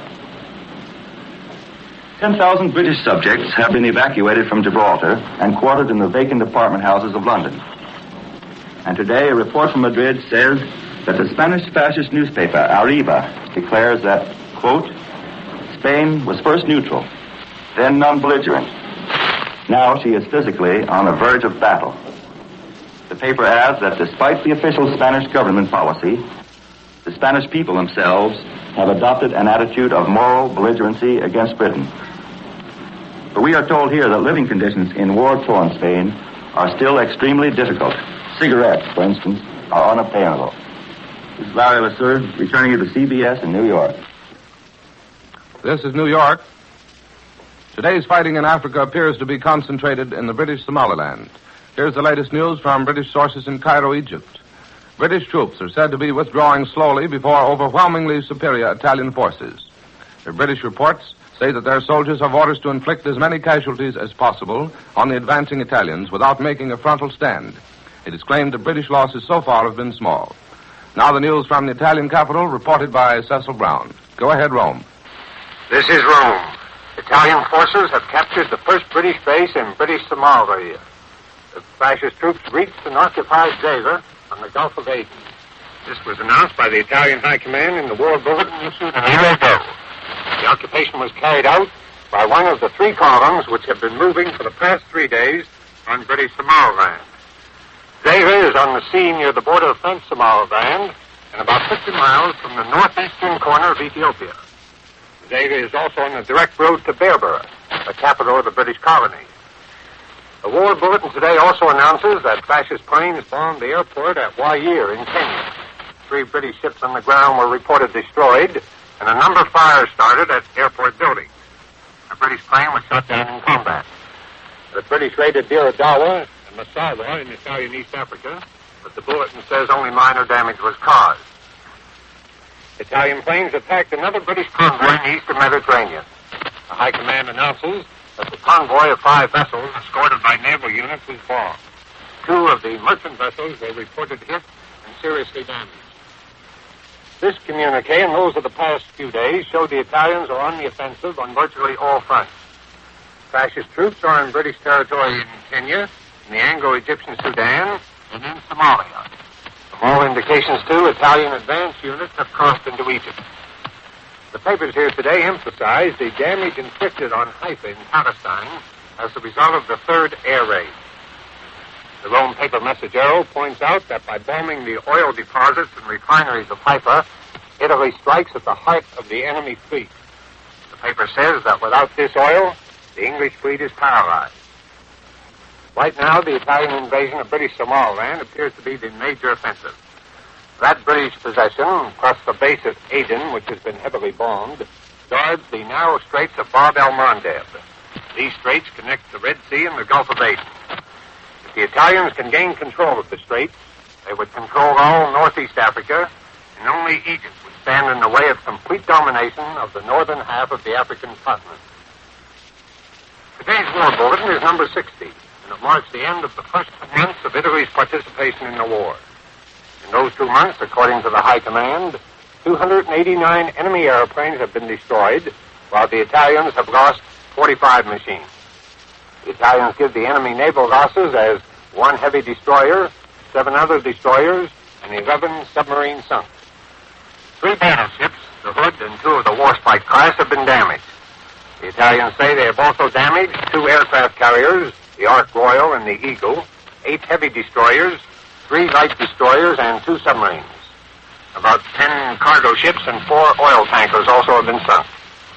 The Italians give their naval losses through enemy action as 1 light destroyer, 3 other destroyers, 7 submarines, and 1 minesweeper. Virginio Gaida, writing in the Giornale d'Italia last night, replied to the statement of Secretary of State Cordell Hull. Gaida said Italy and Germany have had no intention and have no thought of threatening the American continent. Germany and Italy, he said, are in a war to settle vital European problems. Gaida said Hull's statement was prompted by an attempt to create a favorable atmosphere for American objectives. The fascist writer says the objectives of the United States are to create a North American imperialism, to bring all South America under the political, economic, and financial control of Washington. It was announced today that the Fascist Council of Ministers will meet on Saturday to discuss a number of important propositions. Mussolini will preside at the session. And with this news from Rome, Columbia concludes this morning report of European developments, presented each morning at this time and each evening at 6:45 Eastern Daylight Saving Time. This morning, you heard Edward Hartridge reporting from Berlin, Larry Lasser reporting from London, and Cecil Brown reporting from Rome. Larry Elliott speaking. This is the Columbia Broadcasting System. Then yesterday morning, a large squadron of German planes attacked another convoy. According to German reports, a total of 55,000 tons of enemy shipping went to the bottom of the English Channel.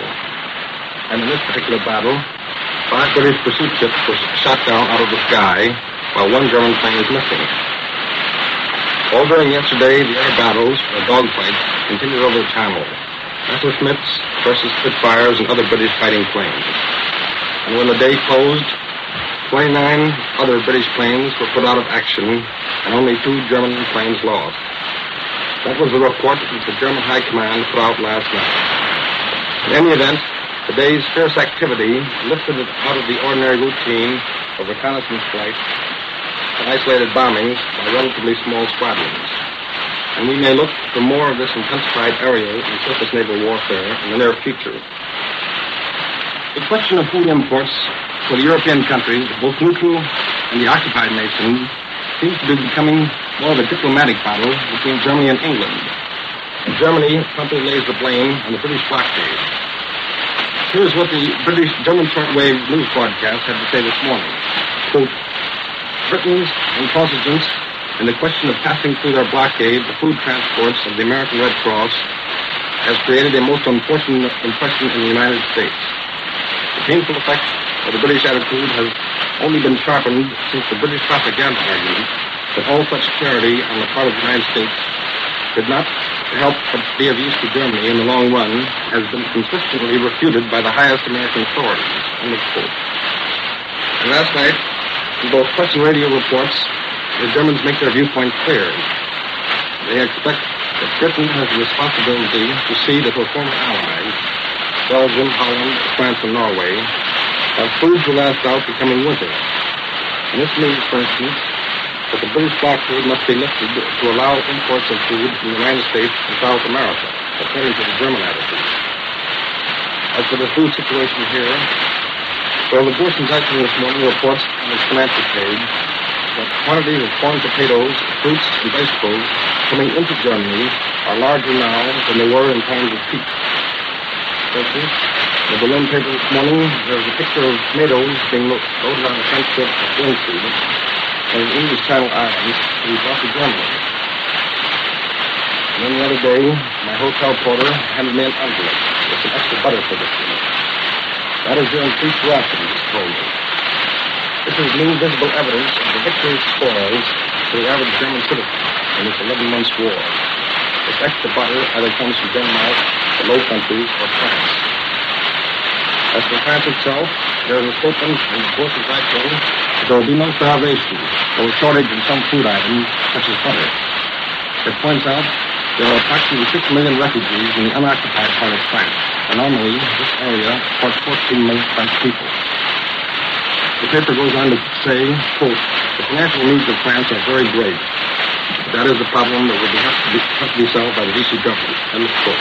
This is Edwin Hartridge, returning now to Columbia, New York. This is New York. Here's a bulletin from Berlin. The German High Command asserted today that the German Air Force sank or severely damaged a total of 28 British ships in attacks yesterday. Rome. A High Command communique said today that 16 Italian fighter planes had shot down 5 of a fleet of 27 British fighter planes with a loss of 2 of their own number in an air battle over the Libyan-Egyptian frontier. Now back to Europe for more news. News reported from the British capital by Columbia's correspondent. Go ahead, London.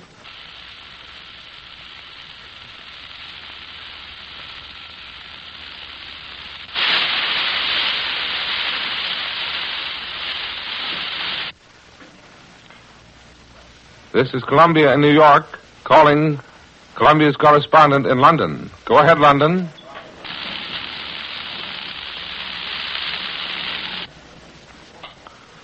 At this time, ladies and gentlemen, we had hoped to report from London. Up to this moment, however, we have been unable to contact our correspondent there. Albert Warner, however, is standing by in our nation's capital to give you the latest news reports from that point. We take you now to Washington. These events in Europe continue to bring their repercussions in the United States. The triumph of force abroad creates the need for protective force here. And so, historic debate opens in the Senate today on how to achieve that force. The conscription bill is up for action, a bill that would make peacetime history in the United States. Already a $10 billion spending program for armaments has been voted. Now comes the problem of manpower.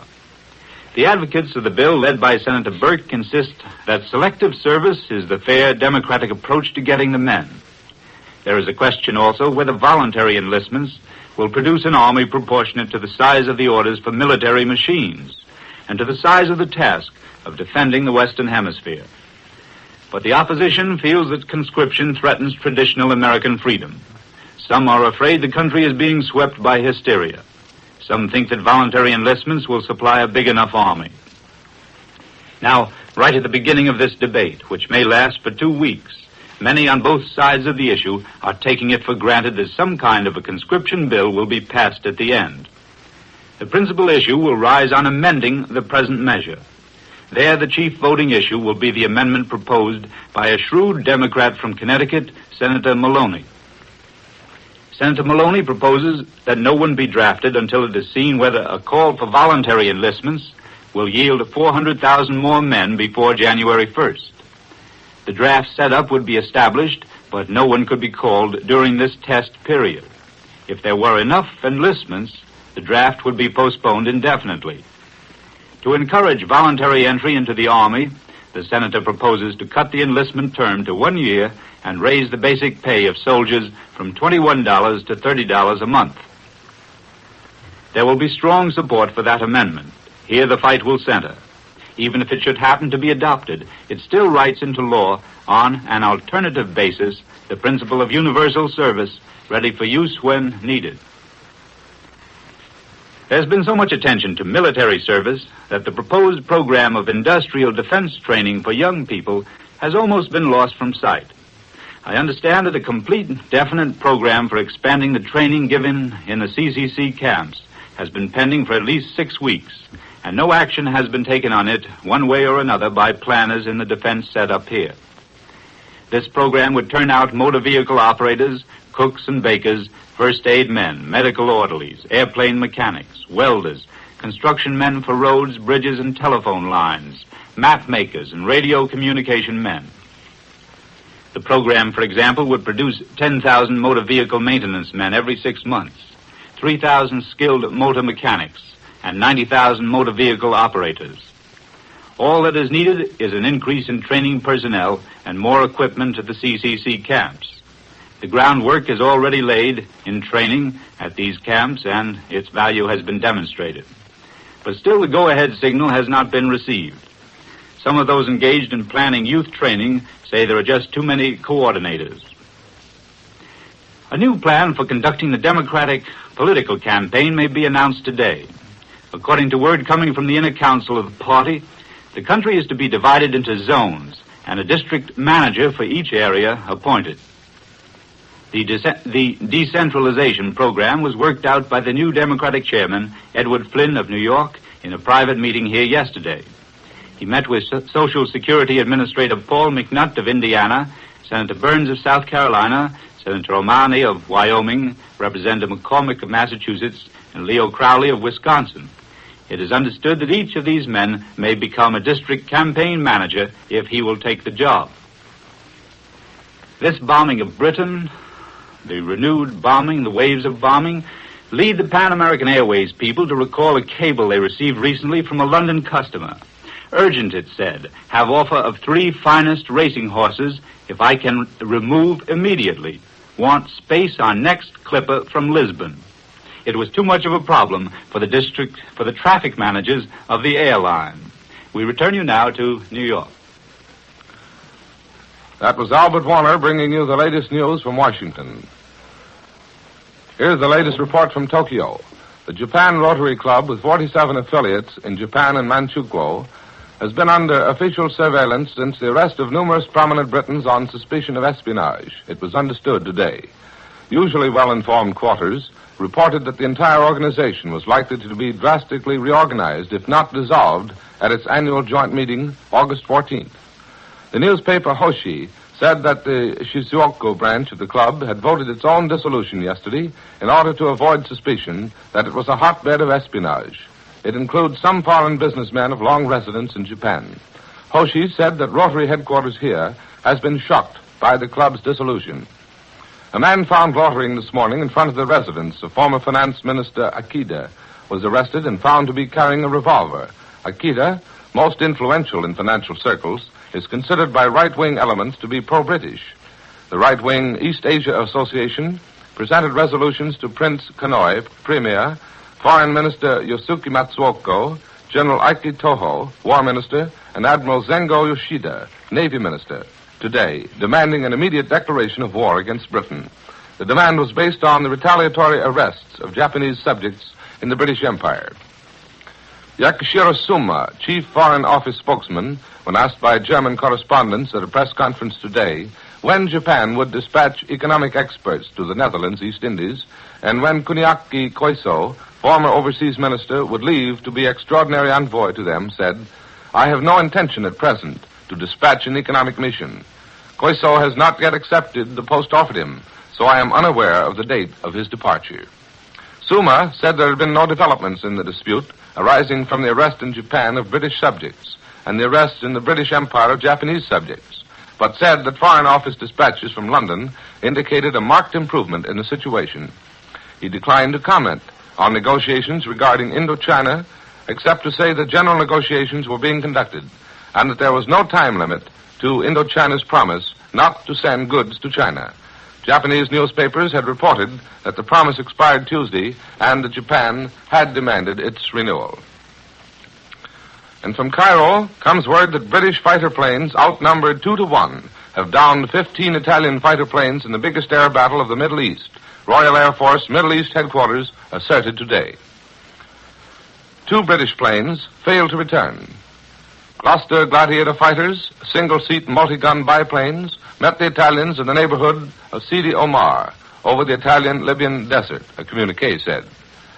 According to official estimates, the British victory brought the total of Italian planes down in the Near East to 135 definitely, with 65 probably shot down.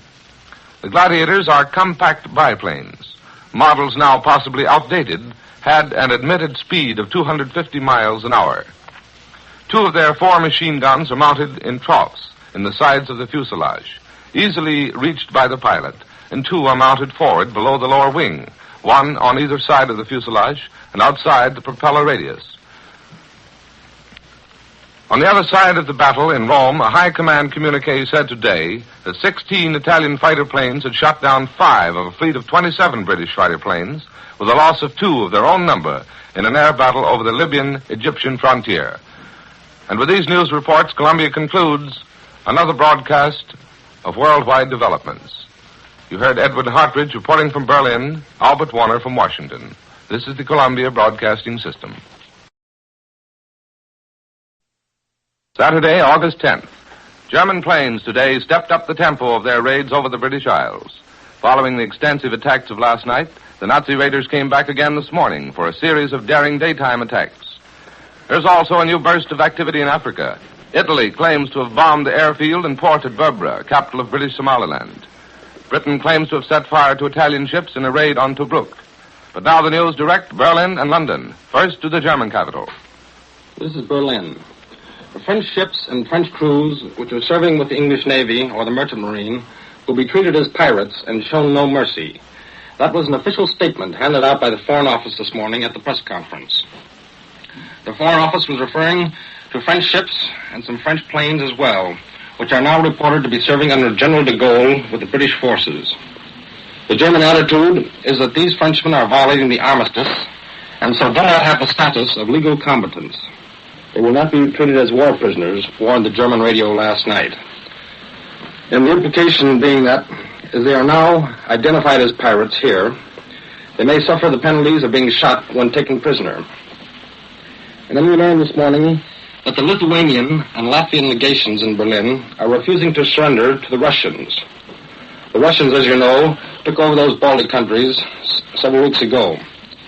The Russian embassy in Berlin has attempted to take over the Baltic legations here, but the Lithuanian and Latvian ministers refuse to allow them entrance. The Estonian legation has already allowed itself to be annexed by the Soviet embassy in Berlin.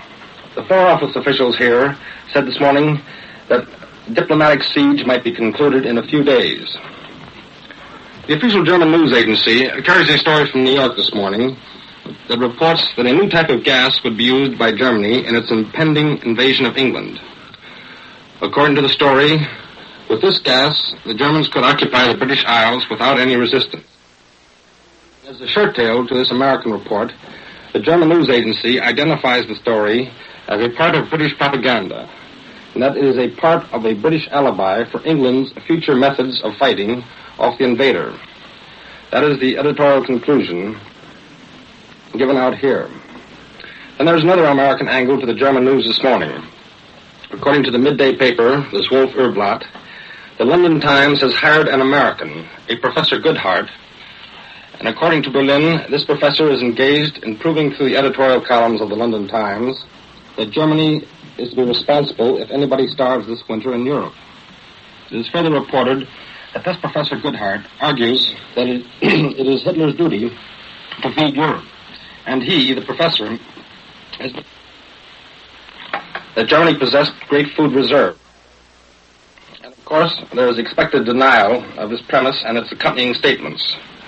Germany never intended to starve women and children, writes the Zwölf Uhr Blatt, though Great Britain has done so in South Africa, India, the Sudan, and during the World War.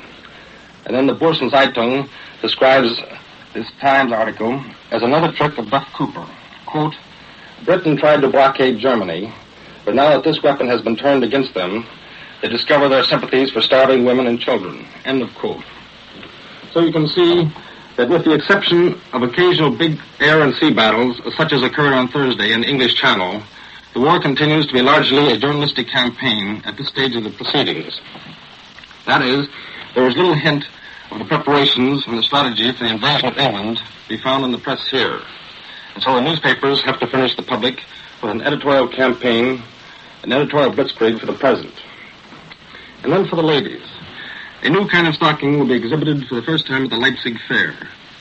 These stockings are reported to be gnat-proof and waterproof. However, the advance notices do not indicate whether these stockings are protection against higher caliber insects, such as the German mosquito. This is Edwin Hartridge. I return you now to Columbia in New York. This is New York. Here's a dispatch from Rome. Italian airplanes preparing for a direct attack by troops have bombed the port and airfield of Berbera, capital and chief port of British Somaliland, hitting one ship and setting fire to 2 grounded planes, a high command communique asserted today. Italian planes were said to have bombed effectively a railroad station and a concentration of British mechanized units. The communique quoted reliable information that Italian bombing planes hit the British battleship Resolution and damaged it seriously during a bombing action off the Balearics Island August 1st, and that they also damaged a destroyer. Resolution is a 15-inch gun battleship of 29,150 tons. It was reported that British forces were fortifying themselves for a stand at Berbera. Now news from the British capital reported by Edward R. Murrow. Go ahead, London. This is London. German bombers last night launched what was probably the most widespread air attack against England since the war began. Bombs fell on a town in the northwest of England, destroying several houses and causing an unknown number of casualties. A number of places in the southeast, a few places in the northeast and southwest, and in Wales were bombed. Some property was set on fire by incendiary bombs. This morning's official communique makes no mention of damage to industrial plants. There are no reports of German planes shot down. 12 high-explosive bombs were dropped by a lone German plane near a town in the southeast of England this morning. Buildings where men at work were machine-gunned. There were some casualties. The windows of houses were blown in, and there was some material damage. The Germans have renewed their mine-laying operations around British harbors. This activity, coupled with their determined attacks against coastal shipping, are seen by some as a sign that the long-promised invasion is not imminent. The Overseas League has decided to give a tea party on August 15th, that date freely mentioned by the Germans when they were to end the war against Britain. The tea party is to be given for members of His Majesty's forces from overseas, who are cordially invited to celebrate the non-arrival of Hitler and Mussolini according to plan. In the days of peace, Britain had a number of distressed areas, regions that had been stripped by mining and industry and left as barren deserts where there was no work. Today, distressed areas are being created all around the coasts, particularly in those areas where German invasion threatens. People have left their homes, their shops and offices, and come inland. Shopkeepers have seen their customers depart, their businesses dwindle, but still they must pay rent and taxes. The government is being urged to provide some measure of relief for these new distressed areas, in order that the nation as a whole may share the sacrifices imposed upon those who live and work, or rather who did live and work, in the coastal areas. It's a problem which will tax the resources and the ingenuity of the government seriously during coming months. There's another problem which the winter will bring if there is no invasion, and that is how the morale and spirit of some 20 divisions of troops, many of them from overseas, is to be maintained during the wet, black winter of inactivity. We are assured by responsible officials that Britain will not go hungry during the winter. But it takes more than food to fight a war. Britain's immediate need is for munitions and machines, manpower in the factories rather than in the army. Mr. Bevan, the Minister of Labor, is now undertaking a survey, which many people have urged for months. He is conducting an inquiry into the working history of more than 1 million men. Every man who has been an engineer or a metal worker since 1929 must register and give the details of his experience. Failure to register may involve a fine of $400 or 3 months in jail. The Minister of Labor wants to put all the men who have had experience as engineers or metal workers back to work at their old trades. And he has the power to tell them where they will work and for what wage. After repeated questions in the House of Commons and criticism in the daily press, Prince Frederick of Prussia, 29-year-old grandson of the ex-Kaiser, has been interned. He has been in England since the beginning of the war and has spent most of his time as the house guest of various distinguished British subjects. London diplomatic circles believe the four-cornered diplomatic crisis over the rich province of French Indochina will soon be resolved. Japan demands military, naval, and air bases in this region. The government of Marshal Pétain has not yet agreed.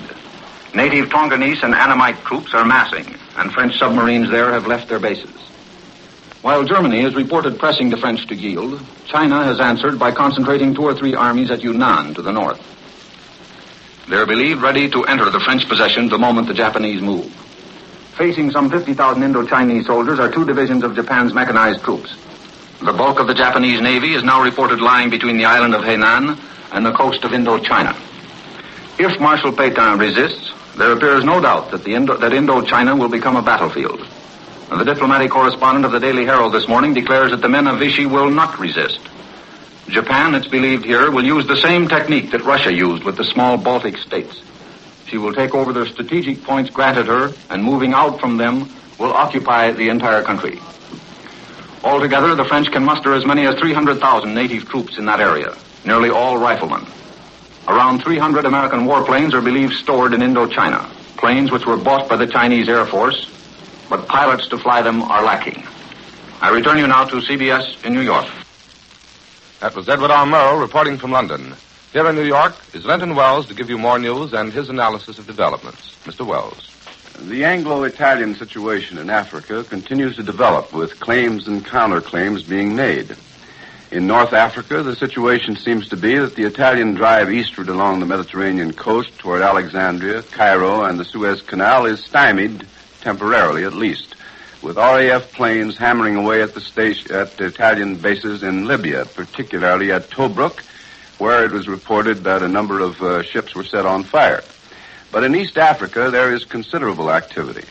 The RAF claims that its planes bombed Italian concentrations on the Hargeisa-Tug-Argon road in British Somaliland and made direct hits on anti-aircraft batteries and buildings at Massawa, the capital of Italian Eritrea, lying to the north along the Red Sea. At Maigadaga, near Gura in Ethiopia, they claim to have destroyed a field dump and at Nageli 2 grounded Caproni planes. Contrarily, Rome says that Italian planes have bombed the port and airfield of Berbera, the British Somaliland capital, and hit 1 ship and set fire to 2 grounded RAF planes. Elsewhere in British Somaliland, the Italians declare they are making progress, and as no British denials have been made, the fascist claims would certainly appear to be true. The Somaliland picture at the moment appears to be that Roman legions are moving eastward along the Gulf of Aden between Zela and Berbera. The port of Zela was occupied last Tuesday, you will recall. In the interior, an Italian column from Ethiopia has captured Bohatli Wells in the southeastern section of the Protectorate. Like most Somali towns, Bohatli Wells is little more than a collection of mud huts, important as a British Camel Corps base and a caravan watering point on the road from southern Ethiopia to Berbera. From Bohatli Wells, the Italians will undoubtedly move northwestward on Barao, if they're not doing it already, and endeavor to make contact with another column now driving eastward on Barao from Odwena. Barao is the headquarters of the British Camel Corps and has the largest aerodrome in the Protectorate, and, like most points in Somaliland, is practically indefensible, particularly by the small forces and a few obsolete airplanes which must defend them against overwhelming Italian odds. In East Africa last September, I learned that the Somali Camel Corps, which was mechanized by the British about 10 years ago, had not then been increased beyond its normal strength of about 1,000 men, principally black Somalis officered by able British regulars, and that is probably the approximate size of it now. After Barao, the strategic points for the Italians to capture are Berbera and Sheikh. Then it will be all over but the shouting. Berbera is the capital on the flat, torrid seacoast, an easy prey to Italian warbirds. Symbolic of its defenses is an ancient muzzle-loading cannon, which rests in the center of its common. Sheik is some 60 miles away in the high, cool hills and is the seat of the British Somaliland government. It is susceptible of good defense, but while RAF flyers from Aden are supporting their beleaguered comrades, the British seem to have no choice but to abandon the protectorate to the Italians and withdraw to Aden, which lies 100 miles across the Gulf of Aden. This, it is hinted, in London will be done. Then Italy will be in possession of 1,200 miles of coastline along the Gulf of Aden and Red Sea, and in control of the southern approaches to the Red Sea, and therefore the Suez Canal, with excellent chances of ousting the British from their Gibraltar at Aden and on the nearby island of Perim without very great difficulty. And with this analysis by Linton Wells from New York, Columbia concludes at this time another morning report of European developments. Earlier, we listened to Edwin Hartridge reporting from Berlin, Edward R. Murrow reported from London. Larry Elliott speaking. This is the Columbia Broadcasting System. Monday, August 12th. More than 100 German and British planes are reported in a new air battle over the southeast coast of England. Earlier in the morning, heavy anti-aircraft fire was said to have driven off waves of heavy bombers over the northeast coast. Other points were also bombed, but the government reported little damage done. From Rome, there's a communique which says Italians have made contact with heavy British concentrations in Somaliland. And now for the report of Edwin Hartridge in the German capital. Go ahead, Berlin. This is Berlin. The figures of the great air battle over the English Channel yesterday have been revised upward in the High Command communique just released. It reports that 93 British planes were shot down during the day, while 21 German planes are reported to be missing. The total score put out by the High Command last night was 89 British planes shot down, while 17 German planes were missing. There are a few new details about the great air battle yesterday. The German communique reports that 2 merchant ships and 1 destroyer in Portland Harbor were directly hit by Stuka bombers. And then another merchant ship was sunk in the nearby harbor of Weymouth. During the attack on the British convoy off the mouth of the Thames River, the Germans report that 3 merchant vessels were sunk, while 2 destroyers and 4 other merchant ships were directly hit by Stukas and seriously damaged. There was heavy air fighting during this engagement. Then last night, we are told, the German bombers heavily attacked aircraft factories at Filton, Filton, and True, Treee, and the harbor facilities at Cardiff and Bristol, and oil depots at Avonmouth. Anti-aircraft batteries were also bombed, and mines laid at the entrance of British harbors. This city is approximately 750 miles from the English Channel, where yesterday this great air battle took place. But if Berlin had had a ringside seat to the spectacle, the local papers couldn't be more enthusiastic about the official German results than they display this morning. Here are some of the headlines. The proudest victory of the German Air Force. Naval base at Portland destroyed. Annihilating blow of our fighting Air Force, and so on. The commentator of the Montag has this to say about the Channel air battles. Quote, these German blows hit the British liars as well as its defense forces, and have proved German superiority in the air is uncontested, despite British claims to the contrary.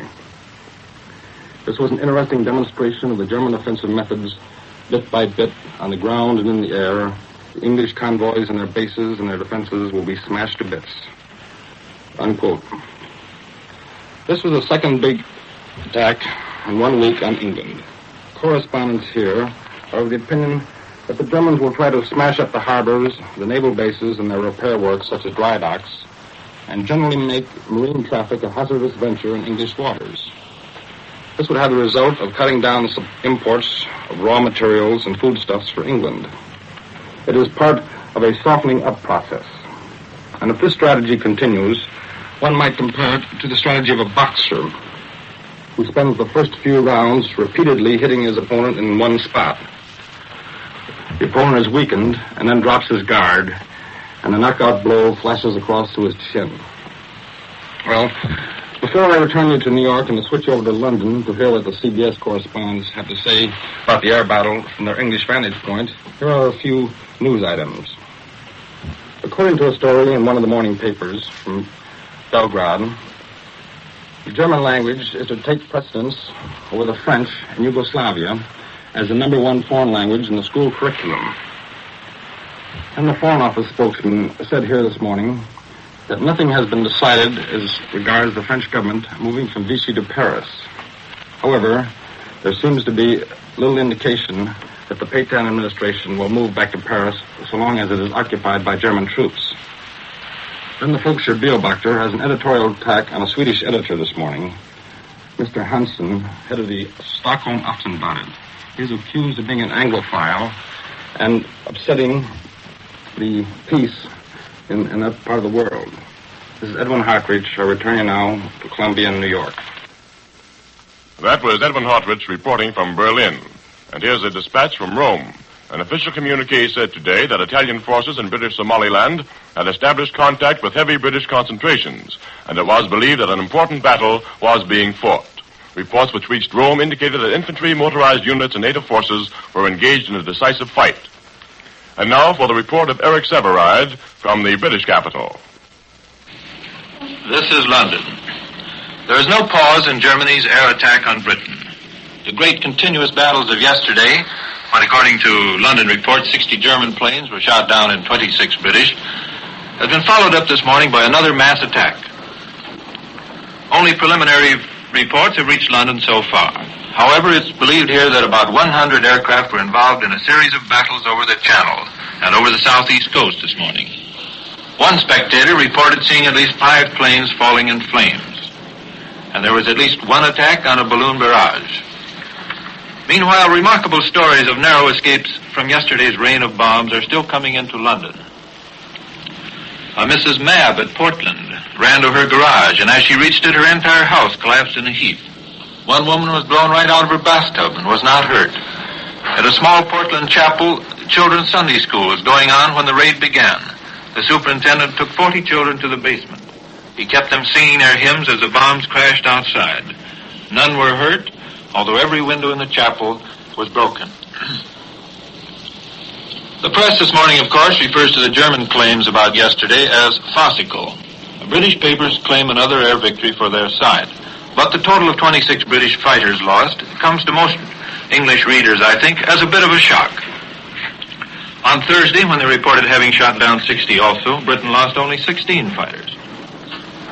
New pom-pom guns firing a sensitive, exploding 1-inch shell are reported to be having real success against the Nazi raiders. Particularly the raiders who swooped down to destroy the barrage balloons. Balloons anchored to convoy ships are favorably commented on after their first tryout. The chief difficulty is that they slow down the ships and are hard to handle in the stiff channel and North Sea winds. These bases on the coast of France and Holland give German bombers these advantages. They can use fighter escorts, they can carry more bombs and less gas. Their fighters carry more ammunition and less gas. They can surprise British defenses since they come over water and can get in the first blow before defending fighters can get up. But they have disadvantages in these raids as well. Their fastest fighters still can't accompany bombers, and their long-range fighters are believed to be outclassed by the British.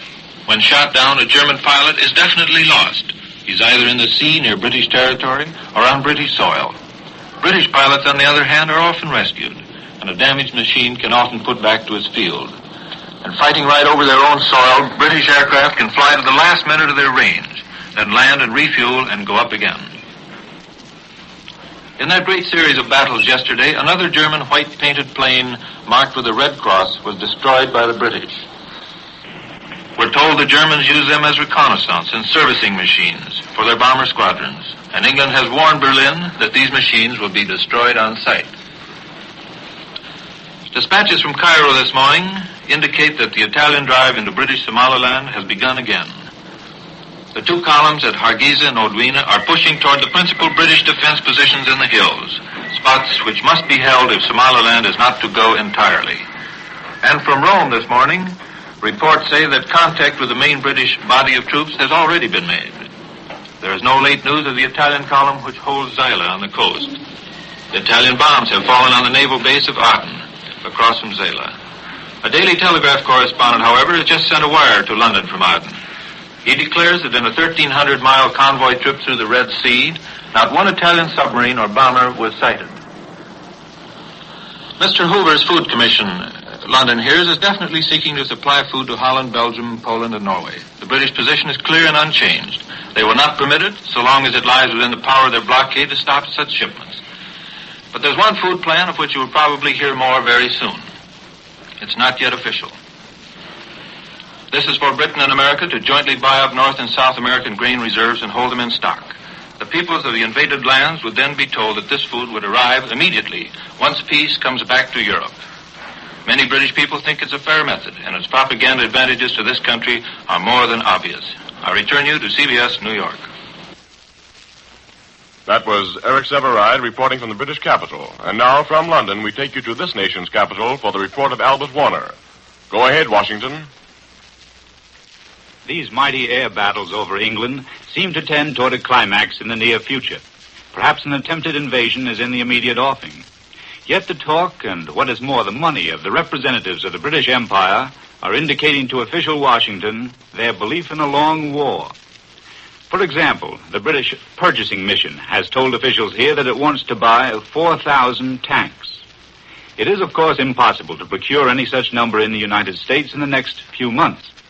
But the National Defense Commission expects that in the immediate future, medium-sized tanks will be turned out at the rate of 20 a day, far beyond anything done hitherto in this country. There is speculation over that British talk of a desire for 4,000 tanks. It's a number which, added to British production, seems considerably more than the British requirement for home defense. Could it be that Britain is even thinking of an offensive war on the continent in the more distant future? The plight of the British Army with respect to tanks when its expeditionary force was fighting in Flanders is illustrated by this story brought to Washington by a British expert. A tank brigade took 5 days to cover 120 miles in Flanders, a rate of something like 3 miles an hour. At the end of the 5 days, the tanks were abandoned. The men thought they could do better on foot. It was assumed the Germans would have no use for those abandoned tanks. The machines which are being ordered in this country will have a speed in excess of that of the German craft which cut France in two in a few days. The battle over the conscription bill resumes in the Senate today. Resumes for a week, perhaps 2 weeks of oratory. Senator Edward Burke, co-author of the bill, says, "We turn over the floor today to the opponents of the bill. Let them state the grounds of their opposition. But the sentiment of the country is clear and definite," Burke adds. "Every poll shows a 2-to-1 vote in favor of universal service." A veteran of the Senate, Norris of Nebraska, one of the men who voted against American entry into the World War, leads off for the opposition. During the present war, he has been a firm supporter of administration policy. He voted for various measures giving aid to the European opponents of Hitler.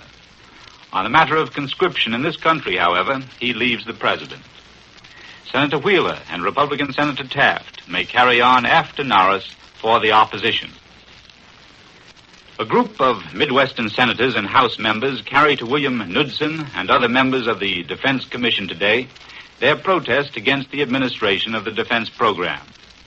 They complain that defense industrial orders are going to the eastern seaboard and the Midwest and Southwest are getting nothing. This dissatisfaction may extend to blocking the new tax legislation and its amortization features.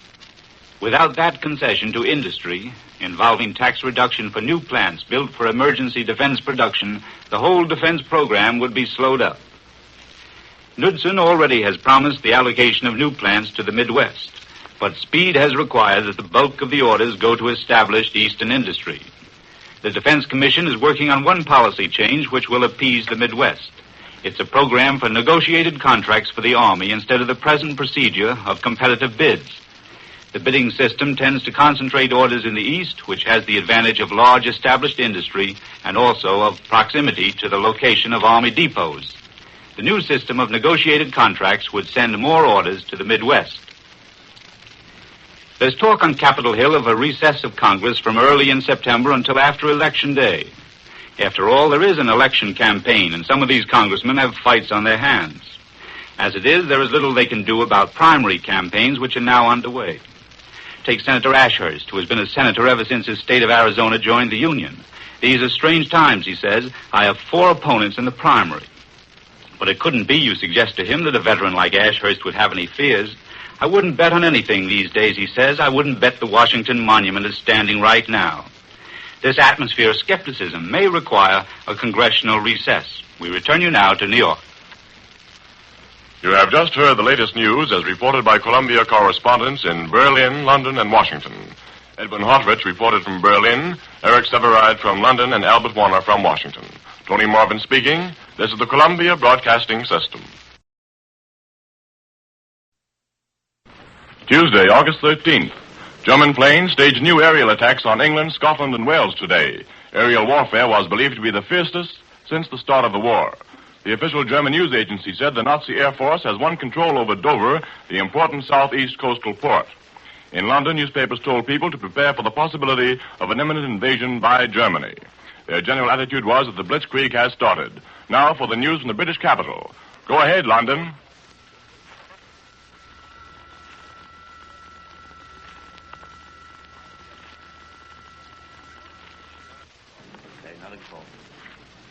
This is Columbia in New York calling London.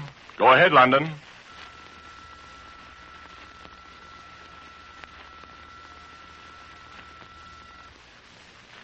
This is Columbia in New York calling London.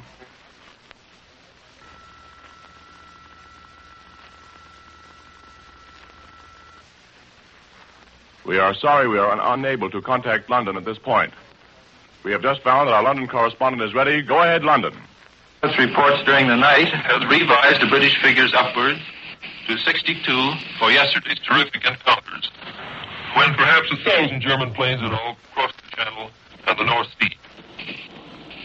The score of British losses for yesterday is put at 13. And 55 of those German planes reported down were shot down by fighters, the rest by anti-aircraft fire. Well, something is bound to give way. This cannot continue indefinitely. Either so many British ships, planes, and air bases are going to be smashed up that the Nazis can command the air over Britain and stage an invasion with real chance of success, or German plane losses will mount so high they will have to stop these raids. The battle for Britain is not only on, it is in its crucial phase. Whether Britain lives or goes down very probably depends on what's happening now in these August days. There appears one serious danger. The mass of British people who live far away from these coastal attacks believe that each day's events bring further victory to Britain as the Nazi planes go down. Instead of the back-to-the-wall fighting attitude which ought to be developing in a time like this, the public in general tends to become more complacent. If, as we are always told, the British can stand the truth, if adversity only makes them tougher, then some serious conception of the damage bound to be done by several hundred bombers a day ought to be given them. Those of us who saw what happened to public morale in France know the latent danger of picturing these raids as a danger chiefly to hen houses and schoolyards. At any rate, if British figures are correct, then the Nazis have lost no small item. 127 airplanes in 2 days. In 1 week, according to London estimates, they have lost 191 aircraft over this island. Thus, since the beginning of the war, the British themselves would have accounted for 3,100 German planes, most of them, of course, over northern France. British losses since war began are put at a few more than 700. Since the attacks began on June 18, Germany is said to have lost 450 planes. This does not include the 982 which the French destroyed, as they announced from Vichy yesterday. All in all, an Allied estimate of around 4,000. There is no confirmation in London this morning that long-range shells from German batteries have landed on this island.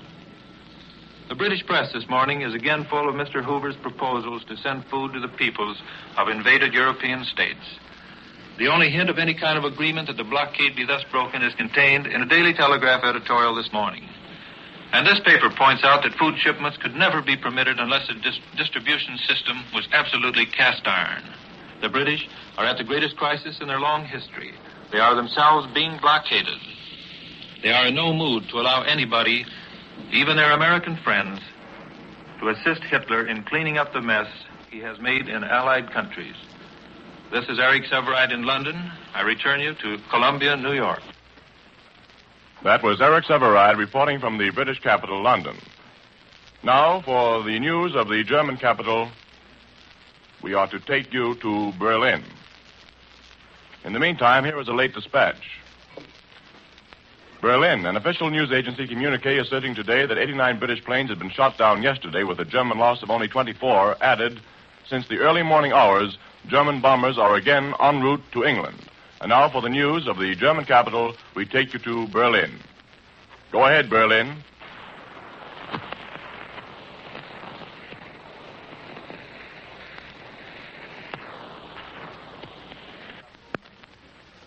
Ladies and gentlemen, at this time we had hoped to call in the German capital with our report of our CBS correspondent at that point. Apparently we are unable to make contact directly. However, we shall monitor that point if they should come in during the remainder of this program. In the meantime, here are some late dispatches from Berlin. 86 British planes were certainly shot down in battles over England and the English Channel, it was asserted by the German High Command, and 3 British bombers were shot down by anti-aircraft guns over Germany. Furthermore, 7 British fighters were hors de combat and dived down with smoke pouring from them, so said the communique. They may be considered lost. In German losses, it was said, they included fighter and bomber planes. It was asserted that German planes had bombed Portsmouth, Dover, Manston, and Margate in the English coastal area yesterday, and had bombed aerodromes at Canterbury, Lemp, and Hawkins in Kent County. At least 48 British planes were shot down in fighting over Portsmouth, so the authorized Nazi sources said. And they also said that 12 balloons had been shot down at Dover. Stuka dive bombers attacking a strongly protected ship convoy off the mouth of the Thames sank 2 merchant ships and set another afire, the official agency reported. It said that a British and a German plane were lost in these attacks. In 4 big attacks on England yesterday, centered at naval bases and aerodromes, the German Air Force struck on a scale which well-informed Nazis had long intimated would be an indispensable preliminary to any attempted invasion. Nazis said that the really big attacks were still to come, but observers suggested that a well-prepared plan to soften British defenses by aerial assaults had now been put into operation. The 4 biggest attacks were on Portsmouth, the British Fleet Center, Manston, the pursuit plane base, which is important to frontline air defenses of Britain, Dover, the balloon barrage center, and a ship convoy. Dover, Portland, and Portsmouth, all naval centers, had now been bombed in turn, and it was expected that an attack on Plymouth and Davenport, the naval bases on the southwest coast, would soon come. And here is a dispatch from Rome. A fierce battle was reported raging on the sun-scorched sands of British Somaliland, 40 miles south of the capital of Berbera, in the Italian dispatches which were sent here today. The British were said to have massed tens of thousands of natives and crack contingents of newly arrived Indian troops behind desert ramparts toward which the Italians were driving from 3 directions. Dispatches from Addis Ababa said Italian regulars as well as native camel corps and motorized units have succeeded in fighting their way through the mountains to the lowlands 40 miles southwest of Berbera. At that point, the British have a semicircular line of fortifications which are composed of trenches and hastily thrown-up machine gun emplacements and pillboxes. Bomber and fighter planes were reported assisting the Italian push, while Royal Air Force planes from the British base at Aden, as well as British warships in the Red Sea, were said to have arrived along the coast to bolster the British stand. According to the Addis Ababa dispatches, the British had intended to make a stand in the mountains some 60 miles from Berbera, but were forced to fall back when an Italian column pushing along the Gulf of Aden coast reached Zela last week and threatened to cut the capital off from behind.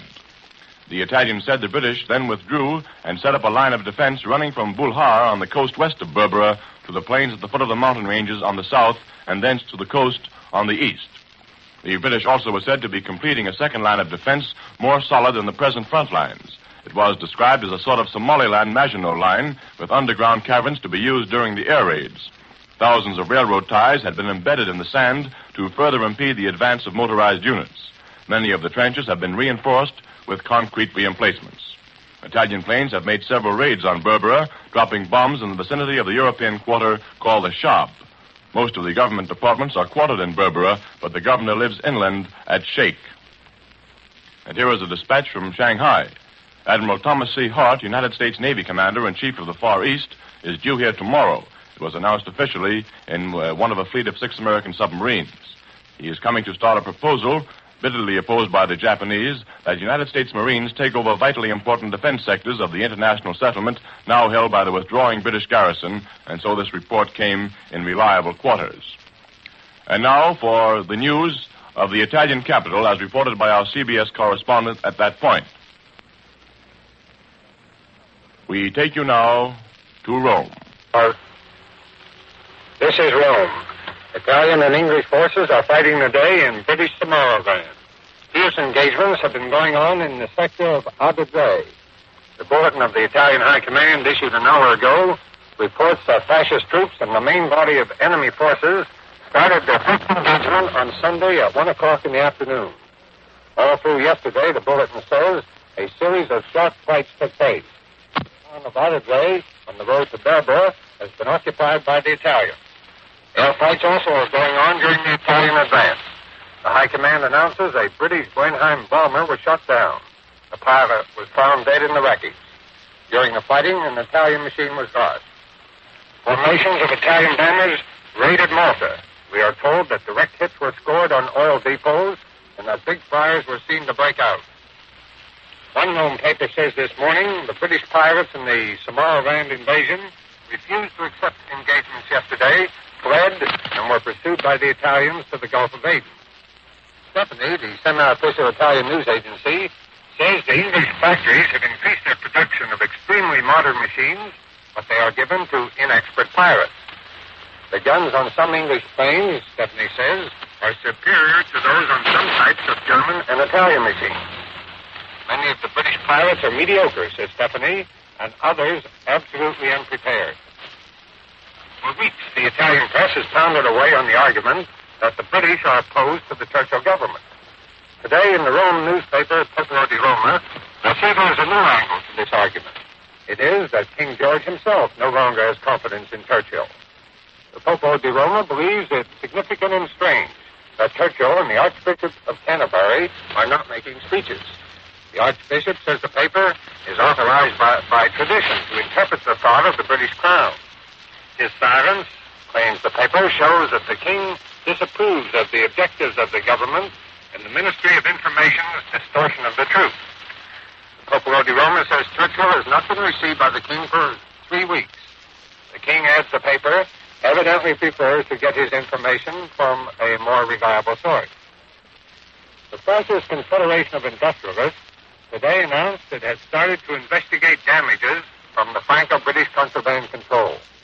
The Confederation is going to determine just what losses were incurred to Italian importing and exporting firms from the Allied maritime restrictions. That means, if Italy wins this war, France and England are going to be presented with a bill on behalf of those concerned. The main topic of conversation among diplomats and journalists today is Italian and Greek relations. You remember, Sunday night, the Stephanie Agency reported an Albanian patriot living in Greece had been killed.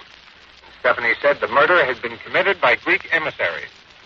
There are about 50,000 Albanians in the strip of Greek territory along the Ionian Sea and adjacent to the strategic island of Corfu. The history of the past 2 years shows that minorities can cause a dynamite situation. The Rome newspaper Messaggero reports from Athens this morning that 250 army officials there have expressed themselves against the, quote, pro-English policy of the Metaxas government, unquote. The paper reports them as saying that Greece should join with the Axis before the victory and not afterwards. This, says the Messaggero, puts the Metaxas government in a difficult position. The fascist press today advises the United States to start getting down to a working economic agreement with Europe. That is, with the Axis powers. I have in front of me 2 Rome newspapers, the Popolo di Roma and the Messaggero. They both carry a story about the United States. One story is Dateline Washington, and the other Bern, Switzerland. They are the same story, however, and they affirm that America is not menaced, that the Axis has never given a sign of conquest in America after the European victory. According to the articles, the interests of the North Americans should counsel them, and I'll quote this, should counsel them to stabilize an atmosphere of understanding with the New York and to initiate regular currents of traffic. And with this report of Cecil Brown from Rome, we bring to a close our News of Europe. This is the Columbia Broadcasting System. Wednesday, August 14th. There was little air activity over Britain today in comparison to the fighting of the last 3 days. In the early morning hours, German bombers attacked the Midlands and Wales, and London reported some damage was caused. In Berlin, there was an air raid alarm shortly after midnight, and then it was reported that German anti-aircraft batteries had turned back RAF planes 10 miles away from Berlin. And now for the news in the German capital, as reported by Edwin Hartridge. Go ahead, Berlin. This is Berlin. So far this morning, there have been no new bulletins issued by the German High Command indicating that heavy air attacks on Great Britain are continuing into the fourth day, that we may have news of the activities of the German Air Force later in the day. But if the aviators have been given a temporary rest, there is no let-up on the war being waged by the Ministry of Propaganda against the British Ministry of Information and the Churchill government. The bone of contention is the discrepancy in the losses reported by the Germans and by the British, or I should say, the conflict about which Air Force shot down the greatest number of enemy planes. The German papers this morning are emphatic as regards to one statement. They accuse the British of falsifying their plane losses and exaggerating their victories. London is not willing to admit that the Germans have gained superiority in the air, writes one paper. Then the Beizer Mittag claims that the English counties on the Channel coast have been placed under martial law so as to prevent the British people from discovering the extent of the destruction done to Portsmouth, Portland, and other harbors. And the Berlin papers are printing front-page stories about the worldwide interest and reactions to the German air raids on England. Here are some of the headlines to give you an idea of their content. Tremendous interest in the United States. The whole world dazzled by German successes. And the German radio this morning, in discussing the attacks, announced, quote, in fact, the American papers already speak of German air domination over the Channel, end quote. This morning, the German news agency has issued a revised list of losses suffered by the British in yesterday's air fights. According to the new account, the British Air Force lost a total of 132 pursuit planes and bombers yesterday. And here is the breakdown of this new report. The Germans claim that 74 planes of the Royal Air Force were shot down over the Channel and England yesterday.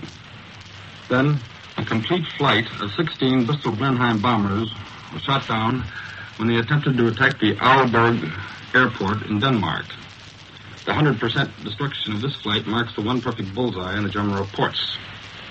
And another 42 planes were destroyed on the ground in England yesterday or shot down while flying over Germany. Then some fresh details about yesterday's engagements are also released this morning from official quarters. German bombers attacked harbors, factories, ships, balloon barrages, and anti-aircraft batteries in England yesterday. The docks and quays of Wallsend, Hartlepool, Plymouth, and Bournemouth, a south coast resort town, were also bombed. Incidentally, when I visited Bournemouth 3 years ago, the only quay sticking out from the sandy beach was an amusement pier stretching about 1,000 feet into the English Channel. The High Command reports this morning that armament factories at Bristol and Exeter were bombed yesterday, and a large oil depot at North Billingham. Airports at Eastchurch, Belting, Farnborough, and Odiham, O-D-I-H-A-M, were also bombed. The Germans claim the 30 British planes were destroyed on the ground at these fields, as well as hangars, gasoline dumps, and buildings. Then a balloon barrage at Folkestone on the south coast was attacked, and 12 of the balloons were shot down. And with this revised report issued this morning, the total number of British planes that the German state they have shot down is boosted to 281 for 3 days, Sunday, Monday, and Tuesday. And in that period of intensified aerial activity, the Germans say that they lost only 69 planes. Incidentally, their losses of 13 planes yesterday is now increased to 24 ships. At the Foreign Office this morning, it was stated that Germany will accept the Italian version regarding the conflicting reports of the Greek-Albanian dispute. And then this morning, there was an item that Norwegian copper, sulfur, and iron mines are being reopened under German supervision. Some of these mines have not been worked since 1789. This is Edwin Hartridge. I return you now to Columbia in New York. That was Edwin Hartridge reporting from the German capital. And here is a dispatch we have just received. Rome. British planes this morning bombed Milan, Turin, Alessandria, and Tortonia in northern Italy. An Italian communique says 12 persons were killed and 44 wounded in Milan. And it claims 1 was killed and 8 wounded at Turin and 9 killed at Alessandria. Now, for the report of Larry LeSueur, we take you to the British capital. Go ahead, London. This is London. The score of yesterday's mass German raids on Britain is announced as a new record this morning. 78 German planes are claimed to have been shot down. 13 British fighter planes were destroyed, but 10 of the pilots will live to fight another day. Some 500 planes were reported over England yesterday, probably the greatest number of destructive air weapons this war has yet known. Responsible quarters here are of the opinion that the past week's raids on Britain are being carried out to test Britain's resistance in the air. This test is believed a preliminary to an invasion. In smaller numbers, the German planes continued during the night and early today the attack on Britain. Points in England, Wales, and Scotland were bombed. Unconfirmed reports reached London yesterday that the southeast coast, that is, the coast nearest France, had been shelled by long-range German artillery. So I hurried down to the coast to attempt to confirm this new phase of the Battle of Britain. Darkness had fallen by the time I reached there, but the district was undergoing its 5th air raid alarm in 24 hours. Next morning, shortly after the sun came up, over German-conquered France across the Channel, the air raid sirens sounded again.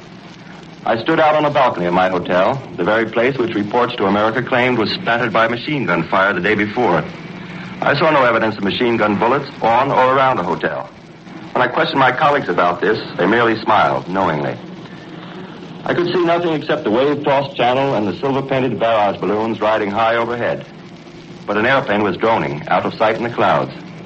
Then came the nervous, angry stutter of a machine gun. The big elephant-like balloon, about a quarter mile from the hotel, began to collapse. A great puff of yellow flame and black smoke mushroomed out of it. It sank slowly out of control. The long cable holding it to the truck whipped off and lashed into the sea. The engine drone in the clouds continued. Again that angry chatter. Another fat, benign-looking balloon sagged like a stricken elephant and fell slowly, gushing smoke and flame. Then the droning in the clouds ceased, and the all-clear signal sounded. I learned where the reported shells had fallen the day before and walked over to the area. I saw a large yellow stucco house with its roof completely ripped off. Soldiers were examining shell fragments which lay nearby. They assured me that nothing but a cannon-fired shell could have caused that damage, that the pieces they picked up were certainly shell fragments. They said the house had been blown up 10 minutes after the all clear had sounded, when there were no enemy planes overhead. I examined another point where a reported shell had fallen. It was in the side of a road. There was a very small crater. Apparently the missile had exploded on impact. There were many smaller holes in the earth nearby, undoubtedly shrapnel. There were 3 other reported shell craters in the vicinity. None of them were as conclusively the result of artillery fire as the first 2. I was told by the soldiers that the shell fragments denoted a relatively small caliber missile, about 8 or 9 inches in diameter. This fits with the evidence of Big Bertha, which fired on Paris from about 70 miles away in the last war. A small shell lobbed high into the stratosphere with a huge powder charge behind it. Ordnance experts explained to me that the German guns were probably more distant than the 22 miles separating France from England. Probably about 10 miles inside the French coast, well camouflaged to conceal them from cameras of the Royal Air Force spotting planes. We have just had a hint here of what Britain's answer may be to offers to send food to German-conquered territories. A motion is expected in the House of Lords today. In effect, it will call attention to the danger of famine threatening friendly people under Nazi domination and ask whether Britain will allow food to go to these parts of Europe if the German forces are withdrawn. We return you now to CBS in New York. That was Larry LeSueur speaking to you from the British capital. And here in New York, Linton Wells is standing by with more news and his analysis of the news. Mr. Wells. The sudden lull in German air raids on the British Isles this morning, as our correspondents Edward Hartridge and Larry LeSueur just reported from Berlin and London, probably indicates that the Nazis, having felt out the enemy, so to speak, are now marshaling their might for an even more vigorous onslaught. For 3 days, the Germans have blasted away intensively at British factories, airports, communications, and civilian centers. Now, quite likely, they are studying the effects of incendiary and high-explosive bombs and are preparing to strike at what they now believe to be the most strategic points. Their hope, in fact, their salvation, is to win quick superiority in the air and thereby make an invasion possible. Recently, the Nazis undoubtedly have suffered far greater aircraft and personnel losses than they admit. But as those losses are likely less than the British claim, they have made little more than a dent in the tremendous force which Goering has been able to build up in Germany. So during the coming days, we may well expect to hear about air attacks on an even greater scale, with wave after wave of bombers roaring over the English, Scottish, and Welsh countrysides, seeking to destroy all life, manufacturing establishments, sources of supply, and above all, morale. If I know anything about the British and about the effects of bombing raids, the Nazis must shoot the works on a truly horrible scale during the next 50 days. Otherwise, the future will be even more doubtful than it is now. The next week or so should reveal if the Germans have the capacity to do just that. The Swiss had air raid scares last night as British planes roared across Switzerland, headed for effective bombings of industrial centers in northern Italy. But this morning, the Swiss have more reason to turn fearful eyes toward Italy and Germany than toward the skies. Today, the Italian newspaper Regime Fascista of Cremona began an attack against Switzerland, which looks like another build-up for action against a neutral. Sneering at Swiss neutrality, the Regime Fascista accused Swiss newspapers of insulting Germany and Italy and advised Italians living in Switzerland to defend themselves. The Italian paper said that Italy cannot remain indifferent when fascism and its men are offended and when false news is published with the aim of discrediting Italy. Then it concluded with this warning: all great events arise from small episodes, and great oaks from little acorns grow. Coincidentally with this new press attack against Switzerland, the Italian newspapers are intensifying their campaign against Greece. Yesterday, Premier Metaxas of Greece firmly rejected official Italian suggestions that Greece formally renounce British guarantees of her independence and territorial integrity and place herself under the protection of the Rome-Berlin axis. Consequently, the Italian press is now charging that the Metaxas government, with supreme arrogance, as it terms it, has designs on Albanian territory which must be destroyed by quick and decisive action. So it is not improbable that soon we shall be hearing about Italian punitive action against Greece. In such an eventuality, observers are pondering over what action Turkey will take. The Turks are treaty-bound to enter the war with England if there is any change in the status quo in the eastern Mediterranean. Well, there was a change in the status quo when Italy declared war 2 months ago, but nothing happened vis-a-vis Turkey. So treaties being what they are these days, it may well be that nothing will happen so far as Turkey is concerned should Italy invade Greece. But if Italy should manage to gain a good foothold in Greece, she will be in a better position to hamper British fleet operations in the eastern Mediterranean and also to attack Palestine and sources of British oil supply in the Near East. There doesn't seem to be much change in the Anglo-Italian situation in British Somaliland. The British say that their Somali forces have been fighting the Italians since Sunday at Jugargan Pass, 43 miles south of Berbera in the vicinity of Adadle, and have broken up several general attacks. The Italians say they have occupied Adadle. The real significance of this news is that the Italians apparently abandoned any attempt by its main Hargeisa column to reach Berbera on the main road leading there from Odwena through the mountains by way of Burao and Sheikh, and struck off on what is little more than a trail. If they have occupied Adadle, they can now move into the coastal lowlands, connect with their forces struggling eastward over the hot sands along the Gulf of Aden from Zela, and make a more large-scale attack against Berbera. Although there is no word regarding it, the likelihood is that the Italian column which occupied Bohatli Wells in southeastern Somaliland last week is now moving northwestward toward Burao, whence it will attempt to storm the mountain pass leading down to Berbera by way of Sheikh, the seat of the British government. With this report and analysis of the news by Linton Wells, CBS correspondents have reported on the latest developments in the European situation.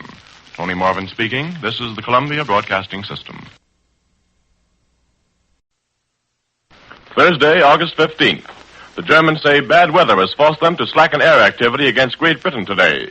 And in Great Britain, troops and civilians continue to comb the countrysides for German parachute soldiers. None have been found, but Berlin quarters insist they have landed. In Africa, Italian and British armies are fighting an important battle, and the British fleet is reported to have left for an attack on Italian ports at Eritrea. Now for the report of Larry LeSueur in the British capital. Go ahead, London. This is London at about 1 o'clock in the afternoon on August 15th. August 15th, the day of Hitler's appointed entry into London. He reportedly named this day to his party leaders in Germany when Paris fell. But the German Chancellor seems merely to have sent a few representatives over to this island. Yesterday, for the first time, church bells rang in warning of parachute troop landings, after 59 German parachutes had been found at various points in England and Scotland. Their German owners have not yet been found, and until they are, there is no concrete evidence that these large white silk parachutes actually landed German sabotage experts in Britain. No footprints were visible near the fallen parachutes. But of course, the lush greenness of England doesn't make for good tracking. During last night and early today, German planes were over this country in small numbers. One of them was shot down. The mass air attacks on England were decidedly slackened yesterday. 26 German planes were knocked down by the Royal Air Force, it's officially stated, while Britain lost only 4 of her fighters. Airfields in England were again attacked yesterday. In other German campaigns, these raids on aerodromes have always been a forerunner of an invasion. Responsible persons here believe that the next 10 days may be the turning point of the war. Preparations are being made here for heavier and heavier air attacks. As I walked to the studio this morning, after a few days' absence from London, I was really amazed by the number of brick air raid shelters which have been erected in the middle of some of the busiest streets here. The armed British merchant cruiser Transylvania, 16,900 tons, was sunk by a U-boat torpedo in the Atlantic. The loss of this ship was announced by the Admiralty in the early hours of this morning. Some 300 officers and men were landed at a West Coast port. The death roll is figured to be about 30 or 40. Transylvania was a well-known luxury liner before the war. She was built in 1925. A number of her lifeboats are still adrift in the rough Atlantic. Royal Air Force planes were active over Germany and her conquered territories last night. My colleagues who were staying at Dover on the southeast coast told me that the glow of a big fire could be seen across the channel in France all through the night. The red glow lit up the sky at a point between Calais and Le Havre. At the same time, heavy explosions could be heard for a whole hour this morning from across the channel, and bright flashes could be seen from the hotel windows at Dover. We are told today that the Royal Air Force planes in the Middle East have destroyed 170 planes, Italian ones, while the loss to the RAF has been only 18 machines, an advantage to Britain of 10 to 1. The Air Ministry in London is very pleased over this showing, and it is confident that if British fighter pilots can maintain an average of 4 to 1 against the German Air Force and the Italian, Britain will then be in command of the air. This sounds a rather hard task. However, considering yesterday's claimed score of 6 German planes to every British fighter shot down, the British pilots are not having much trouble in maintaining their hoped-for average. But it is to be remembered that much of this battle for Britain is now being fought in the factories and on the drawing boards of both Germany and Britain, where new air weapons are being prepared. Britain has not seen fit yet to use her much-vaunted Bolton Falls Defiant fighters, even against Germany's newest fighter bomber, the Messerschmitt Jaguar, which has come over this country so frequently during the past week. David Lowe, the world-famous cartoonist of London's Evening Standard, today has pictured a triumphal arch in the midst of London. Above is a banner emblazoning the words, August 15th, welcome to our distinguished visitors. Beneath the arch are 4 tough-looking British soldiers. In the muzzles of their Tommy guns are sheaves of lilies. But Hitler has not arrived. We return you now to CBS in New York. That was Larry LeSueur reporting from London. And here is a dispatch from London we have just received. A great fire burning on the French coast reminded watchers on this side of the channel during the night that while Britons were talking imperturbably the punishment German aviators visited on them, their own Air Force was handing out punishment to the Germans in their own and occupied territories and to Italy. And now, from Berlin, we take you to Rome. We beg your pardon, ladies and gentlemen. We take you now to Berlin for the report of Edwin Hartridge. Go ahead, Berlin. This is Berlin. There is no reference to be found in the German papers about stories emanating from London that parachutists are believed to have landed in several places in England. But there is an interesting item that was broadcast this morning in the German shortwave news programs directed towards Great Britain. The source of this news is said to be Stockholm. And the German radio reports that parachutists were observed at several points in the neighborhood of Birmingham on Tuesday night. I will quote the German news broadcast.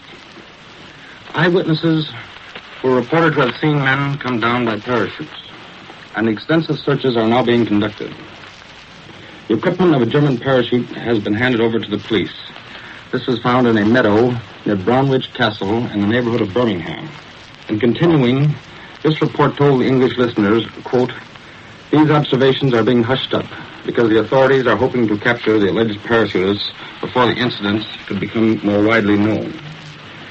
Then the radio news broadcast also stated, quote, "Similar occurrences were reported from Manchester. A leather satchel was fished out of the Manchester ship canal. In it were tools, provisions, notes, and instructions for parachutists. The police are busy trying to locate the owner." End of quote. Well, that is the important part of this German news broadcast about parachutists, reported to have landed in England. It is interesting that this indirect report is broadcast on the English shortwave program directed towards Great Britain, and that this same report does not appear in the Berlin papers. I saw German parachutists in action when Holland was invaded, and these reports of parachutists over England, if such reports are true, do not exactly jibe with the tactics of the German parachutists as they went into action during the Dutch invasion. For their parachute troops dropped in groups from low-flying planes, and their job was to seize and hold important bridges, cut other lines of communications, and cause disruption behind the defending forces. But the reports of isolated parachutists dropping at various spots throughout England have a psychological value as regards the effect on civilian morale. Here in Berlin, there's little news of aerial or naval activity. Yesterday's score of the fights over England and the Channel were 22 British planes shot down while 5 German planes were lost, according to the statement issued by the High Command here. Berlin papers are giving a big play to the report of Colonel Knox, the United States Secretary of Navy, has said that it is possible that Great Britain cannot defend herself after another 2 months. Also the statement of Colonel Knox that America does not know the true figure of British aviation and shipping losses. The Boston Zeitung headlines this story with the sentence, quote, "Sensational declaration in the United States," unquote. Hermann Goering has his picture in all the papers this morning, dressed in his new uniform as Reichsmarshal of Germany. It is a new and resplendent addition to his already famous wardrobe of uniforms. As Reichsmarshal, Goering will now wear a light silver-gray uniform with a larger baton than he formerly carried as Marshal. And there is another interesting photo of a letter signed by Pierre Laval, now Vice President of the Council of Ministers of France. For his official stationery carries the new seal of the Pétain government of France, which is used only by Marshal Pétain and Pierre Laval. No longer is the government of France known as the French Republic, but merely as, quote, the French state, unquote. Apparently, even the outward forms of the former republic have been scrapped in the transition from a democracy to a totalitarian state. This is Edwin Hartridge, returning you now to Columbia in New York. That was Edwin Hartridge reporting from the German capital. And now, from Berlin, we take you to Rome, where Cecil Brown is ready to report. Go ahead, Rome. This is Rome. The Italian High Command has just announced that bitter fighting is taking place in British Somaliland. The Italians are making continuous use of their air force to attack British columns and outposts resisting the advance. The fascists claim they have taken prisoners and captured some guns. That's the extent of the High Command's report on the operation. But it's apparent the attack now going on is the biggest offensive launched by the Italian forces since this country entered the war. And from France's communiques, it is meeting with the strongest resistance.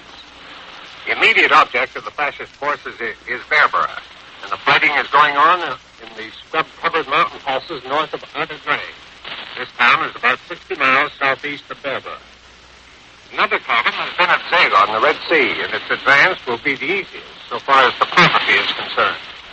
The road extends along the Gulf of Aden to Berbera.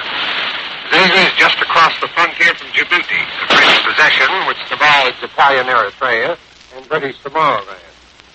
You may remember that under the Franco-Italian armistice terms, Italy has the right to use the port of Djibouti and the Addis Ababa-Djibouti Railway. The fascist press now directly accuses Greece of being in a plot, not only against Albania and Italy, but also against the Balkan Order. The press campaign against the Athens government is in full swing over the killing of Govt Hogya. He is described here as an Albanian patriot. The Greeks contend he was a bandit with a price on his head. So far as is known, Rome has, as yet, made no official demands on Greece. The papers, however, reproduced Balkan reports that Greece has two means of settling the controversy. One is for Athens to cede to Albania the province of Tiamuria. Such a move would pretty well wipe out the importance of Corfu. The Greek island of Corfu, you know, dominates one side of the Straits of Otranto, at the entrance to the Adriatic Sea. And the other method, suggested by the Balkan press, is for Greece to renounce the British guarantee of protection. According to reports coming here, Premier Metaxas of Greece conferred with the Italian and German ministers to Athens. The Greek minister to Ankara saw the Turkish prime minister. It said he wanted to find out if the Turkish-Greek pact was valid in the present circumstances. The Greek minister to Russia saw Foreign Affairs Commissar Molotov. It's reported he asked Russia to intervene with Bulgaria to prevent King Boris from also jumping at Greece to get an outlet on the Aegean Sea. Bulgaria for years has been agitating for a corridor through eastern Greece that would put her on the Mediterranean. Today is Ferragosta in Italy, and for every Italian that means a day of rest and fun. Rome is deserted, sweltering in a burning sun. Almost everyone has gone to the beach of Ostia, 18 miles away, to swim in the Tyrrhenian Sea, or to the famous spas and watering places nearby. There are no holiday traffic problems on the highways here. Only a very small percentage of drivers have permits to use their cars. Even those with permits cannot drive them for pleasure, so the roads are deserted too. Ferragosto, like Easter and Christmas, is a day of gift-giving. Gifts go to the maid, the portiere at your apartment, the barber, messenger and delivery boys, and anyone who has served you in the past year, or at least in feasters. But Mussolini gave a present to the people too. He relaxed the rationing restrictions. And so today, meat is sold and we can have ice cream. The bombing of Milan and Turin early yesterday morning has forced a tightening up of anti-air raid precautions. The papers only say that the British planes came from Switzerland. The papers printed the text of the leaflets dropped over the cities. The manifesto said the Italians were the vassals of Hitler, and they were in the war to help only Germany and not themselves. The papers reported to this that fascism and Italy are one and the same, and that the Italians know why they are in the war. It is, the papers say, to break Britain's power. This is Cecil Brown in Rome, returning you to CBS in New York. That was Cecil Brown speaking to you from Rome. And here is another dispatch we have just received from that same point. Italy accuses Greece of being a tool of Great Britain in a plot to disturb the peace of southeastern Europe. And the fascists promise a strong Italian answer in the event it is confirmed that British warships are based on Greek territory. And with these reports by Cecil Brown from Rome and our correspondents in London and Berlin, they have reported the latest European developments by transatlantic shortwave radio. Tony Marvin speaking. This is the Columbia Broadcasting System. Friday, August the 16th. With the great air raids of yesterday and last night only a few hours past, it is reported this morning that German bombers and fighting planes are again over southeast British coastal towns. Berlin says a renewal of the attacks awaits only clearing of mists over the Channel. In Rome, the Italian High Command says British planes raided North Italy again last night, but there are no details. But now the News Direct, as reported by Columbia's correspondents in London and Berlin, following which there will be an analysis of the news by Linton Wells. First, the report of Larry Lesueur from the British capital. Go ahead, London. This is London. I am speaking from a crowded air raid shelter 2 floors underground. This morning, large forces of German bombers are continuing their unprecedented attempt to bomb England. We do not know yet how many more planes the Royal Air Force have added to their record score of yesterday. when the Air Ministry announced that the RAF had destroyed 144 out of a German armada of 1,000 planes, with a loss of only 27 British fighters. During last night, the Midlands area of England was heavily bombed. One raid lasted 3 hours. Naturally, there were casualties, as yet undetermined. 2 nurses were seriously hurt when the sanatorium in the Midlands was hit, but the 330 patients were taken safely to air raid shelters. Yesterday, the German Air Force launched 11 attacks along a 500-mile front. When the sirens sounded in London, I watched all traffic stop for a moment. Buses unloaded their passengers at air raid shelters. But before the all-clear signal sounded, the buses were running again, and people stood in little knots on street corners, watching the skies. Like almost every large city, London's airport was erected far out in the suburbs as a sort of afterthought. It takes a taxi about 20 minutes to get to Croydon from the center of London. Unlike airports in America, Croydon Field is a great expanse of lush green grass. It has no asphalt runway. I made the familiar trip to Croydon this morning, where in peacetime, big transport planes skimmed off the gently rolling turf to Paris, about an hour away. But this morning, the grass of Croydon was colored a dirty greenish white, dust thrown up by German bombs dumped there last evening. A number of the buildings that surround the vast field were in ruins. An army of tin-helmeted air raid wardens were digging and searching. They had been working all night by the light of flares. Probably the first lights that have appeared at night in London since last September 1st. The number of air raid wardens was matched only by the number of little boys who had made the long trip out to the bombed airport on their bicycles. Like small boys the world over, these little English fellows were busy picking up bits of rubble as souvenirs. I was astonished by the number of people who walked around wearing a neat white bandage on their heads like a skull cap. The reason was apparent. Croydon Airfield is surrounded by small, neat suburban houses. The ones nearest the field had their shingled roofs holed by falling bricks. I learned that most of these injuries were slight, but they served to give London's air raid ambulance girls the opportunity to use some of the skill they have acquired in 11 months of assiduous practice. Most of this morning's onlookers were in almost holiday mood, eager and curious. But the persons who lived in the little houses near the bombed field were obviously shaken by their experience. They were just recovering from that stunned expression you can see on the faces of people who have been in an auto crash. The results of the German raid were obviously not important so far as military objectives are concerned. It was more in the nature of a spectacular feat, probably intended to demonstrate that the air defenses of London can be penetrated at will. If this were the German object, they obviously succeeded. But if they figured to break the morale of the London populace, they have just as obviously failed. For even those people wearing the skull caps, the white bandages, managed to grin very often. Yesterday, they were obscure suburbanites. Today, they are heroes in the eyes of their neighbors. This is Larry LeSueur returning you to CBS in New York. That was Larry LeSueur reporting from London. And here are some late dispatches we have just received. Rome. The government denied today that the unidentified submarine which torpedoed the Greek mine layer Hela yesterday afternoon was Italian. Another dispatch from Rome. British planes, for the second time this week, early today roared over northern Italy, and the General Headquarters communique admitted that 2 persons were killed and 5 wounded in raids on Matite and Ogliate in the northern rural section of Italy. The communique, which said the British planes had crossed Switzerland en route to their Italian objectives, claimed that Italian anti-aircraft guns in the Turin area had shot down 1 British plane near Cresola de Alba. The crew was said to have consisted of 5 men, some of whom were killed while the remainder were captured. And now, for news of the German capital and a report of Edwin Hartrich, we take you to Berlin. This is Berlin. The official German news agency reports that the weather conditions along the English Channel are bad this morning. So operations of the German Air Force today may be reduced in consequence. Last night, we are told that bombing raids of the Germans continued. This time, the objectives were the industrial centers in the Midlands and northeastern England. But at this moment, we have no further details. The roundup of yesterday's daylight operations has been given out by the German High Command. In the large-scale fighting, virtually over all of England, the Germans claim they shot down 98 British planes and destroyed 8 others on the ground. At the same time, the Germans say they lost only 29 planes. Also, the Germans say that 5 more balloons were knocked down in their attacks on the barrage at Dover yesterday.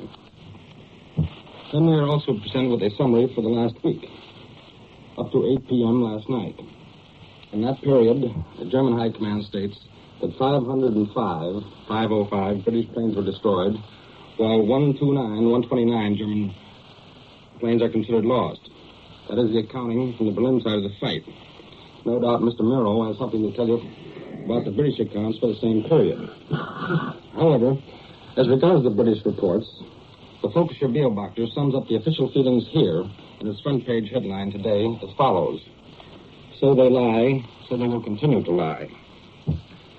The German press and the High Command has given no indication that the air attacks on Britain and the results are not going according to schedule. For instance, the Bateshead Mittag writes this morning, quote, our planes have conquered the superiority of the air over England. The British coastal fortifications have been crushed within a few days, end of quote. Then the paper accuses Winston Churchill of having multiplied the German losses by 40. And then, by adding up the resulting British figures, the German airplane losses would amount to 11,000 planes, this paper claims. Well, that's a little problem to try out in the adding machine these days while waiting for more concrete news. This morning, the Berlin papers do not report that German planes bombed Croydon Airport outside of London. They report that London had its 5th air raid alarm since the start of the war when German planes passed overhead, but no bombs were dropped. Although the London anti-aircraft batteries went into action, we read. But the Berlin radio picks up and broadcasts an Associated Press story about the attack on Croydon, and that large columns of smoke were seen over the London airport.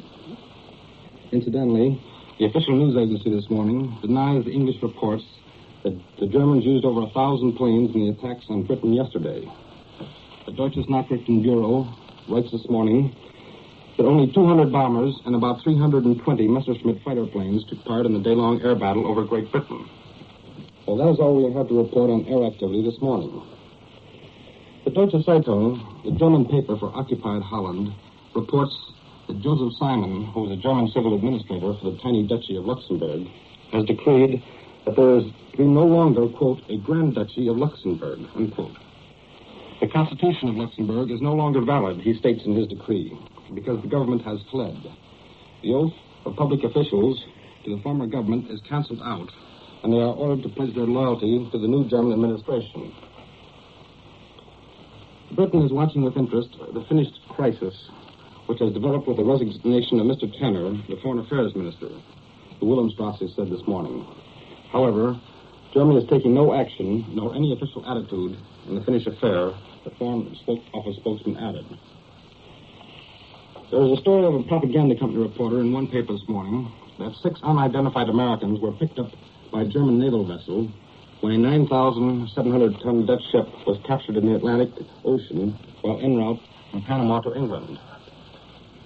The 6 Americans, including a missionary and his wife, were unloaded in France and taken to the French-Spanish border, where they were turned over to American consular officials, we are told.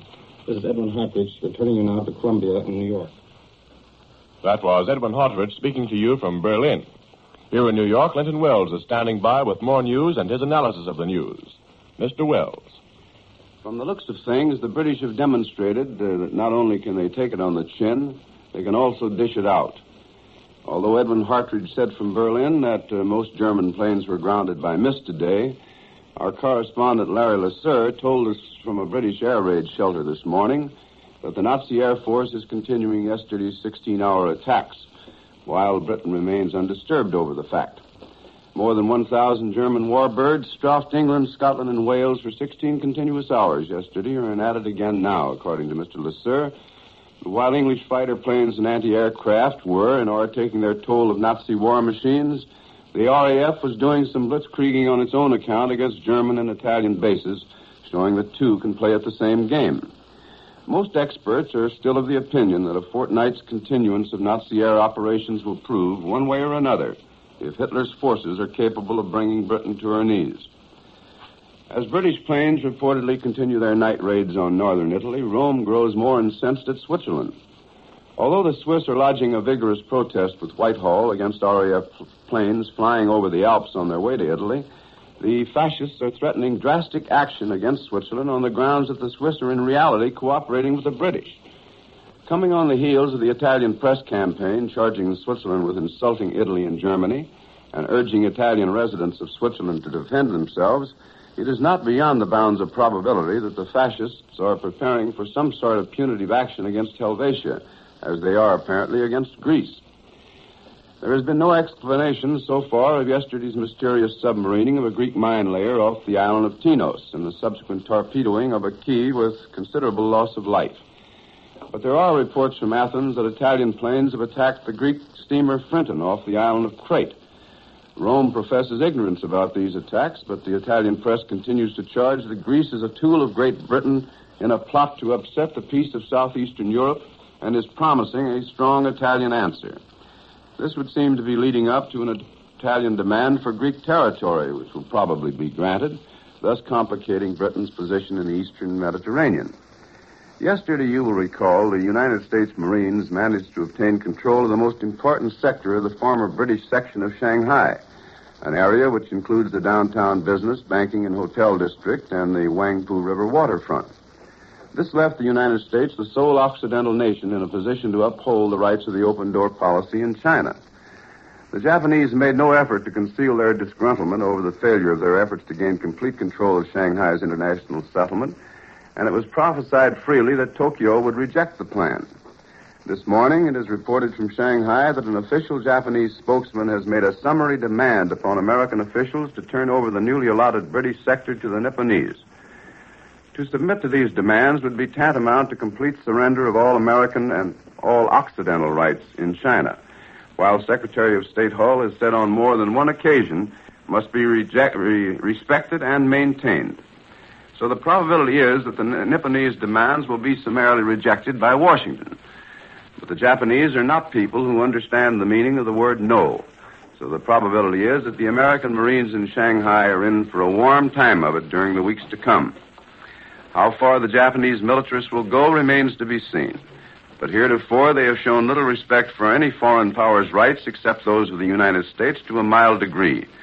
Now that they are in a position for a real showdown with America, it is too much to expect that caution will characterize their dealing with the situation. If simple pinpricking and vocal protests were likely to be the extent of Japanese pressure, there would be no cause for concern. But the Nipponese are extremists in all things, and apparently they have gone too far to back down. So it would be wise to keep one vigilant eye on Shanghai and the other on Washington and Tokyo. And in Siam, judging by reports from Tokyo, the Japanese are fostering a Siamese move to obtain restoration of territory from French Indochina. 5 Siamese divisions were said to be concentrating along the French Indochina border and threatening invasion. With this report and analysis of the news by Linton Wells, CBS correspondents in London, Berlin, and New York have brought you the latest reports on the current European situation. Tony Marvin speaking. This is the Columbia Broadcasting System. Saturday, August 17th. There are reports this morning that German raiders are believed flying inland from the southeast coast of Britain for new mass air raids. London newspapers are calling for RAF reprisal attacks on industrial populations in Germany following the Nazi bombing of suburbs in London. RAF planes are believed to have flown across Switzerland during the night for attacks on Germany. In Rome, a communique claims that Italian forces in Somaliland are forcing British troops to flee on all fronts. Now for the report of Eric Severide in the British capital.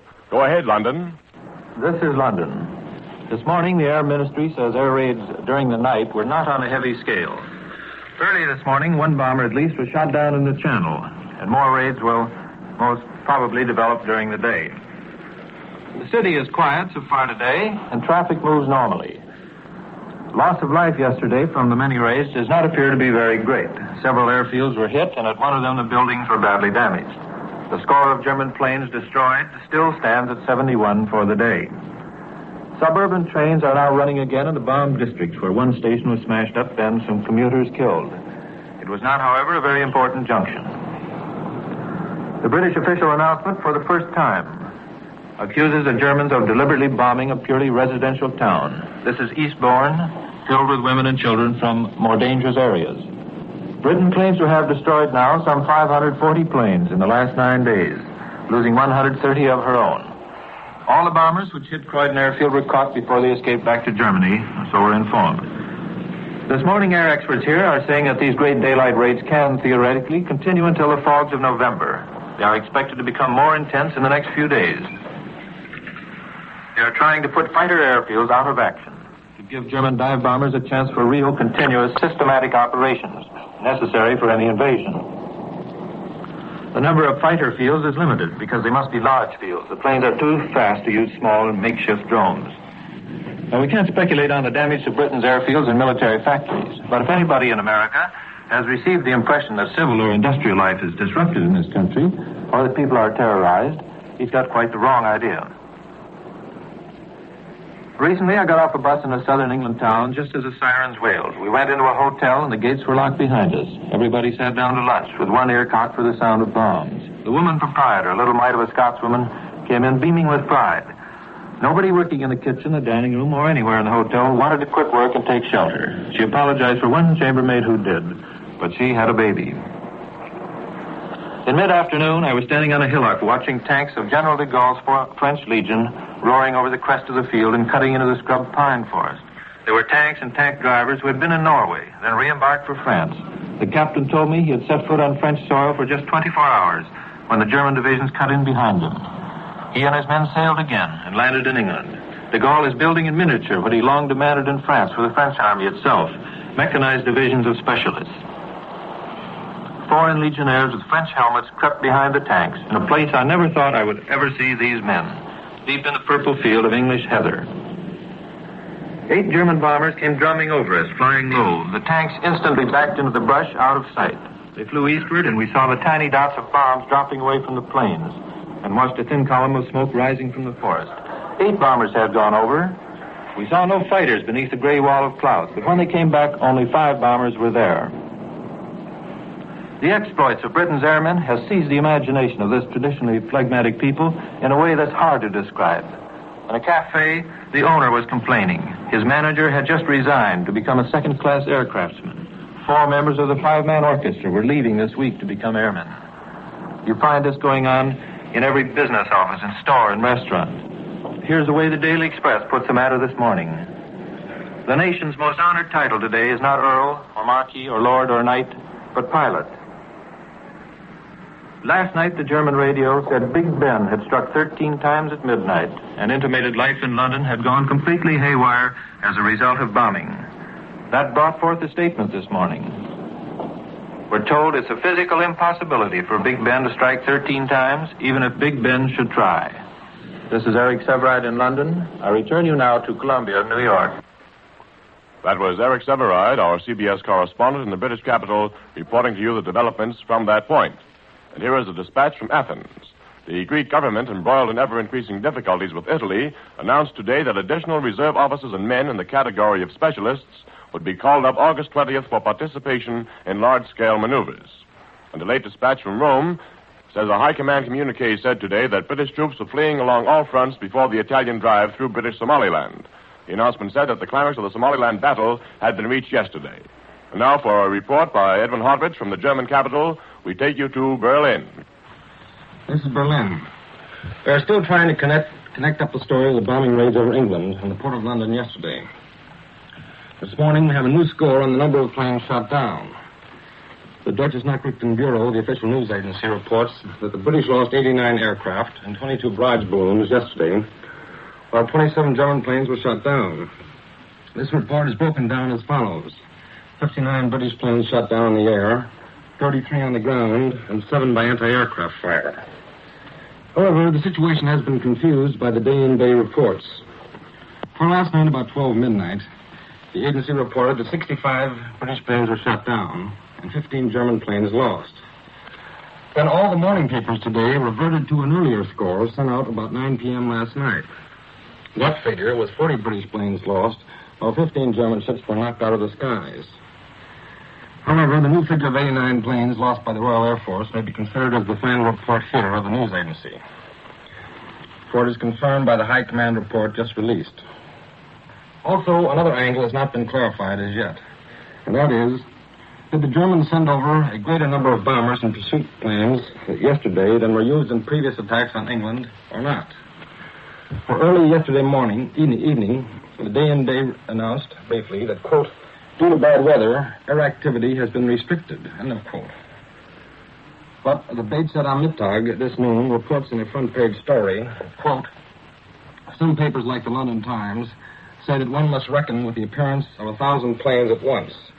But the events of the last 24 hours have exceeded all the English prophecies, which sounded very rash, but which have now been put on the shelf, end of quote. However, these details to the side, the German press this morning, and the radio as well, are reporting that yesterday's raids on England and the Port of London were a great success. The news agency adds one funny item in its stories as to what happened in London during the raids. We are told that great excitement was caused among the expected crowds of people gathered in the center of London at midnight after the air raid on Croydon by Big Ben striking 13 instead of 12 o'clock. Superstitious minds were inclined to see a bad omen in this, the German report adds. But most matter-of-fact Britons put it down to the shock caused by the clockwork mechanism by explosions in Croydon. Recapitulating the reports of the London raids, we are told here this morning a special squadron of German bombers, escorted by Messerschmitts, was given orders to break through the Bloom barrage that protects the British capital and attack the Port of London, as well as airfields in the immediate vicinity. And according to reports here, they claim to have succeeded. The main damage was apparently done to Purfleet and Barking in the Docks districts, and large explosions were observed from these two industrial sections, according to the reports brought back by German reconnaissance planes. The Germans were apparently aiming at the food supply of Greater London. For in the reports of the bombing yesterday, arsenals, storehouses, and cold storage warehouses are named as specific objectives for the German raid efforts. However, German planes visited and raided other parts of England, according to the DNB. For Birmingham and Hull, armament works received direct hits, say the reports here. The Chatham shipyards were also attacked, as were airports at Rochester, Maidstone, Leon Solent, and Gosport. While at Enfield, a large power plant was damaged, where I'm told. 10 barrage balloons outside the London Barrage Group were also shot down. Well, that is a rough summary put out here this morning, and tied up with the final figures of destroyed planes, will give you an idea of the operations as we see it from the official news. The parade grandstands erected in Frieserplatz here for the homecoming victory parade of Berlin's troops after the French campaign are now being dismantled. As we told you before, these stands were recently repainted and generally improved instead of being dismantled after the victory celebrations, all of which has caused us to wonder whether another and final victory parade was being arranged. This is Edwin Hartridge, returning now to Columbia and New York. That was Edwin Hartridge reporting to you from Berlin. And now to our own nation's capital for the report of Elmer Davis. Go ahead, Washington. The story about Big Ben striking 13 times seems to have been just a little addition to the German version of yesterday's fighting, which, as it doesn't stack up itself, casts a little discredit on some of the other details. The British, of course, have made a great deal of fun of some of these German stories about the extensive action yesterday, and they insist that some of them sound as if they were written beforehand and didn't correspond with the facts. Now, of course, there was unquestionably a very serious and violent air action, probably as bad as the day before, possibly even more destructive. But the German papers, when they talked as if there were more than 1,000 planes at once, and the British Air Ministry reports that about the largest number which ever attacked at one time in one wave was 150, there seems to be a certain discrepancy here. And when the Germans come on with this story of Big Ben striking 13 times and throwing terror into the populace, and the British maintain that the thing couldn't strike more than 12 times under any circumstances, you begin to wonder just how much truth there may be in this whole version of the attack as given out by DNB.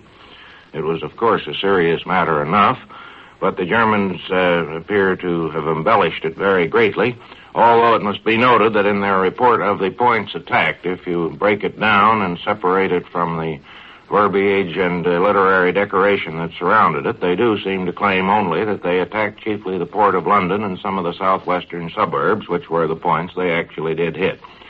Nevertheless, these stories are all more or less put out for their effect on the home public, of course, and the Germans are apparently writing chiefly for their public without caring particularly whether anybody else believes the details or not. After all, as long as they keep their people convinced that everything is going well, the generals and the high commanders know exactly what did happen, and the damage is unquestionably considerable, and they're not particularly careful as to whether they check up with the accurate details of what really did occur. The report that the Greeks have called up more specialists in their army.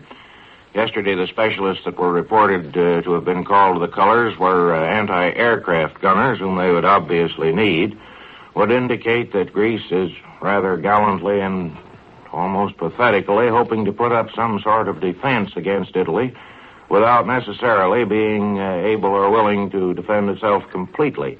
There has been a report that if the Italian army goes through to Saloniki, as Italy is supposed to have demanded a right-of-way, although that rumor is entirely unconfirmed, that the Greeks will not endeavor to resist. Whether they will or not is known probably only to General Metaxas, the dictator, and to his cabinet, but they're obviously tired of this sort of thing, of having bombs dropped on their ships heterogeneously around in various Greek waters, and of having torpedoes launched at their cruisers when they're in Greek ports and so on, and they're trying to put up as much of a sort of undeclared defense against an undeclared war as they can. Now, the Italians, of course, say that Greek cruiser was sunk by a British submarine, which was merely trying to embitter the relations between Italy and Greece.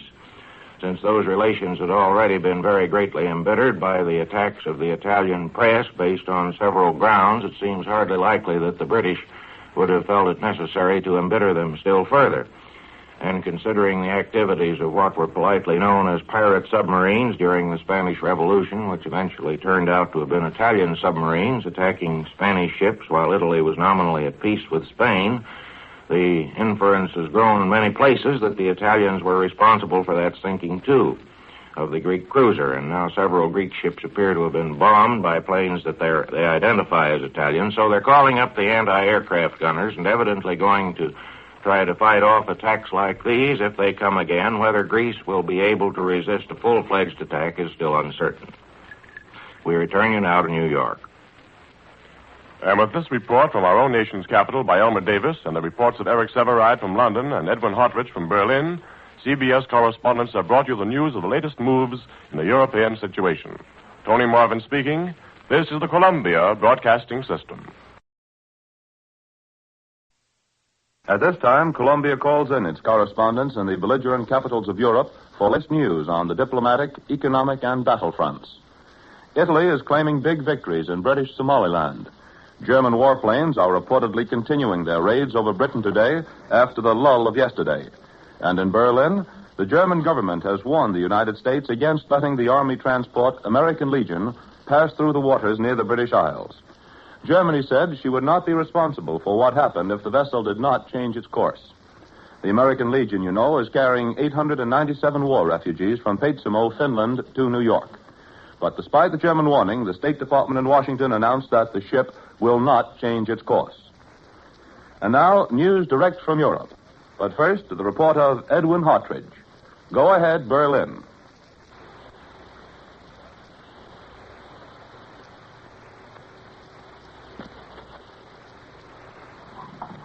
This is Berlin. At a Foreign Office press conference this morning, the tentative limits of the total blockade against Great Britain were outlined.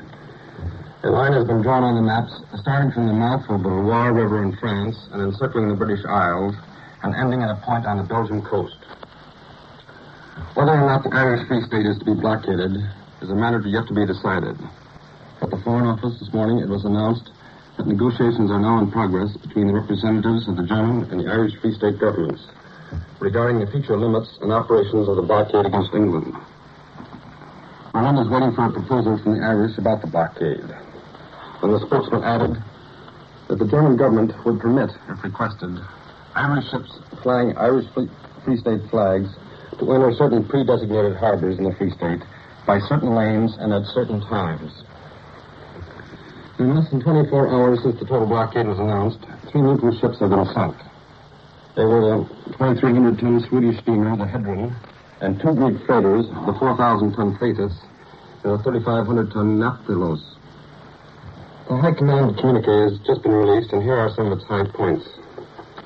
The mining of British waters continued yesterday, along with reconnaissance and attacking flights. We are told that German planes bombed motor factories at Filton, Filton, in Wales, airplane factories at Birmingham, and industrial plants at Reading. In Swansea, Avonmouth, and Bournemouth were also bombed during the day. Also, the Germans claim that airports in South and Central England were attacked by German raiders. We were told that Brussels was bombed yesterday by the British, but we have no details. The Polish Governor General, Dr. Frech, made a speech the other day about the Aryanization of the city of Krakow. This is to be the new captain of the Governor General, and in consequence, Dr. Frech announced that it will be completely freed of Jews. Any Jews remaining on will be forced to compulsory labor, he said in his speech. And speaking of Krakow, he declared, quote, it would be an impossible situation if a representative of Greater Germany of Adolf Hitler should be established in a town so overcrowded by Jews that a decent man would rather walk in the streets. And it is clear that herewith a serious warning must be given. The Jews must vanish from the face of Europe. End of quote. And then discussing the work of the Germans in Poland, he pointed out that their task was very difficult because there are 10 million people who are not members of the National Socialist Party. But he said that these 10 million Poles are waiting for German leadership. When the Germans conquered France, they also won another victory. We read in the Textile Zeitung. The Dr. Otto Jung writes that henceforth, Germany will be the fashion capital of New Europe and not Paris. Dr. Jung doesn't like the general impression throughout the world that for centuries Paris was the fashion capital, and he scoffs at the idea.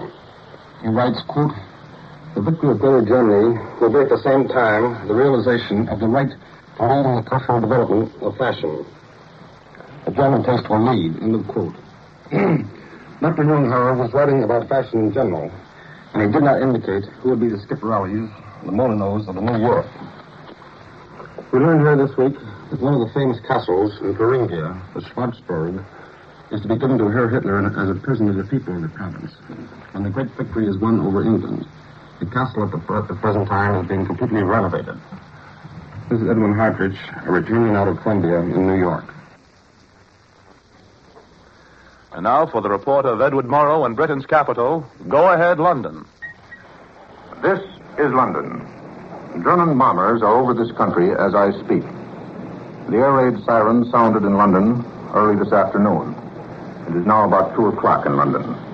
No official announcement has yet been made. The German raiders were seen to cross the southeast coast and disappear inland with Royal Air Force fighters in hot pursuit. Since Friday, German raids on this country have been on a restricted scale. But last night, districts in England and Wales were bombed. There were a few civilian casualties. 2 flights of German planes penetrated the air defenses of the southeast coast before dawn this morning, each flight consisting of 9 to 12 planes. They dropped 9 whistling bombs and then retreated back across the channel when patrolling British fighters spotted them. Those German planes, which are now flying over England, came across the coast at a very high altitude, apparently because the skies overhead lacked sufficient clouds to cover their advance toward their objectives. The press of London plays the acceptance speech of Wendell Willkie very guardedly this morning and almost without comment. There is no doubt that they are not displeased with Mr. Willkie's attitude of aid for Britain, but they have found nothing in his speech to cheer in large print. Generally, they have depended on very objective American agency reports of his speech yesterday. This morning, Londoners were surprised to read in their papers that the German radio reported a dark pall of smoke over the British capital. From a high point in the center of London, no such pall of smoke could be seen in any direction. The London area bombed represents only a tiny fraction of this sprawling mass of streets and houses. 9/10 of the inhabitants saw no more and heard no more of the air raids on South and East London than you did in America. They had to tune in their radios or go out and buy a paper to discover what had happened. When masses of planes bombed Belgium and northern France, whole towns were deserted and refugees packed the roads. Masses of planes have bombed England, but nothing like that has happened. For one thing, there's no place to flee to, where bombers won't come. For another, there's no immediate fear of German tanks following the bombers a few miles back. That's why the countryside and towns of England after heavy bombing bear no resemblance to the scenes in Belgium and in France. In the days following the collapse of France, correspondents were able to go down to the coasts of Britain and come back to write stories headed from the front. That's no longer possible. There's only one front now, and that's wherever the bombs happen to fall. For the past 2 days, there haven't been many bombs. In 6 days of attacks increasing in volume and in area covered, the German Air Force lost, according to British figures, 492 airplanes and 1,240 men. In the same engagements, that is over Britain, the Royal Air Force reports loss of only 115 aircraft and 69 men. To this figure must be added the loss of 31 British bombers and about 130 men in raids against Germany. British losses on the ground as a result of the bombing of airfields must be included, but these are claimed to be small. It is apparent that the determined German bombing of the British airfields near the coast has two purposes.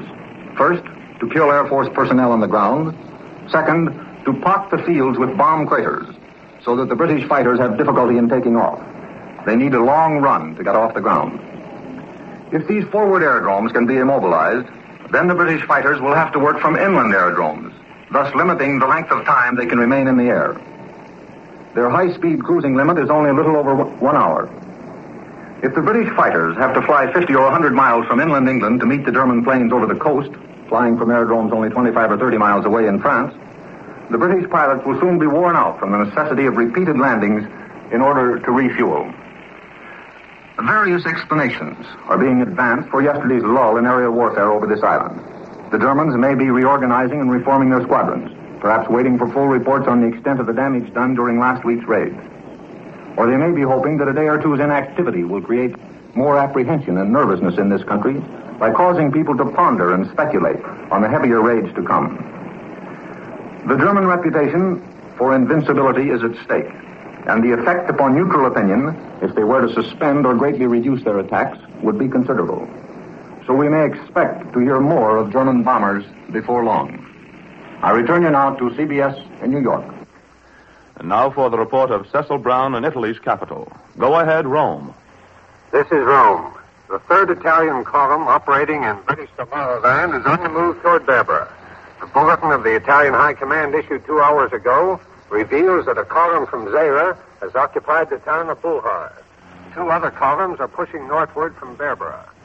The communique says that Mandera, a large detachment of Indian troops, ran away after sighting fascist scouting detachments. Italian planes have been raiding Berbera, and the communique reports one of them has not returned to its base. British ships in the Mediterranean heavily bombarded the Italian base of Bardia on the coast of Libya. More than 300 shells of large and medium caliber were fired against Bardia and the hinterlands. However, the Italians say only 1 soldier was killed and 11 injured during the action. Italian fighter planes immediately went up to attack the British ships and the planes supporting them. The communique says 7 Gloucester fighters were shot down for certain and 2 others probably destroyed. 3 Italian planes are missing. The High Command revealed today that Italian submarines are operating on the ocean side of Gibraltar. The communique says a 9,000-ton British tanker has been torpedoed in the Atlantic. The heaviest ground action is the offensive against the second line of enemy defenses in British Somaliland. It's indicated here that the Italians are pounding away on the northern side of the Yarato Pass for the final attack in their drive to Berbera. Yarato Pass was conquered yesterday. As the news comes in here, strong units of fascists are pushing from the Yarato Pass toward Hamas. Another column is to the east of Hamas and said to be fighting its way toward that point. Hamas is 25 miles from Berbera. The indications are the 2 columns which came up from Ethiopia are to converge at Hamas and, with the column advancing from Zara, attack Berbera from 2 sides. The Italian High Command last night broke precedent and issued 2 war bulletins in 1 day. The second communique announced that the English had been beaten at the Yarato Pass and had fled to their second fortified position. The Italians believe if they crush this resistance, it will be a virtual march through to Berbera. The capital of Berbera would give the Italians complete control of about 1/4 of British Somaliland. But the area already taken is considered the best defended part. If Deborah falls, it is thought here that the British will pull all their forces out of the colony and take to their transport ships. The battle for the Aerotel Pass was the biggest Anglo-Italian ground engagement in Africa since the war started.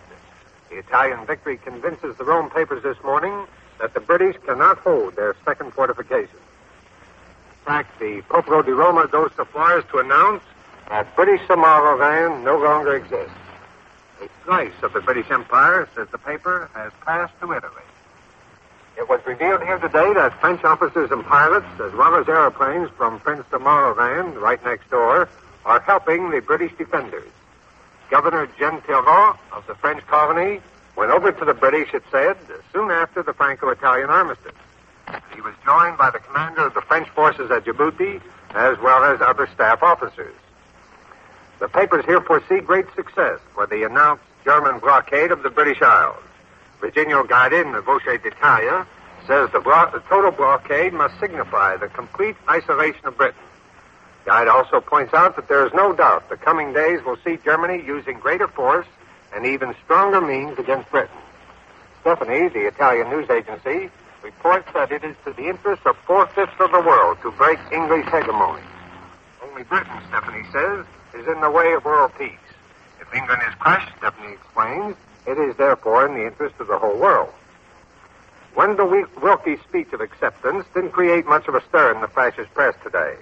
The papers here report that Willkie expressed sympathy for England and deplored the provocative policy of President Roosevelt against foreign powers. The fascist press quoted Willkie as saying Roosevelt had imperiled the good international relations of the United States. And that's the extent of the report here on Willkie's speech. This is Cecil Brown in Rome, returning you to CBS in New York. And that's the latest news, as reported by Columbia's correspondents in the belligerent capitals of Europe. This morning, Edwin Hartridge reported from Berlin, Edward Morrow from London, and Cecil Brown from Rome. George Bryan speaking. Monday, August 19th. All of England is now a defense area. A lone German plane bombed the southeast coastal town early today. Some damage was reported. Other than that, there was general quietness in the air, according to Press Association reports. From Berlin came word that planes are heading towards Great Britain to observe the damage caused in yesterday's mass air raids against England. And of this raid, England says she administered to Germany the greatest aerial defeat of the war. In Africa, the Italians claim to have broken British defenses around Berbera, the capital of Somaliland. From Cairo, the British report that RAF planes bombed the Italian airdrome at Addis Ababa in Ethiopia. And now for the report of Edward R. Murrow in the British capital. Go ahead, London. This is London. Britain today claimed the greatest proportionate defeat of the German Air Force yet scored in the war. An Air Ministry communique was issued early this morning. It contained only 11 words. It said, "It is now known that 140 enemy aircraft were destroyed yesterday. The Royal Air Force lost only 16 of its fighter planes, but the pilots of 8 are safe," says the Air Ministry. It is reported that planes are over a southeast coastal town this morning. Today's RAF communique from Cairo says that their bombers raided Addis Ababa and bombed the military aerodrome at that city in Abyssinia. Direct hits were registered on 4 hangars, and a gasoline fire was started as a result of the bombing. More than 600 German bombers and fighters crossed the coast of England yesterday in 3 mass attacks. According to several London newspapers, all the German planes were on their way to attack London. But according to official sources, the German raiders were seeking military objectives on London's outskirts. In the last raid of the day, 70 German bombers turned back when greeted by a shrapnel barrage over the Thames estuary. During last night and early today, the German Air Force confined itself to sending over airplanes one at a time. A few bombs were dropped in the darkness on the southeast coast. The Ministry of Home Security issued a new order this morning. The 12 regional commissioners of Britain, appointed some time ago, are now given complete authority to issue any orders or directions required for the defense of their respective areas. This means, in effect, that these 12 men are dictators, and if communication should be broken by a German landing, they will be able to act on their own authority. This new order is a precautionary measure and places no immediate fresh restrictions on public freedom. The London press this morning is unanimous in its welcome for the creation of the American-Canadian Joint Defense Board. There is not a great deal of speculation concerning the implications of this move. But the general impression given to British readers is that it is the first step towards a complete military alliance between Canada and the United States. The opinion is current in London that the United States will secure, probably by lease, military bases in British possessions to help guard the approaches to North America. Official quarters still refuse to link these conversations concerning military bases with a possible deal involving the transfer of those 50 American destroyers to Britain. London is watching with keen interest the progress of the American Army transport ship American Legion, homeward bound from Petsamo. The German warning and request that the American Legion should change course is promptly displayed in today's papers, as is the State Department's reply that the ship will proceed on her original course. Reports from Washington failed to make clear the exact grounds on which the American government decided to send this vessel through admittedly dangerous waters. Wireless communication with submarines at sea is difficult. This fact was demonstrated when a British submarine torpedoed a French heavy cruiser several days after the order had been issued that no further French ships were to be attacked. The British submarine had failed to receive the order. The British censors are again under fire. The Daily Telegraph reports exasperation in America over the Germans' 9-hour lead in air raid news to the United States. American press messages paying tribute to the high morale and calm conduct of the Londoners were held up for many hours. The Daily Express says, "How long is this gagging to go on? Last week we fought and won a great battle, but all the Americans heard of it was a daily gobbled version." On Thursday and Friday, and again in the Sunday papers, our good friends had to take Germany's word that London was in ruin. The editors ruefully printed these stories in big type because there was little else to fill their columns, says the Express. Most American correspondents in London share the sentiments voiced by the Daily Telegraph and the Daily Express. Exasperation is a pale and inadequate word to describe a reporter's feelings when he has a good story which does not reveal military secrets and is unable to get it out. I return you now to CBS in New York. That was Columbia's report from London by Edward R. Murrow. Here's a dispatch from Basel, Switzerland. British airplanes early today bombed an aluminum works across the border in Germany from Rheinfelden, Switzerland. Now the news from the German capital by Edwin Hartridge. Go ahead. This is Berlin. Last night, German planes attacked oil depots in the London area, ammunition factories at Norwich and Essex, and the harbors of Milford Haven, Avonmouth, Bournemouth, and Weymouth, according to the High Command communique just released. Airfields in South England and those near Liverpool were also bombed, it is claimed here. The Germans stated yesterday and last night a total of 147 British planes were shot down, of which 23 were destroyed on the ground or by anti-aircraft fire. Also, the British Defense Forces are reported to have lost 23 barrage balloons, while for the day and night operations, the Germans say they lost only 36 planes. The German government has sent the British government a note through the Swiss diplomatic service regarding parachute troops and their operations. This is in answer to a British note sent the same way on May 13th. At that time, the British government told Berlin that if parachute troops were dressed in a recognized uniform, they would be treated in accordance with international rules covering enemy soldiers. But if German parachutists were disguised, they would be treated accordingly, as spies are disposed of. The Foreign Office here this morning, in disclosing this diplomatic exchange, gave the details of Berlin's answer. The German government pointed out that parachute troops wear a recognizable uniform that was displayed at parades as far back as 1936. They are legal combatants according to all international laws, it was stated. And then the German government warned the British that if parachute troops suffered any illegal treatment, that reprisals would be taken on British aviators now in German prison camps. As adhering to its course, the United States Army transport, the American Legion, entered the danger zone at 5 a.m. this morning, while en route from Petsamo, Finland, to New York. This danger zone was so identified by the German government in a warning sent to the American embassy last week. This area lies to the northwest of Scotland. The transport American Legion is scheduled to pass through a channel between Cape Wrath at the northwest corner of Scotland and a small island formation of Rona. The ship will clear this danger zone by tonight, we understand here, provided that it encounters no difficulties. As you will remember, on Saturday, the Germans announced that they could assume no responsibility for anything that might happen to the American Legion. The official news agency stated here that the American embassy had asked for a guarantee of safe conduct for the vessel, but this was not granted. The German press this morning is mainly interested in the foreign policy statements made by Wendell Willkie in his acceptance speech at Elwood, Indiana on Saturday night. All published stories this morning report that Mr. Willkie severely criticized President Roosevelt's foreign policies as bringing the United States to the brink of war without consideration of the wishes of American citizens. But there is little in the press this morning about another American development, that of the announcement of the formation of a joint defense council for the Canadian and United States governments. This was disclosed by President Roosevelt and Prime Minister Mackenzie King the other day. However, some hint of Berlin's reaction can be found in what the German radio had to say this morning. Quote, "This decision of the United States President and the Canadian Prime Minister constitutes the incorporation of Canada into the political system of the United States. And Canada, like the Philippine Islands, is placed under the military guardianship of the United States government." Then there's one other American item in the news this morning. The propaganda ministry has placed a ban on all Metro-Goldwyn-Mayer films in the Greater Reich, effective August 15th.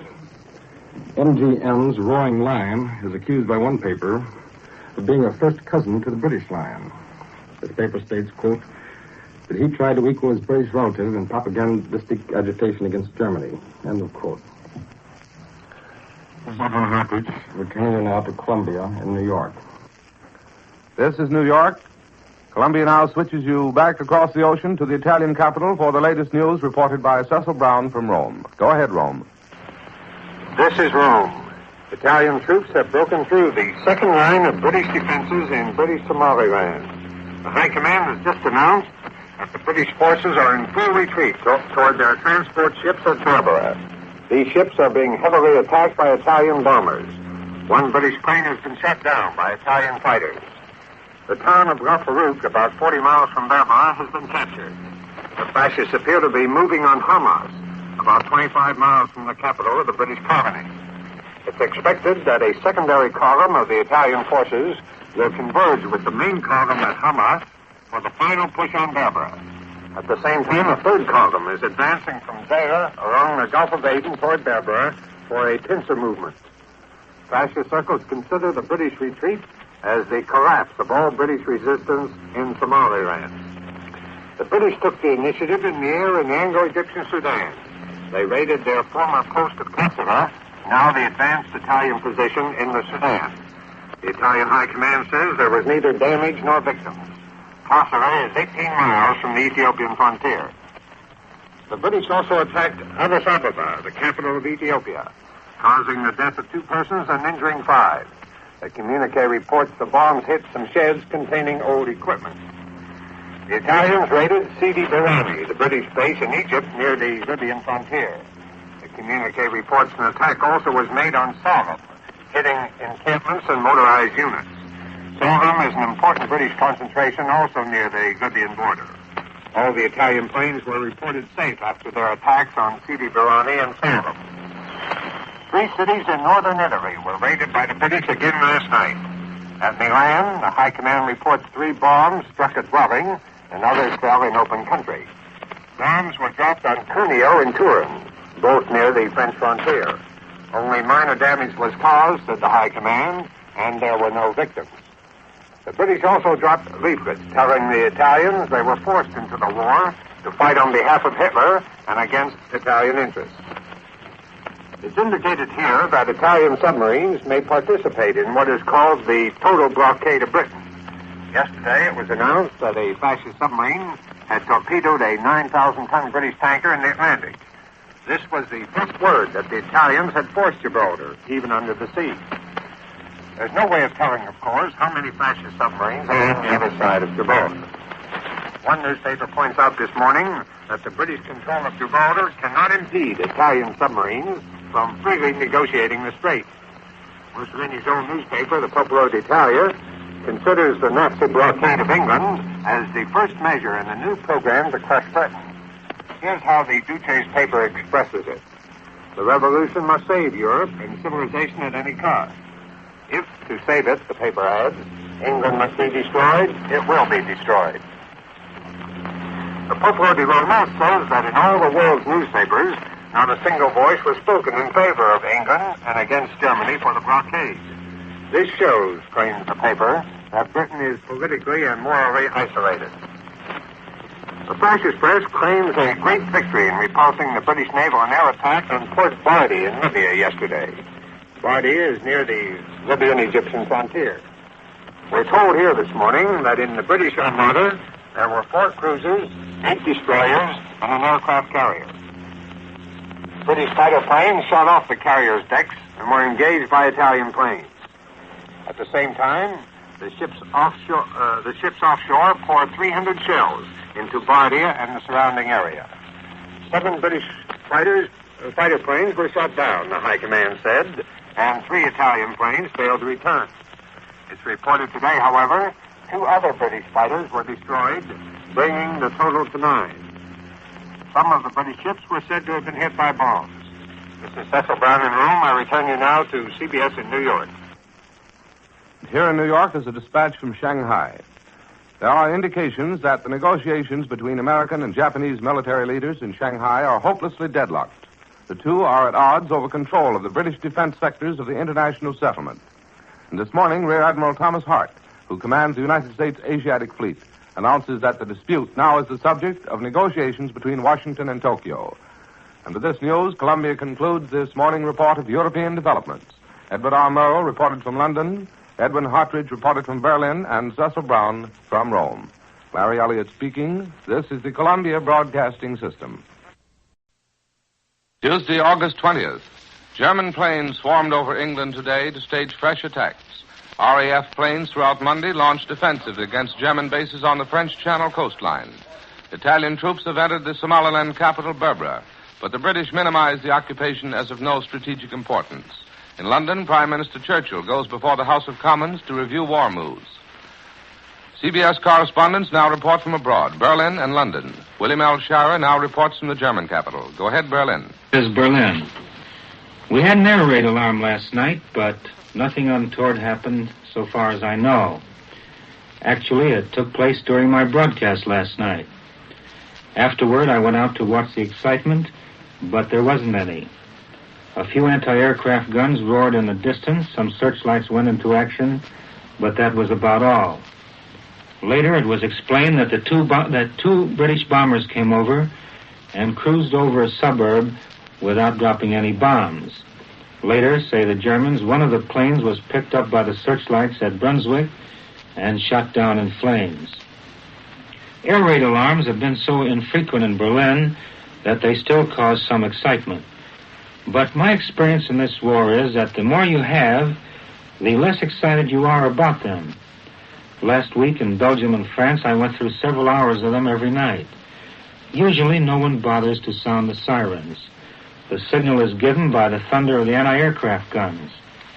Nobody pays much attention to the whole affair, except that it's safe to keep out of the streets because the falling shrapnel can be unpleasant.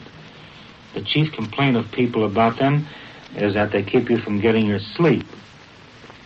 So far today, it's just 2 p.m. here in Berlin, we have no word about air activities over Britain.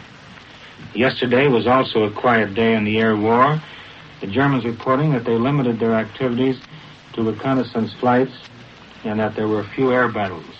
The Germans say they shot down 5 British planes yesterday and lost 2 themselves. The period of clear weather over the Channel and Britain is drawing to a close, but the weather experts tell me that you can count on probably at least 2 or 3 more weeks of good weather before the fall mists and fog set in. Whether the Germans think that is enough for their Air Force to settle accounts with the British, I don't know. One Messerschmitt pilot told me after the raid on London last Thursday that he thought they could finish the British Air Force in about 2 weeks of good weather, but he was only speaking in his private capacity. The German press continues to cite American newspapers to prove the great damage which the German air raids on Britain are making.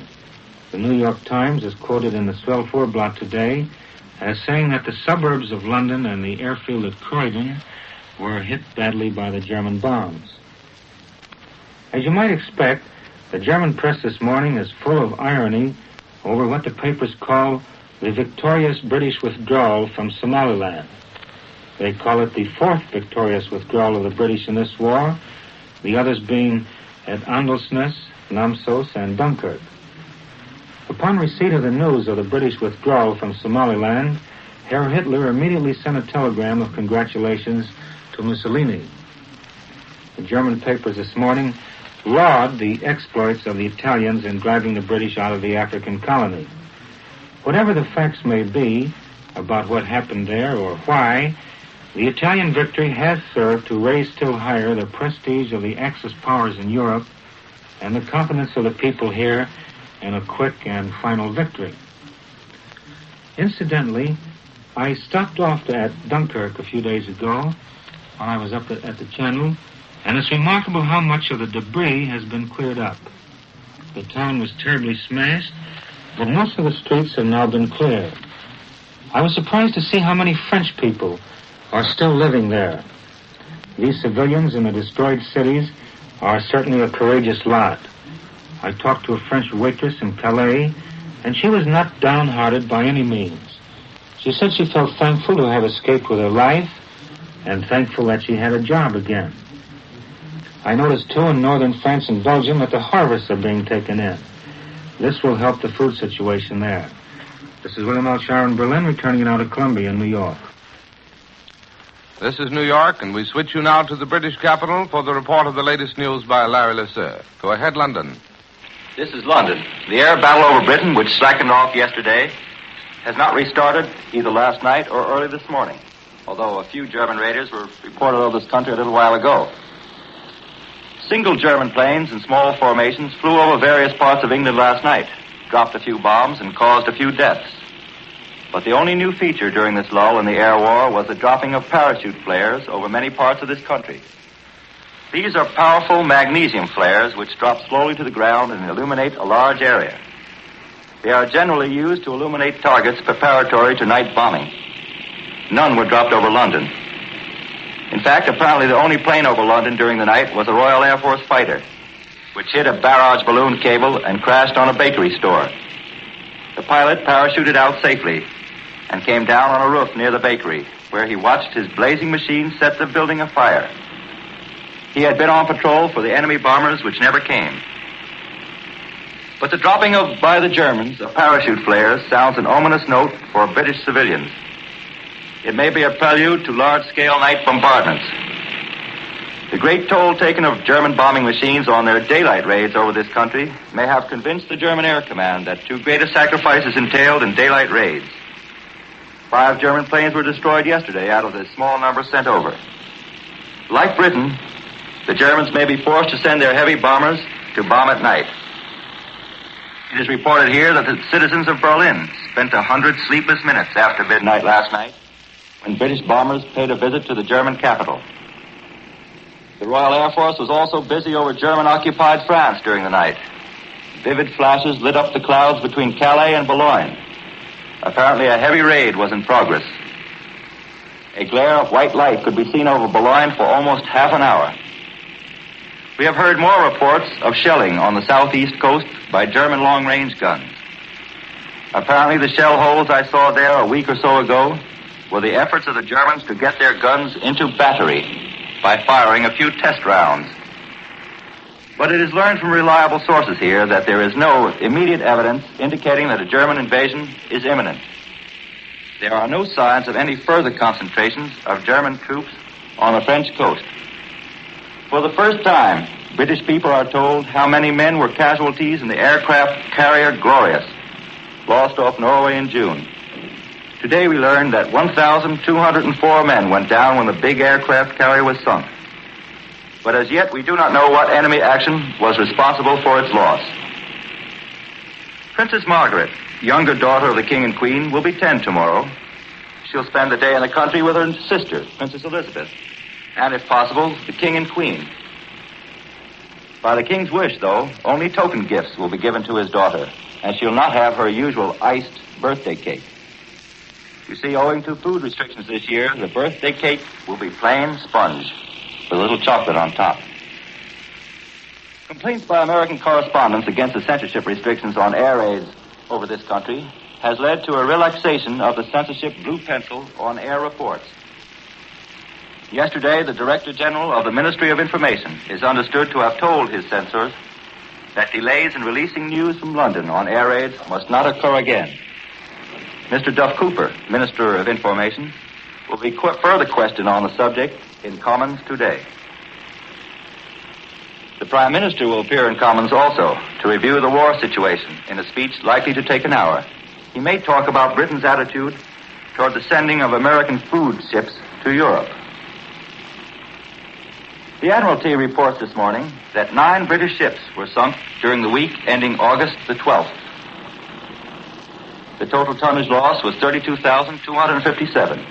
This compares favorably with a loss of some 60,000 tons the previous week, when 13 British ships were lost. 2 neutral ships were also sunk during the last week. They displaced 6,700 tons.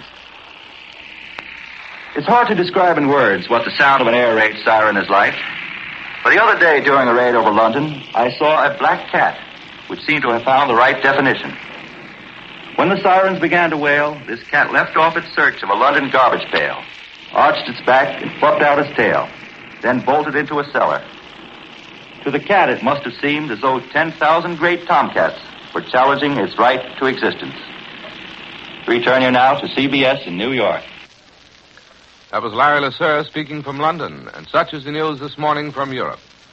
We now listen to the news of latest developments reported from our nation's capital by Albert Warner. We take you now to Washington. A survey of opinion in the Senate gives these broad indications today. That the President has the support of a large majority in establishing with Canada a board to plan mutual defense of the North American continent. The President, you know, is urging speed on those plans and creation of the board by Thursday.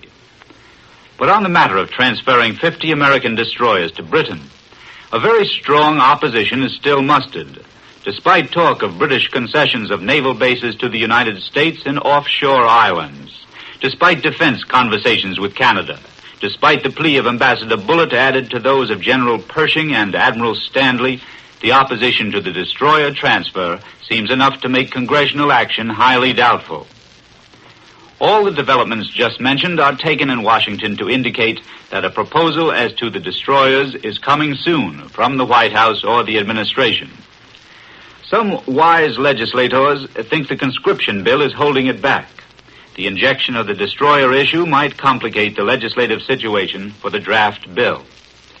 Representative Sal Bloom, chairman of the House Foreign Affairs Committee, comes out for the transfer of the destroyers, telling me that his mail, running up into several thousand letters and telegrams, is 90-1 in favor of giving this aid to Britain. If the Attorney General says there is no domestic law in the way, and if the Navy Department says the ships can be spared, I'd like to see it done, said Bloom. If we are going to do it, we ought to do it now. The more we fool around, the worse the situation gets, the congressman added. But presumably, the President and certainly the Naval Chief of Operations, Admiral Stark, would want to have affirmative sanction by Congress before transferring the destroyers or trading them for the British island bases. The Admiral, according to his friends, doesn't want to take responsibility for signing a certificate that the destroyers are not essential to American defense. Isolationists like Senator Danaher of Connecticut and Worth Clark of Idaho tell me they are willing to see defense planning with Canada, even though Canada is a belligerent, provided the military plans are limited to Western Hemisphere defense and do not relate to the conduct of the present war in Europe. But on the transfer of destroyers, both Danaher and Clark are strongly opposed. So are all the isolationists. So are many middle-of-the-roaders. Senator Hatch of New Mexico, for example. I don't think a bill to transfer the destroyers could be passed, Senator Hatch said. It is too much like a declaration of war. One thing could make trouble in Congress for the Canadian talks. It would be the use of them to cover an indirect transfer of the destroyers.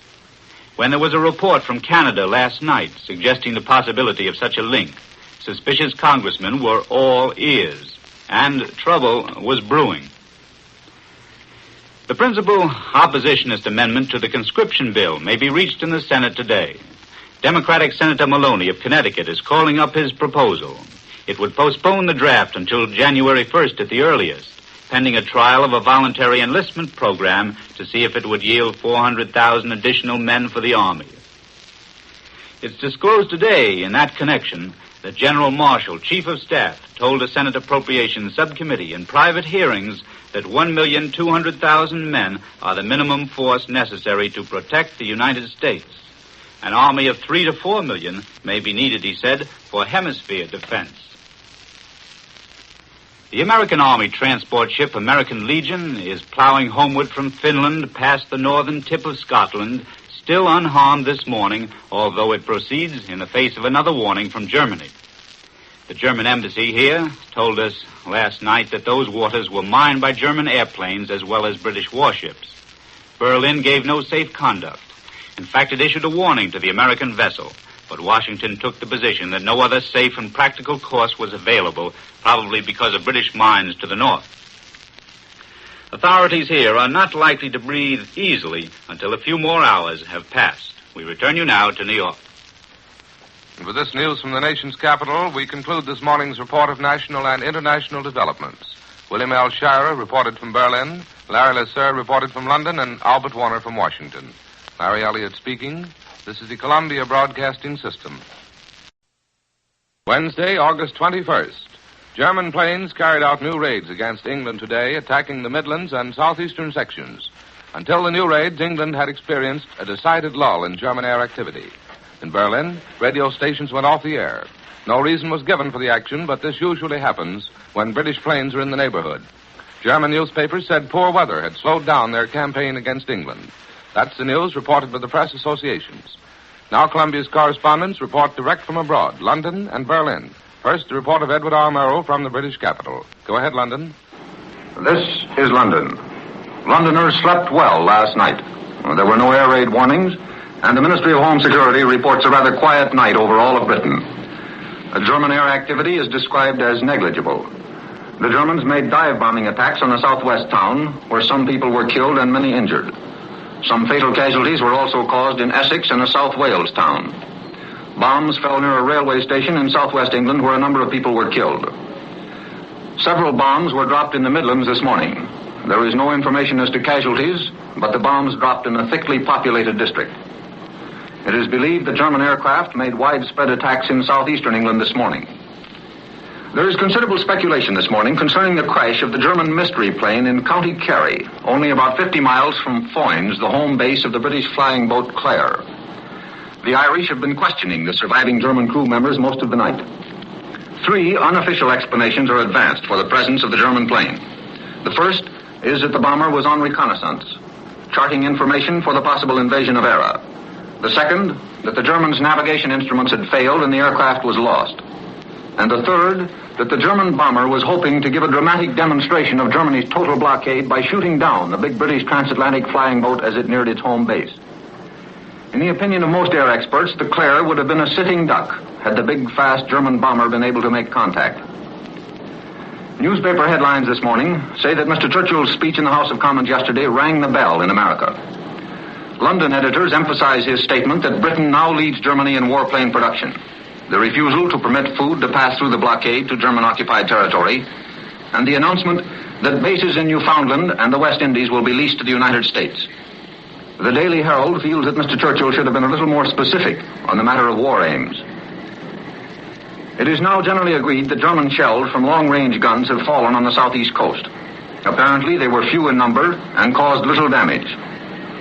We are told that it would be possible for those German guns across the channel to lob shells into London, but no one seems particularly worried at the prospect.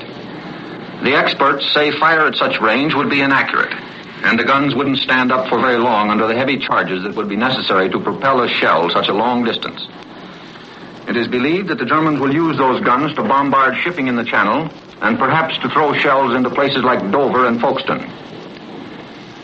According to the Daily Herald, people in widely scattered parts of Britain are demanding a more satisfactory system of air raid warnings. Several times, the first warning of danger has been the explosion of bombs. The sirens have sounded some minutes later. At Croydon last Thursday, the first warning came 15 minutes after the first bombs fell. Sir John Anderson, in explaining this state of affairs yesterday, said that it had appeared that the threatened attack on London would not materialize. But later, part of a German formation broke away, changed direction suddenly, and launched their attack against Croydon. Fighter Command is responsible for giving the order to sound the sirens, and it is faced with a difficult problem. Fast bombers can change direction and be over their targets in very little time. On the other hand, if the air raid warnings are sounded over a wide area, the stoppage of factories engaged in war work involves a serious loss of production. London parents are bringing their children home. They're returning at the rate of over 2,000 a week. German bombs dropped in areas to which the children have been evacuated seem to have convinced parents that their children would be safer back in London under the protection of the balloon barrage. Down in Surrey, men of the Home Guard found a platform in a tree. They thought maybe a German spy was using it for signaling to German aircraft. An armed guard was mounted, and the men of the Home Guard waited for developments. Nothing happened. Then it was discovered that the platform had been erected by the British Broadcasting Corporation for the purpose of broadcasting the Song of the Nightingale. I return you now to CBS in New York. That was Edward R. Murrow reporting from London. Here's a dispatch from Rome. An intensification of the war against British colonies was predicted today, following Italy's warning to neutral countries that ships approaching within 30 miles of the coasts of the Mediterranean, Red Sea, Gulf of Aden, Egypt, and British African colonies were in danger of destruction by mines or other means of war. We take you now to the German capital for the report of Edwin Hartridge. This is Berlin. Mr. Churchill's statement to the House of Commons yesterday comes in for its expected criticism in this part of the world. Berlin papers agree that Winston Churchill did not say very much, and what he did have to say did not explain away the military difficulties which are facing Great Britain today. The Burschen Zeitung sums up the reactions here with this comment, quote, "If it is an art to change black into white, the defeats into victories, then Winston Churchill's statement of yesterday may be considered a masterpiece." His announcement that the British government is to lease naval and air bases in the Western Hemisphere is labeled by the same paper as the sale of an empire. And the Lokalanzeiger makes this comment about the leasing of these bases. Quote, "It is evident to the whole world that England has taken this step because she does not see any other way out of her present distress." End of quote. Then, as regards the English Prime Minister's prophecy that the war will go on, possibly lasting for 2 or 3 more years, this paper comments, quote, "It is not Churchill who will determine the duration of this war, but German weapons." End of quote. Also, the British withdrawal from Somaliland is a source of great editorial jubilation here. The ready comparison has been made with previous British withdrawals from Andelsnes and Namsos in Norway, Dunkirk, and now Somaliland. The German editors have ironically identified the last operation as, quote, "another British victory," unquote. As for military moves, there seems to be little this morning. The day-and-day reports that flying weather is bad along the Channel coast and aerial activity is limited to reconnaissance flights. So it looks like another quiet day. At 6 p.m. last night, the German government handed the American embassy here a note further explaining the German stand regarding the question of the safe conduct of the United States Army transport, the American Legion. The Foreign Office explained this morning that due to erroneous reports, it was thought necessary to further clarify this matter. And in this note, the Foreign Office pointed out that the American ships were always safe in their encounters with German naval vessels, but that the change of the course of the American Legion had caused some worry here in government circles. But the idea that the American Legion had changed its course because of food shortage on board was considered amusing here, the Foreign Office spokesman said, because the new course was considerably longer. And questioned about the reaction of the Joint Defense Council to be set up by the United States and Canada, the spokesman said that comment would be reserved regarding that matter. There are 2 interesting items from Low Countries this morning. One is the report in the Deutsche Zeitung for Netherlands that the crew of a British plane which landed in Holland on Saturday has thus far succeeded in escaping the German military authorities, and the population is warned to be on the lookout for the British. This paper reports that the plane carried 12 men who left their uniforms behind. These 12 Englishmen may have landed in Holland to do some sabotage work, the paper adds. Then there's a decree by the German military authorities published in the Brussels Zeitung that all gold coins and alloys containing gold in northern France and Belgium must be reported to the authorities. This gold must be offered either to the Mission Bank in Brussels or to the Reichskreditkasse in Luxembourg, according to this decree. In preparation for what may be a hard winter, we learned that the city of Budapest has obtained a 25 million Pengo credit with which to set up a fraud reserve. This fund, approximately $5 million, will be used to purchase potatoes, flour, fats, and eggs should there be a food shortage this winter. This is Edwin Hartridge. I return you now to Columbia in New York.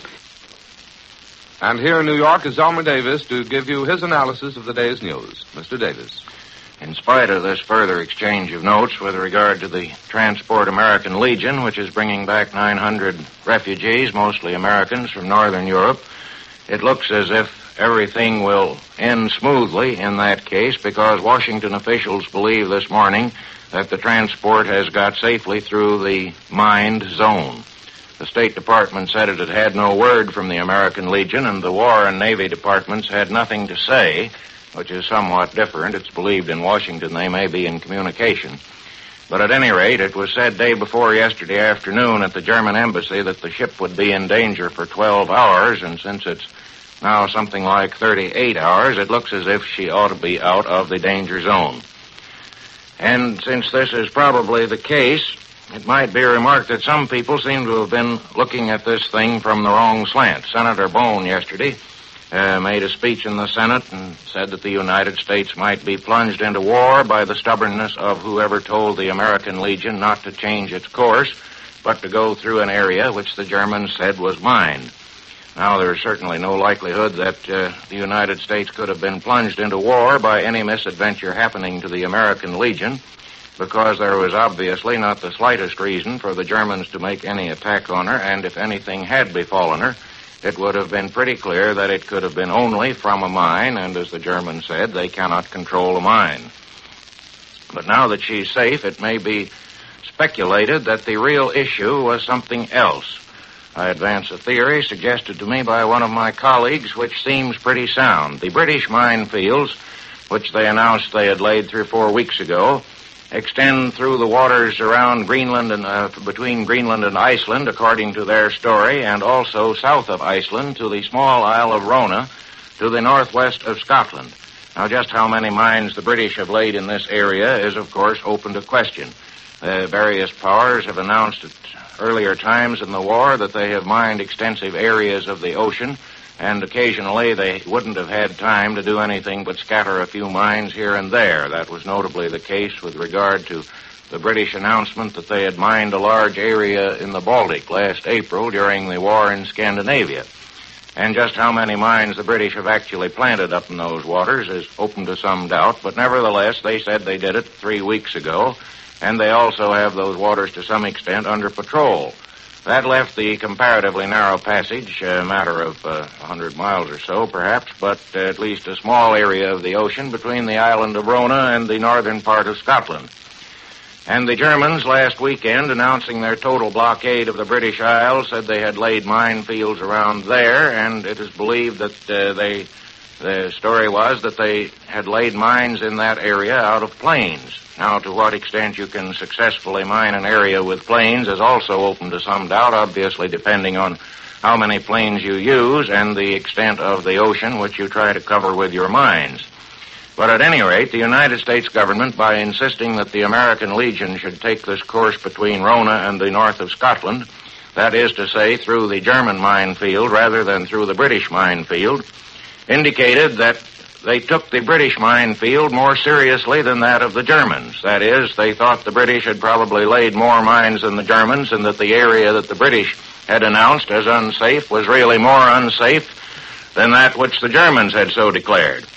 And it was perhaps this feeling that the United States was not taking the German minefield seriously, and that if the American Legion passed through without injury, it would indicate that the German minefield was not to be taken so seriously. This may have been the real emotional issue which was at stake. Of course, it wouldn't prove anything if a single ship did get through an area which was said to have been mined. You can't cover 100 miles of sea completely.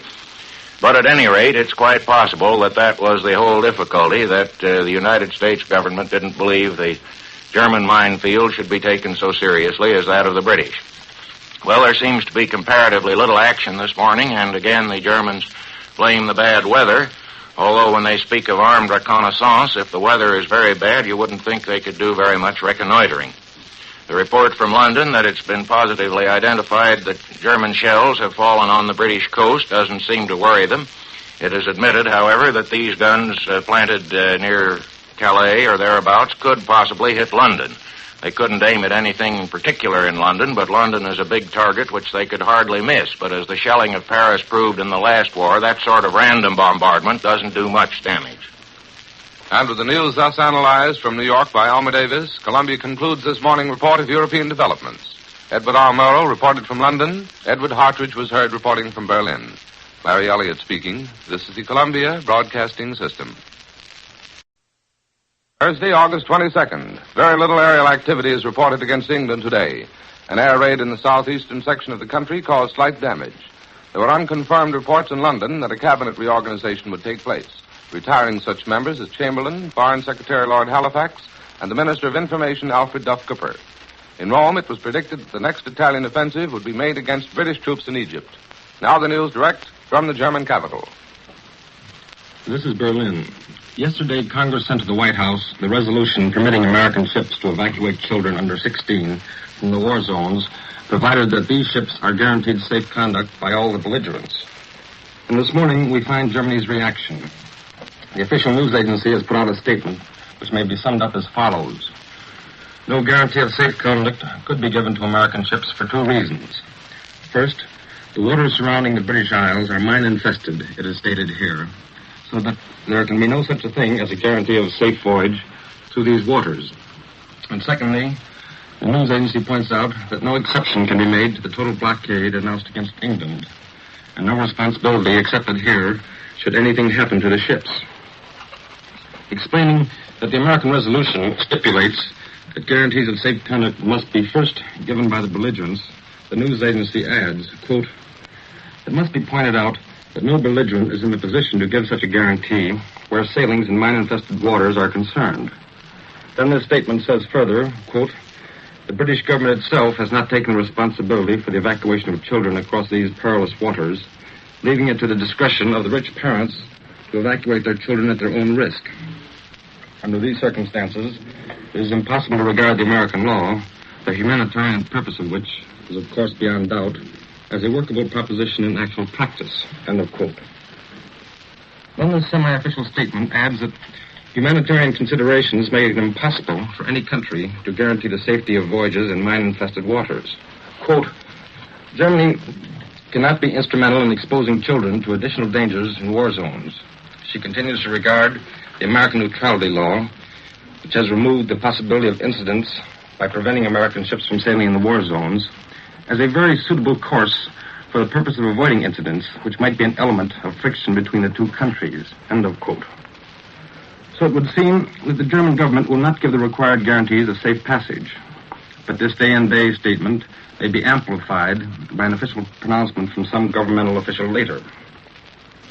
The German Army communique reports that during yesterday, 3 merchant ships coming from the United States on their way to Liverpool were damaged by German bombing attacks far out in the Atlantic off the north and west coasts of Ireland. 2 of these ships were spotted approximately 150 miles west of Ireland, while the third was picked up about 120 miles to the northwest of the Tory Islands, according to the communique. The Germans say that these ships were carrying food cargoes to England, and that the German planes which bombed them came from the new air bases established along the west coast of France. So far, this morning, we have had no news of aerial activity over the Channel. Maybe this is another day of bad flying weather. For the last few days, the air attacks on England have been restricted because of the weather, we've been told here by the German news agency.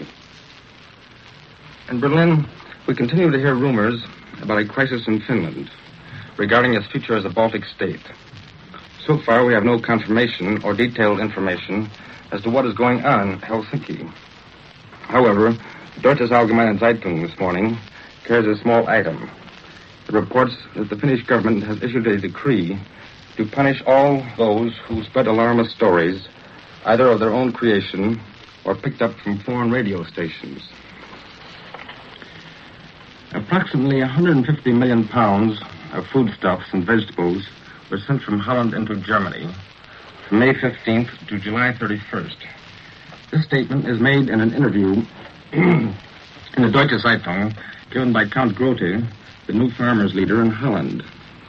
In discussing the future agricultural program of the Netherlands, he stated that tulip growing will have to be restricted so that more vegetables and more important foodstuffs can be produced. This is Edwin Hartridge, returning you now to Columbia and New York. This is New York. Here's a dispatch from Shanghai. The commander of American troops of the Shanghai Volunteer Corps has appealed for more American volunteers to help in defending the international settlement. It is understood that United States Marine authorities intend to inaugurate special intensified training courses for Americans. We switch you now to the British capital for the news of latest developments reported by Larry Lesseur. Go ahead, London. This is London. England got some good news from Egypt this morning. The Egyptian premier has declared that Egypt will fight if invaded. One Egyptian division has already taken up war position. All radio stations in Germany and her conquered territories went off the air about 10 o'clock last night, leading to the conclusion that British heavy bombers were conducting their usual nightly raids. But Germany again failed to retaliate last night or this morning. Only single bombers or small formations crossed the coast. A British convoy off the northeast coast was attacked by 3 planes this morning. Yesterday, 13 German planes were shot down. The RAF said they lost 1 fighter. Everyone is wondering why the Germans have curtailed their mass raids on this country. Some Royal Air Force pilots yesterday gave me their theory. They say that when the skies are cloaked with an endless blanket of clouds, the German planes can come over only singly. This, say the British pilots, is because the Germans are using inexperienced pilots who would get separated from their formations in heavy clouds. So, under conditions of low weather visibility, the Germans send only their best men over, alone. In other quarters, the theory is that the Germans have found they cannot risk daylight raids, and they are preparing for mass night raids like the British, for which special training and parachute flares are necessary. News pictures in today's newspapers support the theory that the German Air Force cannot stand up under many more mass daylight raids on England. The pictures are of a great junk heap, broken, burnt, and twisted Nazi planes piled atop one another, ready to make scrap metal for England. The junk pile resembles an elephant's graveyard, huge gaunt ribs and broken backbones. We wonder what happened to all the airplanes Germany captured in her conquered territories. British pilots tell me that in the last fortnight, after the collapse of France, they encountered American Curtis's, French Dauphins, and Hurricanes which had been sold to Belgium. Piloted by Germans, these planes retained their former Allied colors. The confusion was incredible. But apparently the Germans couldn't fathom it either. They must have been shooting down their own pilots, for in the past month, the RAF has not seen any of the captured planes in action. Never before has so much been owed by so many to so few. Winston Churchill was referring to the Royal Air Force fighter pilots. Yesterday I paid a visit to one of Britain's crack squadrons, the boys who are called the Dover Patrol of the Air. They do most of the patrols over that hot spot on the English Channel. These cheerful young fellows told me they thought they had one of the best records in the fighter command. 130 German aircraft down with a loss of only 1 man to the squadron. Leslie Howard, the movie actor, was with me on this visit. He's a reporter now. Does broadcast to America for the British Broadcasting. But this day, his position was reversed. Alongside these handsome, strapping fellows of the Royal Air Force, it was they who looked the part of Hollywood heroes. Nor did the fighter pilots trail after Mr. Howard for autographs. Like any other Britisher today, he looked up at them admiringly as they told how they could turn inside the German machines and shoot them down. And the movie star grinned when he read their fan letters. The star of Gone with the Wind laughed, and one of the pilots asked why Vivian Lee didn't become a reporter. They'd give her plenty of stories. Then Mr. Howard and I went to a movie. Inside a small camouflage shack on the airfield, we saw more exciting movies than Hollywood has ever produced. They were the sort of movies only fighter pilots can take. Filmed with camera guns in actual battle 2 or 3 miles above the earth. The films were short and jerky. The camera registers only when the guns are fired, and they fire in 2 or 3 second bursts, but long enough to send hundreds of rounds spitting from the 8 machine guns. The title of these films was very simple, like prize fight cards. Flying Officer John Smith versus a Messerschmitt 110. There was no sound, only the gasps from us reporters. Tracer bullets whizzed like flaming golf balls at the German planes. Men were being killed before our eyes. We didn't talk for a few minutes when the strange movies ended. Not even movie star Leslie Howard. I return you now to CBS in New York. That was Larry Lasser reporting from London. Now, at this time, Cecil Brown is standing by in the Italian capital. Go ahead, Rome. This is Rome. Waves of Italian bombers attacked the formation of British cruisers and destroyers.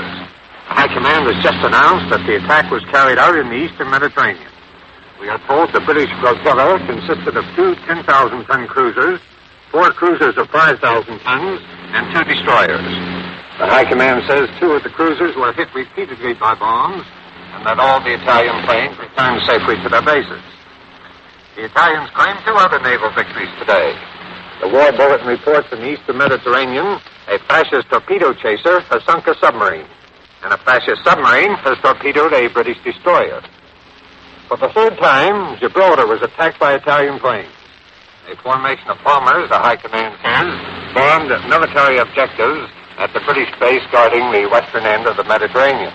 1 Italian plane failed to return. In East Africa, a British plane was shot down by native Dubat troops at a place named Kokatcha in Kenya. According to this communique, the Italians had the better of it today by sinking a submarine, torpedoing a destroyer, and bombing 2 cruisers. Each side lost 1 airplane. There have been heavy and frequent air attacks on the island of Malta.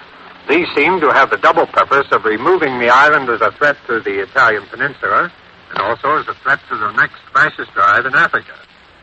Nothing is being said here about the Egyptian situation. Italy's official position toward Egypt was fixed by Mussolini at the outbreak of the war. And that was, if Egypt is not attacked, she would not be attacked. It's hard to say how long that sort of situation can continue now that British Somaliland has been conquered. Stories printed here claim that the British have disarmed the Egyptian army.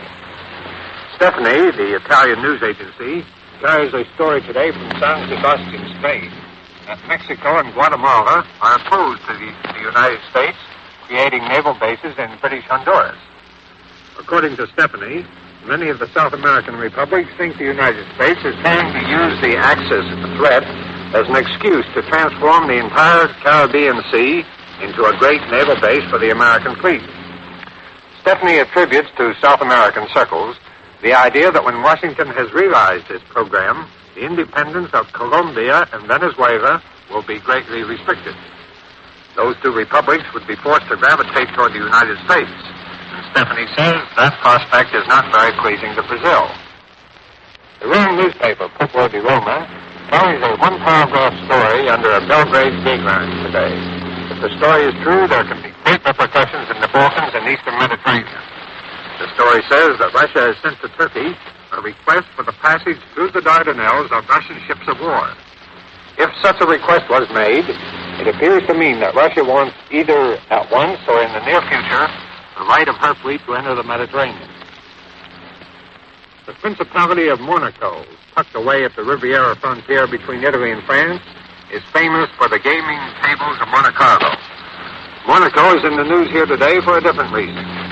A number of Italians stopped in Monaco for a religious ceremony.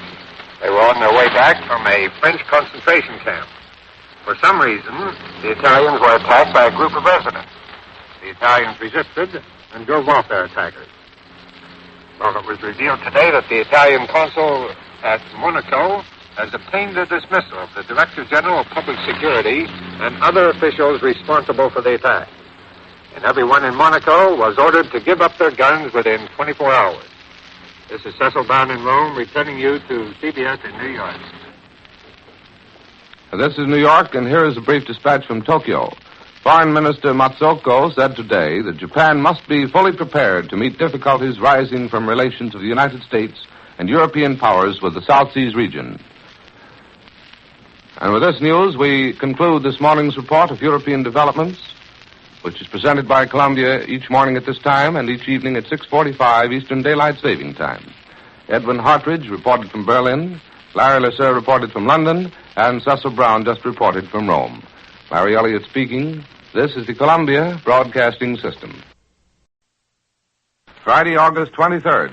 London suffered its first night air raid in the aerial Blitzkrieg from small elements of high-flying Nazi raiders who dropped bombs in 3 sections of the suburbs last night before being driven off. The British retaliate in kind to the German long-range firing across the English Channel. Rome reports raids by air on Alexandria as English and Italian naval fleets mass near Crete in anticipation of some Italian move toward Greece. Now the news from the German capital. This is Berlin.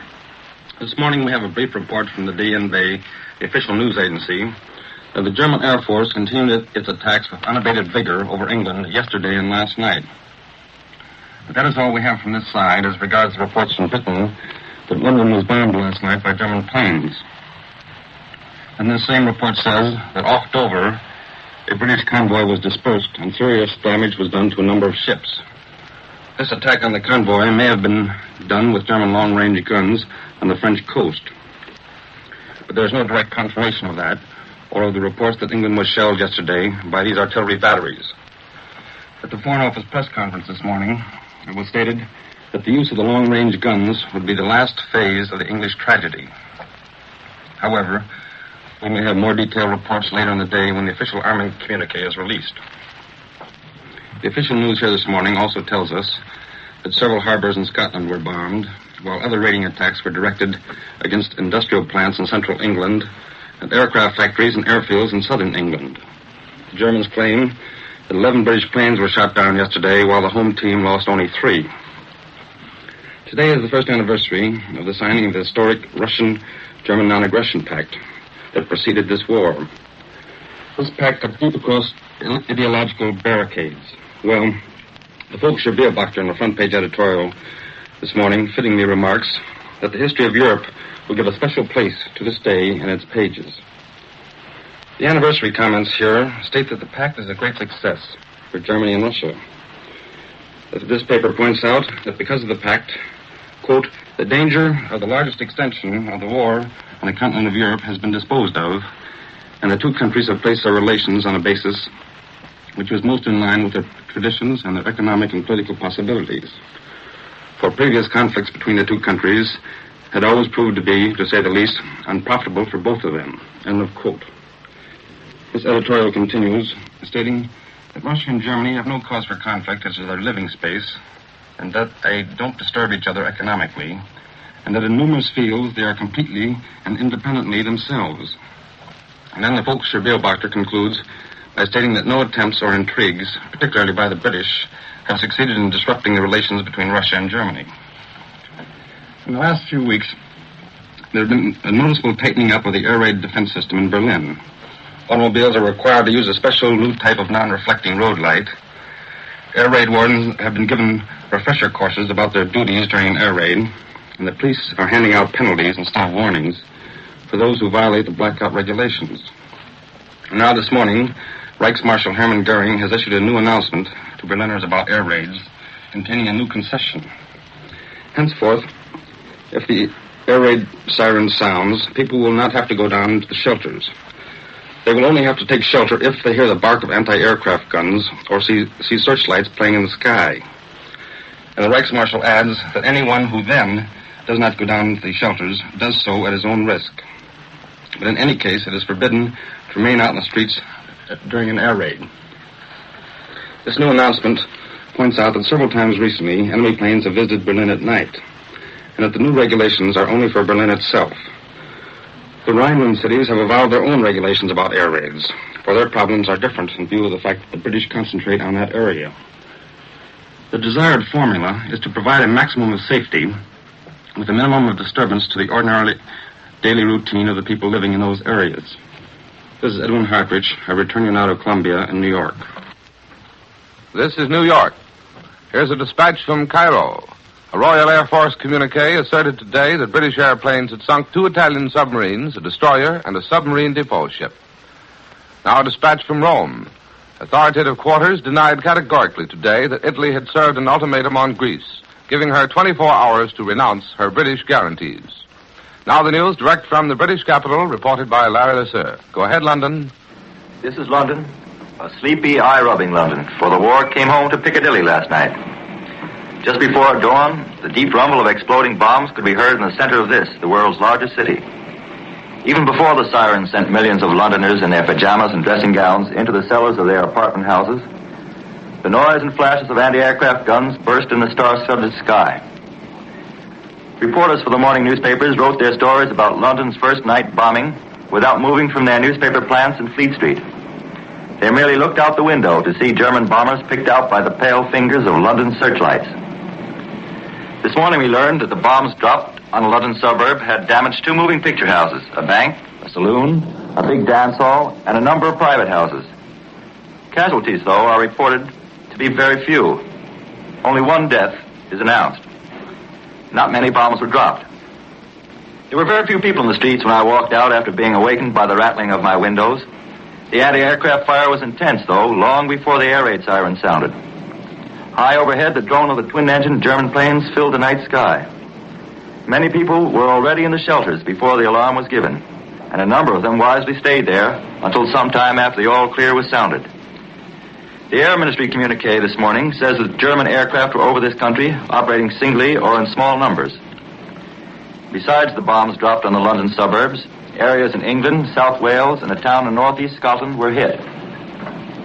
Apparently the German bombers are not so accurate in their attacks on military targets as the British claim theirs to be in their night raids over enemy territory. The German guns mounted on the French coast continued their shelling of the Dover area for nearly an hour last night. It was the first systematic shelling of Britain by land guns. After the shelling of a convoy in the Straits ended late yesterday afternoon, when the ships steamed out of range, the German big guns let loose again shortly after 9 o'clock. It was nearly 10 o'clock before these little berthas ceased fire. By that time, Royal Air Force bombers were heading for the French coast. From the cliffs at Dover, observers heard the crump of British bombs, apparently aimed at the German gun emplacements. Great flashes could be seen across the 22 miles of channel. But about a half hour later, the German guns roared into life again. This morning, a British communique states that the German shells caused damage to buildings in the Dover area, and there were a number of casualties. One of the German shells went through the stained glass window of a Dover church and exploded inside. Another shell fell behind a crowded movie house and rocked it violently, but the show went on. A telephone call to an observer at Dover this morning reveals that the German guns have not been in action today, and the damage to buildings there is not very great. There's news from the Balkans this morning, as yet unconfirmed. The Daily Telegraph correspondent in Belgrade reports that reliable sources have told him that Italy has given Greece 24 hours in which to renounce the British guarantee of aid in the event of an attack. Hostilities would follow if she refused. In the small hours of this morning, Greek defense ministers conferred with General Metaxas, the Greek prime minister, in Athens.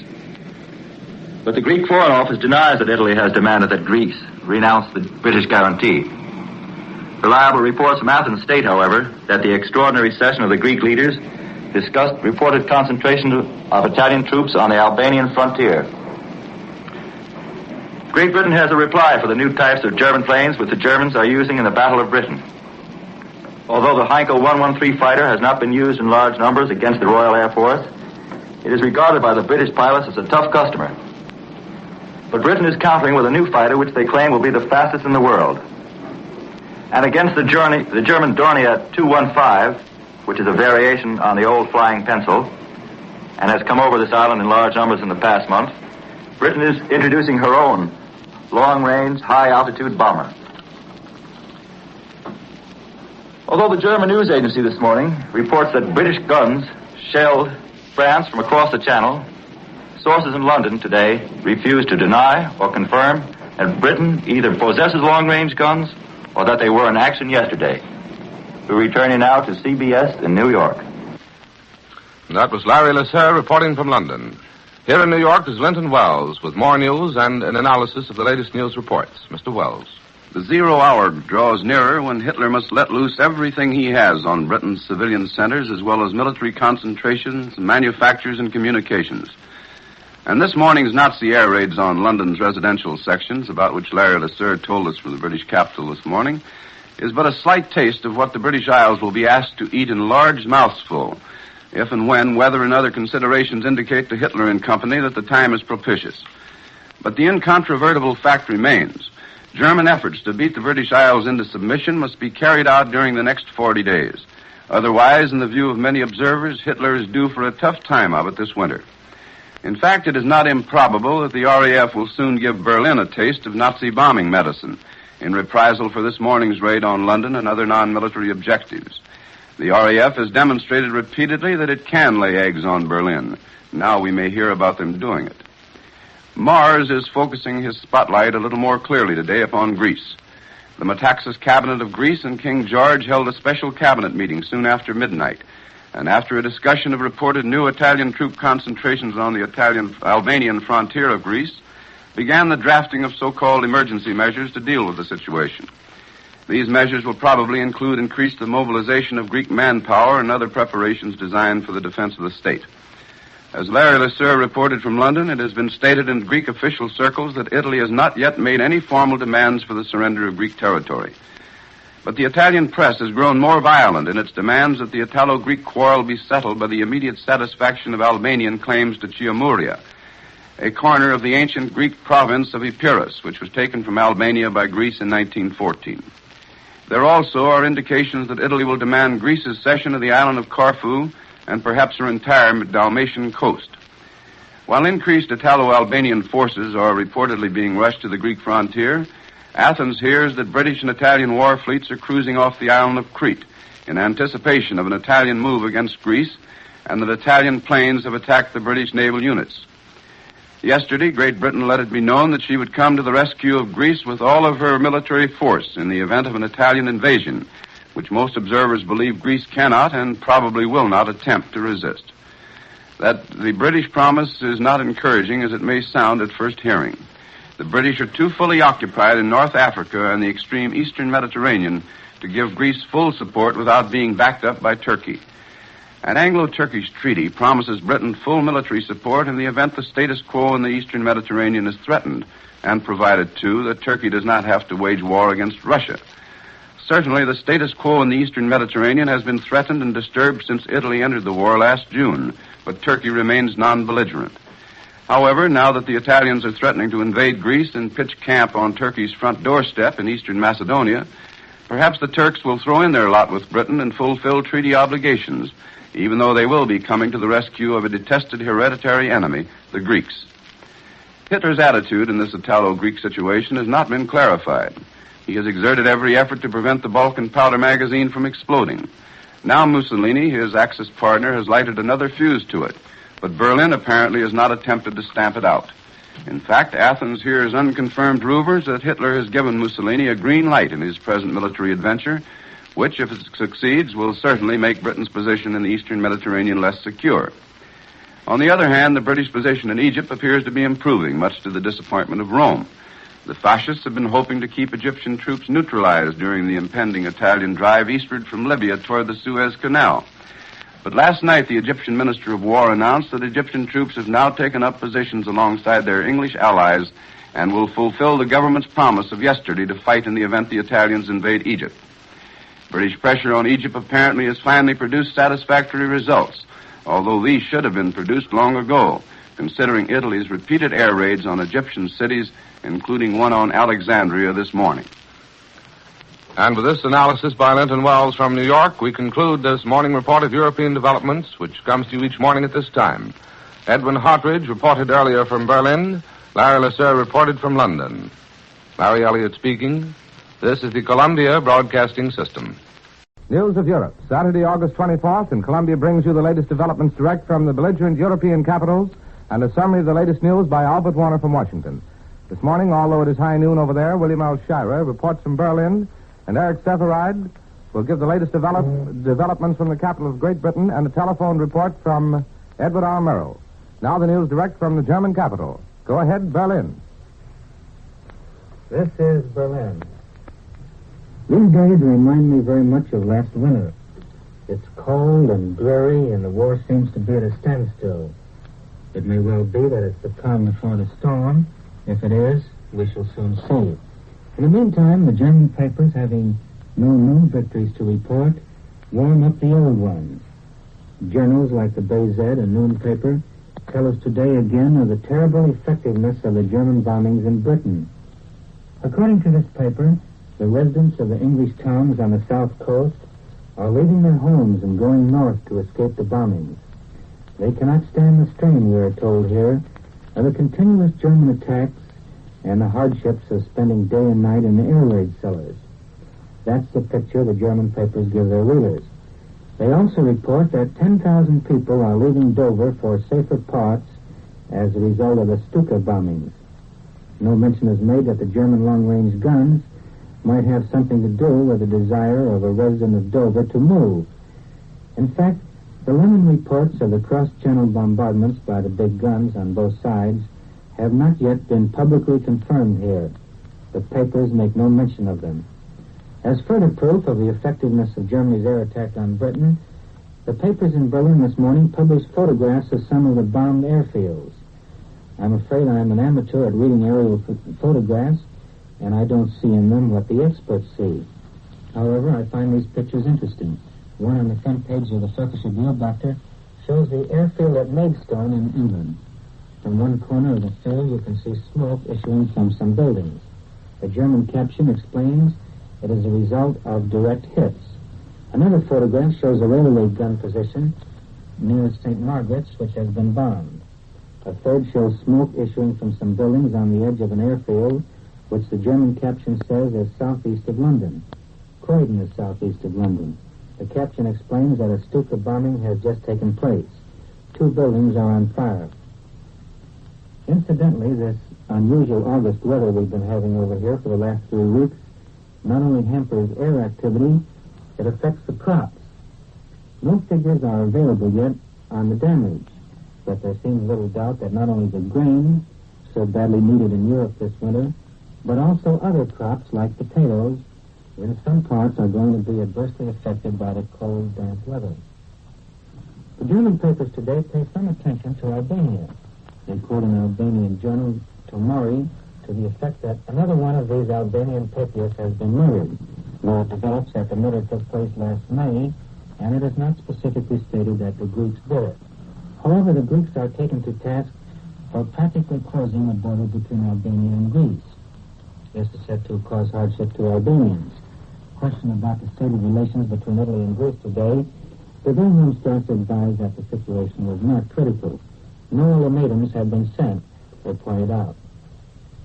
German women, as you know, are not permitted to have anything to do with Polish prisoners. Today I notice in the papers that 2 German women have been sentenced to 3 years in the penitentiary because they did. And here's an item from the official journal of German lawn tennis. It jibes at Germans who still use English expressions when playing the racket game. Germans should no longer say, for example, that the score is 15-30. They should use the German word for figures. Nor should they say deuce or game is set point. So the journal gives the German equivalents for about 30 English tennis terms. For lob, they say Hochball, literally a high ball. For smash, Schmetterball. Rückhand for backhand, and so on. For a little time, I suppose some people will get a little mixed up in their tennis. This is William Alshauer in Berlin, returning now to CBS in New York. This is New York, and before taking you to London, here's a dispatch from Bucharest. Numerous Romanian army units have been shifted from the Bulgarian frontier to the Hungarian frontier. It was understood today, as diplomatic quarters forecast, that Romanian-Hungarian territorial negotiations would end tonight or tomorrow in deadlock. Some troops have been sent to the eastern frontier opposite Russian-seized territories. Reports that there had been a new mobilization order were denied. Officials said in explanation that every officer and soldier who could be spared from civilian duties had been under arms for months. Now to the British capital for the news reported by Eric Seferide. Go ahead, London. This is London. Edward Murrow just phoned me from Dover about 15 minutes ago to say that German coastal batteries have again this morning shelled the Dover area. He reports at least 7 shells landing. The damage he has seen personally so far is one house half blown away. Germans bombed one small ship just off the coastal cliffs. Without success, he reported. There were long, drawn-out dogfights overhead, but nobody at Dover could follow the battle because the planes were such a great height.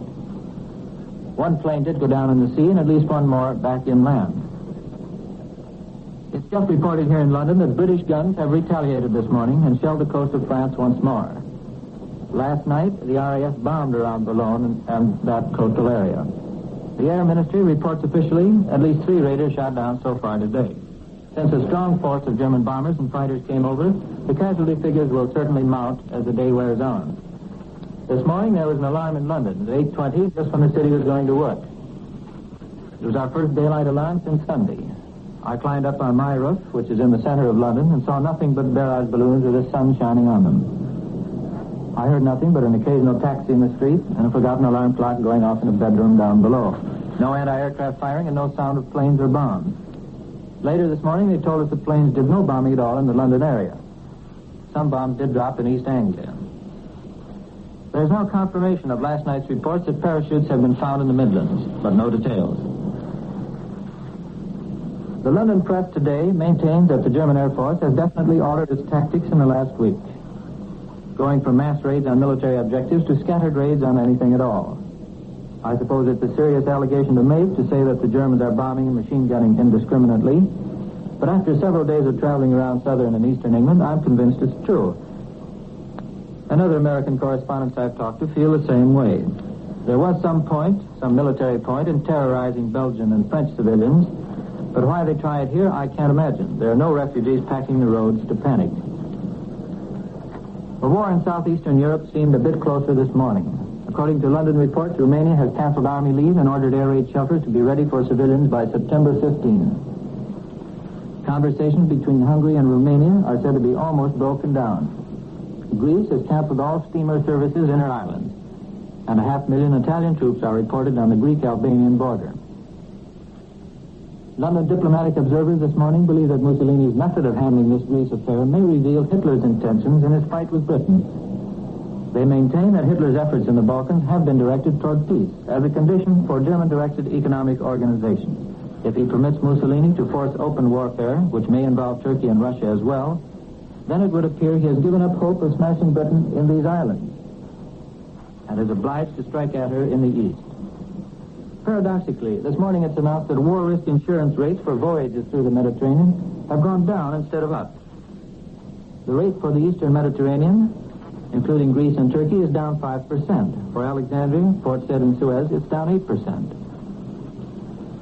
Following General de Gaulle's announcement that the Vichy government is making Germany a gift of 800 airplanes from French Africa, it's now reported in London that Italians are about to get the remnants of the French Navy at Toulon. Most of these are small vessels.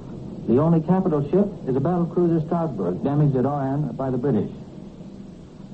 Mussolini may get some French warships, but he's just lost the British Order of the Bath. It was granted him in 1923 by George V. George VI took it away last night. And King Victor Emmanuel, Senior Knight of the Order of the Garter, has just lost that title, too. This is London. We return you to CBS, New York. And now back in America, and before taking you to Washington, here's a dispatch from Rome. Italian planes in a night bombing raid on the airport of Khartoum, capital of the Anglo-Egyptian Sudan, caused great destruction of hangars and a great fire. A high command communique reported today. Now the news from our own national capital, reported by Albert Warner. We take you to Washington. Behind the president's plea yesterday for no delay on the conscription bill, and behind the War Department's program, which builds toward a peak in manpower and a considerable store of equipment by next spring, may lie a certain report on Hitler's timetable. The reported schedule calls for a threat to the United States by next April. Now, of course, there have been misrepresentations of the Hitler timetable. Any attack on the United States presupposes the prior defeat of Great Britain and the capture of a good part of the British fleet. That's a rather big order. There are also experts who will minimize the power of any attempted attack across the Atlantic in the near future, even if Britain should be conquered. There remains the further question as to whether Hitler would have either the desire or incentive to risk such a venture. But the fact remains that in certain quarters of the War Department, the report on Hitler's timetable persists and is credited with being an accurate reflection of the plannings of the German Chancellor. This report is used to bolster the plea of the American Army Command for strength by spring. This is Saturday, but it's no weekend holiday for the Senate. It meets to continue the debate on conscription. On top of the Saturday meeting, there will be night sessions every day next week until a vote is taken. A new instrument of defense begins functioning today. The American members of the Joint American-Canadian Defense Board, including Mayor LaGuardia of New York, will meet here this morning.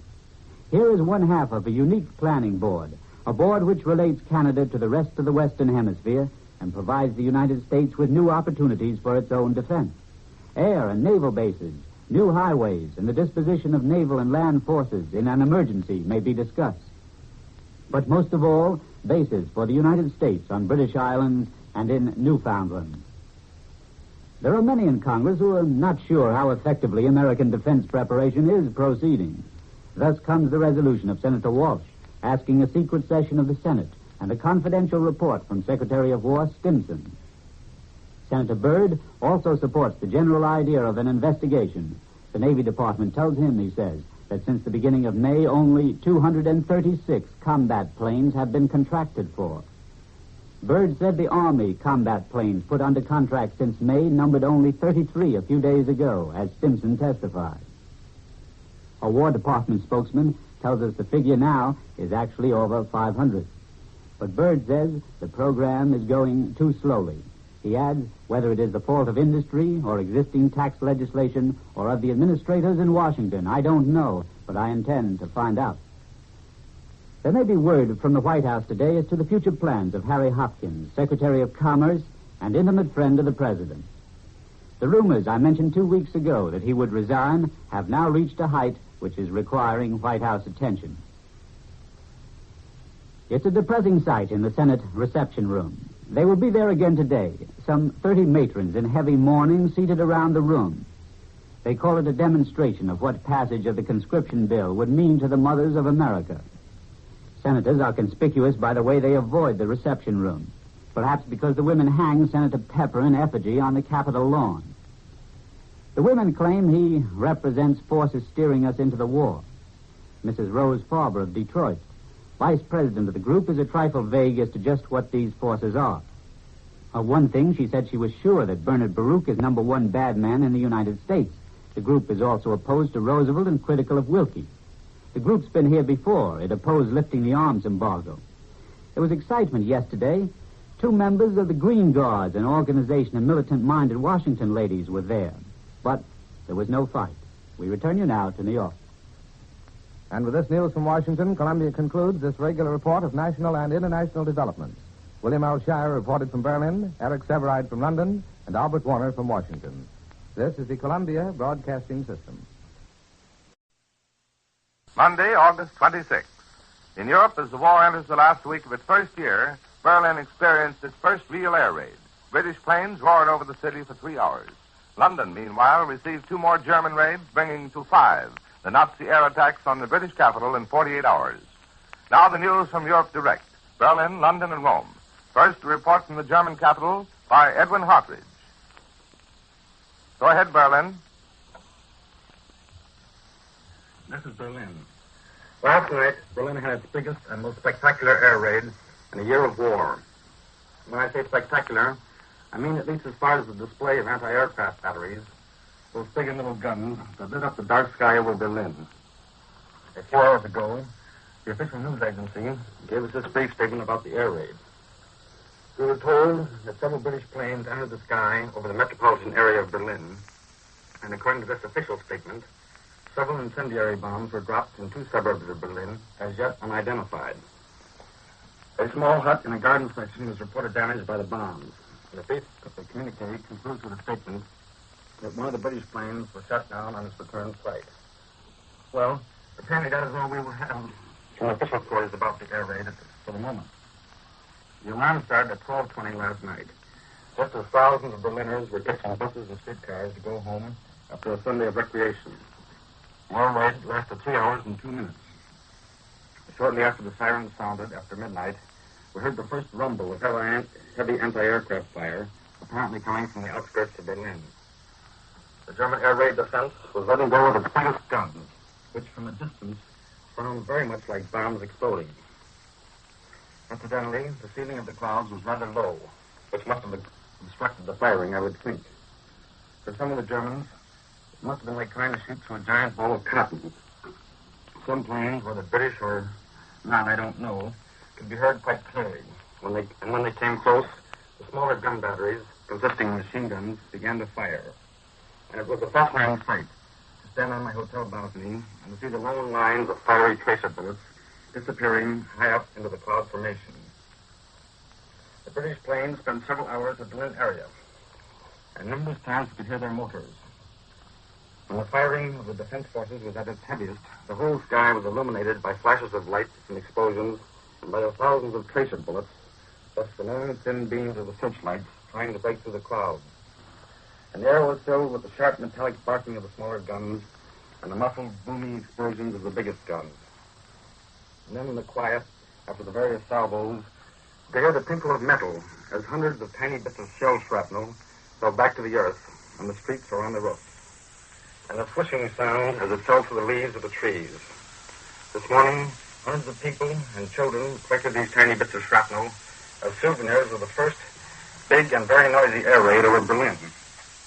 Well, that's about all I can give you on the air raid. Certain details of the interesting evening cannot be mentioned, as such information falls into the category of military secrets and of value to the enemy. This morning, we can find nothing in the papers about reports from London that German planes bombed the British capital. So it is up to you on the other side of the Atlantic to fit the Berlin air raid into the general picture of events for the last few days. According to a last-minute news report, there was concentrated German bombing attacks on important military objectives in Birmingham last night. Birmingham is an important center of the English armament industry, we are told here. The large airplane factories there is some of the German objectives, it is said. Berlin papers this morning continue to play up the reports of the German aerial successes over southwest England yesterday. We are told the second and third air fleets made surprise attacks, and during the day, 51 British fighter planes were shot down, while the Germans lost only 12 planes. There are two other items of interest from the papers this morning. We learn that General Vigon, the chief of staff of the Spanish army, is now visiting the battlefields of France. He will then come to Berlin to confer a high decoration on Reichsmarshal Hermann Goering. But in Luxembourg, we learn that all political parties, except the German People's Party, have to be disbanded. This is Edwin Hartridge, returning you now to Columbia in New York. This is New York, and here's the latest news from the Balkans. In Budapest, it is announced that the Hungarian-Romanian territorial discussions are to be resumed. Hungarian Foreign Minister Count Chakti told newsmen this morning that a Romanian delegation is to meet with Hungarian representatives Wednesday. Immediately, Budapest dispatches said that there is a lessening of tension between the two countries. Now the news from the British capital, reported by Eric Severide. Go ahead, London. This is London. London suburbs got some more screaming bombs last night, but this afternoon Londoners are far more interested in details of the RAF bombing raid on Berlin. Most of the papers this morning contained articles urging retaliation, written before it was known the RAF was on its way. In the second London raid last night, 2 policemen were killed and a gas main was cut. No bombing raids are yet reported today. But this morning over a southwest English town, 2 planes appeared very high and formed a gigantic question mark with smoke.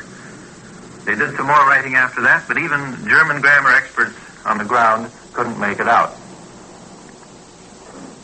The Air Ministry had just announced that 54 German planes were down during Sunday, 6 of them by anti-aircraft. That makes the weekend total for Saturday and Sunday 104. Yesterday, 13 British fighters were lost, but 3 of the pilots are safe. The bombs on London caused some small fires, we're told, but the casualty total is low. From my rooftop last night, I could see an occasional flash from a bomb in the distance and the white light of a parachute flare. Without flares, the bombing pilots certainly could see nothing at all. Pitch-black storm clouds were hanging very low. You could hardly make out the rooftop across the street. It was so dark. From the flashes in the sky, many people thought a vast raid was going on, but most of the flashes were lightning. It was revealed this morning that the big raid Saturday night, which fired a garment factory in the heart of London, killed no one at all, which does seem a miracle. Only one of the raids yesterday could be described as a mass raid, and we're told that attempt cost the Germans 34 planes. Kent is about the most dangerous part of England these days, but yesterday special trains left London for Kent, taking whole families of hop pickers. The season begins today, and the crop must be harvested in a hurry.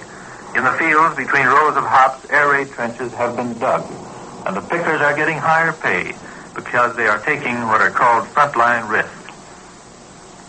Last night, German guns threw over a few more shells in the Dover area, but British bombers are believed to have retaliated immediately around Calais and Boulogne. Observers down at Dover saw a massive plume of smoke spreading upwards from the French Cape opposite. From inspection of German bombers shot down in England these last few days, it's become obvious that Germans are fitting armor plating to protect pilots and rear gunners from Hurricane and Spitfire machine gun bullets. The Germans are also experimenting with increased firepower for their own fighter machines. Ambassador Kennedy has been out to look at the bomb crater 300 yards from his summer home near London. American ambassadors in Europe are leading charmed lives. In Poland, Ambassador Biddle's place near Warsaw was missed by just a few yards and his house badly damaged. On June 3rd in Paris, a bomb landed 6 feet from Ambassador Bullitt, who was standing in the Air Ministry. It didn't explode. American reporters over here have been remarkably lucky so far, but they've all got their fingers crossed. A dozen of them have been missed by just a few feet or a few seconds, and not one has yet been seriously hurt. London today has a new daily paper. It's written by French refugee journalists. It came out this morning in 4 pages of tabloid size. Its title is simply France, with a Republican slogan below the nameplate, Liberté, Égalité, Fraternité. Today it contains articles by Duff Cooper, the Minister of Information, and Ev Curie, and, of course, General de Gaulle.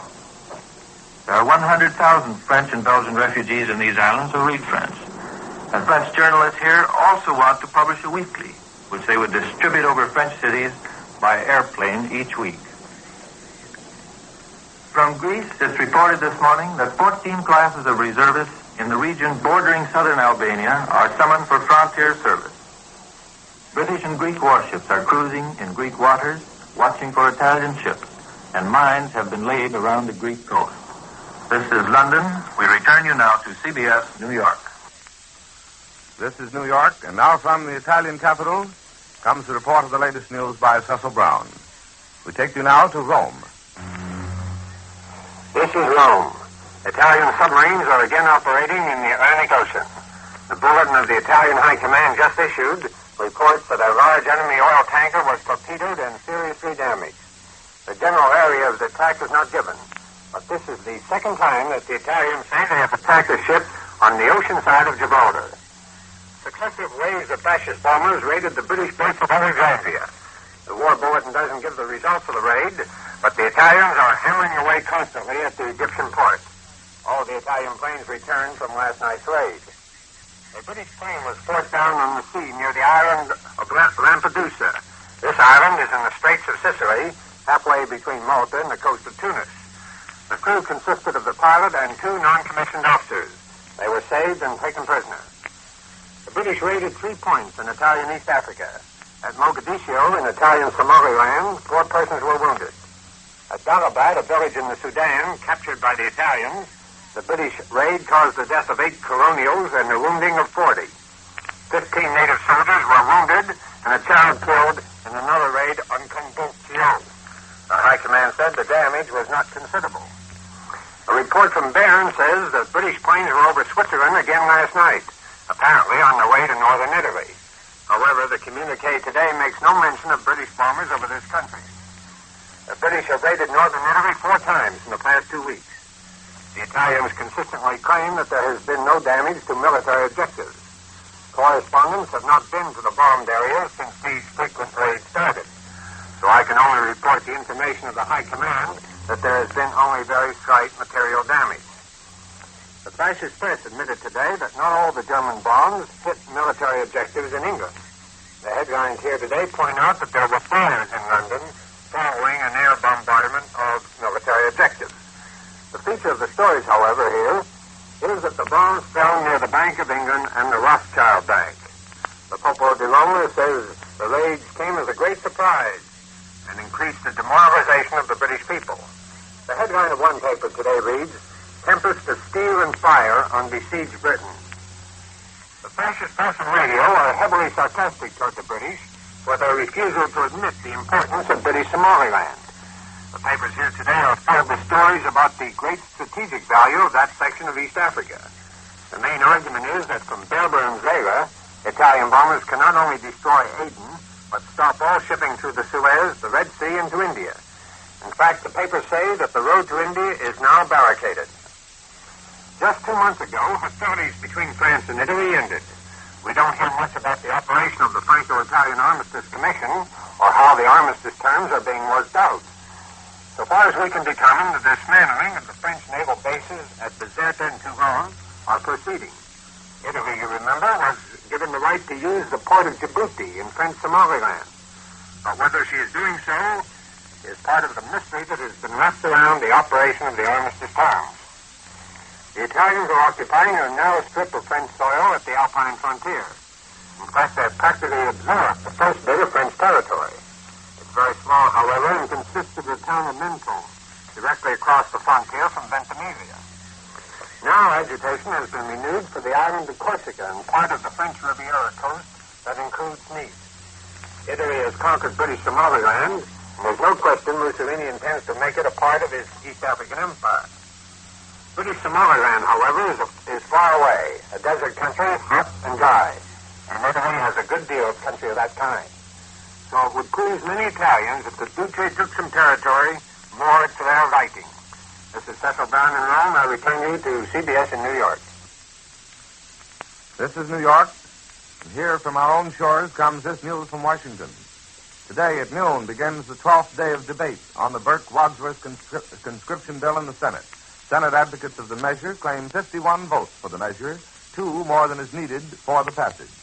Senate Majority Leader Barkley reports, however, that it will be Wednesday or Thursday before a final vote is taken. And with this news, we bring to a close this morning report of European development. Edwin Hartridge reported from Berlin, Eric Severide reported from London, and Cecil Brown reported from Rome. Larry Elliott speaking. This is the Columbia Broadcasting System. Tuesday, August 27th. Great Britain has had the heaviest raids by German planes since the start of the war. Areas along a 500-mile coastal front were attacked. Singled out for the main raids was the industrial center, the Midlands. Southwestern England reported the worst raids it has yet experienced. London was bombed, but only the outskirts. People were kept up all night. In Berlin, official sources said British planes were foiled in an intended raid because of anti-aircraft guns and searchlights. And a Rome communique reports a British raid on northern Italy. Now the report of Eric Severide reporting direct from the British capital. Go ahead, London. This is London. Thousands of sleepy London families were sitting in their shelters last night at the same time that thousands of sleepy Berlin families were sitting in theirs. In both cases, the population of the two great capitals was driven underground by just a few dozen young men circling around among the clouds. The alarm here in London lasted 6 long hours. Some of the twin-engine bombers apparently flew over London on their way to the Midlands, where they started some fires in industrial establishments. Others circled around over London, reappearing over the center of town several times, and dropped a few bombs on the outskirts of central London. 3 of these planes are reported to have been destroyed. Incidentally, they tell us the German flyers who dropped the bomb right in the heart of London on Saturday night were knocked down, and that may explain why Berlin never reported that particular bombing.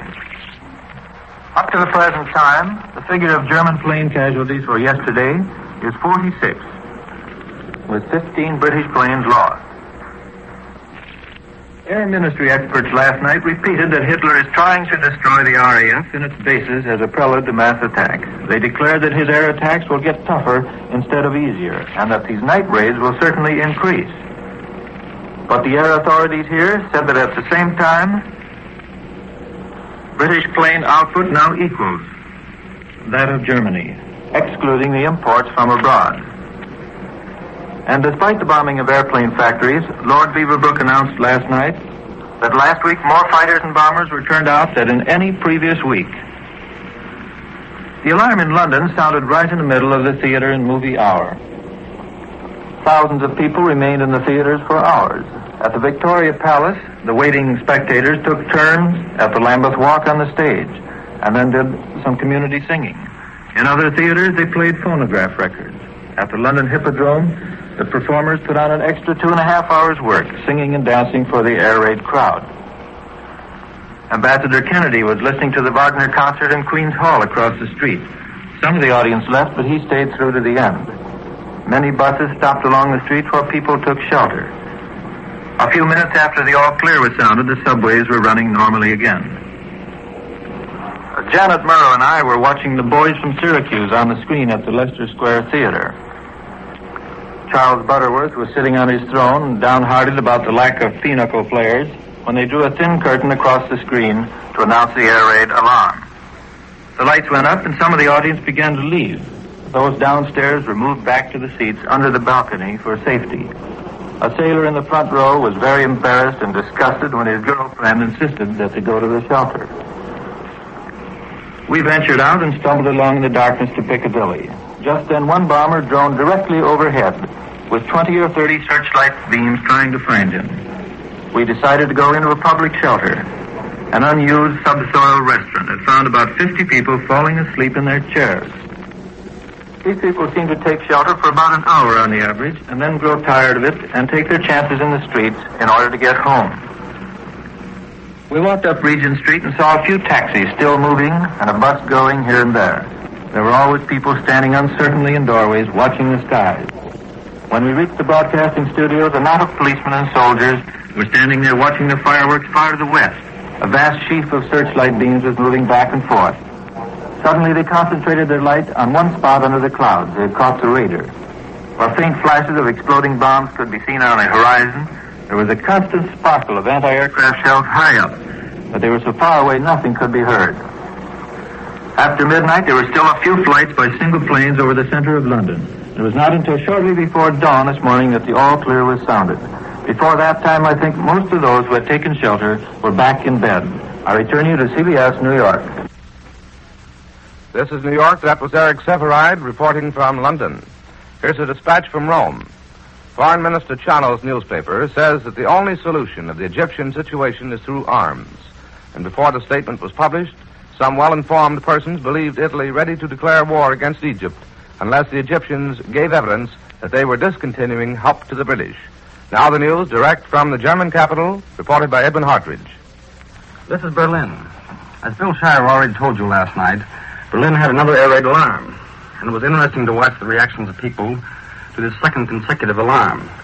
For after the big show of Sunday night, they were taking no chances last night, and few stayed in bed. However, those expecting any fireworks were disappointed or relieved, depending on one's viewpoint. A few searchlights could be seen chasing around in the sky, but that was all. And the alarm ended after 3/4 of an hour. This morning, we were told by official quarters that during the air raids over England yesterday, the Germans shot down 67 British planes, and 7 others were destroyed on the ground. And during the day, the home team says it lost 18 planes. It was a big day, and it would appear, even from this distance, the German Air Force is extending itself in its raids over all of Britain. And from these developments, there is a temptation to draw a conclusion that as long as the weather is suitable for raids on England, the Germans will continue to launch them, for the air offensive is now in high gear. And here is an eyewitness report of a propaganda company reporter of what he saw during an air raid on London. It is published in the Deutsche Newstag this morning. And apparently, this propaganda company reporter says that he was with a flight of 9 Dornier bombers of the 9th Air Squadron. Their objective was an airfield on the outskirts of London.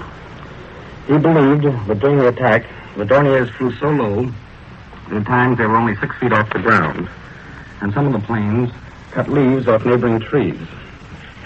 This squadron was attacked by 30 British air fighters, according to this reporter. And the Dorniers, or their unnamed fighter escorts, managed to shoot down 5 of the enemy ships and get away. The leader of the squadron was killed in action, but that was the only casualty the Dornier flight suffered.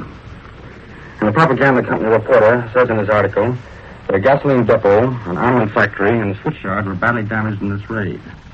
Well, that is a part of the German reportage on this widespread air war over Britain. Another Berlin paper discloses this morning to its readers that German planes dropped bombs on the outskirts of London and state that these attacks were aimed at military objectives of great importance. Then in this same story, it accuses the British Air Force of having bombed places of historic importance in Germany, such as Bismarck's Mausoleum and Goethe's Garden House in Weimar, and having dropped incendiary bombs on residential quarters of Berlin. And this type of bombing is aimed at non-protected civilian population and not the soldiers, writes this paper. But the Roman war criminals, it writes, may be sure that each attack on the life and property of the German people will be revenged. End of quote. The German government has sent London a diplomatic warning via Switzerland, accusing the British of attacking German Red Cross planes. It states that if these attacks continue, then reprisals will be taken.